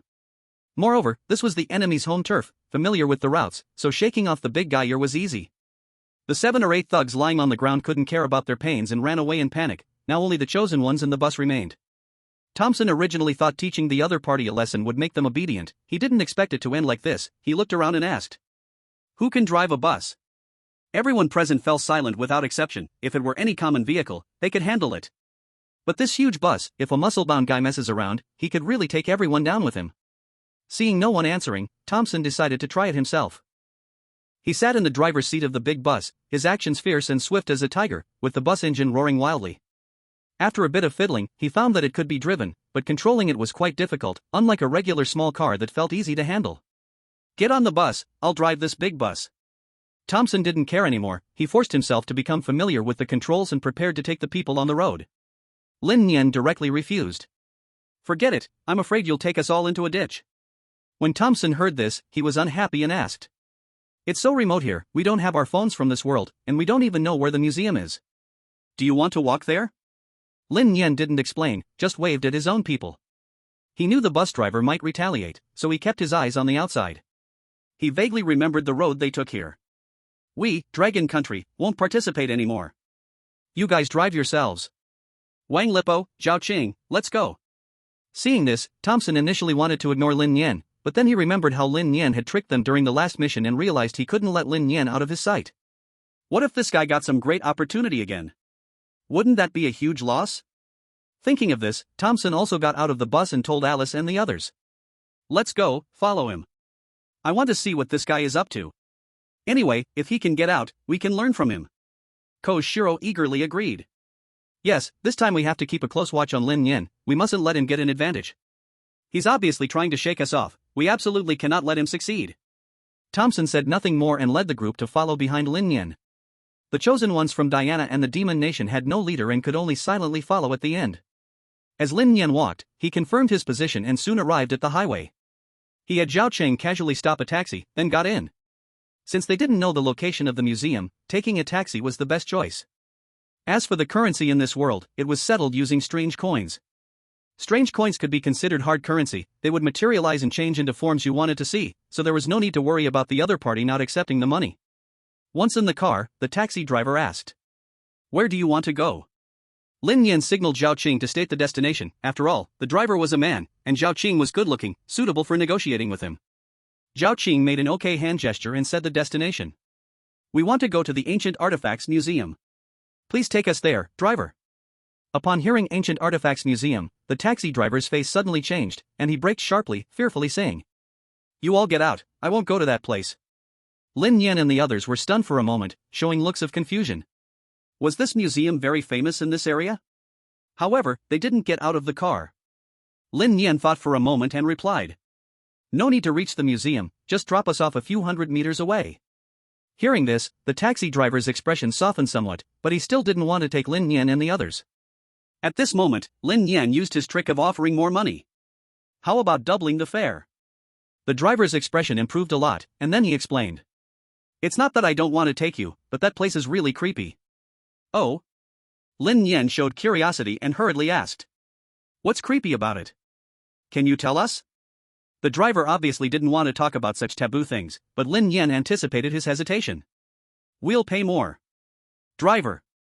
It wasn't that he didn't want to speak, it was that Lin Nian offered too much. Chapter 68, I'm calling the police on you scammers. Under the temptation of Lin Nian's extra payment, the driver finally revealed all he knew. The Ancient Artifacts Museum is famous for its collection of ancient artifacts and relics. It used to be quite normal, and many people went there out of curiosity. But in the past 2 years, things have been very unsettling. Tourists often go missing in the museum. And it's not just 1 or 2 people, at least dozens have disappeared inside the museum. Even after searching the entire place, the missing persons cannot be found. The more this story spreads, the more airy it becomes, leading no one to dare visit that place. Lin Nian realized that this must be related to the Infinite Corridor. Just by its name, one can tell it is a corridor with no known end or length.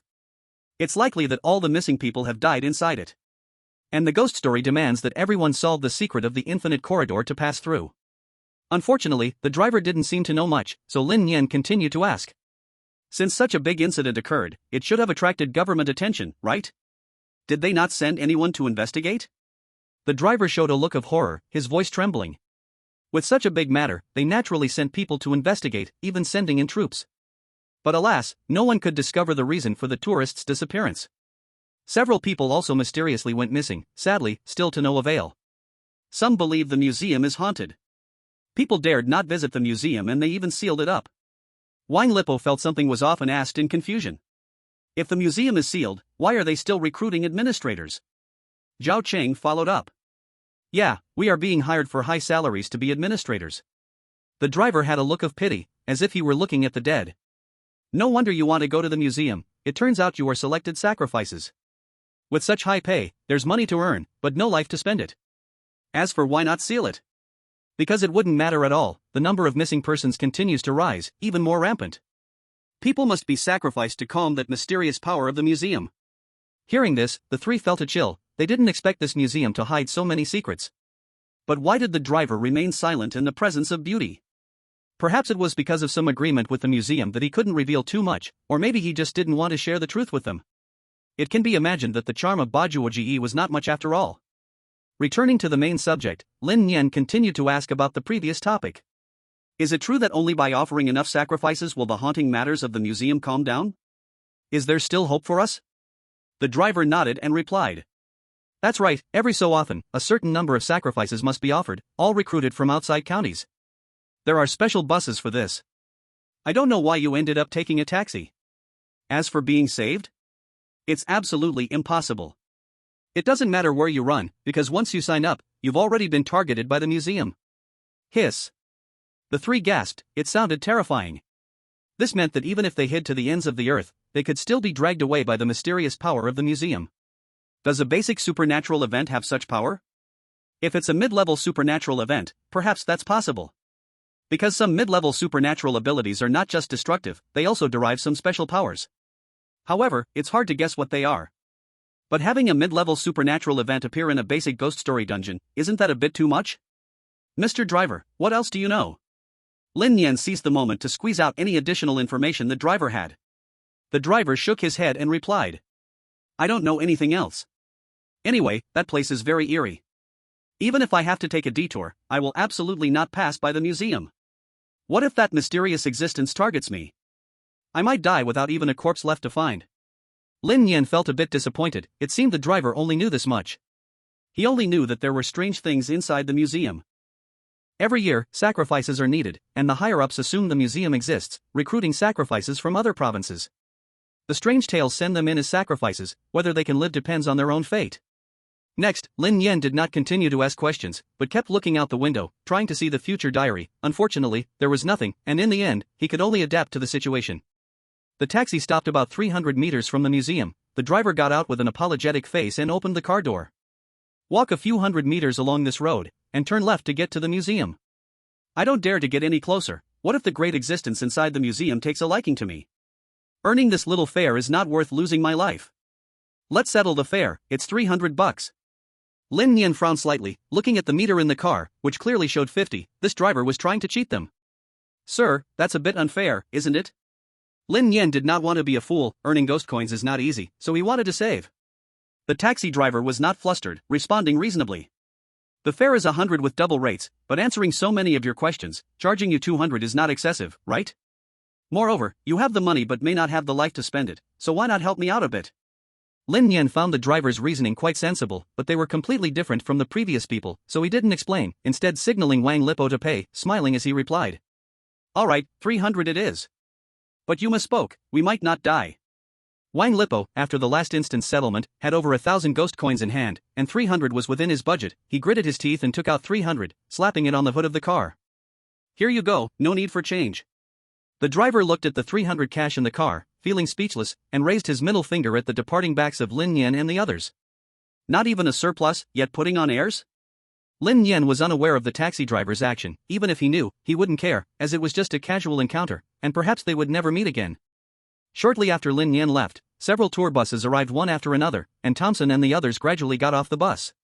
As soon as Ozawa Jiro got off, he saw Lin Nian's back and mocked. Ha, these fools from the Dragon Kingdom, they actually paid for a taxi. And they gave 300 ghost coins. Park Tianhan also looked at them with a stupid gaze. They're just a bunch of ordinary NPCs, they could have gotten a free ride, but they actually paid? The taxi driver, preparing to collect his fee, suddenly felt a bit embarrassed hearing the mocking words and subconsciously asked. Are you not giving me the $1,000 you promised? Thompson glanced at the taxi driver and sneered. You want money? Go ask him. After saying this, the muscular black guy deliberately posed like a strongman, with bulging muscles and veins, resembling a walking muscle monster. The taxi driver immediately became unhappy, yelling. You guys. I'm calling the police, you swindlers. I still have surveillance in my car, just wait to be caught. Ozawa Jiro waved his hand, looking unconcerned, and retorted. You can call the police, but will you go into the museum for us? This. The taxi driver could only curse them silently in his heart and then, looking furious, drove away. Chapter 69, Three Bodies. Wang Lipo also noticed the commotion behind and quietly said to Lin Nian. Brother Lin, Ozawa Jiro is mocking us for being foolish. We could have gotten a free ride, why did we have to pay? 300 ghost coins is too much. Lin Nian, however, appeared unconcerned, laughing. Why bother caring about what they think? We are us, acting according to our hearts, what's the harm in that?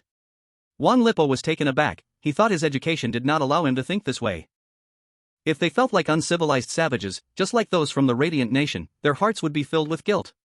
Since peace can be bought with money, what is there that is not worth it? Thinking of this, Wang Lipo hurriedly chased after him. You're the one who sees things clearly, Lin Gu. Lin Nian did not answer, walking while observing the surroundings. In the entire museum area, there was not a single living person to be seen, all the shops and storefronts were tightly closed, and fallen branches and leaves covered the entire street, with no one to clean them up. It seemed this place was worse than imagined. The people of this city avoided the museum as if it were a plague, even unwilling to come close, making the area appear lifeless.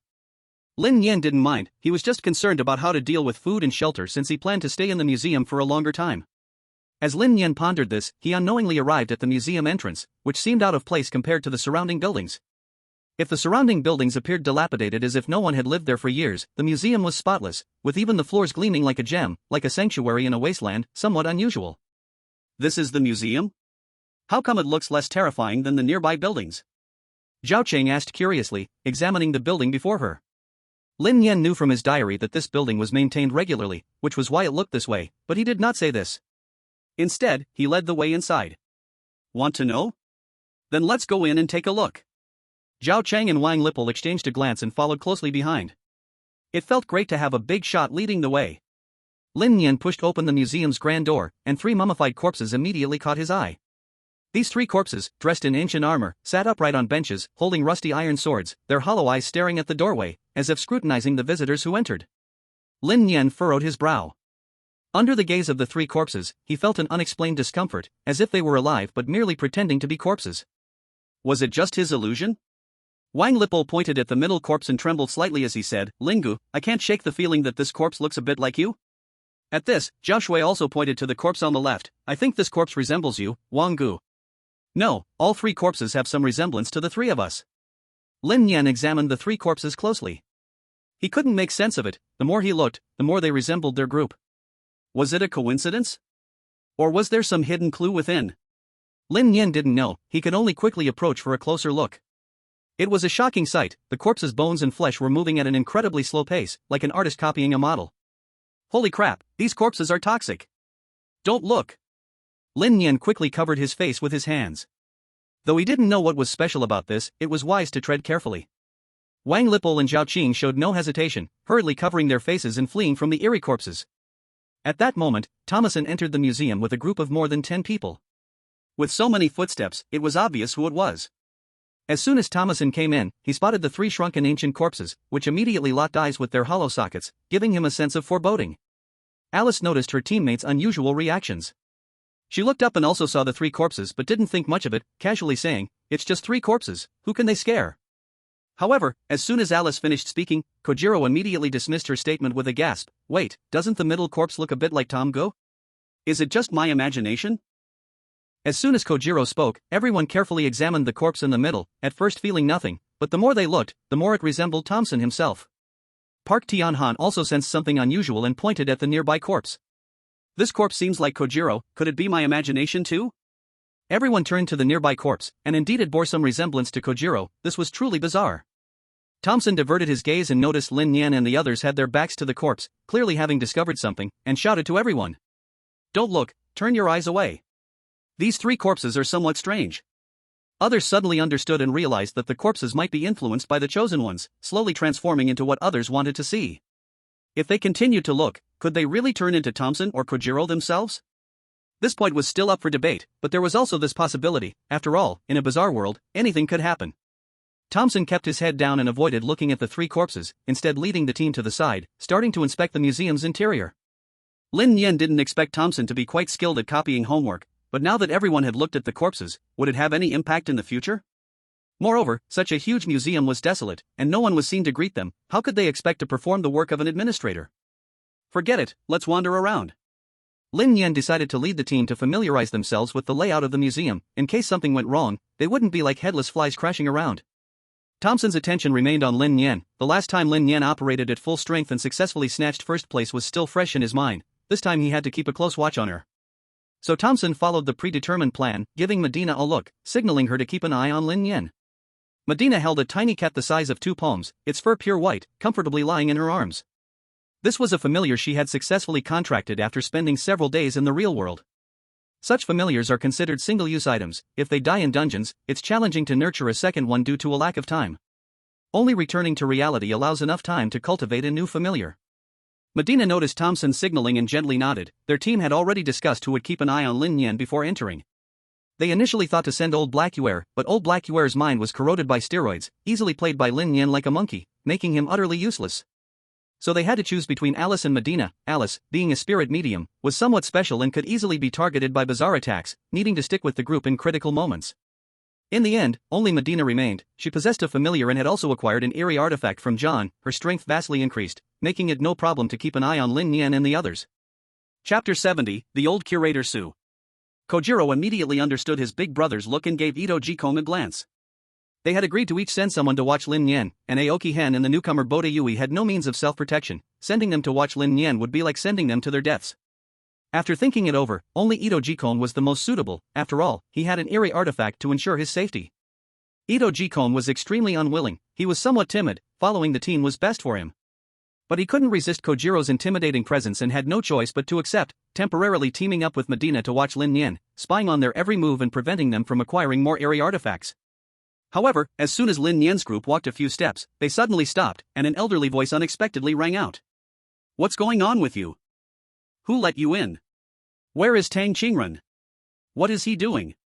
At this moment, an old man appeared at the entrance, leaning on a cane, with a humped back as he walked into the museum, looking very unfriendly. Thompson turned to look at the voice and guessed that this old man might be the one in charge, replying loudly. "We are here to apply for the administrator position. The driver took us to the wrong place." Upon hearing that the driver had taken people to another place, the old man immediately showed an angry expression. This Tang Qing must not want to live. How dare he do such a thing? After saying that, the old man struck the ground heavily with his cane 3 times. Bang bang bang. "All of you, get out." Everyone believed him. It seemed this old man was in charge and might arrange work for them, so they waited to see what would happen. Thus, everyone gradually walked out of the museum and arrived at an open area outside. The old man raised his cane and pointed at Thompson. "You come out and have them line up." What a mess, looking ridiculous. Thompson was commanded by an NPC, feeling a bit unhappy, but he still suppressed his discontent and forced a smile.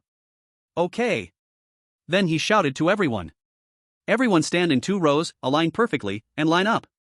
Everyone cooperated very well, and soon the line was organized. The old man then let Thompson join the line and slowly said, "Old man, my surname is Su, you can call me Director Su. I am the one in charge here. Since you didn't arrive by bus, you must have learned something about this museum and understand some truths. But so what? Since you have already been selected, just accept your fate and stay here. As long as you work hard, you might not die." Hearing Director Su's serious boasting, everyone was speechless. Who would believe that they wouldn't die as long as they worked hard? Besides, everyone present was a chosen one, even aware of the strange things inside the museum. Whether they would die depended only on their own skills. At this moment, a chosen one from the Dianza country raised their hand to ask, "What will happen if I escape from here? I am still young, I don't want to die. The worst thing I have done is just make a few scam calls. And I only scammed people from Longua. I shouldn't deserve death, right?" Ha ha ha. The others, like Xiao Zizi, couldn't help but burst into laughter. This chosen one from Dianza was interesting and would fit well in the ugly country as a lackey. Director Su looked at the chosen one from Dianza, a woman in her 30s with a sorrowful expression, and a smile appeared on his old face. "You can try to escape, even leaving this city is possible, but you will never escape this museum."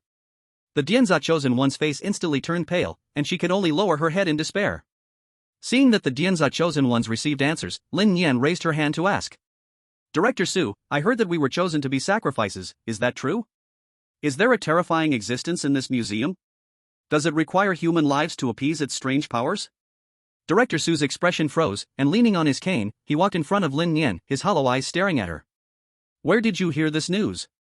Lin Nian felt Su's gaze and seriously suspected that beneath this guy's skin was a monster, ready to devour people at any moment. If she didn't know that the strange things couldn't be seen, she would have pulled out a strange artifact to see if she could disperse him. Anyone on the street knows, this shouldn't be a secret. Lin Nian remained expressionless and calm, continuing. Director Su, you still haven't answered my question. Is it really as they say? We are actually the sacrifices sent here. And what needs to be sacrificed is the monster hidden deep in the museum, right? Director Su's face showed no change, he scoffed and replied. You don't need to know so much, you only need to know that this money is not easy to get. And even if you regret it, it won't help, follow the rules well, and maybe you can live a bit longer. Lin Nian did not get the answer he wanted. He guessed that this old guy knew more than he imagined, and was even some kind of representative for an evil entity, specifically helping that evil thing deal with sacrifices. Thompson saw that Lin Nian's question went unanswered, and suddenly said 4 words. Infinite corridor. Upon hearing this, Director Su, that old man, quickly turned around, his eyes fixed on Thompson. The previous movement was not something an old man could do. What else do you know? Director Su stopped pretending and laid everything on the table, tossing his cane aside, moving swiftly, standing tall instead of hunched, striding towards Thompson. Thompson thought it was bad, feeling like he had triggered some kind of taboo. He immediately diverted the blame. That person told me. I only heard him say it. Lin Nian looked at Thompson pointing at him, instantly feeling speechless. This damn guy truly knows how to stir up trouble and dump the blame on him. Director Su's gaze fell on Lin Nian again, his tone leaving no room for doubt. Say everything you know. Otherwise. The latter part of this sentence, Director Su, that old man, did not say it out loud, but obviously carried a threat. Lin Nian was not someone to be trifled with, not afraid at all. He raised his head and replied. Not only do I know, everyone knows, we are here to deal with this problem. We know there is an infinite corridor inside this museum. Those missing people must have entered it, never to come out again, right? Director Su looked at Lin Nian deeply, then glanced at the others, revealing a mocking expression. He picked up his cane again, turning back into a feeble old man, and said lightly.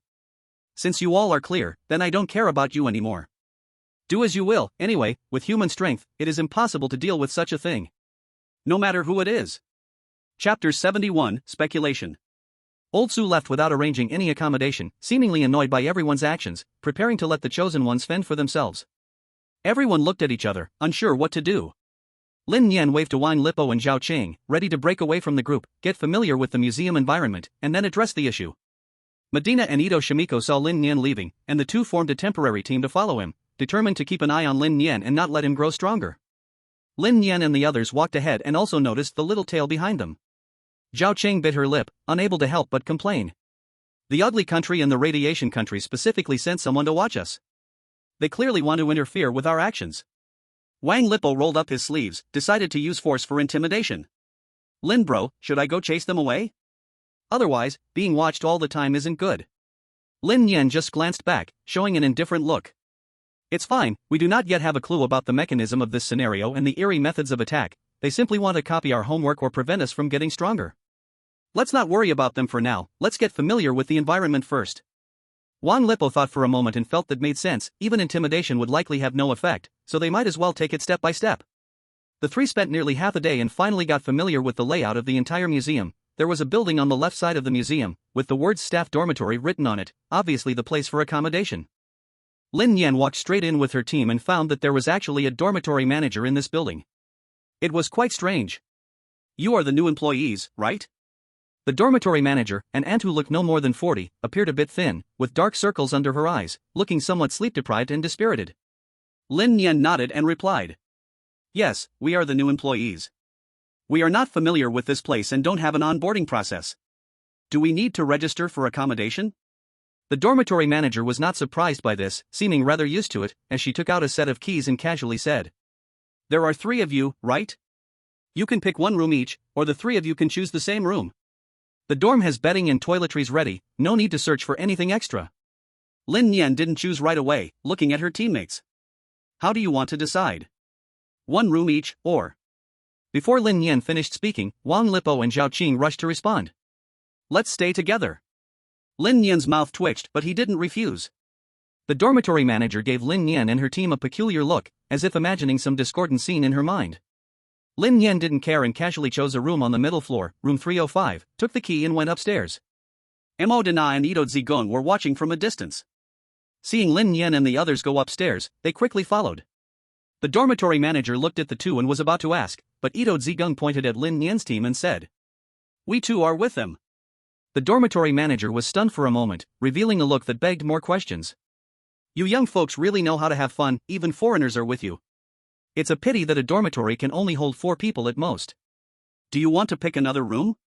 Ito Zigong did not understand the underlying meaning of the dormitory manager's words and flatly refused. "No need." After saying that, without giving the dormitory manager a chance to continue speaking, he went directly upstairs. As Lin Nian reached the second floor, she saw Ito Zigong and Mo Dana following closely behind but didn't pay much attention. She arrived at room 305, closed the door, and locked it. The 3 of them moved in unison to the balcony to prevent anyone outside from eavesdropping.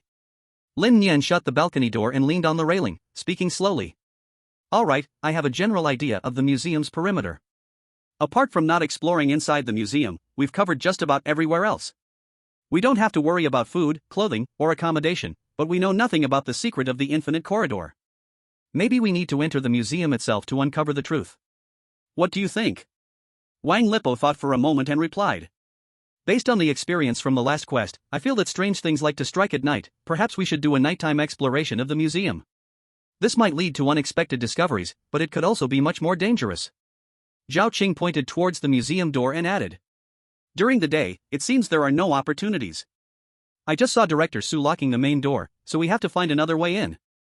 Or maybe we can only explore the museum late at night when it's quiet." Lin Nian smiled with satisfaction. Her teammates were thinking well, and shared her opinion. "What you both said is good, but I believe that even if we don't explore the museum, we might inexplicably end up inside." Wang Lipo looked puzzled, scratching his head and asked, "That doesn't make sense. If that's the case, why don't we just stay in the dorm?" Lin Nian smiled and explained.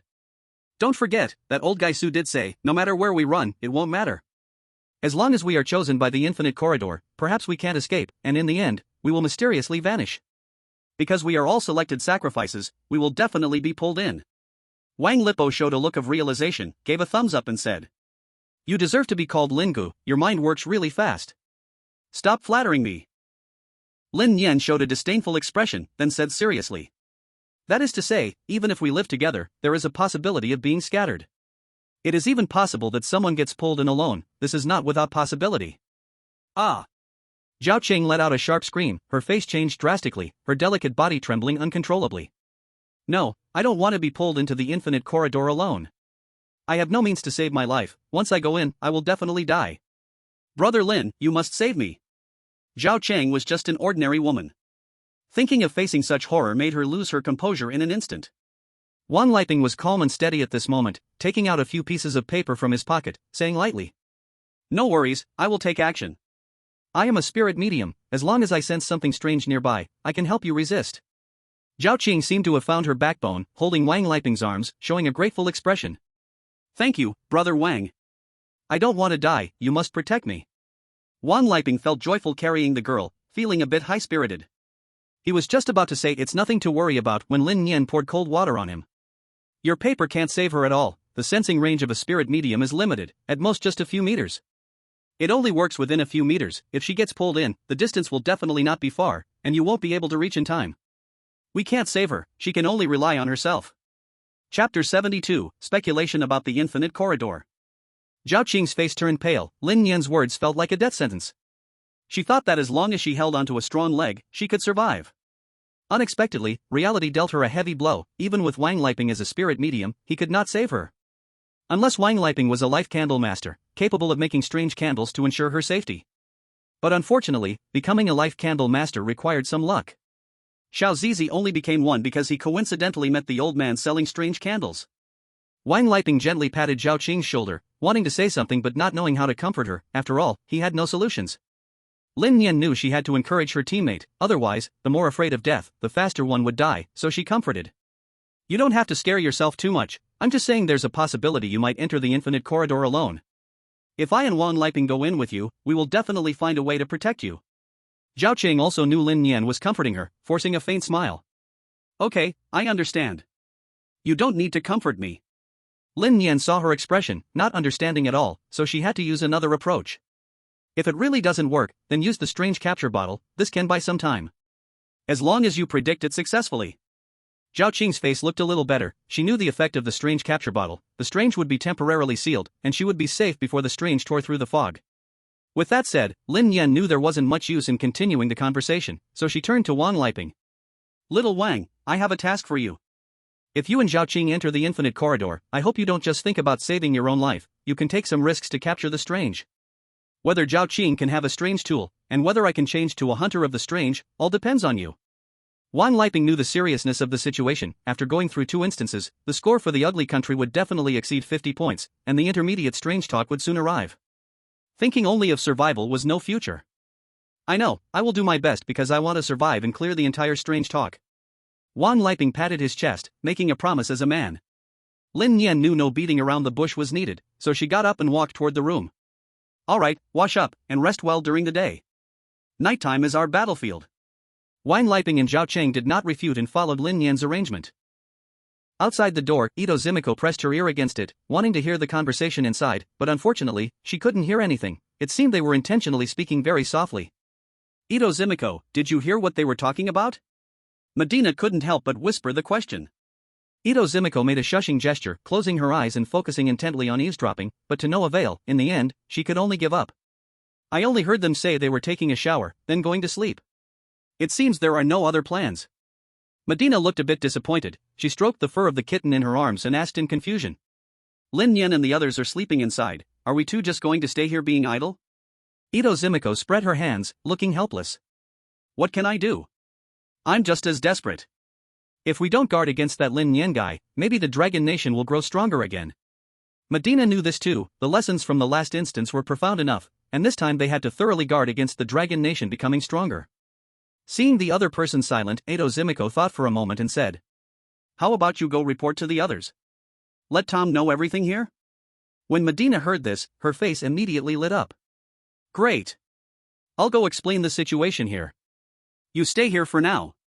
After finishing her sentence, Medina hurriedly went downstairs, fearing Ito Zimiko would refuse. On the other side, Thompson and his group briefly explored the surroundings but didn't find anything worth noting, so they found an open area and he spoke up. There are no unusual places found in this museum for now. Does anyone have any opinions? Speak up. Ozawa Jiro showed a typical traitorous expression, hands crossed, hunching his back with a flattering look and said, Tom, I believe the real secret lies inside the museum. But the museum is locked by that old geezer. Clearly he doesn't want us inside. Perhaps we can explore the museum at night. We might have unexpected gains. Park Tianhan also refused to back down and said, I think the lock on the museum door is nothing to us. Breaking in is absolutely not a problem. Director Su is just an old geezer. He can be taken down in a second. Once this was said, Alice shot him a cold glance and retorted, Park Tianhan, hasn't the lesson from the last instance been deep enough? Just breaking a window summoned an intermediate anomaly. If we break the museum door, could it trigger the same effect? This. Park Tianhan felt a bit embarrassed, scratching his head, unsure how to respond. Ahem. Thompson cleared his throat twice to smooth things over. This time, we must not do such foolish things. Everyone here is smart. Don't always think of using the dumbest methods to do the stupidest things. Unless it's absolutely necessary, we can't do that. Does anyone have any other ideas? Everyone was silent, especially Ozawa Jiro and Park Tianhan, scratching their heads in a comical way. The only calm person was the old black Yormo. He didn't use his brain at all, standing like a statue beside them, looking like a loyal guard.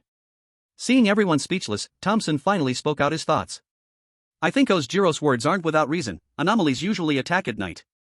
Even if we don't actively seek them, they will find us. They might even pull us directly into the infinite corridor. It's not impossible. Ozawa Jiro's face first lit up, then suddenly turned shocked and said, Wait, are you saying we could be randomly chosen and end up in the infinite corridor? If that's the case, wouldn't it mean that the others have no means to survive, so they'd inevitably die? His words hit like a bomb, echoing in everyone's minds. Especially Hodo Yui, who screamed, speaking incoherently. No, no. I don't want to be separated from you guys. I can't face the weirdness alone. Aside from Boda Jue, the expressions of the other 2 contestants from the stick country also changed dramatically, all filled with fear of death. Ah Yan was somewhat better, after all, she was an experienced player who had gone through 2 dungeons. Even though she just played a supporting role, isn't that still experience? Thompson frowned slightly and said softly. Silence, I haven't finished speaking. Chapter 73, Entering the Infinite Corridor. Under Thompson's authority, Boda Jue silently closed her mouth and looked at him. Thompson showed a satisfied expression, then seriously said. The above is just my guess. If everything does not go according to the rules, we must also break into the museum at night. As for such situations arising, there is no need to panic too much, because even if one person is randomly selected, we have 3 from our 3 countries, united, it is still a considerable strength. So, there is no need to worry too much.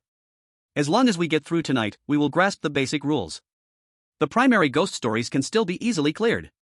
Upon hearing this, Boda Jue's heart was somewhat settled, but just a little. Ozawa Jiro's mind became active. His first thought was to bring down the dragon country, with a slight upward curl of his lips. If Thompson's guess is correct, then this would actually be advantageous for us. All countries have one chosen one entering the infinite corridor. A single person cannot capture or suppress the weirdness, making it difficult for the dragon country to continue gaining strange tools. The most critical part is that without support, we can crush with numbers, playing to death all the people of the dragon country. Park Tianhan also showed an approving expression. This method is good. We no longer need to send anyone to keep an eye on Lin Nian and the others. Thompson's expression remained calm as he replied lightly. This is just our speculation, it is not too late to plot once we are familiar with the rules of the infinite corridor. Alright, since we will be entering the infinite corridor at night, let's rest well during the day and sleep until nightfall. That way we will have enough energy to cope with everything. After saying this, Thompson led the way back to the dormitory, with the others following closely behind. They happened to encounter Medina, and both sides exchanged some simple information. Thompson pondered for a moment and guessed Lin Nian's thoughts, estimating that the conclusion reached would not differ much from his own. He didn't pay much attention, continuing to lead the team back to the dormitory. As for the chosen ones from the Dianza country and the human country, they headed in the opposite direction, already considering trying to cling to other countries. But this kind of thing had already been done countless times by previous chosen ones, it was impossible to rely on others to survive. First of all, everyone needs as many life-saving means as possible, even more than enough, how could they help outsiders? Secondly, the national fortune point rankings were unavoidable, and someone had to be at the bottom, and the best way to do that was for everyone to be wiped out, with no one surviving. Even if everyone on their side died, at least there would be someone at the bottom, so they weren't afraid of lowering the national fortune points. So, the chosen ones from the human country and Dianza country decided to stick together for warmth. A total of 6 people firmly agreed to leave the museum and just hang on until the end of time, perhaps they would survive. Because the requirement of this ghost story was to unravel the secret of the infinite corridor, naturally, there would be someone tall to shoulder the responsibility, and they just needed to find a way to survive. The only word was to escape, the farther the better. Even knowing there might be failure, at least it was worth trying, right? So the chosen ones from the Dianza country and the human country left the museum, trying their best to escape to a farther place, but whether they would succeed was yet to be determined. Currently, the 4 teams that chose to stay in the museum dormitory had the same thought, to speed up the passage of time by sleeping. Nightfall soon arrived. The viewers watching through the live stream from outside. He wouldn't foolishly watch the chosen ones sleep, the haunted livestream would swiftly jump during this time. When the screen became clear again, all the chosen ones had woken up. Returning to Lin Nian, he had been sleeping during the day and had his schedule turned upside down. This nap was not restful, forcing himself to sleep for 2 hours. He looked up at the clock in the dorm room, it was already past 6 in the afternoon, and outside, only the evening glow was struggling to survive. It seemed that if the infinite corridor was really going to pull people in, it was almost time. Everyone stop sleeping. Let's go to the cafeteria to eat, get ready to be pulled into the infinite corridor. As Lin Nian got dressed, he woke up his deeply sleeping teammates. Wan Liping and Zhao Qing didn't delay much either, they quickly got dressed and followed Lin Nian out of the room. Unknowingly, the rooms 306, 304, and 303 opened one after another. Thompson and others also came out, as if they had been waiting for Lin Nian. Lin Nian frowned slightly, these people were cunning, deliberately choosing to stay next door, probably to keep an eye on him. As for going out to eat at the cafeteria, it was probably not a coincidence but an inevitability. Lin Nian didn't mind, and led the group downstairs. Thompson and others closely followed, their eyes sharp as blades, staring at Lin Nian's back. Zhao Qing frequently looked back and muttered unhappily. These people are truly haunting us. Do they have to follow us even for a meal? Do they want to follow us to the bathroom too? Wan Liping waved his hand dismissively and said. Just pretend they don't exist, why ruin the mood? Zhao Qing thought it made sense and tried hard not to look back, while Lin Nian had a different opinion. He quietly said.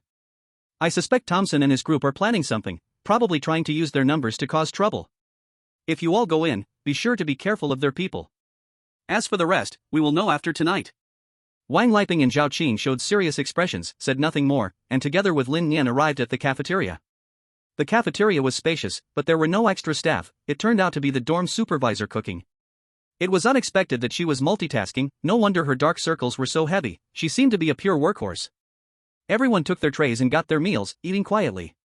Lin Nian wanted to take out his phone to check, but he was somewhat unaccustomed to not looking at his phone while eating. Unfortunately, in the haunted copy, most things couldn't be brought in.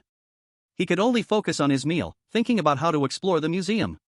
While everyone was eating in silence, a strange bell rang in their ears. Dong dong dong. Everyone instinctively put down their chopsticks and looked for the source of the sound, but unfortunately, they saw nothing. The dorm supervisor's expression changed, and she quickly changed her clothes, then rushed outside in a hurry, like she was being chased by a murderer. Her legs moved so swiftly, she disappeared in a flash.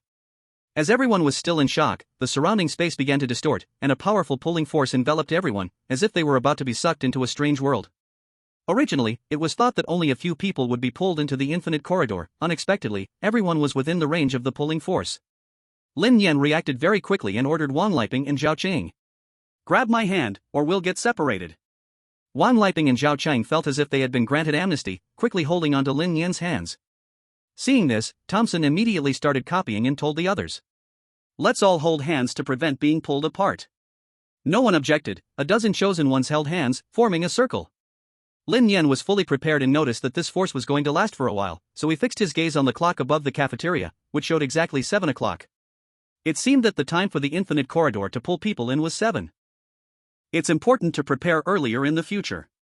Just as Lin Nian was thinking, a strong wave of dizziness hit, and everyone lost their senses. Chapter 74, Dispersed. When the dizziness completely faded, Lin Nian quickly looked around and found that Wang Lipo and Zhao Qing had disappeared, and he didn't know when he had let go of their hands. Oh no, we've been forcibly separated. Lin Nian thought to himself, starting to worry about his teammates. Wang Lipo, being a psychic, still had 3 chances to use his abilities. Surviving today should not be a problem for him. But Zhao Qing was different, she had no means to save herself. Without the protection of him and Wang Lipo, she was highly likely to meet a tragic end. He had to find her quickly. Thinking of this, Lin Nian began to analyze his surroundings. It was somewhat dark, with only a few beams of moonlight filtering in from outside, barely allowing him to see the general outline of the current location. It seemed to be in a special secret room, with no end visible in either direction, and strange dangers could come out at any moment to devour someone. Lin Nian instinctively put his hand in his pocket, gripping that broken finger tightly, to prevent being ambushed by anything strange. Staying in place is pointless. I need to take a step forward and see what happens. Lin Nian stopped hesitating and started walking forward, but felt something under his foot that made a crisp sound. Snap. Lin Nian froze for a moment, squatted down to check what was under his foot, and he was startled when he saw it. In the dim moonlight, he could barely make out that what he stepped on was a piece of rotting bone, emitting a special stench of decay, especially strong when he crouched down, the smell hitting him hard. In addition, the ground was littered with countless remains, and he had no idea how many people had died in this infinite corridor. It was covered all over. A chill ran down Lin Nian's spine as he wondered where he could step. It seemed he could only walk on the bodies, either forward or backward. Lin Nian stood up again, forcing down his discomfort, stepping on the remains that covered the ground, producing a sharp sound that echoed in the quiet night. After walking for a while, he surprisingly came across a crossroads, which left Lin Nian somewhat confused. The infinite corridor, by rights, should have been a road without an end. How could there be a crossroads? Lin Nian simply scanned the 4 directions. Each road looked almost identical, as if carved from the same mold, with the same arrangement of scattered bodies. Which way to choose? Lin Nian stood still, deep in thought, but suddenly a female voice interrupted his thoughts. Who are you?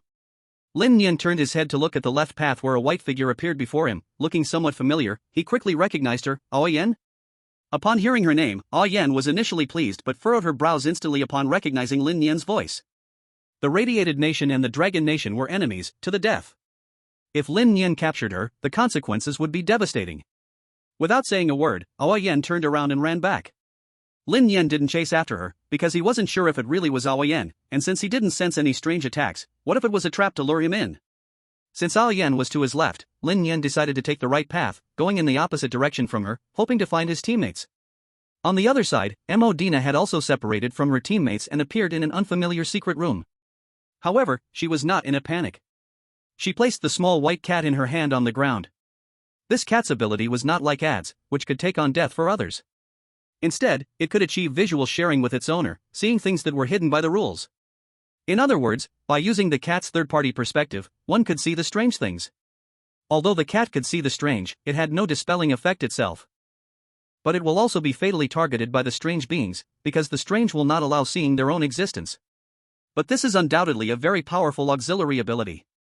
With the cat's third perspective, capturing the strange can be said to be twice the effect for half the effort. Medina's purpose this time is very clear: to capture as many strange beings as possible, thereby obtaining special types of strange items to help Captain Thompson complete his job change. At this moment, it was pitch black around, and Medina could only feel her way over the stones, so she put the cat down in open vision sharing, and the view became clear, like a black and white television becoming completely transparent. I must find the captain and the others quickly, otherwise my mental power cannot support visual sharing for too long. Medina gave orders to the kitten, and the white cat began to run in the corridor, the surroundings as bright as day, completely unaffected. All the chosen ones were scattered, dropped into the endless corridor, and even those watching the live broadcast from the outside found it hard to uncover the secrets of the infinite corridor. Because each chosen one had one individual perspective, and the buildings they were in were basically exactly the same, just in different positions. The crowd watching the live broadcast discussed eagerly. This infinite corridor is a bit tricky. Intentionally scattering all the chosen ones will make them face their fears alone. So Zhao Qing is all alone, isn't she dead for sure? Not necessarily. What if she is lucky and not attacked? Alas, to put it bluntly, Zhao Qing has no strange items, the probability of dying inside is very high, let's not pin our hopes on luck. Wait, look at Zhao Qing's live broadcast room. She actually met Lin Nian, but Lin Nian's live broadcast room has no Zhao Qing at all. Yeah, what's going on? Why are there two Lin Nians appearing? Could it be a strange? But the strange cannot be seen, and since Zhao Qing can see Lin Nian, it means it's not a strange. Not good, Zhao Qing is being tricked, this Lin Nian is fake, she is likely to die. Inside the Ghost Stories copy, Zhao Qing moved cautiously while calling her teammates names. Brother Lin, Brother Wang, where are you? I'm so scared, there are corpses all around. How can I get out? Zhao Qing was completely panicking. As an ordinary woman, she was always accustomed to relying on men, but now there wasn't a living person around, and the dead silence made her lose her judgment. Zhao Qing even started to visualize her death scenes in her mind, her head being taken off by the strange, her stomach being slit open by the strange, all sorts of bizarre thoughts kept popping up. Her tears were swirling in her eyes, her legs trembling with fear. At this moment, if a living person appeared, no matter who, she would be scared alone. You're here. Suddenly, a familiar voice rang in Zhao Qing's ears, her eyes brightened, and she quickly searched for the source of the sound. A person walked out of the video, and who else could it be but Lin Nian? Brother Lin? So great, I finally found you. Zhao Qing, filled with joy, rushed forward and hugged Lin Nian tightly. Chapter 75, Zhao Qing's soul leaves her body. Lin Nian naturally embraced Zhao Qing in his arms and softly reassured her. Don't be afraid, I'm here. I will protect you. Zhao Qing listened to Lin Nian's comfort, and instead of feeling at ease, she had a bad premonition. Especially when she hugged Lin Nian, she felt the other's body was a bit cold, unlike human body temperature. Moreover, Lin Nian also had a strong odor, very pungent, like the smell of a decaying corpse, or like someone who hadn't bathed for months. Brother Lin, why is your body so cold? Zhao Qing subconsciously asked, not thinking of anything else for the time being. Lin Nian revealed a kind smile and explained. Because I'm also scared and have sweated cold sweat, being a little cold is normal. Zhao Qing covered her nose again. With a strong wave of the air. Lin brother, why do you smell so bad? Lin Nian's smile remained unchanged as he patiently explained. Because I just fell down, this is the smell of a corpse. Zhao Qing suddenly had a realization, so it was like this, she shouldn't have doubted him earlier. Lin Nian didn't give Zhao Qing a chance to ask further questions, grabbing her hand quickly and saying. Hurry, this place is dangerous, we shouldn't stay here. Zhao Qing felt her face blush as Lin Nian held her hand, but the cold touch was so strange, it didn't feel like a human hand, more like holding a block of ice. In that moment, Zhao Qing's heart was in chaos, she always felt something was off, this Lin Nian was exuding an eerie vibe, it was just too abnormal. In that instant, Zhao Qing suddenly recalled the 3 corpses in the museum, who would mimic others and turn into their likeness. If this Lin Nian in front of her was one of those 3 corpses in disguise, then everything made sense. Because it was a corpse, it had no temperature, so the touch was extremely cold. Because it was a corpse, that rotten, foul smell could not be hidden in any way. Because it was a corpse, it was very familiar with the infinite corridor, as if it wanted to take her to an endless abyss. Zhao Qing was completely panicked, feeling entirely overwhelmed. Following this corpse would undoubtedly lead to her death, she had to save herself. But how to save herself? Should she expose its identity? Or should she try to break free? Zhao Qing thought neither was a good solution, because she was just a woman. If she exposed its identity, this guy might stop pretending altogether. But trying to break free, that grip on her hand was so strong, it seemed intentional, there was no way to shake it off. What could she do? Under the thrill of life and death, Zhao Qing's brain raced, and she thought of a not-so-brilliant plan. Suddenly, she squatted down, holding her stomach. Wait a moment, Lin brother, I suddenly have a stomachache and can't muster any strength. Lin Nian, who was walking in front, suddenly stiffened, turned around to look at Zhao Qing, revealing a concerned expression. What's wrong? Do you want me to carry you? Zhao Qing lowered her head, pretending to be in agony, but actually, she was thinking of a way to break the deadlock. She didn't understand why this guy didn't just kill her, but instead wanted to take her somewhere. Since that's the case, she couldn't just comply, she had to find a way to get away. The best method was to pretend to have a stomachache and use the excuse of wanting to go to the bathroom to resolve everything. I really need to go, I want to use the toilet. Zhao Qing struggled to stand up, legs tightly pressed together, looking as if she could hardly hold it, trying to pull her hand back, but found Lin Nian hadn't let go at all. Lin Nian didn't indulge Zhao Qing either, showing an even gentler smile. Just hold on a little longer, we will be there soon. This kind of smile appeared extremely eerie in Zhao Qing's eyes, the curvature of his lips twisted all the way to his ears, especially the skin on his face seemed to be loosening. Zhao Qing was more certain that this person in front of her was a fake, trying to trick her into going to a certain place. I can't hold it anymore, I really can't hold it in, it has to come out. Zhao Qing pulled her right hand fiercely, pretending to be unable to hold it in, but the fake Lin Nian's hands held tightly like a vice, not letting go at all. This action seemed to exhaust the fake Lin Nian's patience. He dropped the act and confessed. While speaking, the flesh on his face started to fall off. You found out, you've discovered it. You can't leave, you must go with me. You must go with me. The clothes on the fake Lin Nian began to change, bronze ancient armor suited his body, his face was a gruesome mess, turning into the dry corpse Zhao Qing saw in the museum. Tears streamed down Zhao Qing's face as she became terrified. She began to struggle desperately, but her strength was too small, and for a time she could not break free, being dragged by this dry corpse towards a certain place. Zhao Qing grew more anxious, crying as she. Let me go, please let me go. I don't want to die, I really don't want to die. The ancient corpse turned a deaf ear, continuing to drag Zhao Qing along, until they slowly walked out of the endless corridor and arrived at a dark cave entrance, not knowing what lay inside. Zhao Qing was instantly scared to the point of wetting herself, her mind even imagining the scene inside, where she was tied up, lying on a dining table, surrounded by monsters wielding knives and forks and various utensils, feasting on every bit of her flesh and blood. In such fear, she actually scared herself into fainting, and then a transparent soul flew out of Zhao Qing's body. This was a soul leaving the body. Zhao Qing scared herself so much that her soul left her body. And in the state of her soul, Zhao Qing noticed something unusual. She saw her body being dragged by the ancient corpse, moving towards the cave entrance, but what was inside was invisible to the naked eye. Yet in the state of her soul leaving the body, everything returned to its essence. She was no longer in an endless corridor, but rather inside a museum, and the dark cave entrance was actually a special torture device. It was a rack, with 5 iron rings that could lock in the limbs and neck, rendering the person unable to move. The other party intended to completely lock her in, making her unable to struggle, waiting for something strange to appear and kill her without any obstacles. Zhao Qing became anxious, now in the state of her soul leaving her body. She floated in front of the ancient corpse, clenched her pink fist, and began to pound the ancient corpse's chest frantically. Let me go, you let go of my body, you bastard. To her surprise, she actually shook the ancient corpse, making it let out a strange howl before releasing Zhao Qing's grip. Zhao Qing was momentarily stunned. She hadn't even completed her class change, but she had a similar special effect. She no longer hesitated and immediately returned to her own body, quickly waking up and hurriedly started to escape. The ancient corpse naturally would not let its prey escape, giving chase as well, and thus they began a game of cat and mouse. People outside were astonished, sending barrage comments. What the hell? How did Zhao Qing leave her body? This is the first time I've seen a chosen one leave their body. I thought such things were impossible. I also thought so, but now I've finally seen it. It seems there's a bit of self-defense power after leaving the body. Oh my, doesn't that mean Zhao Qing can become a spirit? Chapter 76, Thompson's Instinct. Inside the copy, Zhao Qing fled in a panic, losing that sense of all-seeing. At that moment, she was in the endless corridor, desperately running forward.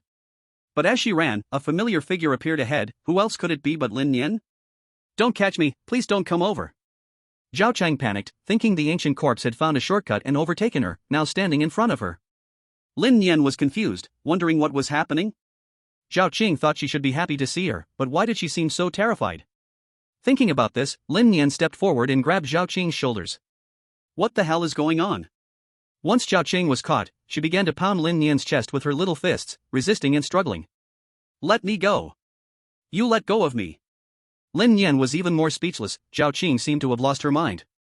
What on earth had she gone through? Faced with this situation, Lin Nian had a method. She shook Zhao Qing's body violently. Calm down, what on earth is going on? Zhao Qing finally regained some sense, looked up at Lin Nian, feeling it was real, and then hesitantly hugged Lin Nian, finding no cold touch and no smell of decay, so she finally breathed a sigh of relief. It's warm, and there's no bad smell. Zhao Qing knew she had found her teammate, feeling much more at ease. Lin Nian looked around attentively. I saw nothing and, feeling very strange, asked. What is going on? Why were you running like crazy? Did you meet Xiao Wang? Zhao Qing took a deep breath, quickly calmed down, and replied swiftly. I encountered a fake. He pretended to be Brother Lin and tried to trap me. Luckily, I saw through his trick and he didn't succeed. Lin Nian felt a slight guess upon hearing the word fake, quickly recalling the 3 ancient mummies in the museum, and Zhao Qing mentioned the opponent's body being cold with a foul smell, confirming it was that thing. Is it the 3 mummies we encountered in the museum? Lin Nian asked, trying to probe. Zhao Qing nodded vigorously and responded. It's those 3 corpses. I saw their true appearance while in a soul exit state. What? Lin Nian widened his eyes, showing an expression of disbelief. Are you sure your soul exited? How did you do it? Zhao Qing revealed a thoughtful expression and replied sincerely. At that moment, I was so scared that my soul unknowingly exited, and I saw the most real form of this place. In that state, my body felt light, like being in the universe without any gravity, and I could freely traverse. Then, in that soul state, I attacked that corpse, and unexpectedly it really worked. A flicker of joy passed in Lin Nian's eyes, surprising him that Zhao Qing had such talent. Because she was scared, her soul exited, and it seemed she could change her occupation to a returner. If we consider the weakest beast master in the early stages as a T6 special profession, then the returner's ranking should be between T3 or T4. After all, exiting the soul can confront the weirdness directly, even seeing the weirdness is much stronger than the vague perception of a spirit medium. However, it's certain that there should be limits to how many times a returner can have their soul exit, and the duration cannot be too long. Most importantly, after the soul exits, the body becomes a burden, which is quite annoying. But as long as I train Zhao Qing a bit, when we encounter the goat-headed altar and offer the strange object, she can change her occupation. Can you still exit your soul now? Lin Nian asked, not holding out too much hope, testing the waters.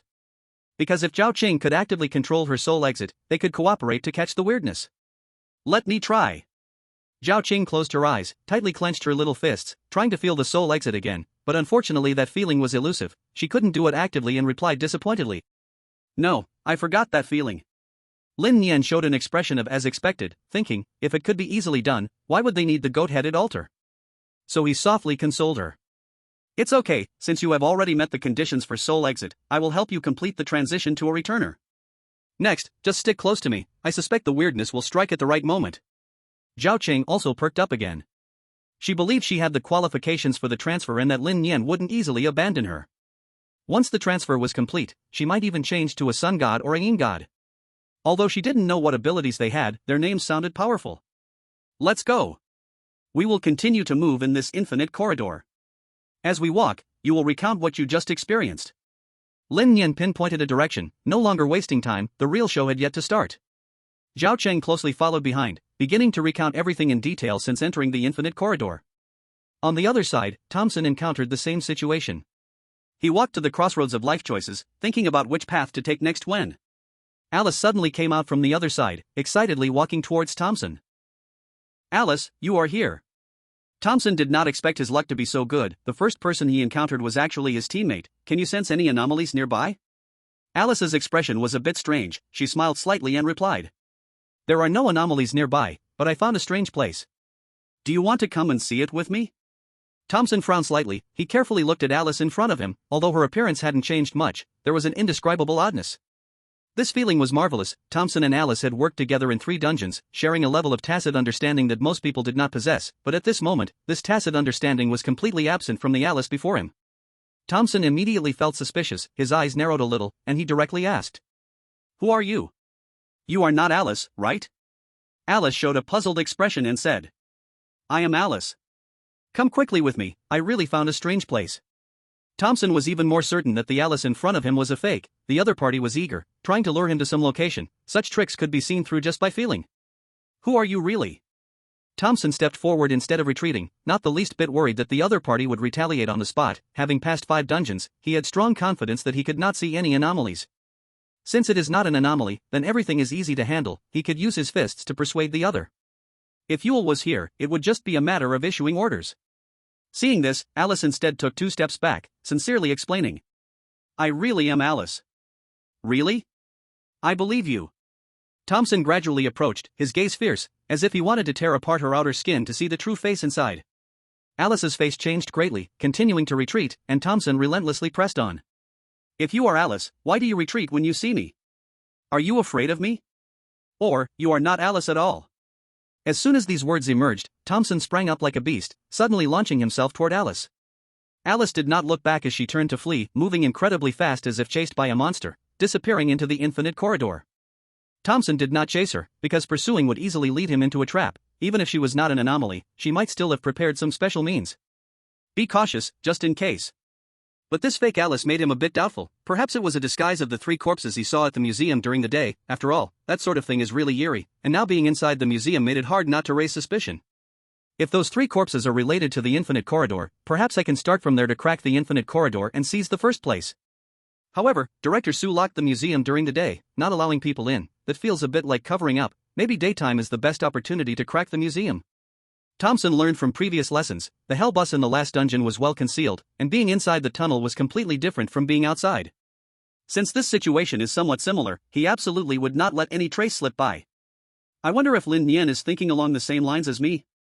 Thompson, as an old chosen one, having survived so many dungeons, lacked nothing in wisdom or courage. He began to think from Lin Nian's perspective to solve problems. This way, he could better grasp the movements of the Dragon Kingdom and thus predict the opponent's next actions.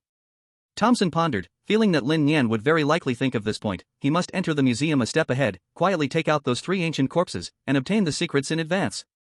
If the Dragon Kingdom wants to obtain the secret, they can only waste their hints. Thinking of this, Thompson withdrew his thoughts, continuing to walk in the endless corridor, slowly starting to gather teammates. The long night was not only a challenge for Thompson, who encountered the disguised ancient corpse, others also faced the same special situation. The chosen ones from the Stick Nation and Radiation Nation safely evaded the trickery of the ancient corpses, but the chosen ones from the Monster Nation and the Dizzy Nation were not so lucky. They lacked much tacit understanding and were all newcomers, completely unprepared for such sudden situations. All they wanted was to find a living person or teammate to huddle together for warmth. Because of this, the ancient corpses easily succeeded in trapping them utterly, making it impossible to struggle. Even when they begged for mercy, shouting until their throats were hoarse, no one paid any attention, and what awaited them was the abyss of despair. Just when Lin Nian and the others wandered aimlessly in the endless corridor like headless flies, a familiar voice echoed in their ears. Dong dong dong. The dull bell sound reappeared, as if exploding in their ears. A wave of dizziness surged over them, followed by a chilling sensation, carrying a lethal momentum. Lin Nian and Zhao Qing felt a bit unsteady, their minds lost in the heavy bell toll. This feeling was too familiar, strikingly similar to the hellish blood path. Lin Nian quickly reacted, biting his tongue again. The sharp pain surged in his brain, awakening him immediately. He quickly reached into his pocket, wanting to pull out the strange item. But at that moment, a change occurred. From the shadows of the endless corridor, an ancient corpse suddenly leapt out, its withered hand blocking Lin Nian, preventing him from accessing his pocket in time. Not good. Lin Nian's pupils shrank. He did not expect that after enduring the test of the bell, there was a second layer of challenge waiting for him. Instinctively, he tried to remove the dry hand, but found there was no time. A chilling sensation completely engulfed his body, and it felt as though an invisible hand pressed down on his shoulder. Cold winds whispered in his ear, and the low murmur of death echoed in his mind. Lin Nian's whole body froze, held by the bizarre force. His consciousness was shockingly clear, yet he couldn't move a single finger. This feeling was unbearable. It was like waiting for death to arrive. Lin Nian's face contorted in anguish as he struggled, but it was still futile. He had already guessed his fate, never expecting to fall into such a strange hand. At that moment, however, Zhao Qing had already awakened. She saw Lin Nian unable to move, as if something was strangling his neck, his eyes turning white, about to be separated from his body. I must save him. Zhao Qing had only one thought in her heart: if Lin Nian died, could she really survive alone? Even if she retrieved Lin Nian's strange item, she might still die inexplicably, just like the current situation. Strange item, take out the strange item. Zhao Qing glanced at Lin Nian's pocket, but unfortunately, it was blocked by the ancient corpse's arm, and she couldn't pull it out in a short time at all. What to do? What to do? Zhao Qing panicked. In an instant, many thoughts rushed through her mind. Continuing to hesitate, Lin Nian would undoubtedly perish. That's right, use this. Without hesitation, Zhao Qing spent strange coins to buy a capturing bottle. This item could be used as an emergency measure. Lin Nian had mentioned it before, not expecting it to be truly useful now. The moment she bought the capturing bottle, she quickly opened the cork, and a cloud of mist flew out, enveloping both Lin Nian and the strange being. The strange and miraculous power was temporarily sealed, and Lin Nian regained the ability to move. He could struggle. At the moment when his consciousness was about to fade, he grabbed the strange arm with both hands, pulling it away from his neck. The strange being, realizing it had missed its opportunity, began to struggle violently, trying to tear away the mist surrounding it. Its strength was surprisingly great, yet Lin Nian's potential, born from a life-and-death crisis, was also significant, leading to a temporary stalemate, neither giving an inch. Seeing this, Zhao Cheng immediately wanted to help, but the ancient corpse blocked them in the middle, clearly not allowing her to assist. Zhao Cheng could only reach out to push, but unfortunately her strength was too small, wishing she were a powerful Barbie, unable to move the ancient corpse aside. In just a few seconds, Lin Nian could no longer hold on. One person could not suppress the strange entity. Without a teammate's help, she could only watch helplessly as the strange being tore apart the mist and regained freedom. If only Xiao Wang were here. A cheeky face floated in Lin Nian's mind, but unfortunately this guy still didn't know where he was. The strange entity was still struggling, the mist around it growing thinner. Soon it would break free. But at that moment, a familiar figure jumped out, shouting, "Your grandfather Wang is here. How dare a small strange entity act recklessly?" Chapter 78, The Role of the Little Cat. Lin Nian's face lit up with joy, immediately shouting, "Stop pretending and come help quickly." Although Wang Lipo spoke, his body had already sprung into action, skillfully standing behind the strange entity. Then, imitating a scene from a certain anime, he used the 7-block lock of stronger than gold, preventing the strange entity from struggling. Lin Nian cooperated well with Wang Lipo, providing support from the side. Together they managed to suppress the strange entity, and the situation improved significantly. Time quickly passed, and the strange entity was successfully suppressed. A new strange tool emerged, a confusing version of a red high heel, landing in Zhao Qing's hands. Since it was Zhao Qing's capturing bottle, after success, it naturally became her possession. Seeing the situation unfavorable, the ancient corpse made a run for it, disappearing into the shadows. Ding! Congratulations to the chosen one of the Long Country for successfully capturing the strange entity, reward of 300 strange coins. Ding! Congratulations to the chosen one of the Ugly Country, Medina, for successfully capturing the strange entity, reward of 300 strange coins. When these two announcements came out, Lin Nian and the others were stunned. They did not expect the Ugly Country to have also successfully captured a strange entity. Could it be that they had successfully met up too? Wang Lipo frowned, saying, "I can't believe it. It seems like the Ugly Country is also not slow. They've gained another strange tool." Lin Nian felt nothing. After all, Thompson's team was already very strong. With the support of the special practitioners Alice and Medina, they complemented each other well. It was not surprising that they succeeded. Unless they were like the Hellbus, with everyone getting disrupted by Lin Nian, that was when nothing was gained. Don't worry about the Ugly Country, quickly check what your strange tool's ability is. Lin Nian's gaze fell on the high heel, wondering if it could be a rare fusion type? This type of strange tool had a strength greater than dispelling and could be passively triggered, as the strange entity was integrated into the body, and there would be no issue of being suppressed and unable to resist. Zhao Chang nodded eagerly, starting to check the attributes of the strange tool, happily replying, "It's a dispelling type. As long as it's taken out, it can counter the strange entity. I also have a life-saving item now, thank you, Brother Lin and Brother Wang." "That's fine." Lin Nian felt a bit regretful for not seeing a fusion type but didn't mind, instead focusing on Wang Lipo. "How did you find us? How could you arrive so timely?" Wang Lipo took out a blood paper, pointing to Lin Nian's pocket. "My blood can not only disperse strange entities, but within a certain distance, I can sense your locations. I followed the feeling and came here, witnessing the scene just now." Lin Nian showed a look of realization, continuing to ask, "Were you also disturbed by the bell?" Wang Lipo did not refute, a confident smile curling at his lips. "Of course, but with the previous lessons from the Hell Blood Road, I quickly restored myself and came to you. Because I sensed that a strange entity did not attack me but moved closer to you. I anticipated that you were in danger, and I ran all the way, and luckily arrived on time. Good job, well done." Lin Nian generously praised with a thumbs up. "It's fortunate that you got here in time or we would have missed an artifact." Zhao Qing pouted in dissatisfaction. "I contributed too, how about some praise for me?" Lin Nian's mouth twitched. "Aren't you a grown-up? Is it necessary to act like this?" But back to business, Lin Nian restrained his expression and said seriously, "My plan is to obtain 2 artifacts in this instance, and now I've completed half. Next is to find the goat head altar to help me complete the hunter's job change. We can also let Zhao Qing complete the job change to a lost one in advance, which will significantly boost our strength." "What? Lost one?" Wang Lipo was stunned, looking incredulously at Zhao Qing. "You have experienced soul separation before? How did you do it?" Zhao Qing showed an awkward expression, her voice as soft as a mosquito. "It was just because I was too scared, I scared myself. Wang Lipo was speechless. It turned out being timid wasn't all bad. At least it allowed him to meet this condition easily. But he wasn't jealous, after all, he had already changed jobs to a spiritualist, patting his chest and boasting. Leave the next part to me. Little Lin, Little Qing, your job changes are all taken care of by me, Brother Wang. At this moment, Wang Lipo acted like he was the boss, treating both of them as his little brothers, no longer calling Lin Nian Brother Lin, but rather Little Lin. No shame at all, as expected of him. Lin Nian also didn't want to argue. After all, this guy did come to the rescue just in time, so endure it for now. Alright, enough with the chit-chat. Did you discover anything special on your way here? Lin Nian didn't want to waste more time in place, talking while walking. Perhaps there was a special gain. What if they encountered the goat head altar? Wang Lipo and Zhao Qing followed closely behind, chatting cheerfully. Now that the team was successfully gathered, they each had life-saving methods. As long as they didn't mess around, it would be hard to die. Time rewound a few minutes earlier. In the ugly country, Medina used the perspective of a cat to encounter an ancient corpse's interception. However, since it was an animal perspective, she quickly saw through the opponent's disguise and was not greatly disturbed. Then she moved forward a bit and found old Blackia, who was wildly attacking the wall with a furious expression. Clearly, the nature of the endless corridor with repeated scenes had made his small brain extremely irritable, filled with energy but unable to use it. He could only madly punch the surrounding visible things to reduce his anger. When Medina found him, she directly shouted. Yeah, calm down. It's me, Medina. Old Blackia finally regained some clarity, looking at Medina with eyes full of joy. This damn place has been repeating endlessly. I'm about to lose my mind.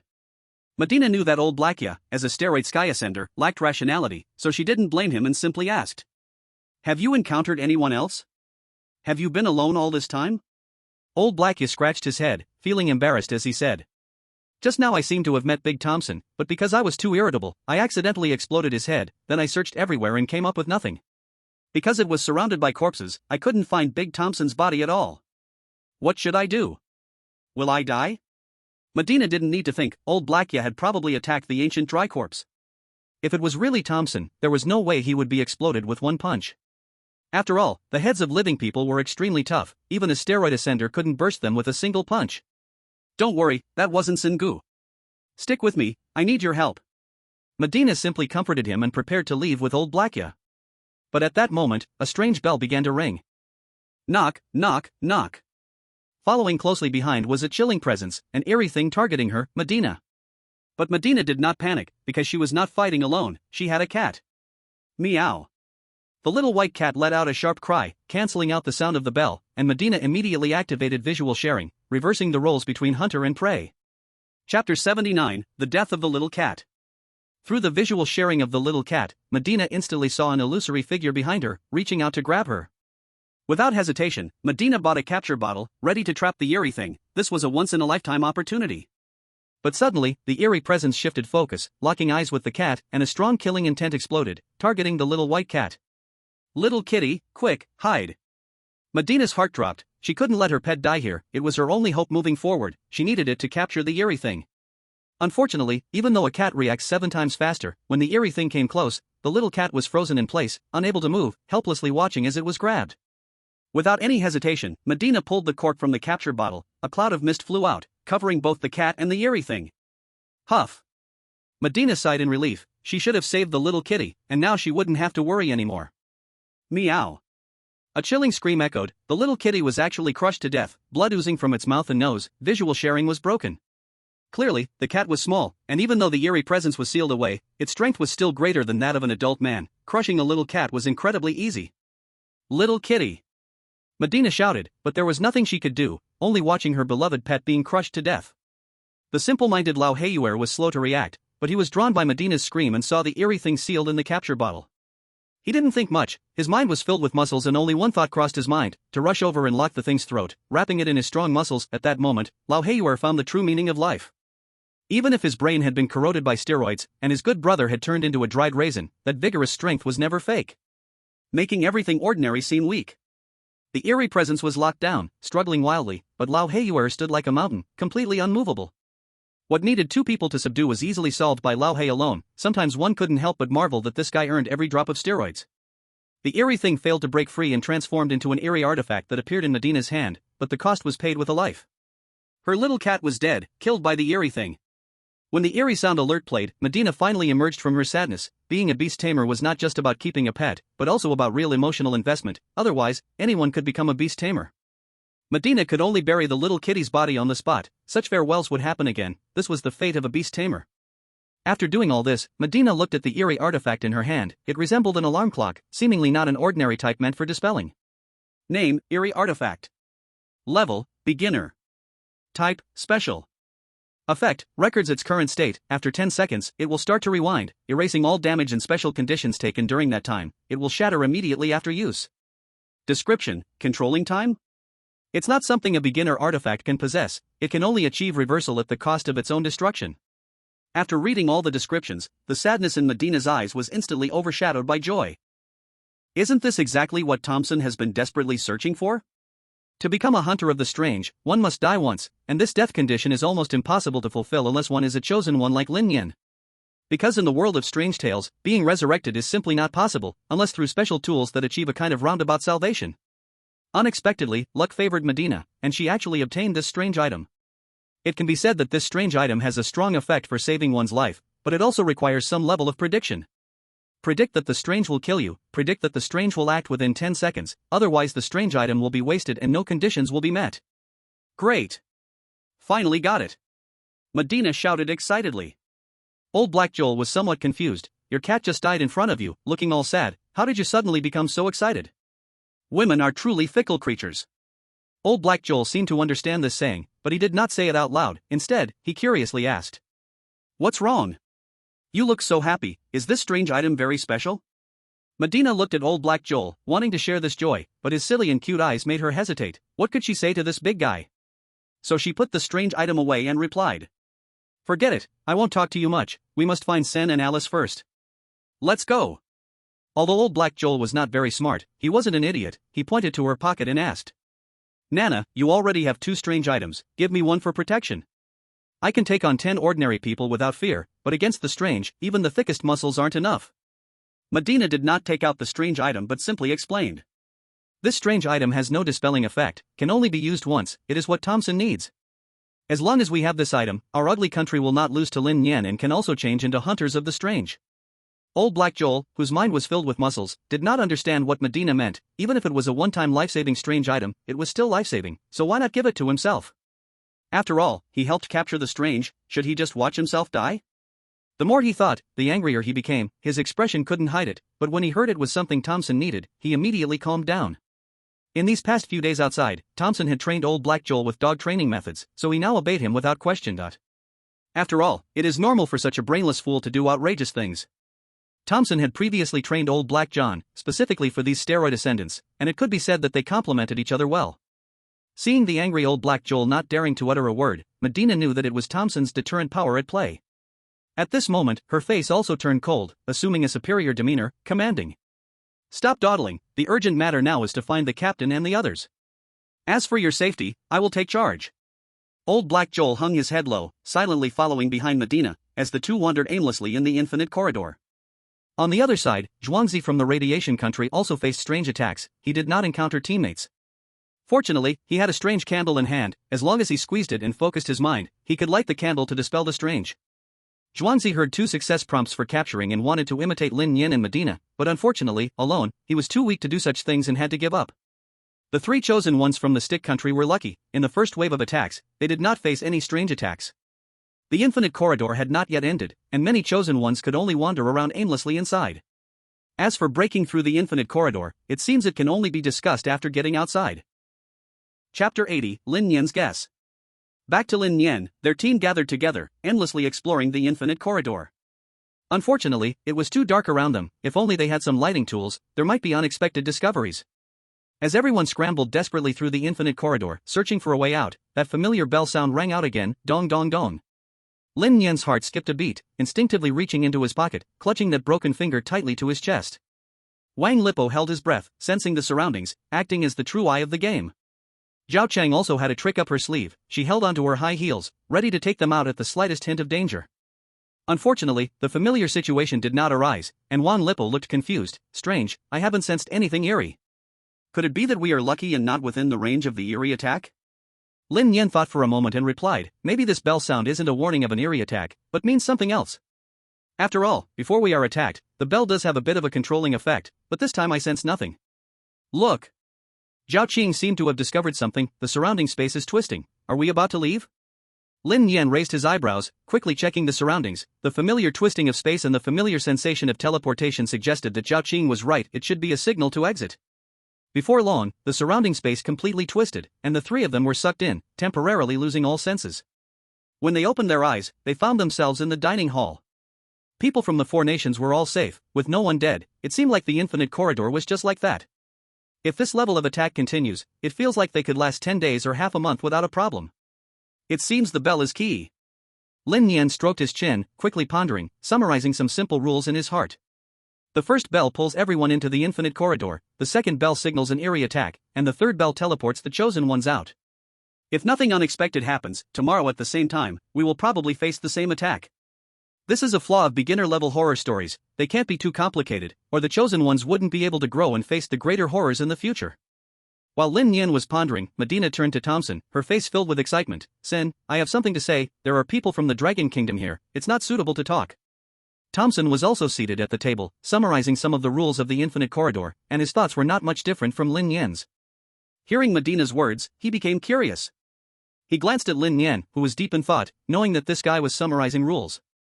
Unfortunately, this also meant the Dragon Kingdom got another eerie item. This situation was unavoidable, one could only say the heavens were favoring them with such a random teleportation method. Okay, let's go outside to talk. Thompson stood up and led the team out of the dining hall.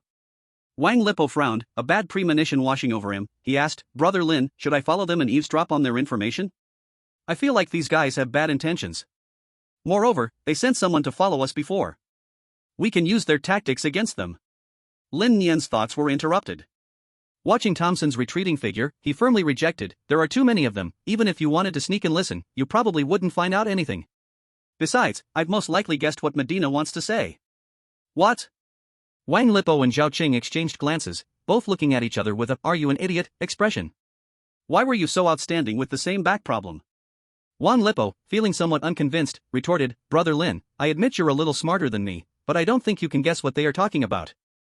Zhao Qing showed a curious baby look. Lin Gu, just say everything you know. Lin Nian smiled lightly and asked ambiguously. In the infinite corridor, has Mo Dina ever obtained anything? Wang Lipa turned his little head, began to ponder, and instinctively replied. Isn't it just a weird artifact? We also obtained a weird artifact. What is so special about this? Zhao Qing, unable to catch on at the moment, followed up. I also think there's nothing special about it. Is it like Thompson bragging about obtaining a weird artifact? But the ghost story hints have already been announced, it's not something that needs to be conspired. Alas! Lin Nian covered his face inside. His two teammates were a bit smart, but not enough. He couldn't be bothered to beat around the bush anymore, so he bluntly said. Mo Dina's weird artifact has a problem. This weird artifact has over an 80% chance of helping Thompson complete his job change conditions. Do I need to spell it out? Wang Lipa suddenly reacted, looking a bit shocked as he said. Wait, if the weird artifact in Mo Dina's hands can complete the prerequisites for the Hunter of Weirdness, then not only can Thompson change his job to Hunter of Weirdness, but others can too, right? By this logic, the Hunter of Weirdness would be everywhere, wouldn't it? Zhao Qing also caught on. Unbeknownst to most, the hardest condition for becoming a Hunter of Weirdness was having died once. This condition could be easily met, as long as one obtained a mid-level weird artifact, almost anyone could change jobs. As a T0 version profession, this is too devalued. Thinking of this, Zhao Qing immediately expressed her confusion. I feel it's unlikely. The restrictions on the weird artifact in Mo Dina's hands are probably very substantial. As for the specifics, I can't guess. Lin Nian had some guesses and said directly. Actually, it's easy to guess. The weird artifact in Mo Dina's hands can probably only allow one person to meet this condition. I can only say, she was lucky to get such a weird artifact with an extremely low probability.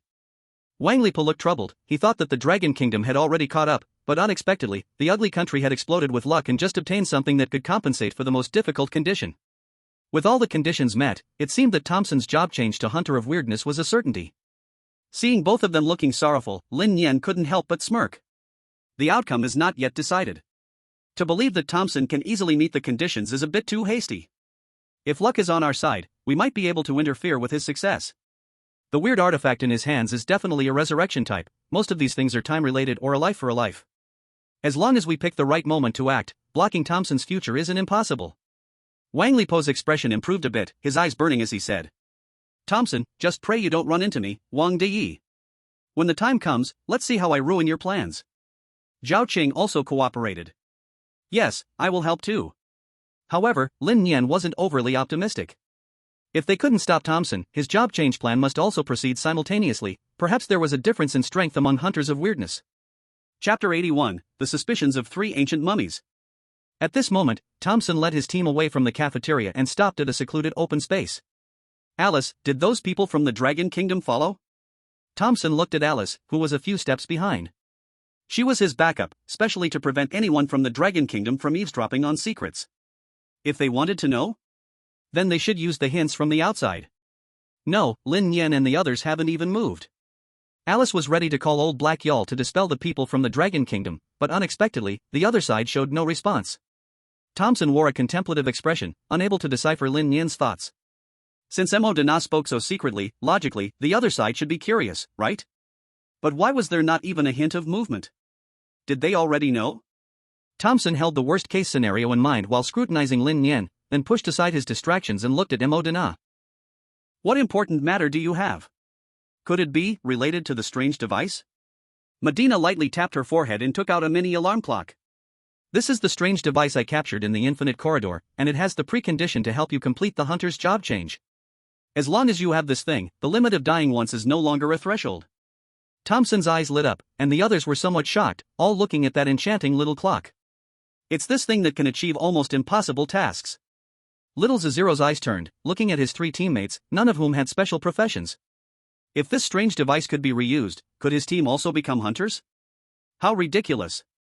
Why should I rush to change to a Candlemaster? Little Zero roared in his heart, imagining himself changing to a T0 class and killing everywhere.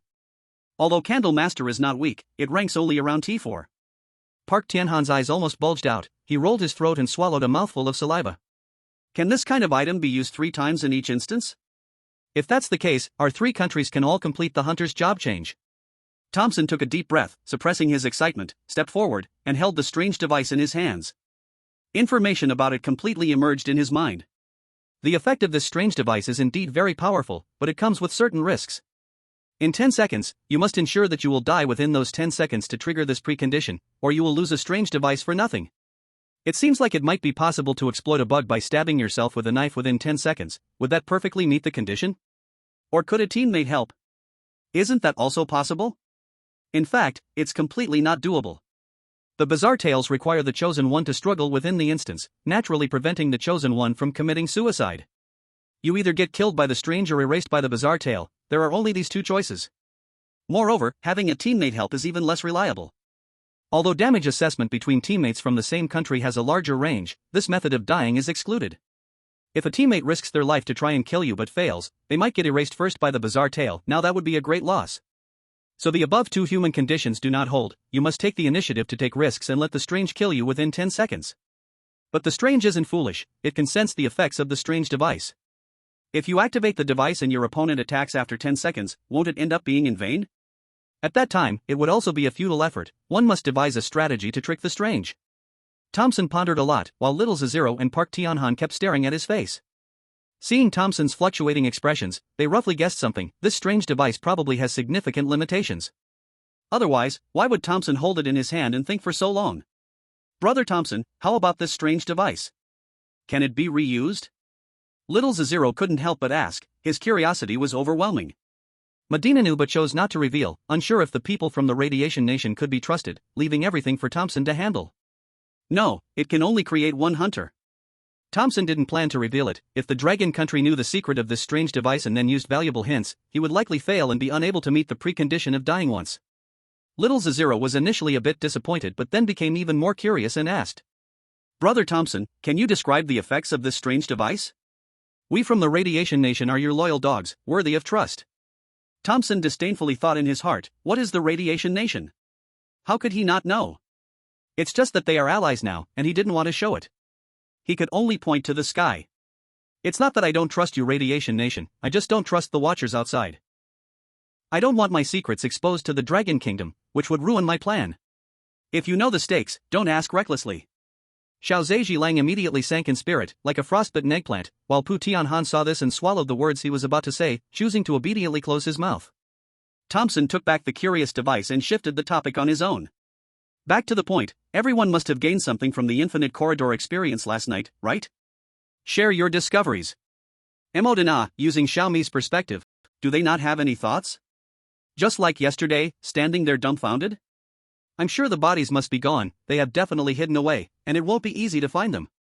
Zhao Cheng paused for a moment, recalling the encounters inside. The opposing intelligence was not weaker than hers, they would block the Chosen Ones from using tricks and would even help to stop the Chosen Ones, definitely predicting that the Chosen Ones would act during the day. Thinking like the enemy, going now would be a futile effort. True, going now is pointless, let's sit down and eat instead. Zhao Cheng picked up her breakfast again and started eating. Wang Lipa stood awkwardly in place, picked up an empty bowl, and went to fill it with rice porridge. Then he sighed and said, "Since this method does not work, should we just have our meal and then wait until night?" Lin Nian shook her head, clearly holding a different opinion, and frankly stated, "The museum needs to be explored, this matter is not urgent for now. What we need now is something that will make it easier for us to roam in the Infinite Corridor." "What is it?" Wang Lipo's mind raced as he failed to grasp Lin Nian's intent, asking instinctively. Zhao Qing touched her cute chin, thought of something, and replied, "Could it be a lighting tool? After all, it's so dark in the Infinite Corridor, we need to be very close to see clearly, there's no way to speed up." "Exactly." Lin Nian snapped her fingers, "Let's go outside the museum and buy a few strong flashlights for emergencies." Wang Lipa recalled the hell bus from the last mission. At that time, they had no choice but to buy a few lighters, he didn't expect such things could also be useful in this mission. However, lighters were inconvenient, buying a few flashlights was also fine, just a few dozen odd coins. But the previous mission scene was still vivid in his mind, remembering some details. But when the strange attacks occurred, our lights were extinguished, seeming to serve no purpose. Lin Nian thought differently, rebutting. Not having light might not be a bad thing, at least it reminds us that the strange things are coming, right? Wang Lipa finally ceased disputing and took on the task himself. "Leave it to me, I will surely buy several strong and convenient lighting tools." Lin Nian did not refuse, just as she was about to say something, she saw Thompson and his team marching in. When they saw Lin Nian and her companions leisurely having breakfast, they instantly felt relieved. Ozawa Jiro even showed a mocking expression, secretly thinking, "It seems Lin Nian isn't as smart as imagined, I really overestimated him. Now he still has the mood to eat breakfast, surely he'll regret it once we crack the Infinite Corridor?" However, Thompson thought differently. He could strategically look down on the enemy, but he absolutely could not arrogantly underestimate Lin Nian. This guy had created miracles in such dire circumstances in Long Country. Thompson put himself in Lin Nian's shoes, he absolutely couldn't achieve such a turnaround. If Lin Nian could think of everything they were thinking at this very moment, why was he still sitting here calmly having breakfast? What was his purpose? Didn't Lin Nian have plans to capture the three corpses to uncover the secrets of the Infinite Corridor? No, Lin Nian wanted this more than anyone, because Long Country's luck points were at a low, they needed to quickly rise to increase the number of chosen ones, to nurture them within the primary ghost stories. Only then could they stand tall in the intermediate ghost story missions. Yet, the situation before him was vastly different from his expectations. What crucial detail had he overlooked? Thompson wore a pensive expression, remaining silent, standing still and motionless.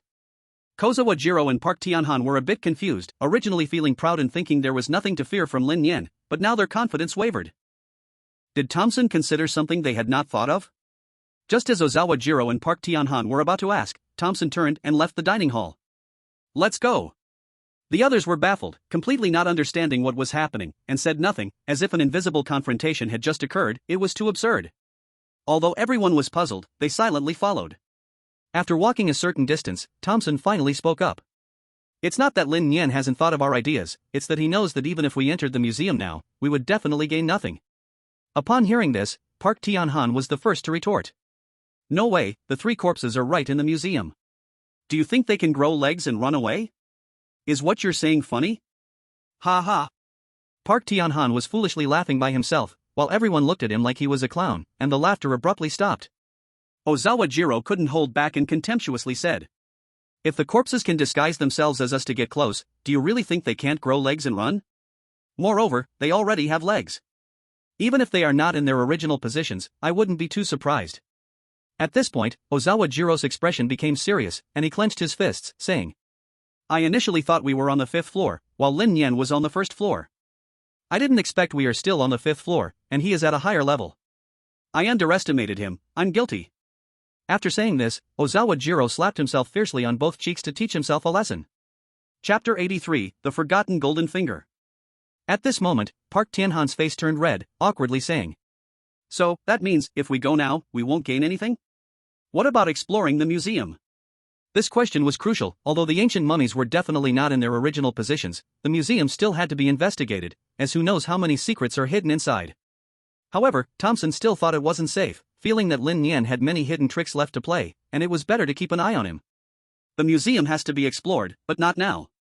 Keep sending people to watch Lin Nian, don't let any of their movements go unnoticed. Thompson looked at Ozawa Jiro, his tone brooked no argument.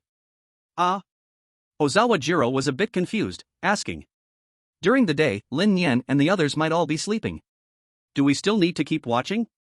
Moreover, it was nighttime when we were pulled into the infinite corridor, everyone was scattered, and we can't stop him from obtaining the mysterious items.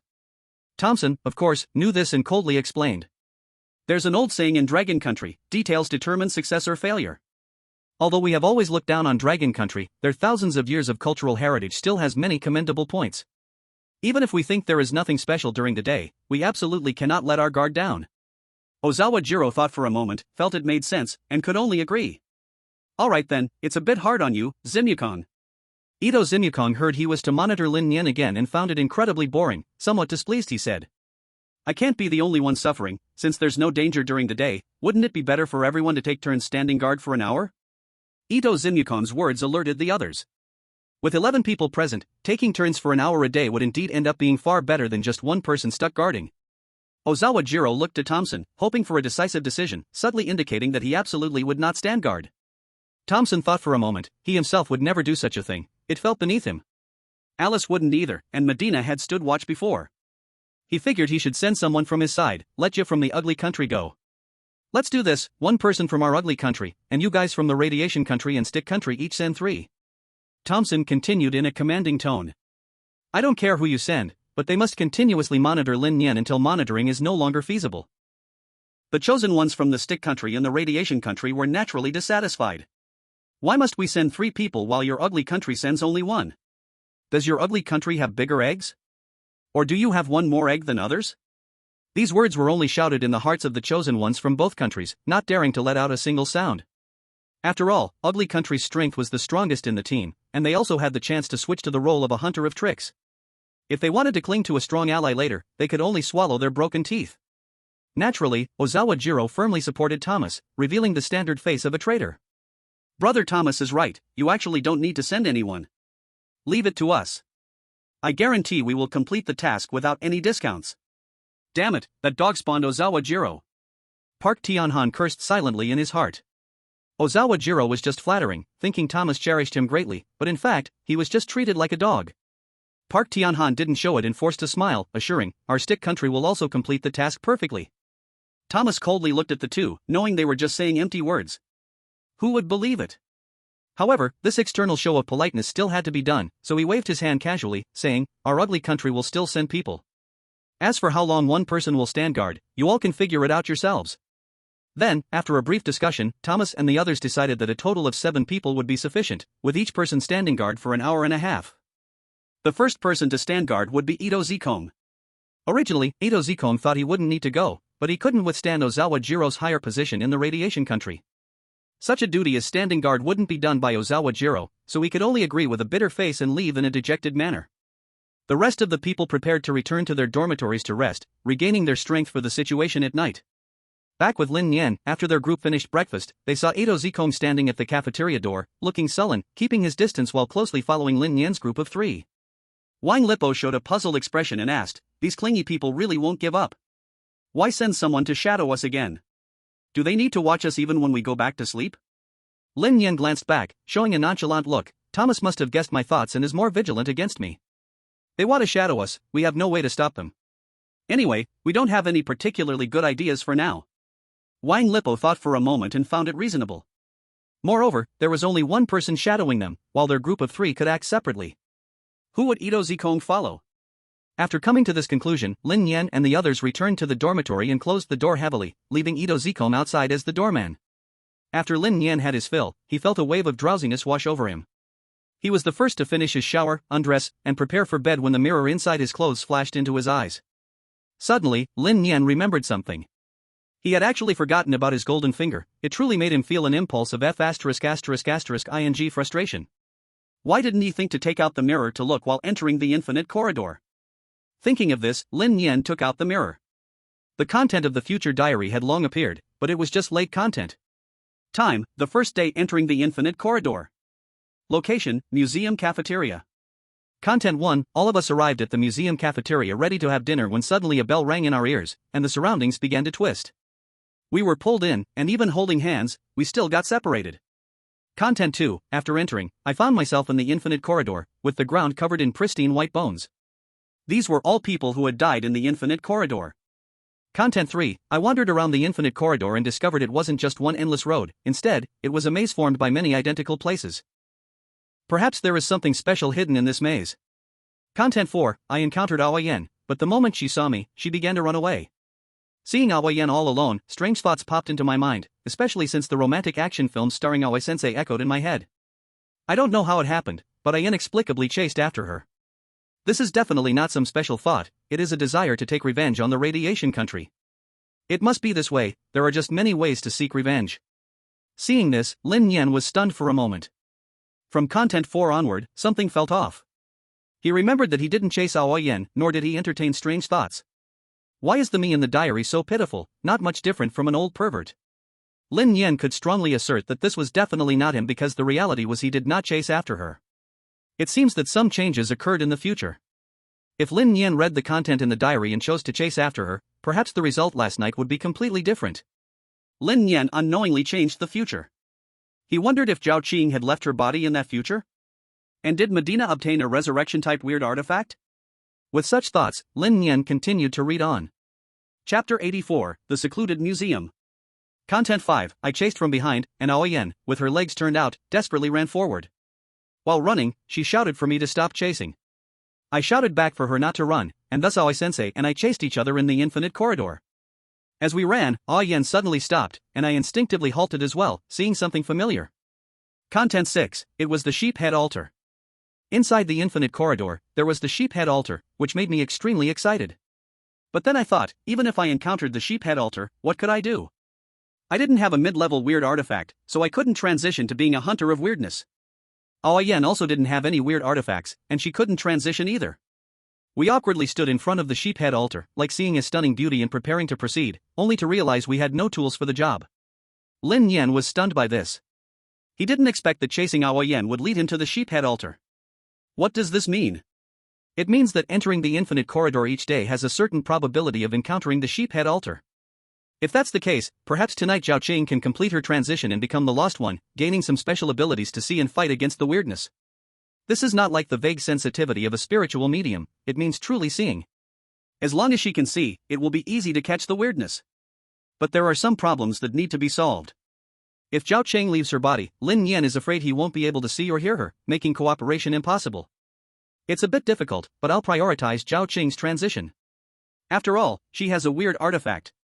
Lin Nian thought in his heart. He wasn't in a hurry to transition into a hunter of weirdness, as doing so would waste 2 life-saving weird artifacts for 1 weird handcuff, which is completely not worth it. By then, Zhao Qing could die in ways he wouldn't even know, and if he becomes a hunter of weirdness without being able to use weird artifacts, that's too risky. Unless he has the foundation and strength like Thompson, he cannot rashly transition to being a hunter of weirdness. After thinking it through, Lin Nian continued to read. Content 7, the sheephead altar asked me and Aoi Yen what our wishes were. Aoi Yen desperately wanted to become a spiritual medium. This job has no threshold, and any T6 can be a good job as long as it helps survive, but unfortunately, she didn't have a weird artifact and could only tentatively ask if she could incur a debt. The sheephead altar had never encountered anyone wanting to incur a debt. It looked at her ominously and said it was possible, but she would need to use her soul as collateral. Aoi Yen was so frightened she was like a quail, saying she had no wishes at all. I heard that a soul can be used to incur debt. A special thought arose in my mind. Could I use my soul as collateral to forcibly change my profession to a hunter of the arcane? Since it's in the diary anyway, what is there to be afraid of doing? Content 9. This time, the blood characters on the mirror reappeared, just like last time, with content 9 abruptly stopping, unable to display the following content, similar to a pay-per-view adult film.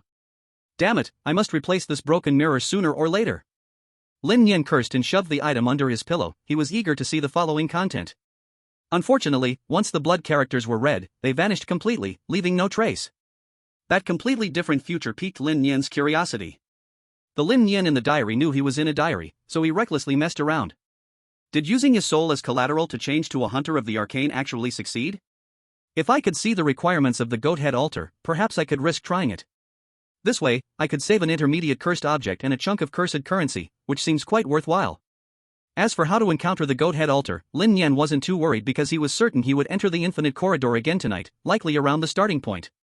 As long as he checked the future diary before 7 o'clock and acted according to its content without changing the future, perhaps he would encounter the goat head altar again. This probability issue was almost 100% for Lin Nian, with the rest being uncontrollable factors. Helping Zhao Qing complete her job change was a sure thing. If he met Wang Liping, he could help him advance the spirit medium to intermediate. Unknowingly, Lin Nian thought of many things, and his consciousness gradually blurred, then he fell deeply asleep. Outside the door, the guard changed from old Heiyao to others repeatedly. By 4 or 5 o'clock in the afternoon, Bodo Jie was awakened. She appeared listless, looking at the tightly shut door, and leaned against the door of 305, continuing to doze off. Suddenly, the door swung open, and Bodo Jie was startled awake from her dream, seeing Lin Nian and the others standing at the door, obviously preparing to go out. Bodo Jie remembered her task and immediately perked up, standing aside quietly and following along. Lin Nian only glanced at Bodo Jie and didn't pay much attention. He gave Wang Liping a look. According to this morning's plan, go purchase what we need. Wang Liping nodded and, without hesitation, separated from Lin Nian and walked towards the outside of the museum. To buy necessary items, he would probably have to walk at least several hundred meters, as the area around the museum had been cleared out. Bodo Jie paused, looking at the divided Dragon Country team, unsure of whom to follow. At that moment, she lost her usual judgment, biting her lip and thought for a while, then turned and ran towards the dormitory to report this to Thompson and the others. Lin Nian watched the little tail following behind disappear, revealing an expression of as expected, and said to Zhao Qing, "Let's sneak into the museum and see what strange things are inside." Zhao Qing guessed Lin Nian's thoughts. Using this method to keep Bodo Jie at bay, Thompson would definitely send someone to keep an eye on her, allowing her to be preoccupied. Now they could take advantage of this gap to accelerate their exploration of the museum. All right. Zhao Qing jogged to catch up, and together they arrived at the museum's entrance. This time, the museum's door was tightly locked with an iron chain coiled several times, clearly showing that Old Su didn't want the chosen ones to enter. The door was not made of glass but of steel and wood, appearing rather sturdy. If they smashed it with a fire axe, it would make too loud a noise and attract Old Su. The other party probably had means to deal with the chosen ones. They couldn't go in forcefully, only finding a unique method to sneak in. Lin Nian and Zhao Qing circled the huge museum, trying to find a glass window, then sneak inside. Unfortunately, the glass windows were welded shut from the inside and covered with curtains, and the higher windows were too dangerous to climb. Lingu, it's impossible to get in normally. Should we try breaking a window? Zhao Qing felt a bit discouraged, wondering why a broken museum would be sealed up like this. I'm afraid only mosquitoes and birds can get in. No, I don't want to use the stupidest way unless it's absolutely necessary. Lin Nian naturally rejected this idea, thinking that such a reckless method was only for someone like old Black Joel, who might use it without a second thought. Even he, who didn't consider himself clever, could think of a better way to get in. Chapter 85, Another Beauty Trap. Zhao Qing had no other ideas and helplessly said, "Since we can't go in hard, we can't seriously go ask Director Su for the museum keys, can we?" Lin Nian, inspired by this thought, smiled and said, "While asking the old man Su isn't realistic, we could look for the dormitory auntie, maybe she knows some secrets. Let's go, she should be in the canteen now." The two didn't hesitate at all and walked toward the canteen. Shortly after they left, Thompson and his team arrived at the museum. They walked around the museum but found no way to sneak in, feeling puzzled and strange. Thompson frowned at Bodo Yui and asked, "Are you sure Lin Nian and the others acted separately? Why is there not a single sign of the museum being damaged?" Bodo Yui noticed everyone looking over and nodded decisively. "I'm sure Lin Nian sent Wang Lipo to buy supplies, and he and Zhao Qing went off to do something else. They shouldn't have left the museum." Thompson's frown deepened. He couldn't understand Lin Nian. He initially thought Lin Nian was trying to distract Bodo Yui to explore the museum, but it seemed it wasn't what he thought. Because there was not a bit of prying evidence on the museum, he didn't believe that Lin Nian and Zhao Qing could sneak in through the walls. While Thompson mused, Kojiro said his opinion. "I think Lin Nian definitely hasn't entered the museum yet, because there are no signs of damage around, they might want to use our help to get into the museum. This statement pulled Thompson back from his thoughts, and he suddenly figured something out. Wait, are you saying? Lin Nian set a smokescreen, aiming to confuse us into thinking they entered the museum? Actually, they are waiting for us to go in before they come to copy our homework? Exactly, that's the point. Kojiro exclaimed with a look of realization, continuing. In fact, Lin Nian hasn't figured out how to enter without damaging the museum, and now he must be hiding far away, watching secretly. Park Tianhan quickly scanned the surroundings, clenched his fists, and said. Those damn Dragon Country people, I knew they loved to copy others' stuff. Don't let me find you, or I'll drown you in spittle. Unfortunately, this guy searched around but didn't find where Lin Nian and the others were hiding and had to give up. Thompson thought this was just a possibility and didn't pursue it further, turning his attention to the museum's wall, asking. Let's put Lin Nian aside for now, do any of you have a way to get in without damaging the museum? This question left everyone present speechless. After all, this method was too difficult, and all the nearby windows were sealed shut. Unless one could fly up, there was no way to achieve it. Kojiro, somewhat confused, asked. This kind of thing is impossible, why can't we just break the window to climb in? Alice coldly reminded. Don't forget the consequences of our last mission were because of recklessness? Do you still want to be attacked continuously by a mid-level anomaly? Jiro's mouth twitched, recalling the fear of being controlled by a mid-level anomaly in the last mission, quickly depleting all means of survival, ultimately just waiting for death. Since we can't destroy the museum, there's only one possibility. Jiro quickly calmed down and thought of a not-so-great plan. That is to get the key to the museum's main door and walk in openly. Everyone stared at Jiro, thinking he had a good idea, but it turned out to be this? Pu Tianhan couldn't help but mock.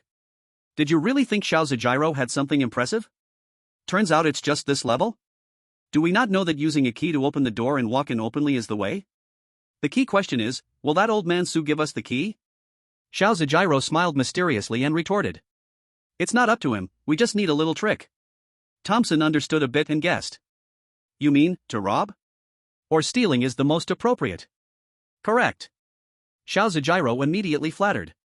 As expected of Brother Thompson, your reaction speed is indeed fast. Thompson wanted to slap Jiro, wondering if this guy would die if he didn't flatter someone? He suppressed his anger and said. Speak in plain words. Jiro laughed awkwardly and then got to the point. We have so many people, Su is just one person. Can't we handle him? Especially since we have 2 national enlightenment teachers from the radiation country, just using charm is enough to make that old man drink a pot. Stealing the key wouldn't be that simple, right? Another charm plan? Pu Tianhan exclaimed in surprise, this method is getting old, and that driver didn't get tricked, right? Thompson's gaze fell on Aoyen and Yui Batu. These 2 women from the radiation country indeed had a delicate aura, but, was he thinking too simplistically? Thompson uncertainly questioned. Jiro, are you sure this will work? Don't end up like on the bus, trying to charm the driver and instead facing retaliation. I feel that this old man Su is not a simple character. Jiro was very confident this time, patting his chest to assure. The previous failure was because we couldn't bear to part with the child, not being able to lure the wolf. This time, I will have Yui Batu and Aoyen work together, ensuring that old man can't even get out of bed. For the future of our radiation country, sacrificing some insignificant things is nothing. Aoyen and Yui Batu showed bitter expressions, having to charm a half-buried old man. Can that guy still use his tools? The main issue was that as they thought of the wrinkled old man Su, a sense of nausea arose, wanting to refuse, but they could not disobey Jiro's orders. Ultimately, they could only choose to remain silent, tacitly agreeing to this approach. Everything was for the radiation country. Thompson thought for a moment and felt it could be worth a try. After all, it wouldn't be a huge loss for their ugly country. Even if there were losses, it was the radiation country that lost both beauty and troops, and it had nothing to do with their ugly country. Okay, let Aoyen and Yui Batu give it a try.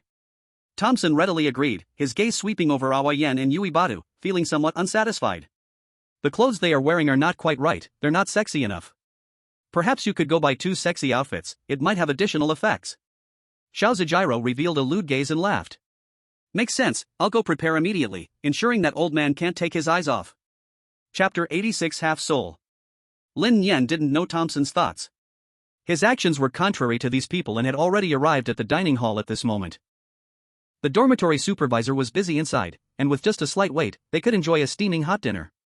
Lin Nian thought for a moment, signaled Zhao Cheng to stay put, then walked into the kitchen.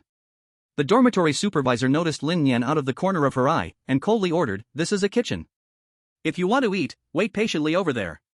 Lin Nian remained unfazed, still standing beside the dormitory supervisor, and quietly asked, "Auntie, you must know something about this museum, right?"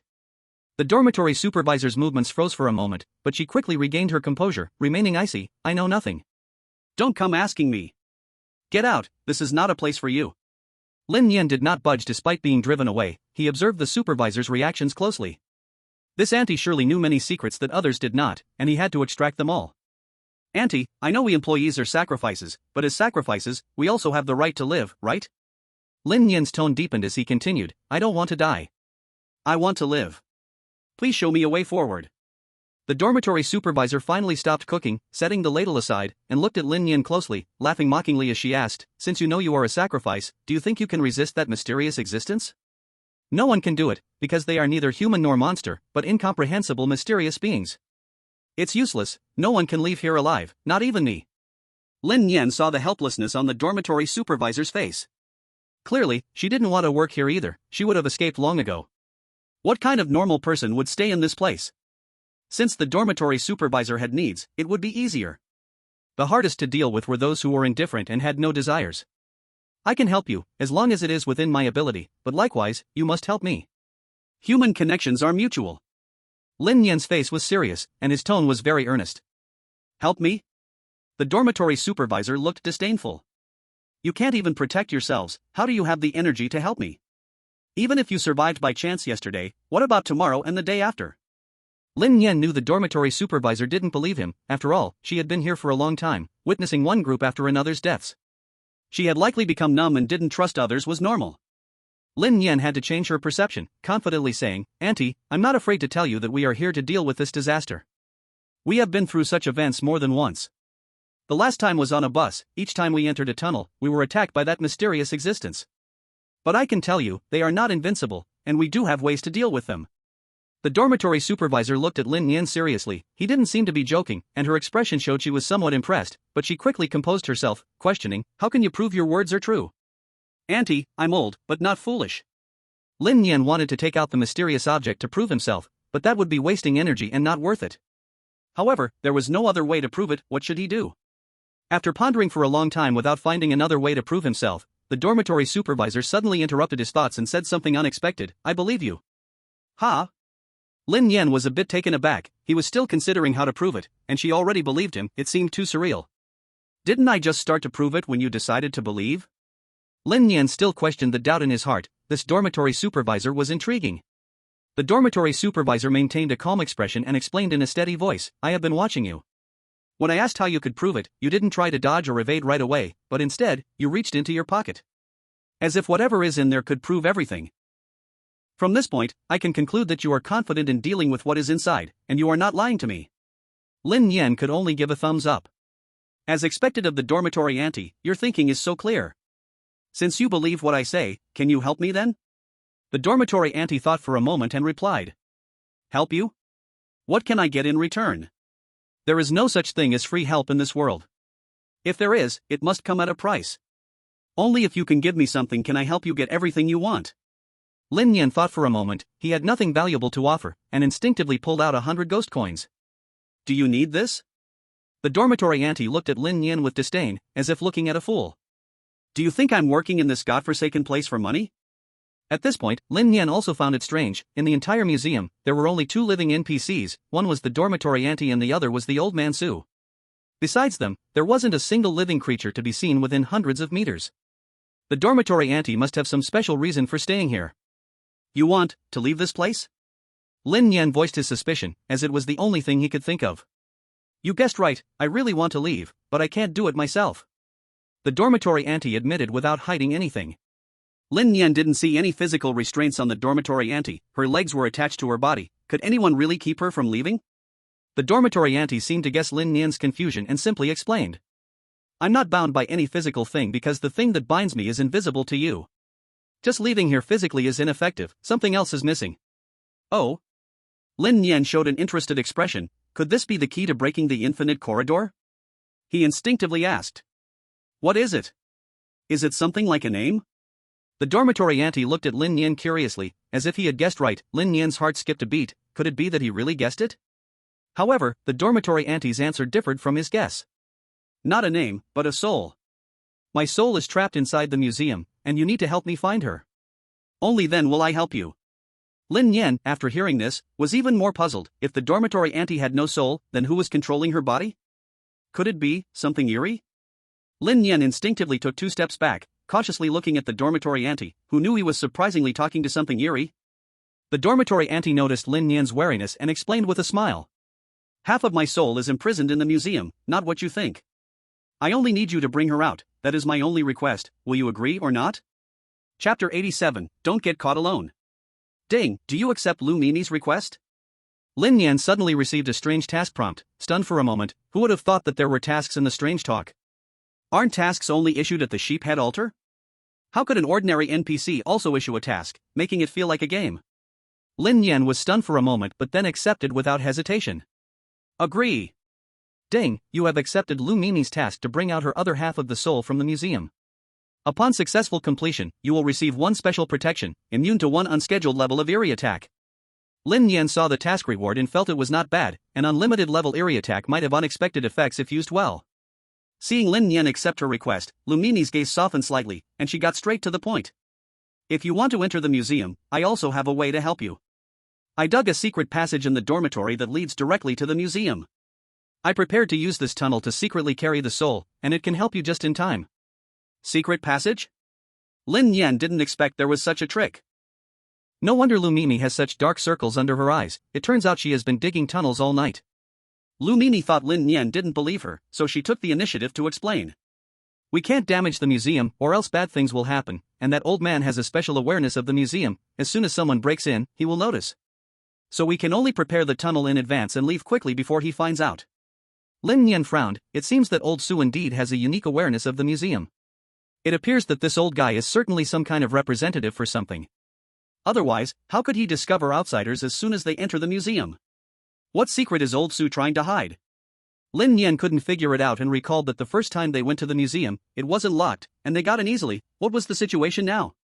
Lin Nian felt he could trust Lu Mimi, so he asked. I remember we entered the museum once when we came. Why is it suddenly locked now? Lu Mimi's eyes turned a bit cold, sneering. Before you came, the main door was unlocked just to deal with me. Now that you are here, he doesn't want to complicate things, so he locked the door. What? I don't quite understand. Lin Nian was confused. Old Su and Lu Mimi were evidently not on the same side. It seemed they were wary of each other, possibly enemies who wanted to eliminate each other. Lu Mimi knew it was complicated. She didn't want to say more and could only explain simply. Half of my soul is trapped inside the museum. He has threatened me to work here, and I can't resist. But I always want to get that half of my soul back. He wants to keep me trapped in the museum forever and then kill me. So before you came, the museum wasn't locked because it was just to deal with me. Who would have thought we wouldn't fall for it? Lin Nian understood. It seemed old Su was on the opposing side, and Lu Mimi might not be a good person either. The fact that she could be targeted by old Su indicated she had her own issues. Moreover, the hints in the ghost stories contained crucial information, with a reward of special protection, which only the ghost stories' exclusive one-time items could provide. Only the strange could deal with the strange. Lu Mimi was likely not human. For now, she was an ally. Because the enemy of my enemy is my friend.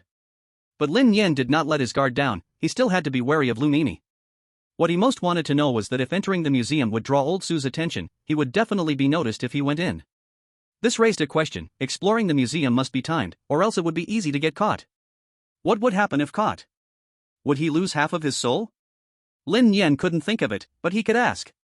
I want to know what happens if we get caught while exploring the museum. Will I die? Lu Mimi let out a cold hum and asked. You are already a sacrifice. What can he do to you? If caught, so be it. Anyway, his target isn't you, or he wouldn't have locked the museum. Lin Nian thought for a moment and agreed. After all, they had almost been caught before and experienced nothing at all. It seemed there shouldn't be a problem. However, Lu Mimi's next sentence jolted Lin Nian. But please don't let him catch you alone inside. The consequences are unimaginable. Lin Nian became intrigued. It seemed that there were special rules inside the museum. Meeting old Su with more people was fine, but meeting him with fewer people would lead to trouble. Why was that? Lu Mimi knew Lin Nian was very interested. She did not explain but warned. It's best not to be caught by old Su alone. When the time comes, I will help you out. Remember, absolutely do not get caught alone. Upon hearing Lu Mimi mention again not to get caught alone, Lin Nian felt a surge of curiosity rise within him, a feeling that the more you tell me not to do, the more I want to do it. I want to be rebellious like this. Okay, I remember. When shall I find you? Lin Nian readily agreed. Anyway, their team had 3 people. As long as they did not separate, they would not be caught by Old Su alone, so there was no need to worry about such things for now. Lu Mimi felt that Lin Nian was not really listening, and instead of continuing to persuade, she gave a time. Tomorrow then, aren't you going in soon? Let's survive tonight first. I'll wait for you in the dormitory tomorrow morning. Lin Nian looked at the clock in the cafeteria. It was already 6:30, and there was only half an hour left before being pulled into the infinite corridor. It really wasn't much time, so waiting until tomorrow wasn't a bad idea. However, Lin Nian didn't rush to leave. Instead, he started asking other things. Auntie, how many secrets do you know about the infinite corridor? Can you tell me everything in detail? Lu Mimi smiled mysteriously and directly refused. Want to know? Wait until you bring me what I need, then I can tell you some secrets about this museum. You want to trick me with empty words right now? Let's live through tonight first.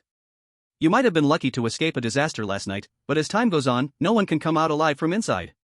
Lin Nian didn't get the answer he wanted but also heard the underlying meaning in Lu Mimi's words, which was that the infinite corridor would gradually become stronger over time. Last night they faced 3 strange attacks. Would there be 4 strange attacks tonight? Then 5 tomorrow? 6 the day after? Thinking this way was indeed a bit terrifying. No one could withstand so many strange attacks unless the infinite corridor was completely solved. Okay, I understand now. I will survive and come out from inside. Lin Nian stopped asking further questions, waved his hand, and walked out. He had already received the answer he wanted. Chapter 88, Are you going to supplement with them? On the other side, Thompson and the others were preparing to use the beauty trap to restrain Old Su and steal the key to investigate the museum. But their plan hadn't started yet, and all the chosen ones from the country of sticks received hints from the outside. Park Tianhan widened his eyes and called to the others who were about to act. Wait, the plan has changed. We might not need to use a beauty trap to lure Old Su because Lin Nian and his group did it ahead of time? Everyone paused for a moment, some unable to believe it. They had just gotten Sun Jingyan and Bodo Yui changed when you tell me this? Xiao Zhe-Siro looked shocked and speculated. Could it be that Lin Nian also used a beauty trap? Did that Zhao Qing take down Old Su? I can think of no other way. Thompson frowned and asked. What exactly is going on? Park Tianhan organized his words briefly and said bitterly. No, Lin Nian didn't use a beauty trap to conquer Old Su, he conquered the dormitory ant. What? Xiao Zhe-Siro quickly slapped his forehead 3 times, revealing an enlightened expression. How could I forget about the dormitory ant? I, Xiao Zhe-Siro, am a great figure from the radiation country. I should have known to use the handsome guy tactic to conquer the dormitory ant. Unfortunately, Lin Nian got there first. Everyone showed a disdainful expression, wondering how someone as short and weak as Xiao Zhe-Siro could have such confidence. But now was not the time to dwell on this. Thompson did not believe Lin Nian would do such a thing. He must have used another method, so he looked at Park Tianhan, signaling him to continue.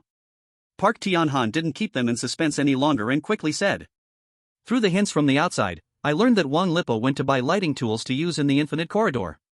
And Lin Nian took on a special mission from the dormitory ant, and it's very easy for him to enter the museum. The dormitory ant dug a tunnel. Let's wait until tomorrow to explore. As for how Lin Nian did it, I have no idea, the information is limited. Thompson and the others fell silent, not expecting that Lin Nian had gained such valuable information after just leaving their sight for a little while. The gap between both sides was too large. It's even bigger than the gap between man and dog. Ozawa Jiro swung his fist with force, a face full of regret. How could this happen? If I had known it would be so easy to get close to the dorm manager, I would have definitely taken action myself. It's as if no one knows how to use charm. The others did not discourage Ozawa Jiro. Sometimes a little flattery is not a bad thing. Thompson directly changed the topic and turned to head towards the cafeteria. Since Lin Nian found a way, we don't need to waste time on that old man. Let's talk to the dorm manager again. Lin Nian promised her conditions, and as 3 countries will offer 3 times the incentive. Let's try to snatch what Lin Nian has obtained. The others found this very reasonable. After all, people are alive, and as long as the conditions offered are high enough, there is nothing that cannot be done. If it is weird coins, that would be even better because the 3 countries can pool together and absolutely crush Lin Nian. The main group headed towards the cafeteria, while Lin Nian and Zhao Qing were already sitting at a table eating dinner. When they saw Thompson and the others coming in a grand manner, the purpose seemed very clear. They must have found out something. Looks like they used a hint. Lin Nian took a sip of soup and looked coldly at Thompson and the others. Zhao Qing's heart skipped a beat. She felt the situation was not good and asked with some worry. Lin Good, do you think the dorm manager might cooperate with them and not with us? If that's the case, wouldn't all our plans fall apart? Lin Nian waved his hand and responded casually. I forgot to tell you, Lumini's task is to gain acknowledgement from the creepy tales, so this situation won't arise. I think she will at most issue the task multiple times. Casting a wide net is the wisest approach. Besides, entering the museum will face the threat of Old Su. The more people, the better. With more people, we become a smaller target. Zhao Cheng understood a bit, and her frown relaxed. So, Lin Gu, you would rather Thompson and the others know and enter together? But that means Thompson and the others might also complete the task and receive rewards while we gain nothing. Plus, they have more people, giving them a bigger advantage, decreasing our chances of completing the task. Lin Nian knew that having more people has its benefits. After all, Lumimi only said her soul was in the museum and did not specify a location. What if it moves randomly? Whoever has good luck can encounter it first. The reward is a limitless level protection, perfect for capturing the creepy. But he overlooked one thing. Lumimi might have told 7 parts truth and 3 parts lie to fool Lin Nian. First, if they enter in a team, the key is to not get caught alone by Old Su. As long as they don't separate, they absolutely won't encounter danger. However, since Lumini specifically reminded them, entering the museum might have uncontrollable factors, they might end up separating from their teammates. Anyway, the situation won't be that simple. Once they go in, they will know. Finally, having more people can share the pressure. Old Su is alone, and he can only catch one at a time. With more people, the chosen target becomes smaller. No need to worry, after entering once tomorrow, all the truth will be revealed. Lin Nian simply reassured Zhao Chang and started to clear the food on his plate. Seeing Lin Nian so confident, Zhao Chang stopped talking and ate her meal somewhat blandly, her gaze fixed on Thompson. When Thompson pushed the door open with a pair of eyes looked at Lin Nian, filled with many emotions, hostility, resentment, and a bit of jealousy. Thompson gave a look to Xiaozi Jiro and Park Tianhan, and the two immediately understood, casually sending out 2 chosen ones from their own country before sitting down not far from Lin Nian's dining table. Clearly, they had learned a lesson this time. One person couldn't keep an eye on things, so they sent 2 more to watch closely. They must not let any details waste the clues again. After doing all this, Thompson walked resolutely towards Lumini, with a clear purpose, to copy the homework. Thompson didn't beat around the bush. He walked up to the meal window and straightforwardly said to Lumini. Dormitory aunt, we can help you. You can tell me any request. Xiaozi Jiro pointed at Lin Nian, adding. That's right, that guy agreed to your conditions. We can offer 3 times the reward. Lumini looked at Xiaozi Jiro with a strange expression and asked. The additional 2 souls, will you use your people to cover for them? Chapter 89, Taking on the Task. What? Souls? Everyone was shocked, and Xiaozi Jiro stepped back in fear, staring at the dormitory ant as if he were about to be assaulted, his hands unsettled. Thompson maintained a serious expression, thinking quickly. The conditions Lin Nian reached with the other party involved souls? If that was the case, the task must be very dangerous. But if it was dangerous, the decision-making group from the Korean side wouldn't have failed to warn their chosen ones. There was only one possibility: this condition was somewhat special. Thompson quickly sorted out his thoughts and said calmly. This soul definitely isn't our own, right? Dormitory aunt, you can state your conditions. If it's reasonable, agreeing wouldn't be out of the question? Lumimi raised her opinion of Thompson, while everyone else turned pale at the mention of the tiger, yet this guy was remarkably calm. He seemed to have some skills. She glanced at Lin Nian, obviously not planning to only entrust the task to him, revealing the truth to these people. You all want to enter the museum too, right? I can help you, but I have one request: just help me find my other half soul. As Lumini finished her sentence, a prompt for the strange tale popped up. Ding, do you accept Lumini's request? Thompson and the others saw this prompt, finding the task surprisingly simple. What could possibly be unacceptable? Agreed. Agreed. After confirming their agreement, a new strange prompt appeared. Ding, you accepted Lumini's task to bring her other half soul out of the museum. Successfully completing the task grants you a special protection, immune to 1 unrestricted level of strange attacks. Thompson and others looked at the reward with great joy. This kind of protection could be used to capture the strange, with no risk involved. Why not do it? Thompson even felt quite fortunate, glad he came, as he might be able to intercept Lin Nian's chance. Otherwise, their dragon country would likely obtain another strange artifact. After accepting the task, Lumini left only one sentence. Tomorrow, after you come out alive, come find me in the dining hall. I will take you to the tunnel I've dug. Thompson and the others naturally agreed, then went to get their trays to eat, as it was now 6 in the afternoon, with only 1 hour left before entering the infinite corridor. Thompson suddenly remembered something and instructed Alice. You should take Joel outside to buy some lighting tools immediately, they will surely be useful later. Alice nodded and prepared to leave with John, then suddenly heard Thompson shout. Wait.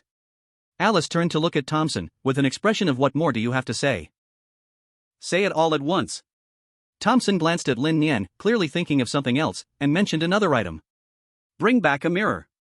A mirror? Alice showed some confusion but quickly caught on, realizing what Thompson wanted to do. He surely wanted to try something. In the last instance, it seemed Lin Nian used a mirror to see the strange, then turned danger into safety. Originally, the ugly country wanted to rely on Medina's help to see the strange and capture it, but unfortunately, that little white cat fought to the death. Now they could take a shortcut and try Lin Nian's method. Okay, I will be back soon. Alice left quickly, knowing there was no time to waste. Little Zero knew that Thompson would definitely buy a share for him, then he would just need to give some strange coins, so he wasn't worried. What he cared about was the mirror, and he asked. Brother Thompson, are you going to use the mirror to see the strange? Park Tianhan also jumped in to say. Lin Nian used this method last time, I wonder if it's true. Thompson calmly sipped his soup, unbothered, and replied. Whether it's true or not, as long as Lin Nian is doing it, we should give it a try, it might bring unexpected rewards. The two felt it made sense and didn't pursue the question further, focusing on their meal in silence. On the other side, Wang Lipo returned carrying a black plastic bag. Upon entering, he saw so many people in the cafeteria and felt no surprise, but he didn't want Thompson to know what he was doing. So Wang Lipo made a decision that went against his ancestors. He stuffed the items into his clothes, making it look like he was pregnant, and then waddled in.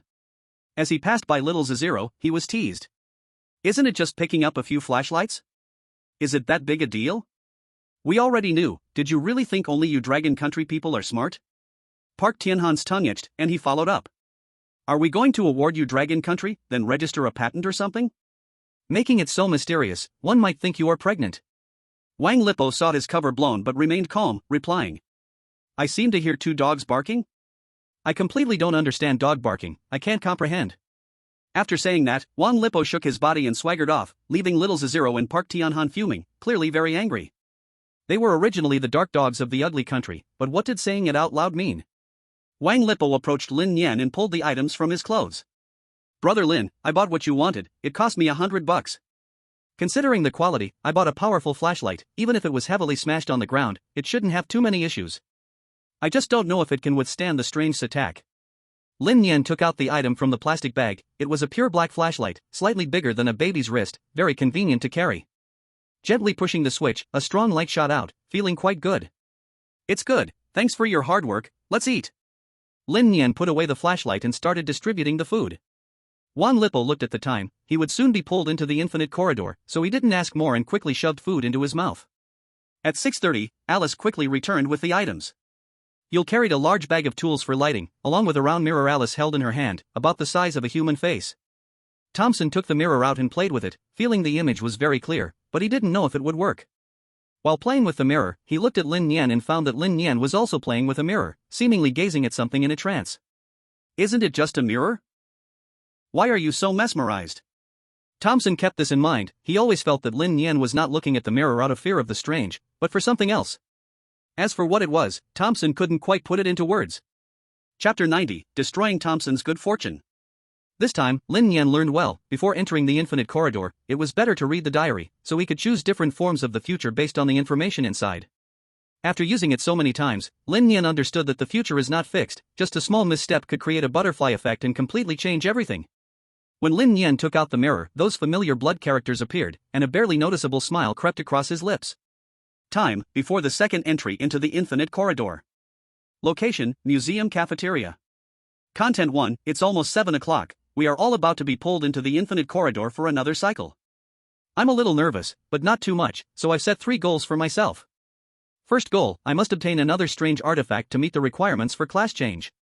Second goal, encounter the goat-headed altar, I might be able to trade souls with it, after all, the diary says if you don't die, just keep going wild. Third goal, if I meet Zhao Qing, I can try to help her change to an unreturnable, that would increase the fighting power of the Dragon Kingdom. After reading Content 1, Lin Nian felt completely dazed, it was all meaningless stuff, this was truly just a diary.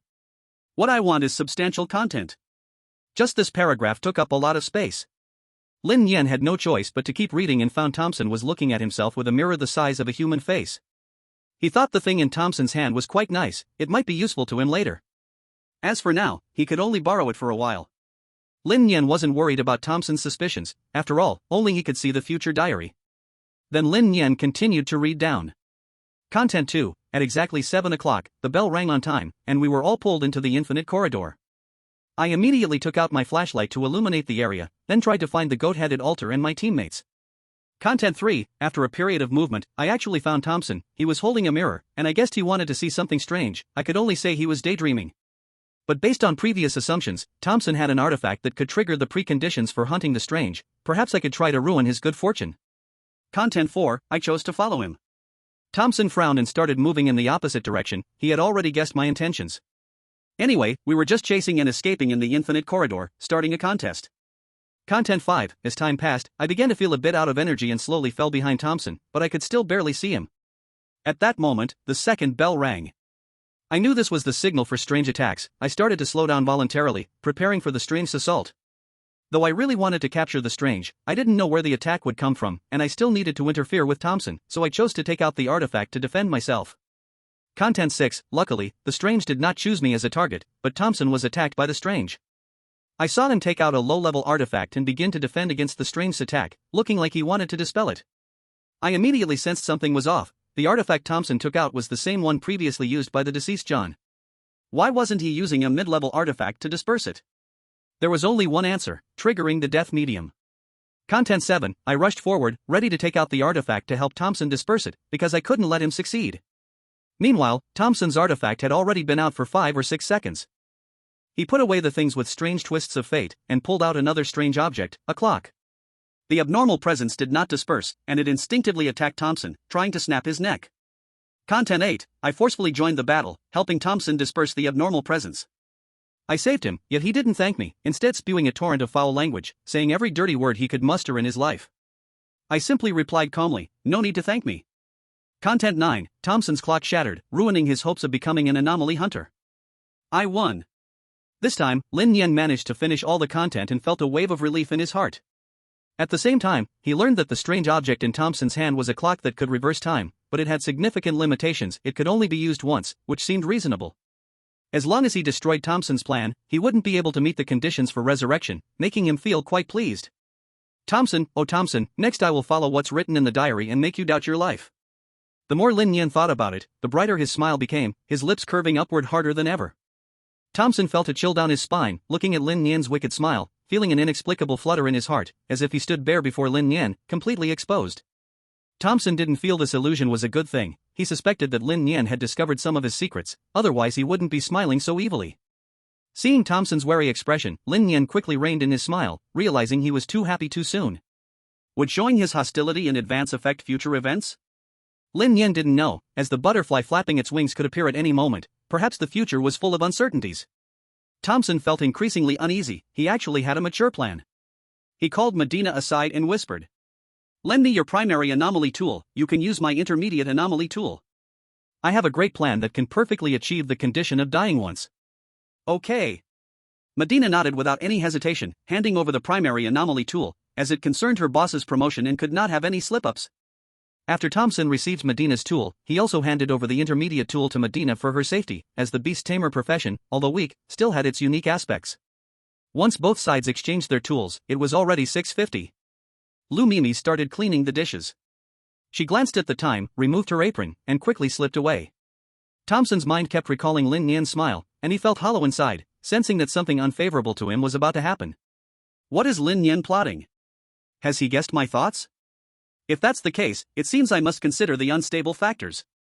Using the last few minutes, Thompson practiced scenarios in his mind, speculating with the worst malice about Lin Nian.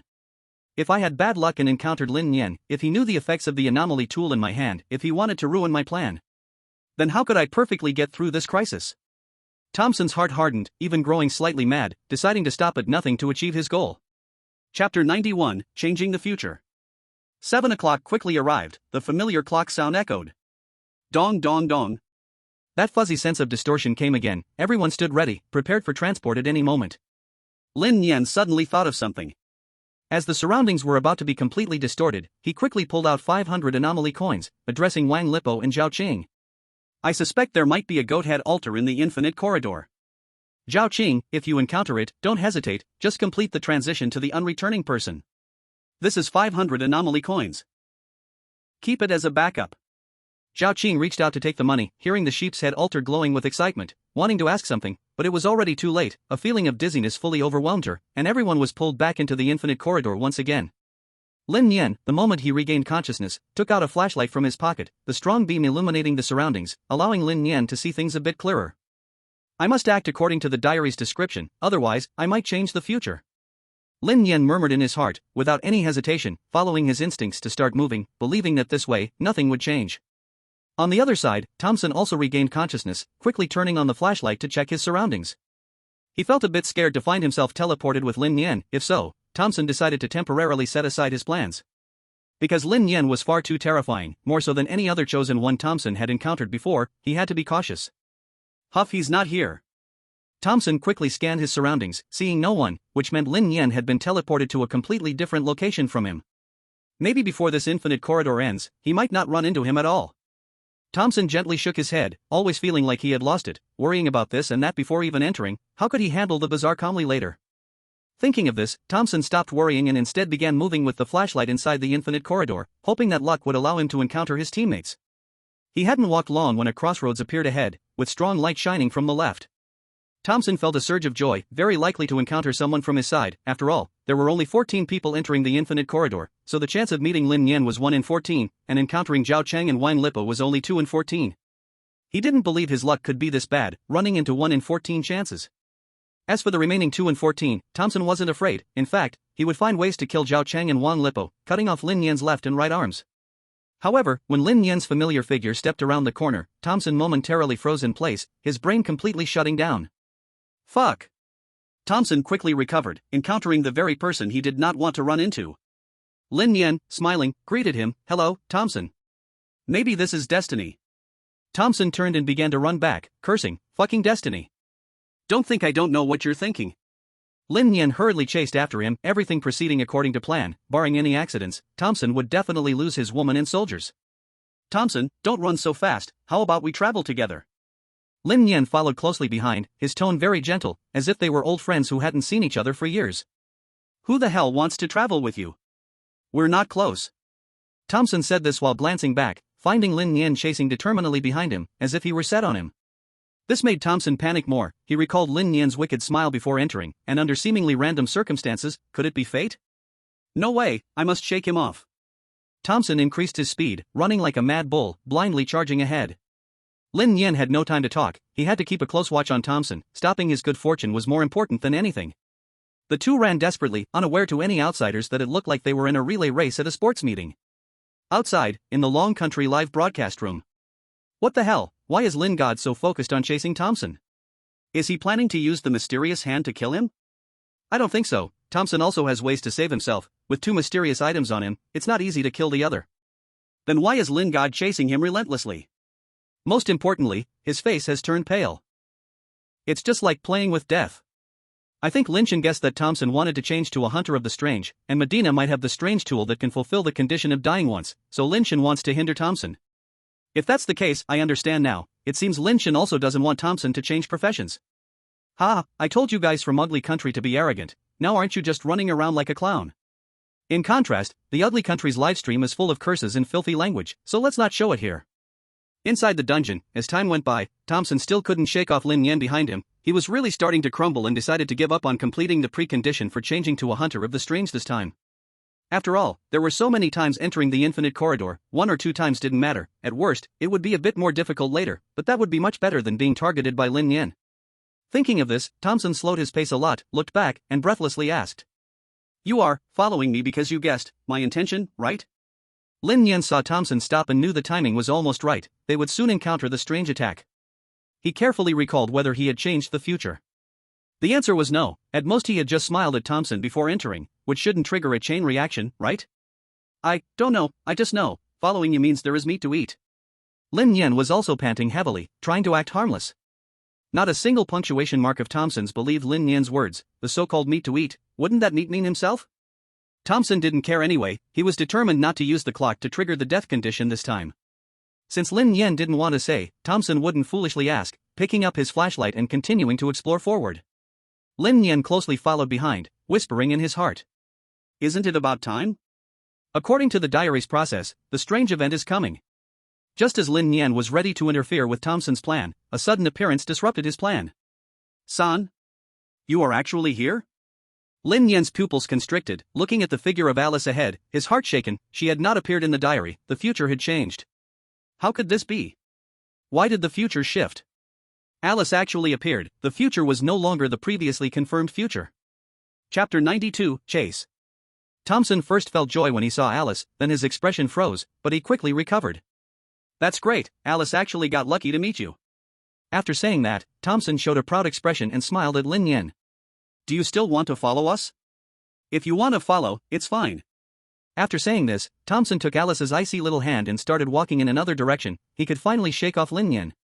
Lin Nian stood in place, frowning and pondering whether to follow them. But if he followed, it would be hard to sabotage Thompson's plan. Alice would definitely block Thompson right away, making things much more complicated. But if he didn't follow, the probability of Thompson succeeding would be not to mention 100%, at least over 90%. Should I follow or not? Lin Nian's mind wavered, watching Thompson gradually distance himself. He needed to make a decision quickly. Follow, seize the opportunity. I can't let Thompson succeed. In the end, Lin Nian chose to follow. Even if he couldn't stop Thompson, he at least wanted to disgust him a bit. It wouldn't be a wasted trip. Then Lin Nian followed, walking behind Thompson and Alice. Thompson thought Lin Nian had given up. Little did he know that this guy was still following closely behind. The situation seemed a bit off. It looked like Lin Nian was hell-bent on messing with him. Forget it, let's give up today. With Lin Nian here, I feel uneasy.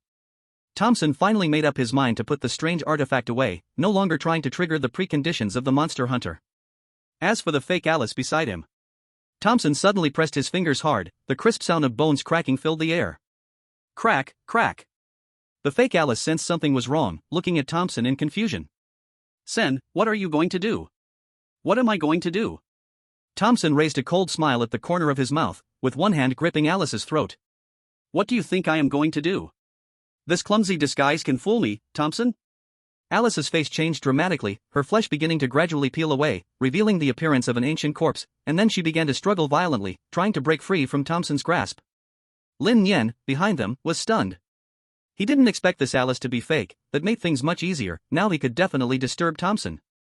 Lin Nian quickly stepped forward, wanting to wait for the strange attack on Thompson, and when the time was right, he would come to his rescue. Anyway, today's goal is only this one, just need to complete it successfully. Seeing Lin Nian approaching, Thompson guessed his intention, but he simply wouldn't allow it. Lin Nian couldn't interfere. First he would deal with this ancient corpse, perhaps he could extract some secrets. But Lin Nian had only taken 2 steps when the familiar bell sound finally appeared. Dong, dong, dong. Again, the same feeling of dizziness. This time, the control effect was clearly stronger. Lin Nian had experienced it multiple times and endured stronger, so he didn't bite his tongue for pain stimulation and quickly recovered. Lin Nian seemed to understand why Thompson had such high resistance. It turned out that he had been manipulated by strange methods so many times that he naturally became more resilient. Thompson recovered faster than Lin Nian. He sensed a hint of danger, a chill sweeping through his entire body. The strange aura was all too familiar. Having gone through 5 dungeons and being attacked multiple times, he was extremely sensitive to this kind of aura. Thompson released the ancient corpse without hesitation, putting his hand into his pocket, ready to defend against the strange attack at any moment. Lin Nian knew that even if the future changed, Thompson being attacked by the strange wouldn't change.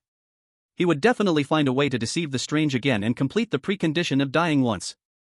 Lin Nian charged forward with the strange artifact, preparing to rescue Thompson when he retracted the strange artifact. "No need to thank me, just call me the Red Scarf." Lin Nian was already prepared. Thompson watched Lin Nian approach, and he didn't dare to be careless. The moment he sensed the strange attack, he took out the basic strange artifact and began to disperse it. Lin Nian quickly counted to 5, preparing to pull out the strange artifact when suddenly, a chilling sensation struck his entire body. "Damn it, there's another strange?" Lin Nian was stunned, not expecting to be attacked as well. This was truly unexpected. Was the future so full of variables? Left with no choice, Lin Nian could only take out the strange artifact to defend himself. Looking at Thompson, he had not retracted the strange artifact, clearly not preparing to fulfill the precondition anymore. Lin Nian understood that the future had completely changed. The current situation was beyond his prediction. Thompson dispelled the strange and retracted the strange artifact. He glanced at Lin Nian and turned to leave. All he needed to do now was wait for the 3rd bell to ring, and he could return. Lin Nian also didn't plan to continue following Thompson. He knew he had been reckless. Perhaps just casting a glance at Thompson before entering had caused him to harbor suspicions, leading to the current situation. Indeed, he was still not steady enough in temperament. Missing this opportunity, he needed to practice his poker face. Just as the two were about to part ways, a strange prompt sound echoed in their ears. Ding! Congratulations to Zhao Qing from Long Country for successfully changing to the Traveler, rewarded with 300 ghost coins. Ding! Congratulations to Ozawa Jiro from Radiation Country for successfully capturing a weird entity and obtaining a strange artifact, rewarded with 300 ghost coins. Ding! Alice from Ugly Country accepted the intermediate spiritualist task, designated teammate Thompson to complete the task together. The continuous prompts echoed in the ears of all the chosen ones. With this situation, Zhao Qing and Alice encountered the goat head altar, while Ozawa Jiro was attacked by a strange entity and successfully obtained a second strange artifact. This means that there is more than one goat head altar in this infinite corridor. This is good news. If used well, there may be unexpected gains. An additional prompt appeared in Thompson's ear. Ding! Do you agree to participate in the intermediate task with Alice? Yes. Thompson agreed without thinking, feeling a special dizzy sensation of transportation as he was about to be teleported to Alice's side. Lin Nian wanted to stop it but couldn't. It seemed that not only was his team getting stronger, but everyone else's team was getting stronger too. He must quickly change his job. He wondered if he would see hope for that tomorrow? Lin Nian did not know that even with the future diary, he could not determine the future. At least this time, because he was anxious, it led to huge changes in the future. Next time, it will definitely be different. Lin Nian no longer hesitated and continued to wander in the infinite corridor. Maybe he would encounter a third goat head altar before he went out? As for Thompson? He had already been teleported in front of Alice, about to face the job level up task. Chapter 93, Promotion Task, Complete Intermediate Weird Entity. Alice, I remember you don't seem to have any offerings. How can you take on the upgrade task?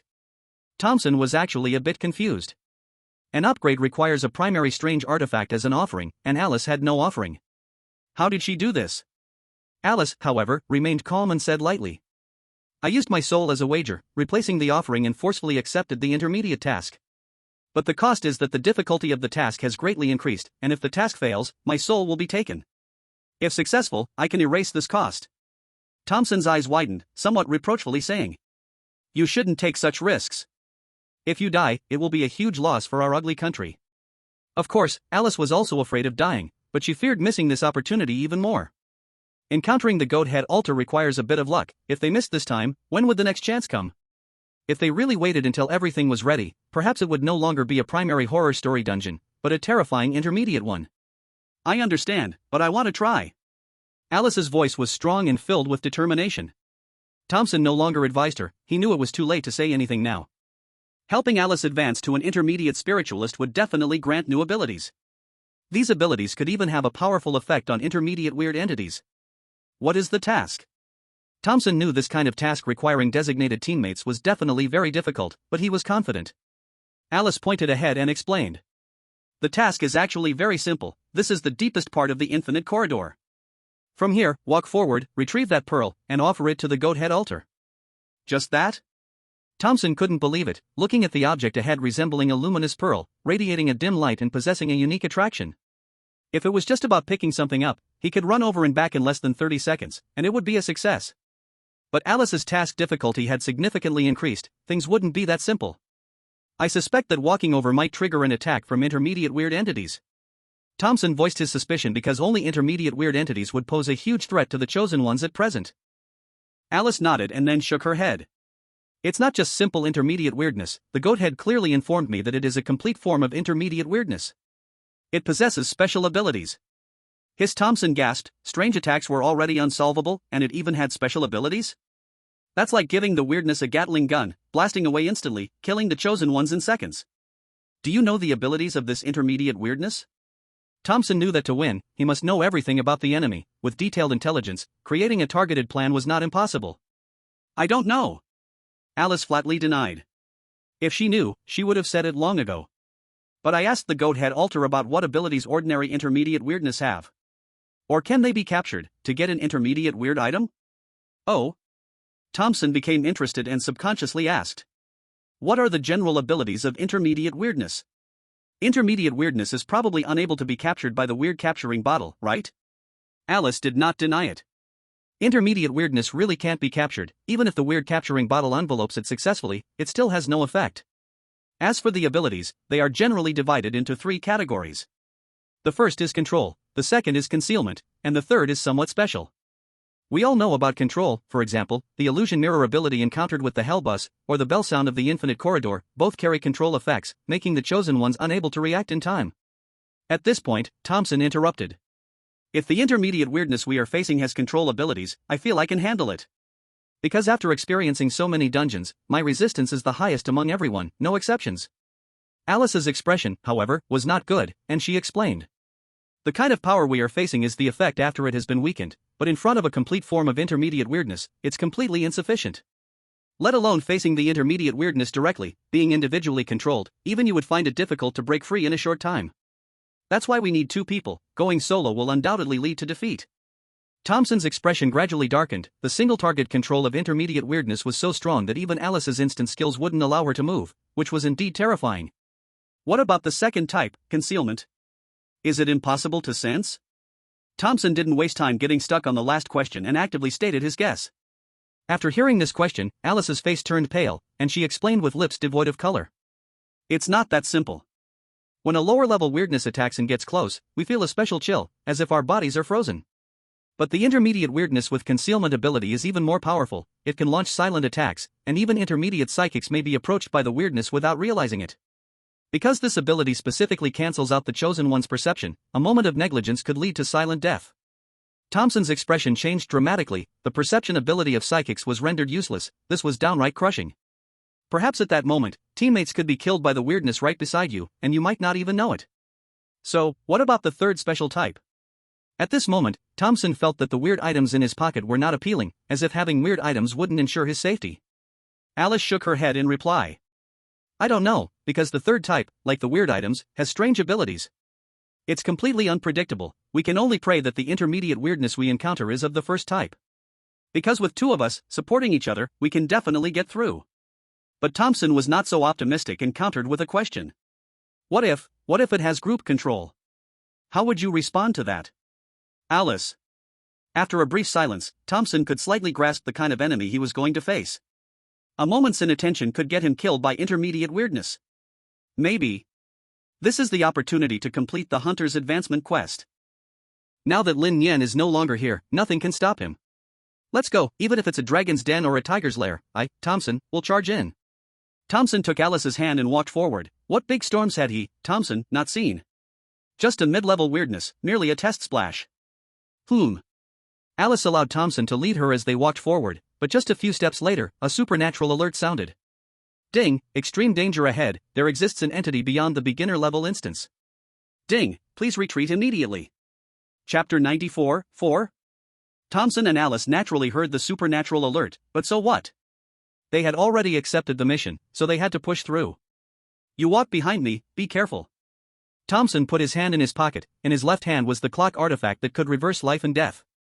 In his right hand was a used beginner artifact, good enough since it was only used once. It was completely adequate for dealing with mid-level weirdness.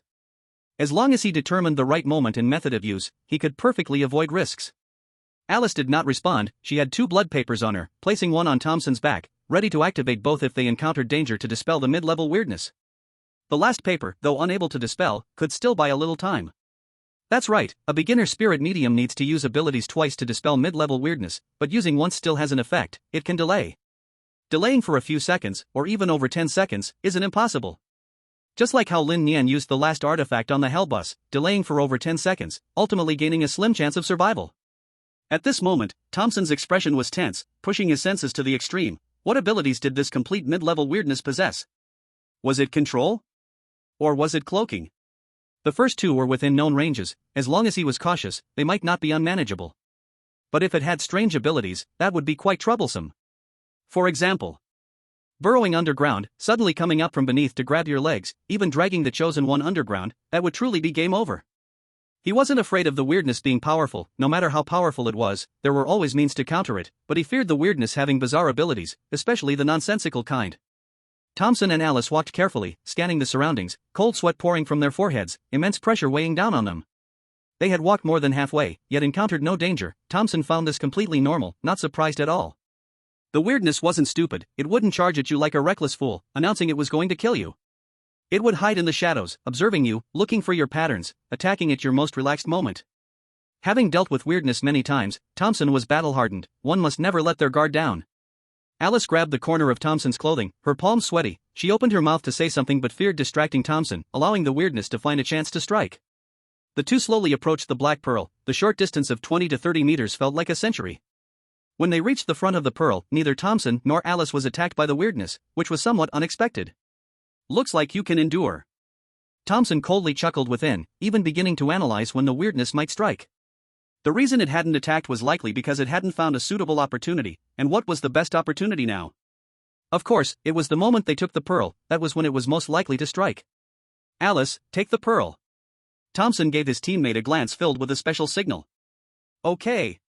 Alice understood immediately, knowing Thompson's meaning, and took the initiative to act as bait, reaching out to grab the pearl. Because only by doing this, something strange made him unable to resist. When Alice reached out to touch the jewel, she thought she would gently pick it up, but to her surprise, it wouldn't budge, as if something below was pulling it. Thompson pretended to be puzzled, pulling out his hands, secretly hiding the bizarre object in his sleeve, and then went to help Alice lift the jewel. But the next second, a chill seized his entire body. The bizarre object in his sleeve trembled slightly, as if it was afraid of something unknown. "It's coming, the middle-level bizarre is coming, right behind us." Alice, as a spirit medium, immediately issued a warning. It seemed that this bizarre creature's ability was not stealthy and could be sensed. Then it was highly likely to be the first type, control. In an instant, Thompson thought of many things and speculated that this middle-level bizarre had control abilities. He immediately shouted, "Scatter, the opponent might have group control." Alice wasted no time, abandoning the jewel to create distance. The middle-level bizarre showed no hesitation and launched an attack towards Thompson. "Just waiting for you." As soon as Thompson sensed the middle-level bizarre attacking, he immediately pulled the bizarre object from his sleeve to start dispelling the middle-level bizarre. Alice noticed the bizarre was blocked and was overjoyed, instantly reaching for the jewel. This time, the jewel was easily grasped, and Alice said excitedly, "I got it, let's leave here quickly." Thompson also didn't expect it to be so easy. There was always an unreal feeling. Since this middle-level bizarre wasn't stealthy and hadn't activated its control ability, what was its ability? Perhaps there were other tricks left? "Alice, be careful." Just as Thompson wanted to warn his teammate, the blood paper on Alice suddenly burst into flames, not one, but triggering the ability twice in one go. "There are two middle-level bizarre in here." Alice's face turned pale. She didn't expect another to launch a surprise attack. Thankfully the opponent didn't use control abilities, or it would really be game over. "Run, while we have them dispersed."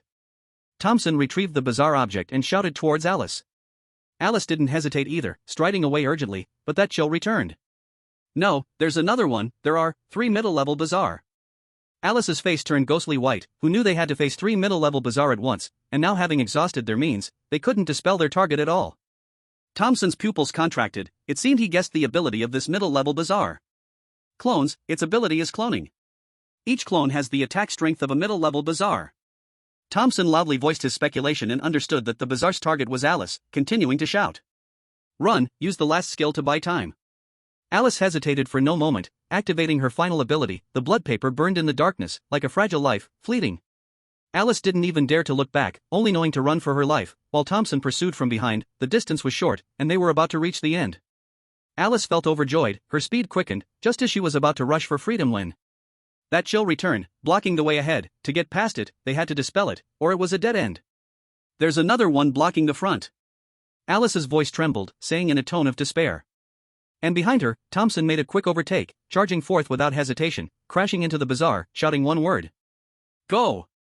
Chapter 95, Middle-Level Spirit Medium. Hearing the command, Alice instinctively began to move, charging out with a surge of energy. But Thompson was choked by something, his throat constricted, his body began to twist irregularly, and in an instant exploded, blood splattering, hitting Alice in the face. "Son!" Alice cried out, reaching out a hand to grasp something, yet unable to do anything. Tears involuntarily streamed from the corners of her eyes. She even wanted to rush in without a care, but reason told her not to waste the opportunity that Thompson had created. Dingling. 10 seconds passed in the blink of an eye, and a miraculous event happened. A mini alarm clock flew out and made a special sound. The clock's second hand began to reverse. Thompson's body, which had been completely dismembered, actually started to quickly recover, swiftly reforming into a human shape, with not a single scar visible. Thompson was revived, completing the most difficult precondition of dying once. "I did it! I can change to a hunter of anomalies now." Thompson was very excited. He finally fulfilled the precondition to become the coveted T0 profession. However, he did not forget that the current environment was very dangerous. He took a quick step and dashed out of the intermediate anomaly territory to Alice's side. Haha, I did it! I did it! Tears in Alice's eyes had not yet dried, her brain was still in a daze. When Thompson embraced her, she finally reacted and hurriedly wiped away her tears. You almost scared me to death. Next time you do this, can you at least let me know? Thompson knew his teammate was worried about him, so he could only hastily promise. Alright, I will definitely let you know next time. Alice didn't dwell on it too much, but instead brought Thompson to call the goat head altar.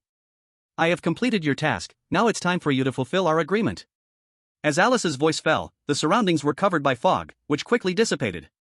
The goat head's hoarse voice came. Not bad, you managed to withstand the attacks of 4 intermediate anomalies. I can help you level up, put that thing on the altar. Alice didn't hesitate, starting the process by placing the jewel onto the goat head altar, then offering 1,000 anomaly coins, silently standing by, waiting. Thompson said nothing. He could take this chance to change to a hunter of anomalies, but he didn't have an intermediate anomaly item, which was quite embarrassing, so he could only stare wide-eyed. He could only hope for good luck next time in the infinite corridor and meet again to complete the job change. Seeing that the items were placed, the goat head altar sucked in the jewel and began to crunch it, looking very satisfied. After eating, it spat out a puff of black air towards Alice, which quickly merged into her body. That feeling was wonderful, intense, and a bit cold. This sensation came quickly and left just as fast, and Alice successfully completed her promotion. Ding! Alice from the ugly country completes the intermediate task trial and is promoted to intermediate spirit medium, earning 500 anomaly coins. With the sound of the notification, most people were somewhat shocked. As the first intermediate professional, Alice would surely receive an epic enhancement and breakthrough in her abilities. Wouldn't she then be able to swagger through the beginner ghost story dungeons? Thompson was eager to know the abilities of the intermediate spirit medium, so he asked. What changes did your abilities undergo after the level up? Alice opened her eyes, thought for a moment, and replied. My blood strength and perception ability have improved. I can use it 5 times against beginner anomalies and only 3 times against intermediate anomalies. I also gained a new ability, Spirit Pressure. This ability carries a group dispel effect, capable of dispelling a maximum of 3 anomalies within a diameter of 10 meters. Thompson's eyes lit up. He didn't expect the intermediate spirit medium to have a group skill, capable of instantly dispelling 3 at once, so they wouldn't fear being surrounded and beaten up. In situations like before, using Spirit Pressure would be a great response. After all, anomalies attacked one after another, requiring multiple skills to deal with them, but now it was better. As long as the timing was right, they could handle everything in one go. Not bad. With you as an intermediate spirit medium, entering the intermediate dungeon will surely be. The odds have increased a bit. Thompson nodded with satisfaction. The stronger his teammates, the safer he felt. Only in this way can they qualify to be his protectors. Just as Lin Nian said, the hunter is weak in the early stages and relies heavily on teammates to grow. And the intermediate spirit medium is fully capable of protecting him and giving him enough time to develop. Seeing that these two were still chatting, the goat-headed altar impatiently reminded them. Do you have any other wishes? Alice was interrupted by the goat-headed altar, her eyes rolled as she asked. If I want to advance to a senior spirit medium, can I still pay with my soul? He. The soul fire in the goat-headed altar's eye sockets was deep and dark, staring at Alice as if seeing through her exterior and connecting with her soul. Alice's delicate body couldn't help but shiver. She hugged her chest and tentatively asked. Is it not possible? It's possible, of course. The goat-headed altar answered without hesitation, but what it said next made both Alice and Thompson feel like they had fallen into an ice cave. Your soul alone is not enough, you'll need the souls of your entire team. Are you willing to bet everyone's souls? Alice's eyes widened in shock. She hadn't expected the sacrifice to require her entire team. A careless move could mean total annihilation. Even if she was willing to take risks, she absolutely wouldn't drag her teammates down with her. No, I'd rather gather the conditions. Alice shook her head like a rattle drum, refusing without hesitation. Seeing that Alice had no other wishes, the goat-headed altar directly expelled them, disappearing like a mirage. Thompson and Alice exchanged glances, both feeling helpless. They could do nothing but patiently wait to leave. At this moment, our Lin God was still sitting in the infinite corridor, pondering life. He suddenly realized that perhaps it was not just his actions affecting the future, other chosen ones might also change their destinies. And this was something he didn't know, which was why this situation had occurred. In the diary, Lin Nian had easily disrupted Thompson's plans, but now a series of unexpected events made Lin Nian realize that the future diary couldn't be completely trusted, only referenced. Or rather, the starting point recorded in the diary wouldn't change, but during that process, other events could occur, leading to increasingly skewed outcomes. In these two diary entries in the infinite corridor, Lin Nian had encountered a turning point. The first turning point was that Lin Nian didn't choose to pursue Song Jingyan, leading to a changed future. The second turning point was that Lin Nian didn't manage his emotional changes well and gave Zhao Qing 5 ghost coins, leading to a slight mistake in the future. So in the future, he could only try to develop toward the ideal future based on the diary's content, not taking everything as absolute truth. Dong dong dong. Before he knew it, the third bell rang, interrupting Lin Nian's thoughts, and all the chosen ones returned to reality. Chapter 96, The Abilities of the Lost Ones. All the chosen ones returned to the museum cafeteria, where Lu Mimi had already prepared breakfast, ready to eat at any time. Zhao Cheng, upon returning, excitedly looked at Wang Lipo and Lin Nian, impatiently saying, "Brother Wang, Brother Lin, I did it. I really encountered the goat-headed altar, used my ghost artifact as a sacrifice, and offered ghost coins to become a lost one. I'm a special profession now."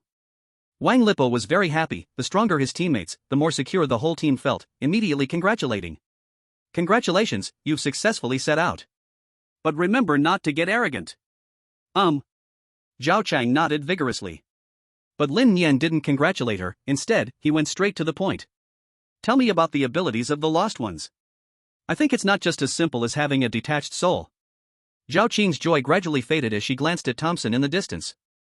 In a low voice, he said, "In the beginner's realm, there are no limits to soul detachment, but only the first 3 times have resistance against the bazaar. Every time you detach, you gain certain boosts within 60 seconds, allowing you to fight the bazaar up close, but there are risks involved. If there are more than 2 bazaar nearby, I might not be a match and could be forcibly dragged away, making it impossible to return to my body in time." Lin Nian's heart sank, and he quickly asked, "What will happen if you can't return to your body in time? Will you never be able to come back?" Zhao Chang nodded vigorously. "If you don't return within 3 minutes, your soul will be severely damaged. If it exceeds 10 minutes, you will never come back. If my body has no soul, the bazaar will take advantage of the situation, seizing the body and not being affected by general dispelling abilities." "There are such consequences?" Lin Nian's brows furrowed tighter. Although the profession of no return had strong characteristics, it was too constrained by the shell of the body. And he had to rely on teammates to guard his body, becoming a burden to them. Perhaps only by becoming a secondary turn Yin God or Yang God would one not be limited by the body. The Yin God should completely abandon the body and exist in the world as a spirit. The Yang God should not abandon the body, but that feels similar to a no-return person, which seems a bit frustrating, right? Zhao Qing's small face was slightly awkward as she shyly said, "In the early stages, if my soul detaches, I'll have to ask Lin Gu and Wang Gu to take care of my body." Wang Lipo showed a lewd smile, patting his chest and said, "Don't worry, Sister Qing, I and Lin Gu absolutely won't take advantage of this opportunity." "Zhao Qing? Lin Nian?" Wang Lipo immediately covered his mouth, not expecting to speak the truth, and hurriedly explained, "Sister Qing, don't misunderstand, I'm not that kind of person." Zhao Qing clearly didn't believe it. She thought it was better to trust Lin Nian instead. Suddenly, Lin Nian thought of something, interrupting their conversation. "Zhao Qing, can you touch objects while in a state of soul detachment? For example, can you move something?"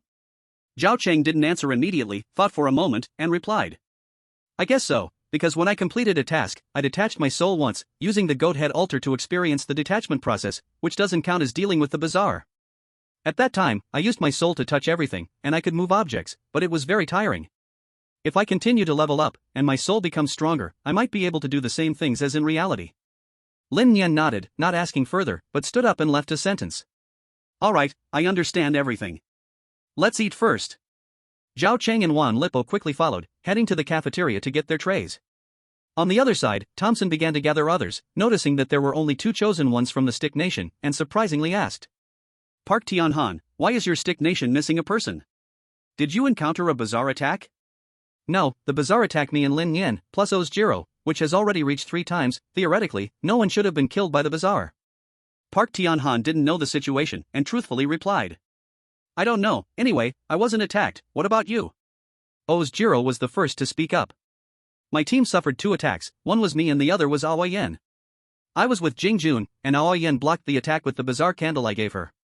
The remaining person from the Stick Nation said nothing, indicating they hadn't been attacked. Thompson looked at his own team. "What about you?" All 3 shook their heads, indicating they hadn't been attacked. Thompson then continued, Lin Nian and I have both encountered bizarre attacks, including Ozawa Jiro's instances. It has reached 4 times. If that chosen one from the Stick Nation had been attacked by the Bazaar, there would be 5 instances. Trouble is big. Everyone listened to Thomas's words, their hearts seemed to be pulled tight. Just 1 day had passed, and 2 more strange beings had appeared. If it continued like this, wouldn't there be 7 strange beings by tonight? Up until now, everyone was still clueless about how to break the endless corridor. If this dragged on, death was certain. Even if Alice had advanced to an intermediate medium, she would still be worn out and killed by the strange beings. Ozawa Jiro's expression tightened, his voice trembling a bit. No, we must break the endless corridor as soon as possible. At this rate, we can only hold on for 6 or 7 days at most, and that's the limit. Counting today, we don't have much time left. Park Tianhan, hearing they could only last 6 or 7 days, had a face full of fear. Damn it, I only have one strange tool, it can't possibly withstand so many strange attacks. After 7 days, the number of strange beings will definitely exceed 10, even if averaged out, we won't last long. Alice's brow was tightly knotted. Now that she had advanced to an intermediate medium, her skills were refreshed in full, and with spiritual pressure, she could use her skills 8 times. Spiritual pressure was group dispersal, it made no distinction between the strength of strange beings and could only be used 3 times before becoming completely ineffective. But even with 8 skills, it wouldn't hold against continuous attacks from the strange beings. Moreover, she still needed to reserve skills to prevent the final restriction from being lifted. Thinking of this, Alice took a deep breath and looked at Lu Mimi, saying, "It seems we must speed up our exploration of the museum, there must be secrets about the infinite corridor inside." Thomas, not disagreeing, continued. "Of course, after lunch, let Lu Mimi lead the way. With all of us going in together, we'll surely find special clues. Everyone eat quickly, time is limited, as we still need to catch up on sleep, or we won't hold out." The others did not rebut, silently picking up their plates, each feeling a bit heavy-hearted. Chapter 97, The Underground Passage. Soon, the group finished breakfast. Though they were all tired from staying up all night, they still chose not to return to the dormitory to sleep. Lu Mimi collected and washed the dishes, then did a quick cleanup before walking out from the kitchen. "You all want to enter the museum, right? Then follow me." The crowd stood up, forming a long line behind her, with Lin Nian and the other 3 falling behind. No one spoke, as the situation in the museum was still unknown, anything said now would be useless. After about 10 minutes, everyone arrived at the bottom of the dormitory building. Lu Mimi opened her dormitory manager's room and signaled everyone to go inside. Then, she looked around furtively like a thief and, not seeing any suspicious person, closed the door, then drew all the curtains around. "Alright, I'm going to open the entrance to the basement now. You all go in, and just walk straight, you'll be able to enter the museum." Lu Mimi walked to her bed, gently lifted the bedboard, revealing a simple tunnel entrance, making it look like some underground organization. Everyone exchanged glances, hesitating, no one wanted to be the first to act. Lu Mimi frowned slightly, hands on her hips, questioning. "What are you all waiting for? Hurry up and go in. Or do you want to back out?" No one argued back, not because they didn't trust Lu Mimi, but because they didn't trust any NPCs. By normal logic, it should be her leading the way, it felt awkward to just let them walk in, what if it was a trap? "Don't you trust me?" Lu Mimi was angry, these guys actually doubted her. There was no point in talking anymore, cooperation was over. Seeing this, Alice stepped forward. She had just advanced to an intermediate medium, the skilled had the courage. Even if there were dangers, she could sense them in advance and decided to take the lead. "I'll go in first." Seeing someone step up, Lu Mimi paused and reopened the tunnel entrance. Alice climbed cautiously to the tunnel entrance. The deep and dark space below was bottomless, to go down, one just needed to follow the stairs downward. She immediately adjusted her body and began to climb the stairs, slowly descending. The others were not in a hurry, waiting for Alice to explore the situation before going down. "Everyone come down, there's no problem." Alice's voice came from below, and the others breathed a sigh of relief. Thompson signaled for his team to follow down the stairs, and everyone moved in order, quickly reaching the bottom. Lin Nian and the other 2 fell behind but also decided to go down together. "Let's go." Lin Nian took out the flashlight, leading the way down, with Wan Lipo and Zhao Qing following closely behind. After they all descended, there was a loud bang as the floorboard pressed down, covering the passage above. Zhao Qing was startled and instinctively reached up to push against the overhead floorboard, realizing she could lift it, she let out a sigh of relief and continued climbing down. Once everyone landed, they realized, what the heck is this place? It was clearly an underground tunnel, not crowded at all, 3 or 4 people could easily stand side by side. Moreover, both the ground and the ceiling were very flat, not like a tunnel dug by a woman's hands. Thompson turned on the flashlight, and the light shone ahead, but they couldn't see an end, the darkness seemed to hide danger waiting for them all. By normal logic, we shouldn't be attacked during the day, but other possibilities can't be ruled out, so let's be careful. Thompson walked at the front. He had just retrieved the intermediate ghost tool and returned the used beginner's ghost tool to Medina. Since he had to switch to being a ghost hunter, he could freely use the ability of this intermediate ghost tool before offering it. The others did not argue, closely following behind, feeling secure knowing the big boss was up front. They would just stay back and grow. Lin Nian and the others remained at the back, keeping a certain distance, able to see each other's figures. They had expected that this tunnel would present some unknown danger, but until they reached their destination, everything went smoothly. Everyone realized they had overthought it and relaxed their tense minds. The destination was similar to the entrance, with a ladder. Above was a stone slab pressing down. Alice led the way up, lifting the stone slab above, finally entering the museum inside. Then everyone lined up and climbed out of the tunnel one after another. The surroundings felt very strange, not resembling the museum hall. Lin Nian quickly scanned the area. Although the museum lights were not turned on, the glass windows were covered with curtains. The daylight was strong enough to make things clear around. He walked to the window to check his location and immediately saw the dormitory. Lu Mimi was pacing at the dormitory door, occasionally glancing towards the museum window. What the heck, how does this tunnel work? It actually reaches the second floor? Lin Nian exclaimed, realizing something was off about his location. The entire museum had 3 floors. He could clearly see the distance from the ground, definitely not on the first floor. Second floor? Lin Nian's words startled the others. They rushed to the window to compare, and indeed they were on the second floor. This tunnel must be a problem. Which good person digs a tunnel that goes straight to the second floor, skipping the first? Oh no, this is not good. Zhao Qing suddenly shrieked and tried to lift the floorboard they had just exited from. When I came out just now, everything was fine, and then the exit suddenly disappeared. How could this happen? I didn't do anything. Everyone was stunned again. What on earth was going on? The tunnel reached the second floor, and just as they exited, the exit suddenly got sealed? Step aside, let me handle this. Thompson walked up to Zhao Qing with a serious face, clearly wanting to inspect it personally. Zhao Qing pouted in dissatisfaction. Step aside, just step aside, why so fierce? Thompson ignored Zhao Qing, lying on the ground, rhythmically tapping his fingers on the surface, producing a muffled sound. It's solid, not hollow. Thompson's face grew darker, as hollow sounds wouldn't be so deep. Alice felt a bit unreal, commanding. Joel, hit the floor and see. Old Black Joel immediately stepped up, using arms thicker than Zhao Qing's thigh to strike. Bang! The floor cracked, and the entire museum trembled instinctively as if it were a living being under attack, then blood sprayed from the floor's crevice. It was as if a blow had struck the museum's lifeline, continuously gushing blood.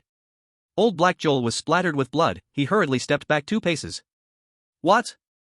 What the hell is this? It shot me in the face. Everyone looked confused. Did that single punch make the floor bleed? That seems too fake.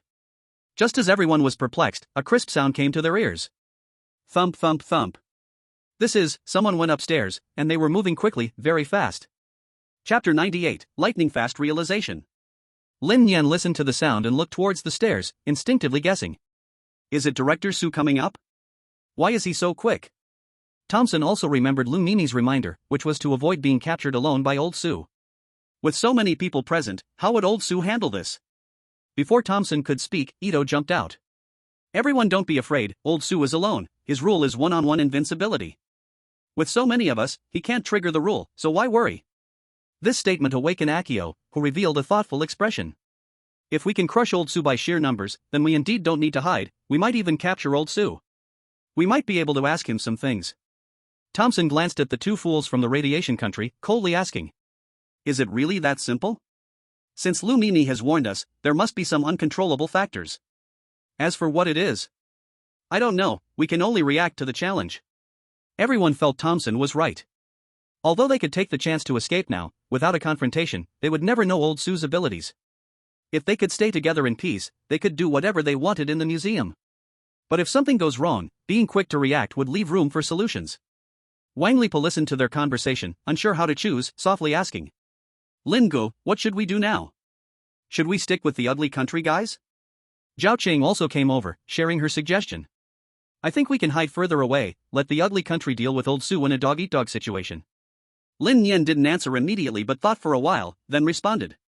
We should go, hide further away, I just feel this won't be so simple.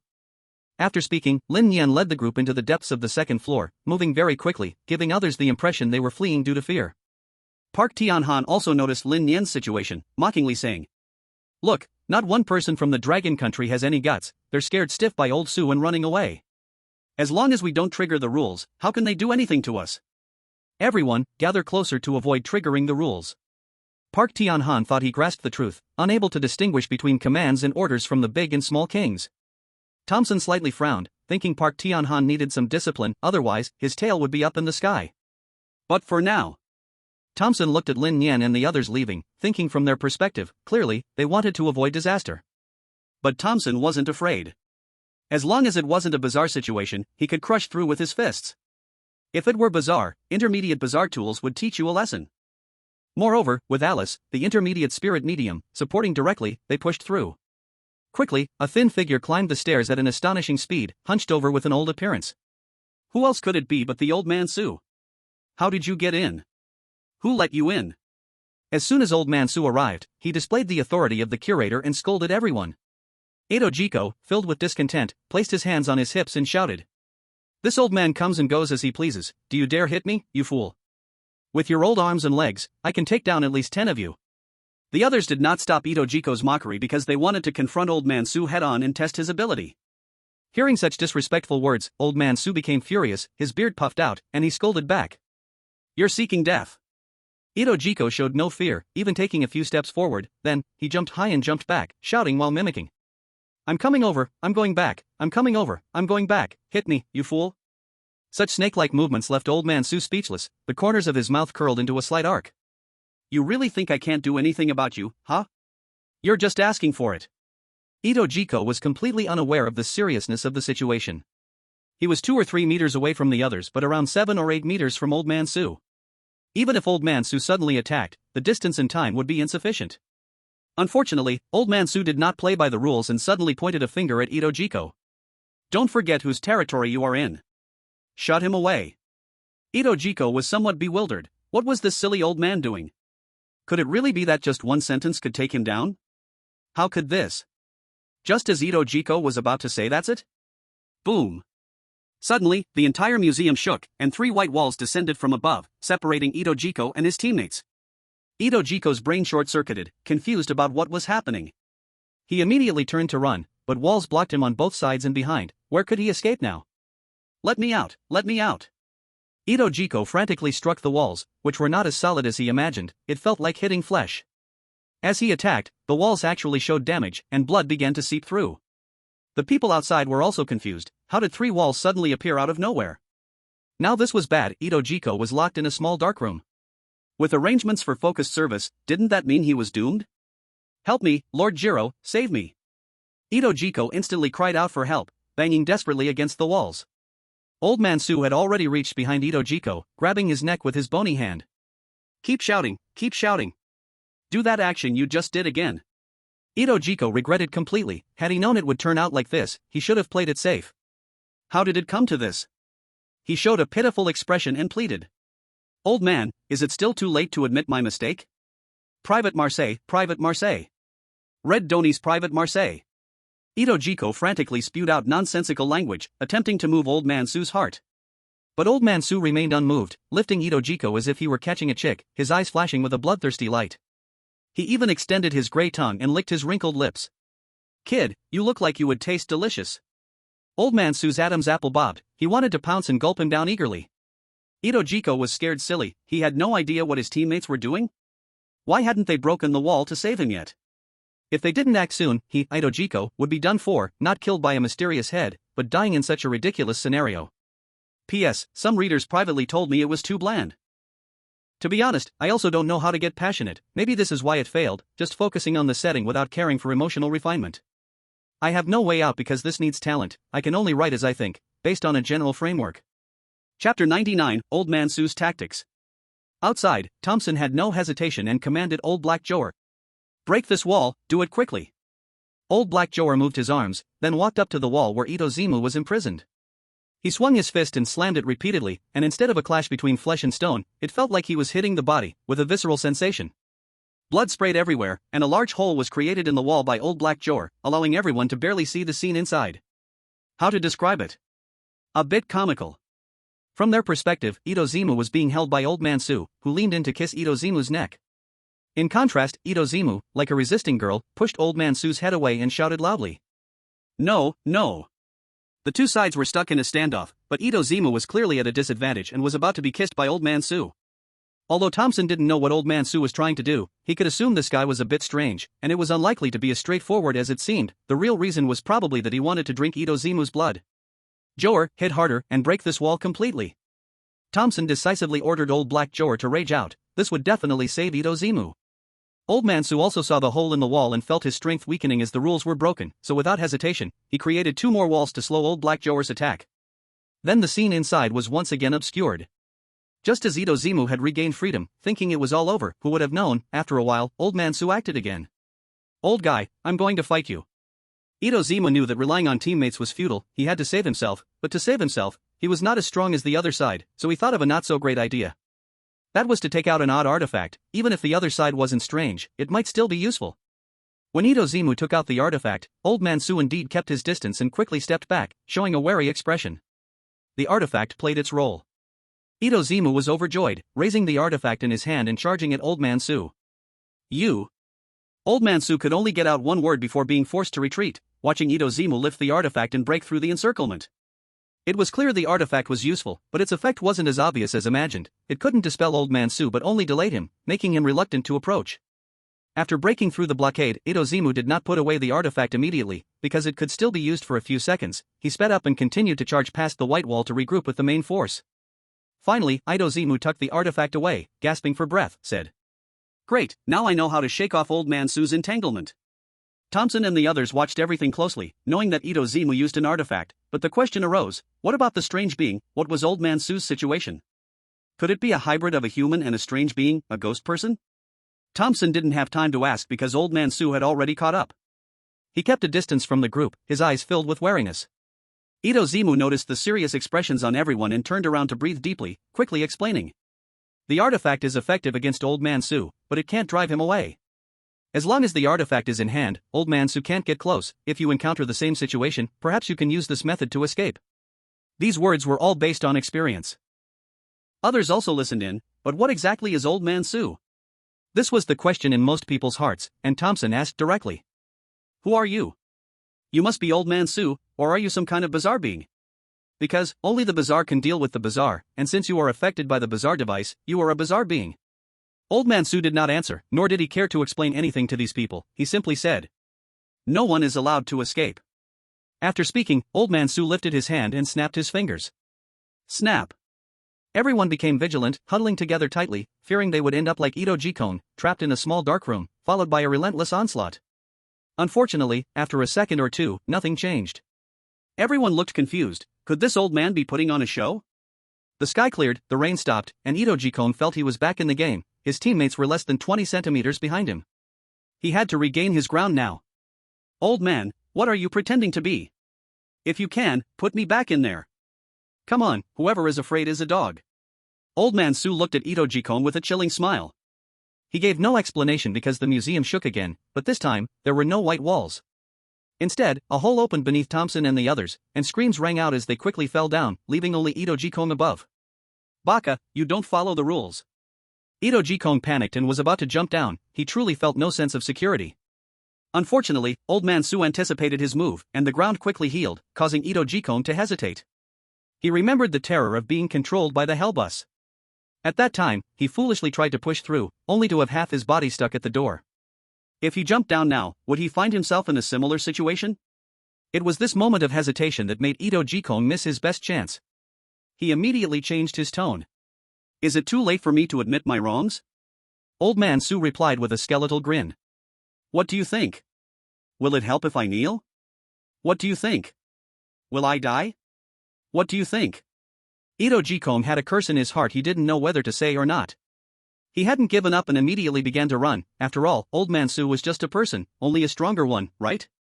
As long as he wasn't caught, that would be fine. In the presence of the Chosen One, Old Man Su's power should have multiplied enormously, but unfortunately, he didn't feel the expected strength. Startled, he looked towards a certain direction. That direction was where Lin Nian hid with his team, peeking at Thompson and the others, as he needed to understand Old Man Su's capabilities, and his general idea was now clear. At this moment, Lin Nian and Old Man Su's eyes intersected. He knew Old Man Su had discovered him. Lin Nian hurriedly averted his gaze and said to the two people beside him. Let's go, we shouldn't stay here too long. I figured out some of Old Man Su's abilities. He spotted me, and most likely, he'll first chase after Ito Jikong. We should still have time to leave. Zhao Chang and Wang Lipo didn't argue, the three were just about to move when they saw a familiar figure ahead, and it was none other than Old Man Su. Chapter 100, Three Old Man's Us. Where are you three going? Old Man Su looked at Lin Nian and the others with a strange smile, his steps very slow and heavy with a sense of oppression. Zhao Qing felt a bit nervous, clutching Lin Nian's collar and inching closer behind him. Wasn't Old Man Su just going to catch Ito Jikong? Why did he appear in front of us in the blink of an eye? No one could explain this, but Wang Lipo learned from past mistakes. He stayed close to his teammates, even resting his right hand on Lin Nian's shoulder, taking the initiative to provoke. We three are sticking together. I can't believe you can still isolate us, can you? Lin Nian, however, thought differently. He squinted slightly, examining this Old Man Su in front of him. Though he looked almost identical to the previous Old Man Su, he was definitely not the same person. Be careful, if the previous Old Man Su was called number 1, then this one is Old Man Su number 2. He may have different abilities. Lin Nian quickly reached a conclusion while also analyzing the way to break through. What? Wang Lipo shivered and asked in a slight panic, what should we do now? Zhao Qing also asked quietly, should we run? Lin Nian did not answer. Instead, he locked eyes with Old Man Su. If they ran now, it would be as if they were leaving their backs to the enemy, which was a very foolish act. Temporarily holding back, they must respond to what came at them so they could deal with it calmly. Seeing that Lin Nian showed no signs of fear in his eyes, Old Man Su revealed an interested expression. Oh? You actually didn't run away right away. Do you think Old Man Su can't do anything to you? Lin Nian shook his head and replied, no, it's simply that I don't want to turn my back to you. Interesting. Old Man Su chuckled, straightening his back and striding toward Lin Nian, getting closer to the three of them. He seemed to have broken a firm rule and didn't care at all about the rules Lu Mimi mentioned. Countless thoughts surged in Lin Nian's mind. Could this guy be ignoring the rules mentioned by Lu Mimi? What exactly does he want? This old man definitely has bad intentions. While Lin Nian was deep in thought, Wang Lipo boldly stepped forward, standing in front of Lin Nian. Watch me, I'll drive him away. After speaking, Wang Lipo took out a piece of white paper stained with blood, ready to activate it forcefully. Old Man Su did not dodge, seemingly unafraid. Lin Nian quickly pressed down on Wang Lipo and said rapidly, wait, don't rush. Don't mess up our formation. Wang Lipo could only forcibly suppress the urge to use the blood paper, watching Old Man Su approach. Then the old man revealed a set of dark yellow teeth. Sorry, my ability is a bit strange. After speaking, Old Man Su reached out to touch Wang Lipo's body, and the two of them disappeared from the museum at the same time. Brother Wang Zhaoqing shouted, reaching out to touch the place where the two had vanished. It seemed that this Old Man Su number 2 had the ability to teleport. He could move anywhere in the museum and could take people with him, then arrange them separately. At this moment, Lin Nian suddenly realized that the abilities of the two Old Men Su were completely different. No wonder the opponent was not afraid and didn't even worry about their escape. He could teleport back at any moment, but if that was the case, he could teleport directly behind the Chosen One. Why go through all this trouble? The only explanation was that this teleportation had some sort of limitation, and that limitation was quite large. To take someone with him, he had to have physical contact, and to teleport unnoticed behind the Chosen One also had significant restrictions. Zhao Cheng started to panic, her voice trembling as she said, Lin Go, what should we do now? Brother Wang has been made to disappear by Old Man Su, how can we save him? Lin Nian came back to his senses and wasn't too worried about Wang Lipo's safety. He calmly replied, don't worry, I think I figured out the rules and mechanisms of the museum. Besides the two Old Men Su we saw, I believe there is also an Old Man Su number 3. And all three of these Old Men Su have one common point. Zhao Chang blinked her sparkling big eyes curiously, looking at Lin Nian, what common point? Why are there 3 Old Men Su? I don't understand. 3 questions were thrown at Lin Nian, but he remained very calm and quickly explained, it's simple, they are the 3 ancient corpses that became other people in the infinite corridor to interfere with us. Inside the museum. Old Su has become a senior man, possessing a certain special ability. The first Old Su's special ability is to control the architecture of the museum, while the second Old Su's ability is instant teleportation. The common point between them is that they must isolate a person alone. Zhao Chang revealed a confused expression and asked again. Then how should we deal with these old men? Lin Nian smiled and replied. Did you forget? Ito used trickery to successfully escape from Old Su, but our Old Su doesn't seem afraid of opposing strange methods. This is very abnormal. So we can conclude that Old Su only has a similar strange mechanism in one-on-one situations, which can be constrained by trickery and special abilities.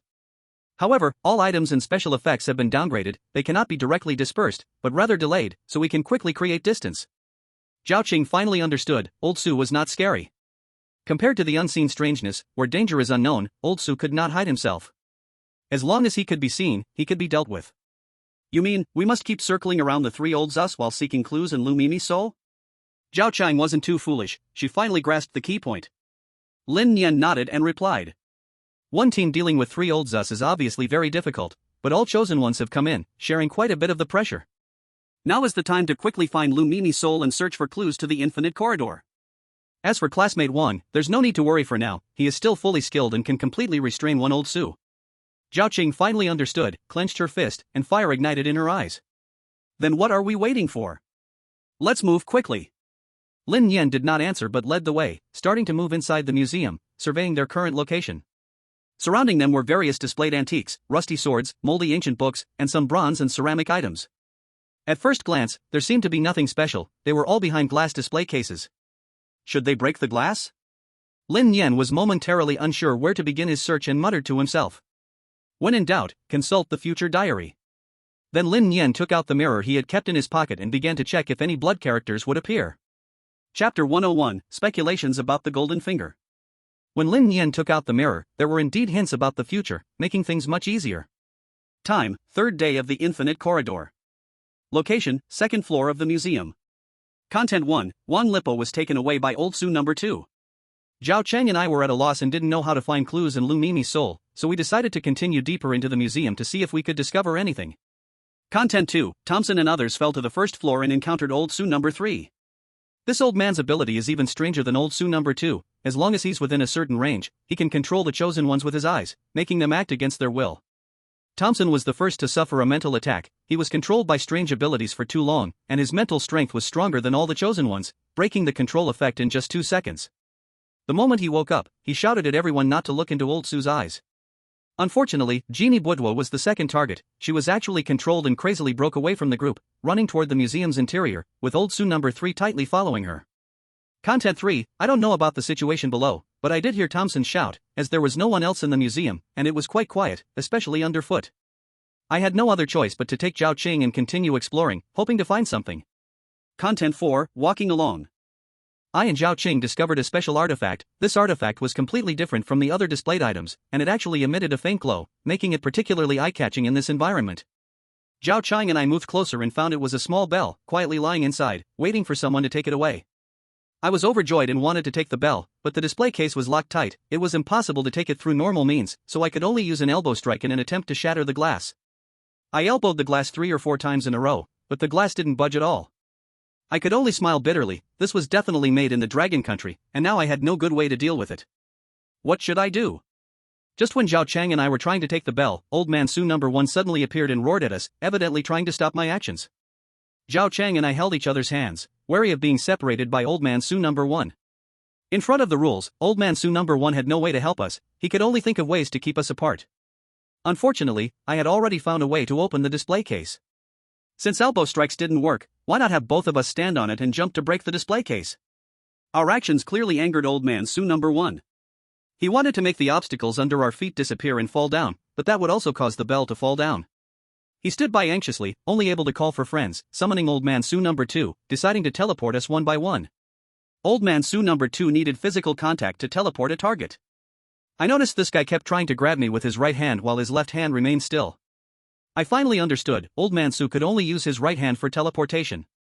I took the chance to step on Old Man Su's right wrist while standing on the display case and ended up crushing it, as fragile as a piece of paper. It turned out these guys were so frail before triggering the rules. They were not much different from real old men. Unless here it was beneficial to scheme for an advantage, otherwise, taking on 10 of them would be no problem. Originally, the content would end here, but since more content couldn't be revealed, Lin Nian felt a bit regretful and prepared to put away the mirror. But at the end, there was a 1-minute countdown, and there was still a piece of text left. Note, every time I look at the diary, I can never see the remaining content since the mirror isn't big enough, so it updates its version, refreshing and covering automatically after 60 seconds. Lin Nian's eyes widened, revealing an expression of disbelief. Which family's golden finger would update itself? Considering that Lin Nian couldn't receive all the information, they set up a countdown. Once the countdown ended, it would completely overwrite, so now Mom wouldn't have to worry about missing the remaining paid content. Lin Nian's pupils contracted as he put away the mirror, quickly spinning around, trying to discover a pair of invisible eyes. Because such a golden finger like the future diary was definitely not some coincidence, perhaps it was a future self watching the present self, deciding to change the already happened future. Could it be a top-level strange device? Possessing the ability to manipulate time and space? Lin Nian seriously suspected that it was his future self holding a top-level strange device, crossing time and space to manipulate the past, and then change the future's course. If that's the case, then the future self must have hit a wall in an unsolvable dungeon, even facing a dead end. It must have been necessary to do so to change such a deadly situation. Thinking this, Lin Nian broke out in a cold sweat. If the guess was correct, then the future self definitely hadn't become a hunter of strange beasts, because hunters of strange beasts couldn't use strange devices. The Wanderers, however, had a certain possibility. After the second turn, they were no longer bound by their shells and could also use strange devices. If that's true, then the future self should have reluctantly chosen to become a wanderer, but after reaching the unsolvable dungeon. Discovering that the current abilities weren't enough to pass, I had to take a different approach, finding victory through another method. Lin Gu, what's wrong? Did you discover something? Zhao Chang noticed Lin Nian holding a mirror and watching it, and she curiously leaned over to take a look, but saw nothing. Then she saw Lin Nian seemingly discovering something, spinning around wildly. Unable to resist, she curiously asked. Lin Nian was interrupted by Zhao Chang and quickly collected her thoughts, suppressing her suspicions, pretending to have discovered something. I just took out the mirror and tried to see if I could spot something invisible. And I really saw something incredible. Zhao Chang's curiosity was immediately piqued, and she quickly asked. Lin Gu, what did you see? Lin Nian continued to play along, showing an uncertain expression, taking out the mirror. Maybe it's just my illusion. No, I need to check again. Don't bother me for now. Oh. Zhao Chang nodded like a little chick, moving closer to Lin Nian. After what Lin Nian said, she also felt a bit uneasy. Lin Nian ignored Zhao Chang and continued to look at the mirror. Sure enough, the contents were now covered with new blood-written words. From now on, when encountering similar situations, she would no longer need to worry about missing details due to not being able to see the complete future. Let me see, what will happen next? Lin Nian took a deep breath, quickly scanning through the content at a glance. Chapter 102, The Remaining Content. Content 9, Zhao Chang and I won a great victory, pressing the two old men, Su Lao and his companion, down to the ground, doing whatever we wanted. These two old geezers could only retreat and no longer interfere with our actions. Content 10, we shattered the glass case and obtained the bell. Unfortunately, we didn't receive any clues about the weird story. For now, we don't know its purpose. I tried shaking the bell, but it didn't seem to have any use, so I just put it away for now. Content 11, Zhao Chang and I were about to continue exploring the museum when suddenly an exit appeared under our feet. It seemed like if we jumped down, we could return to the dormitory. I hesitated for a moment but decided to take Zhao Chang and jump down. What if this was the only chance? Content 12, Zhao Chang and I entered the underground tunnel. The ceiling above us suddenly healed and then opened again. More people jumped down. Except for Bodoji, all the chosen ones successfully escaped. The exit above us never opened again. Content 13, we returned to the dormitory through the tunnel. Bodoji was forever left inside the museum. Lin Nian finished reading all the content, and she had some guesses in mind. Entering the museum seemed to have a time limit. When the time was up, Lu Mimi would use a special method to summon everyone back, so there was no need to worry about not being able to escape the museum. If that was the case, there should have been an escape exit under Bodoji's feet too, but she was forever left behind in the museum. She must have been killed. The real situation, for now, was unknown. Lin Nian put away the mirror, and only then did Zhao Qing nervously ask. Lin Good, did you really discover something strange? I saw you staring into the mirror so intently. Lin Nian shook her head, her face showing disappointment. No, it's most likely just my illusion. There's no time to hesitate now. Let's head out now and look for clues in the museum. Okay. Zhao Cheng obediently nodded, pulling on the corner of Lin Nian's clothes and following behind. Lin Nian tried not to change the future, calculating the time, and with Zhao Cheng, she relied on intuition to explore. After taking just a few steps, they heard Thompson's loud shout from downstairs. Don't make eye contact. Lin Nian did not make any move, everything was as expected. But Zhao Qing's body trembled, and she nervously asked. Lin Gu, it seems like the ugly country people are in danger. Is it the third old man you mentioned? Lin Nian did not deny it, pretending it was just her guess. Something like that. The third old man, as long as he maintains a certain distance. Don't look him in the eye, just don't. Good thing that guy is on the first floor, we just need to do one thing, if we see anything unusual, remind me. Zhao Qing fell silent, obediently shutting her mouth and began to widen her big, bright eyes, looking everywhere for anything strange. After walking for a while, Zhao Qing still hadn't seen anything. She was feeling a bit desperate. How could there be anything unusual in this old museum filled with ancient artifacts? Wait, Lin Go, look, what is that? Zhao Qing suddenly grabbed Lin Nian's clothes. It seemed she indeed spotted something unusual, something that was far away but emitted a faint glow. If someone didn't have good eyesight, they might have missed it. Lin Nian turned around to look at Zhao Qing, following her gaze. At first glance, he saw nothing, but after carefully observing for a while, he finally noticed a slender flute in the distance that was glowing faintly, completely different from what he had seen in the diary. Let's go, check it out. Lin Nian didn't hesitate at all. He knew future events had deviated because he had given Zhao Qing a hint, leading her to discover something new for real. In the normal storyline, Lin Nian and Zhao Qing should have first discovered the bell, definitely missing this flute.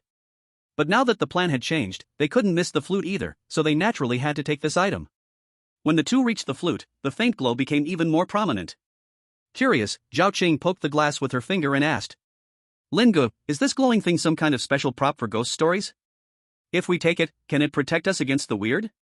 Lin Nian also didn't know its purpose, so he confidently replied, I don't know, but since it glows, it must have some use. Let's take it first. This glass case looks really tough. We'll climb up and stomp it until it breaks. After saying that, Lin Nian took a leap, bracing himself with his hands and easily jumped on top. Zhao Qing tried to climb up but found it quite hard, so Lin Nian had to help her.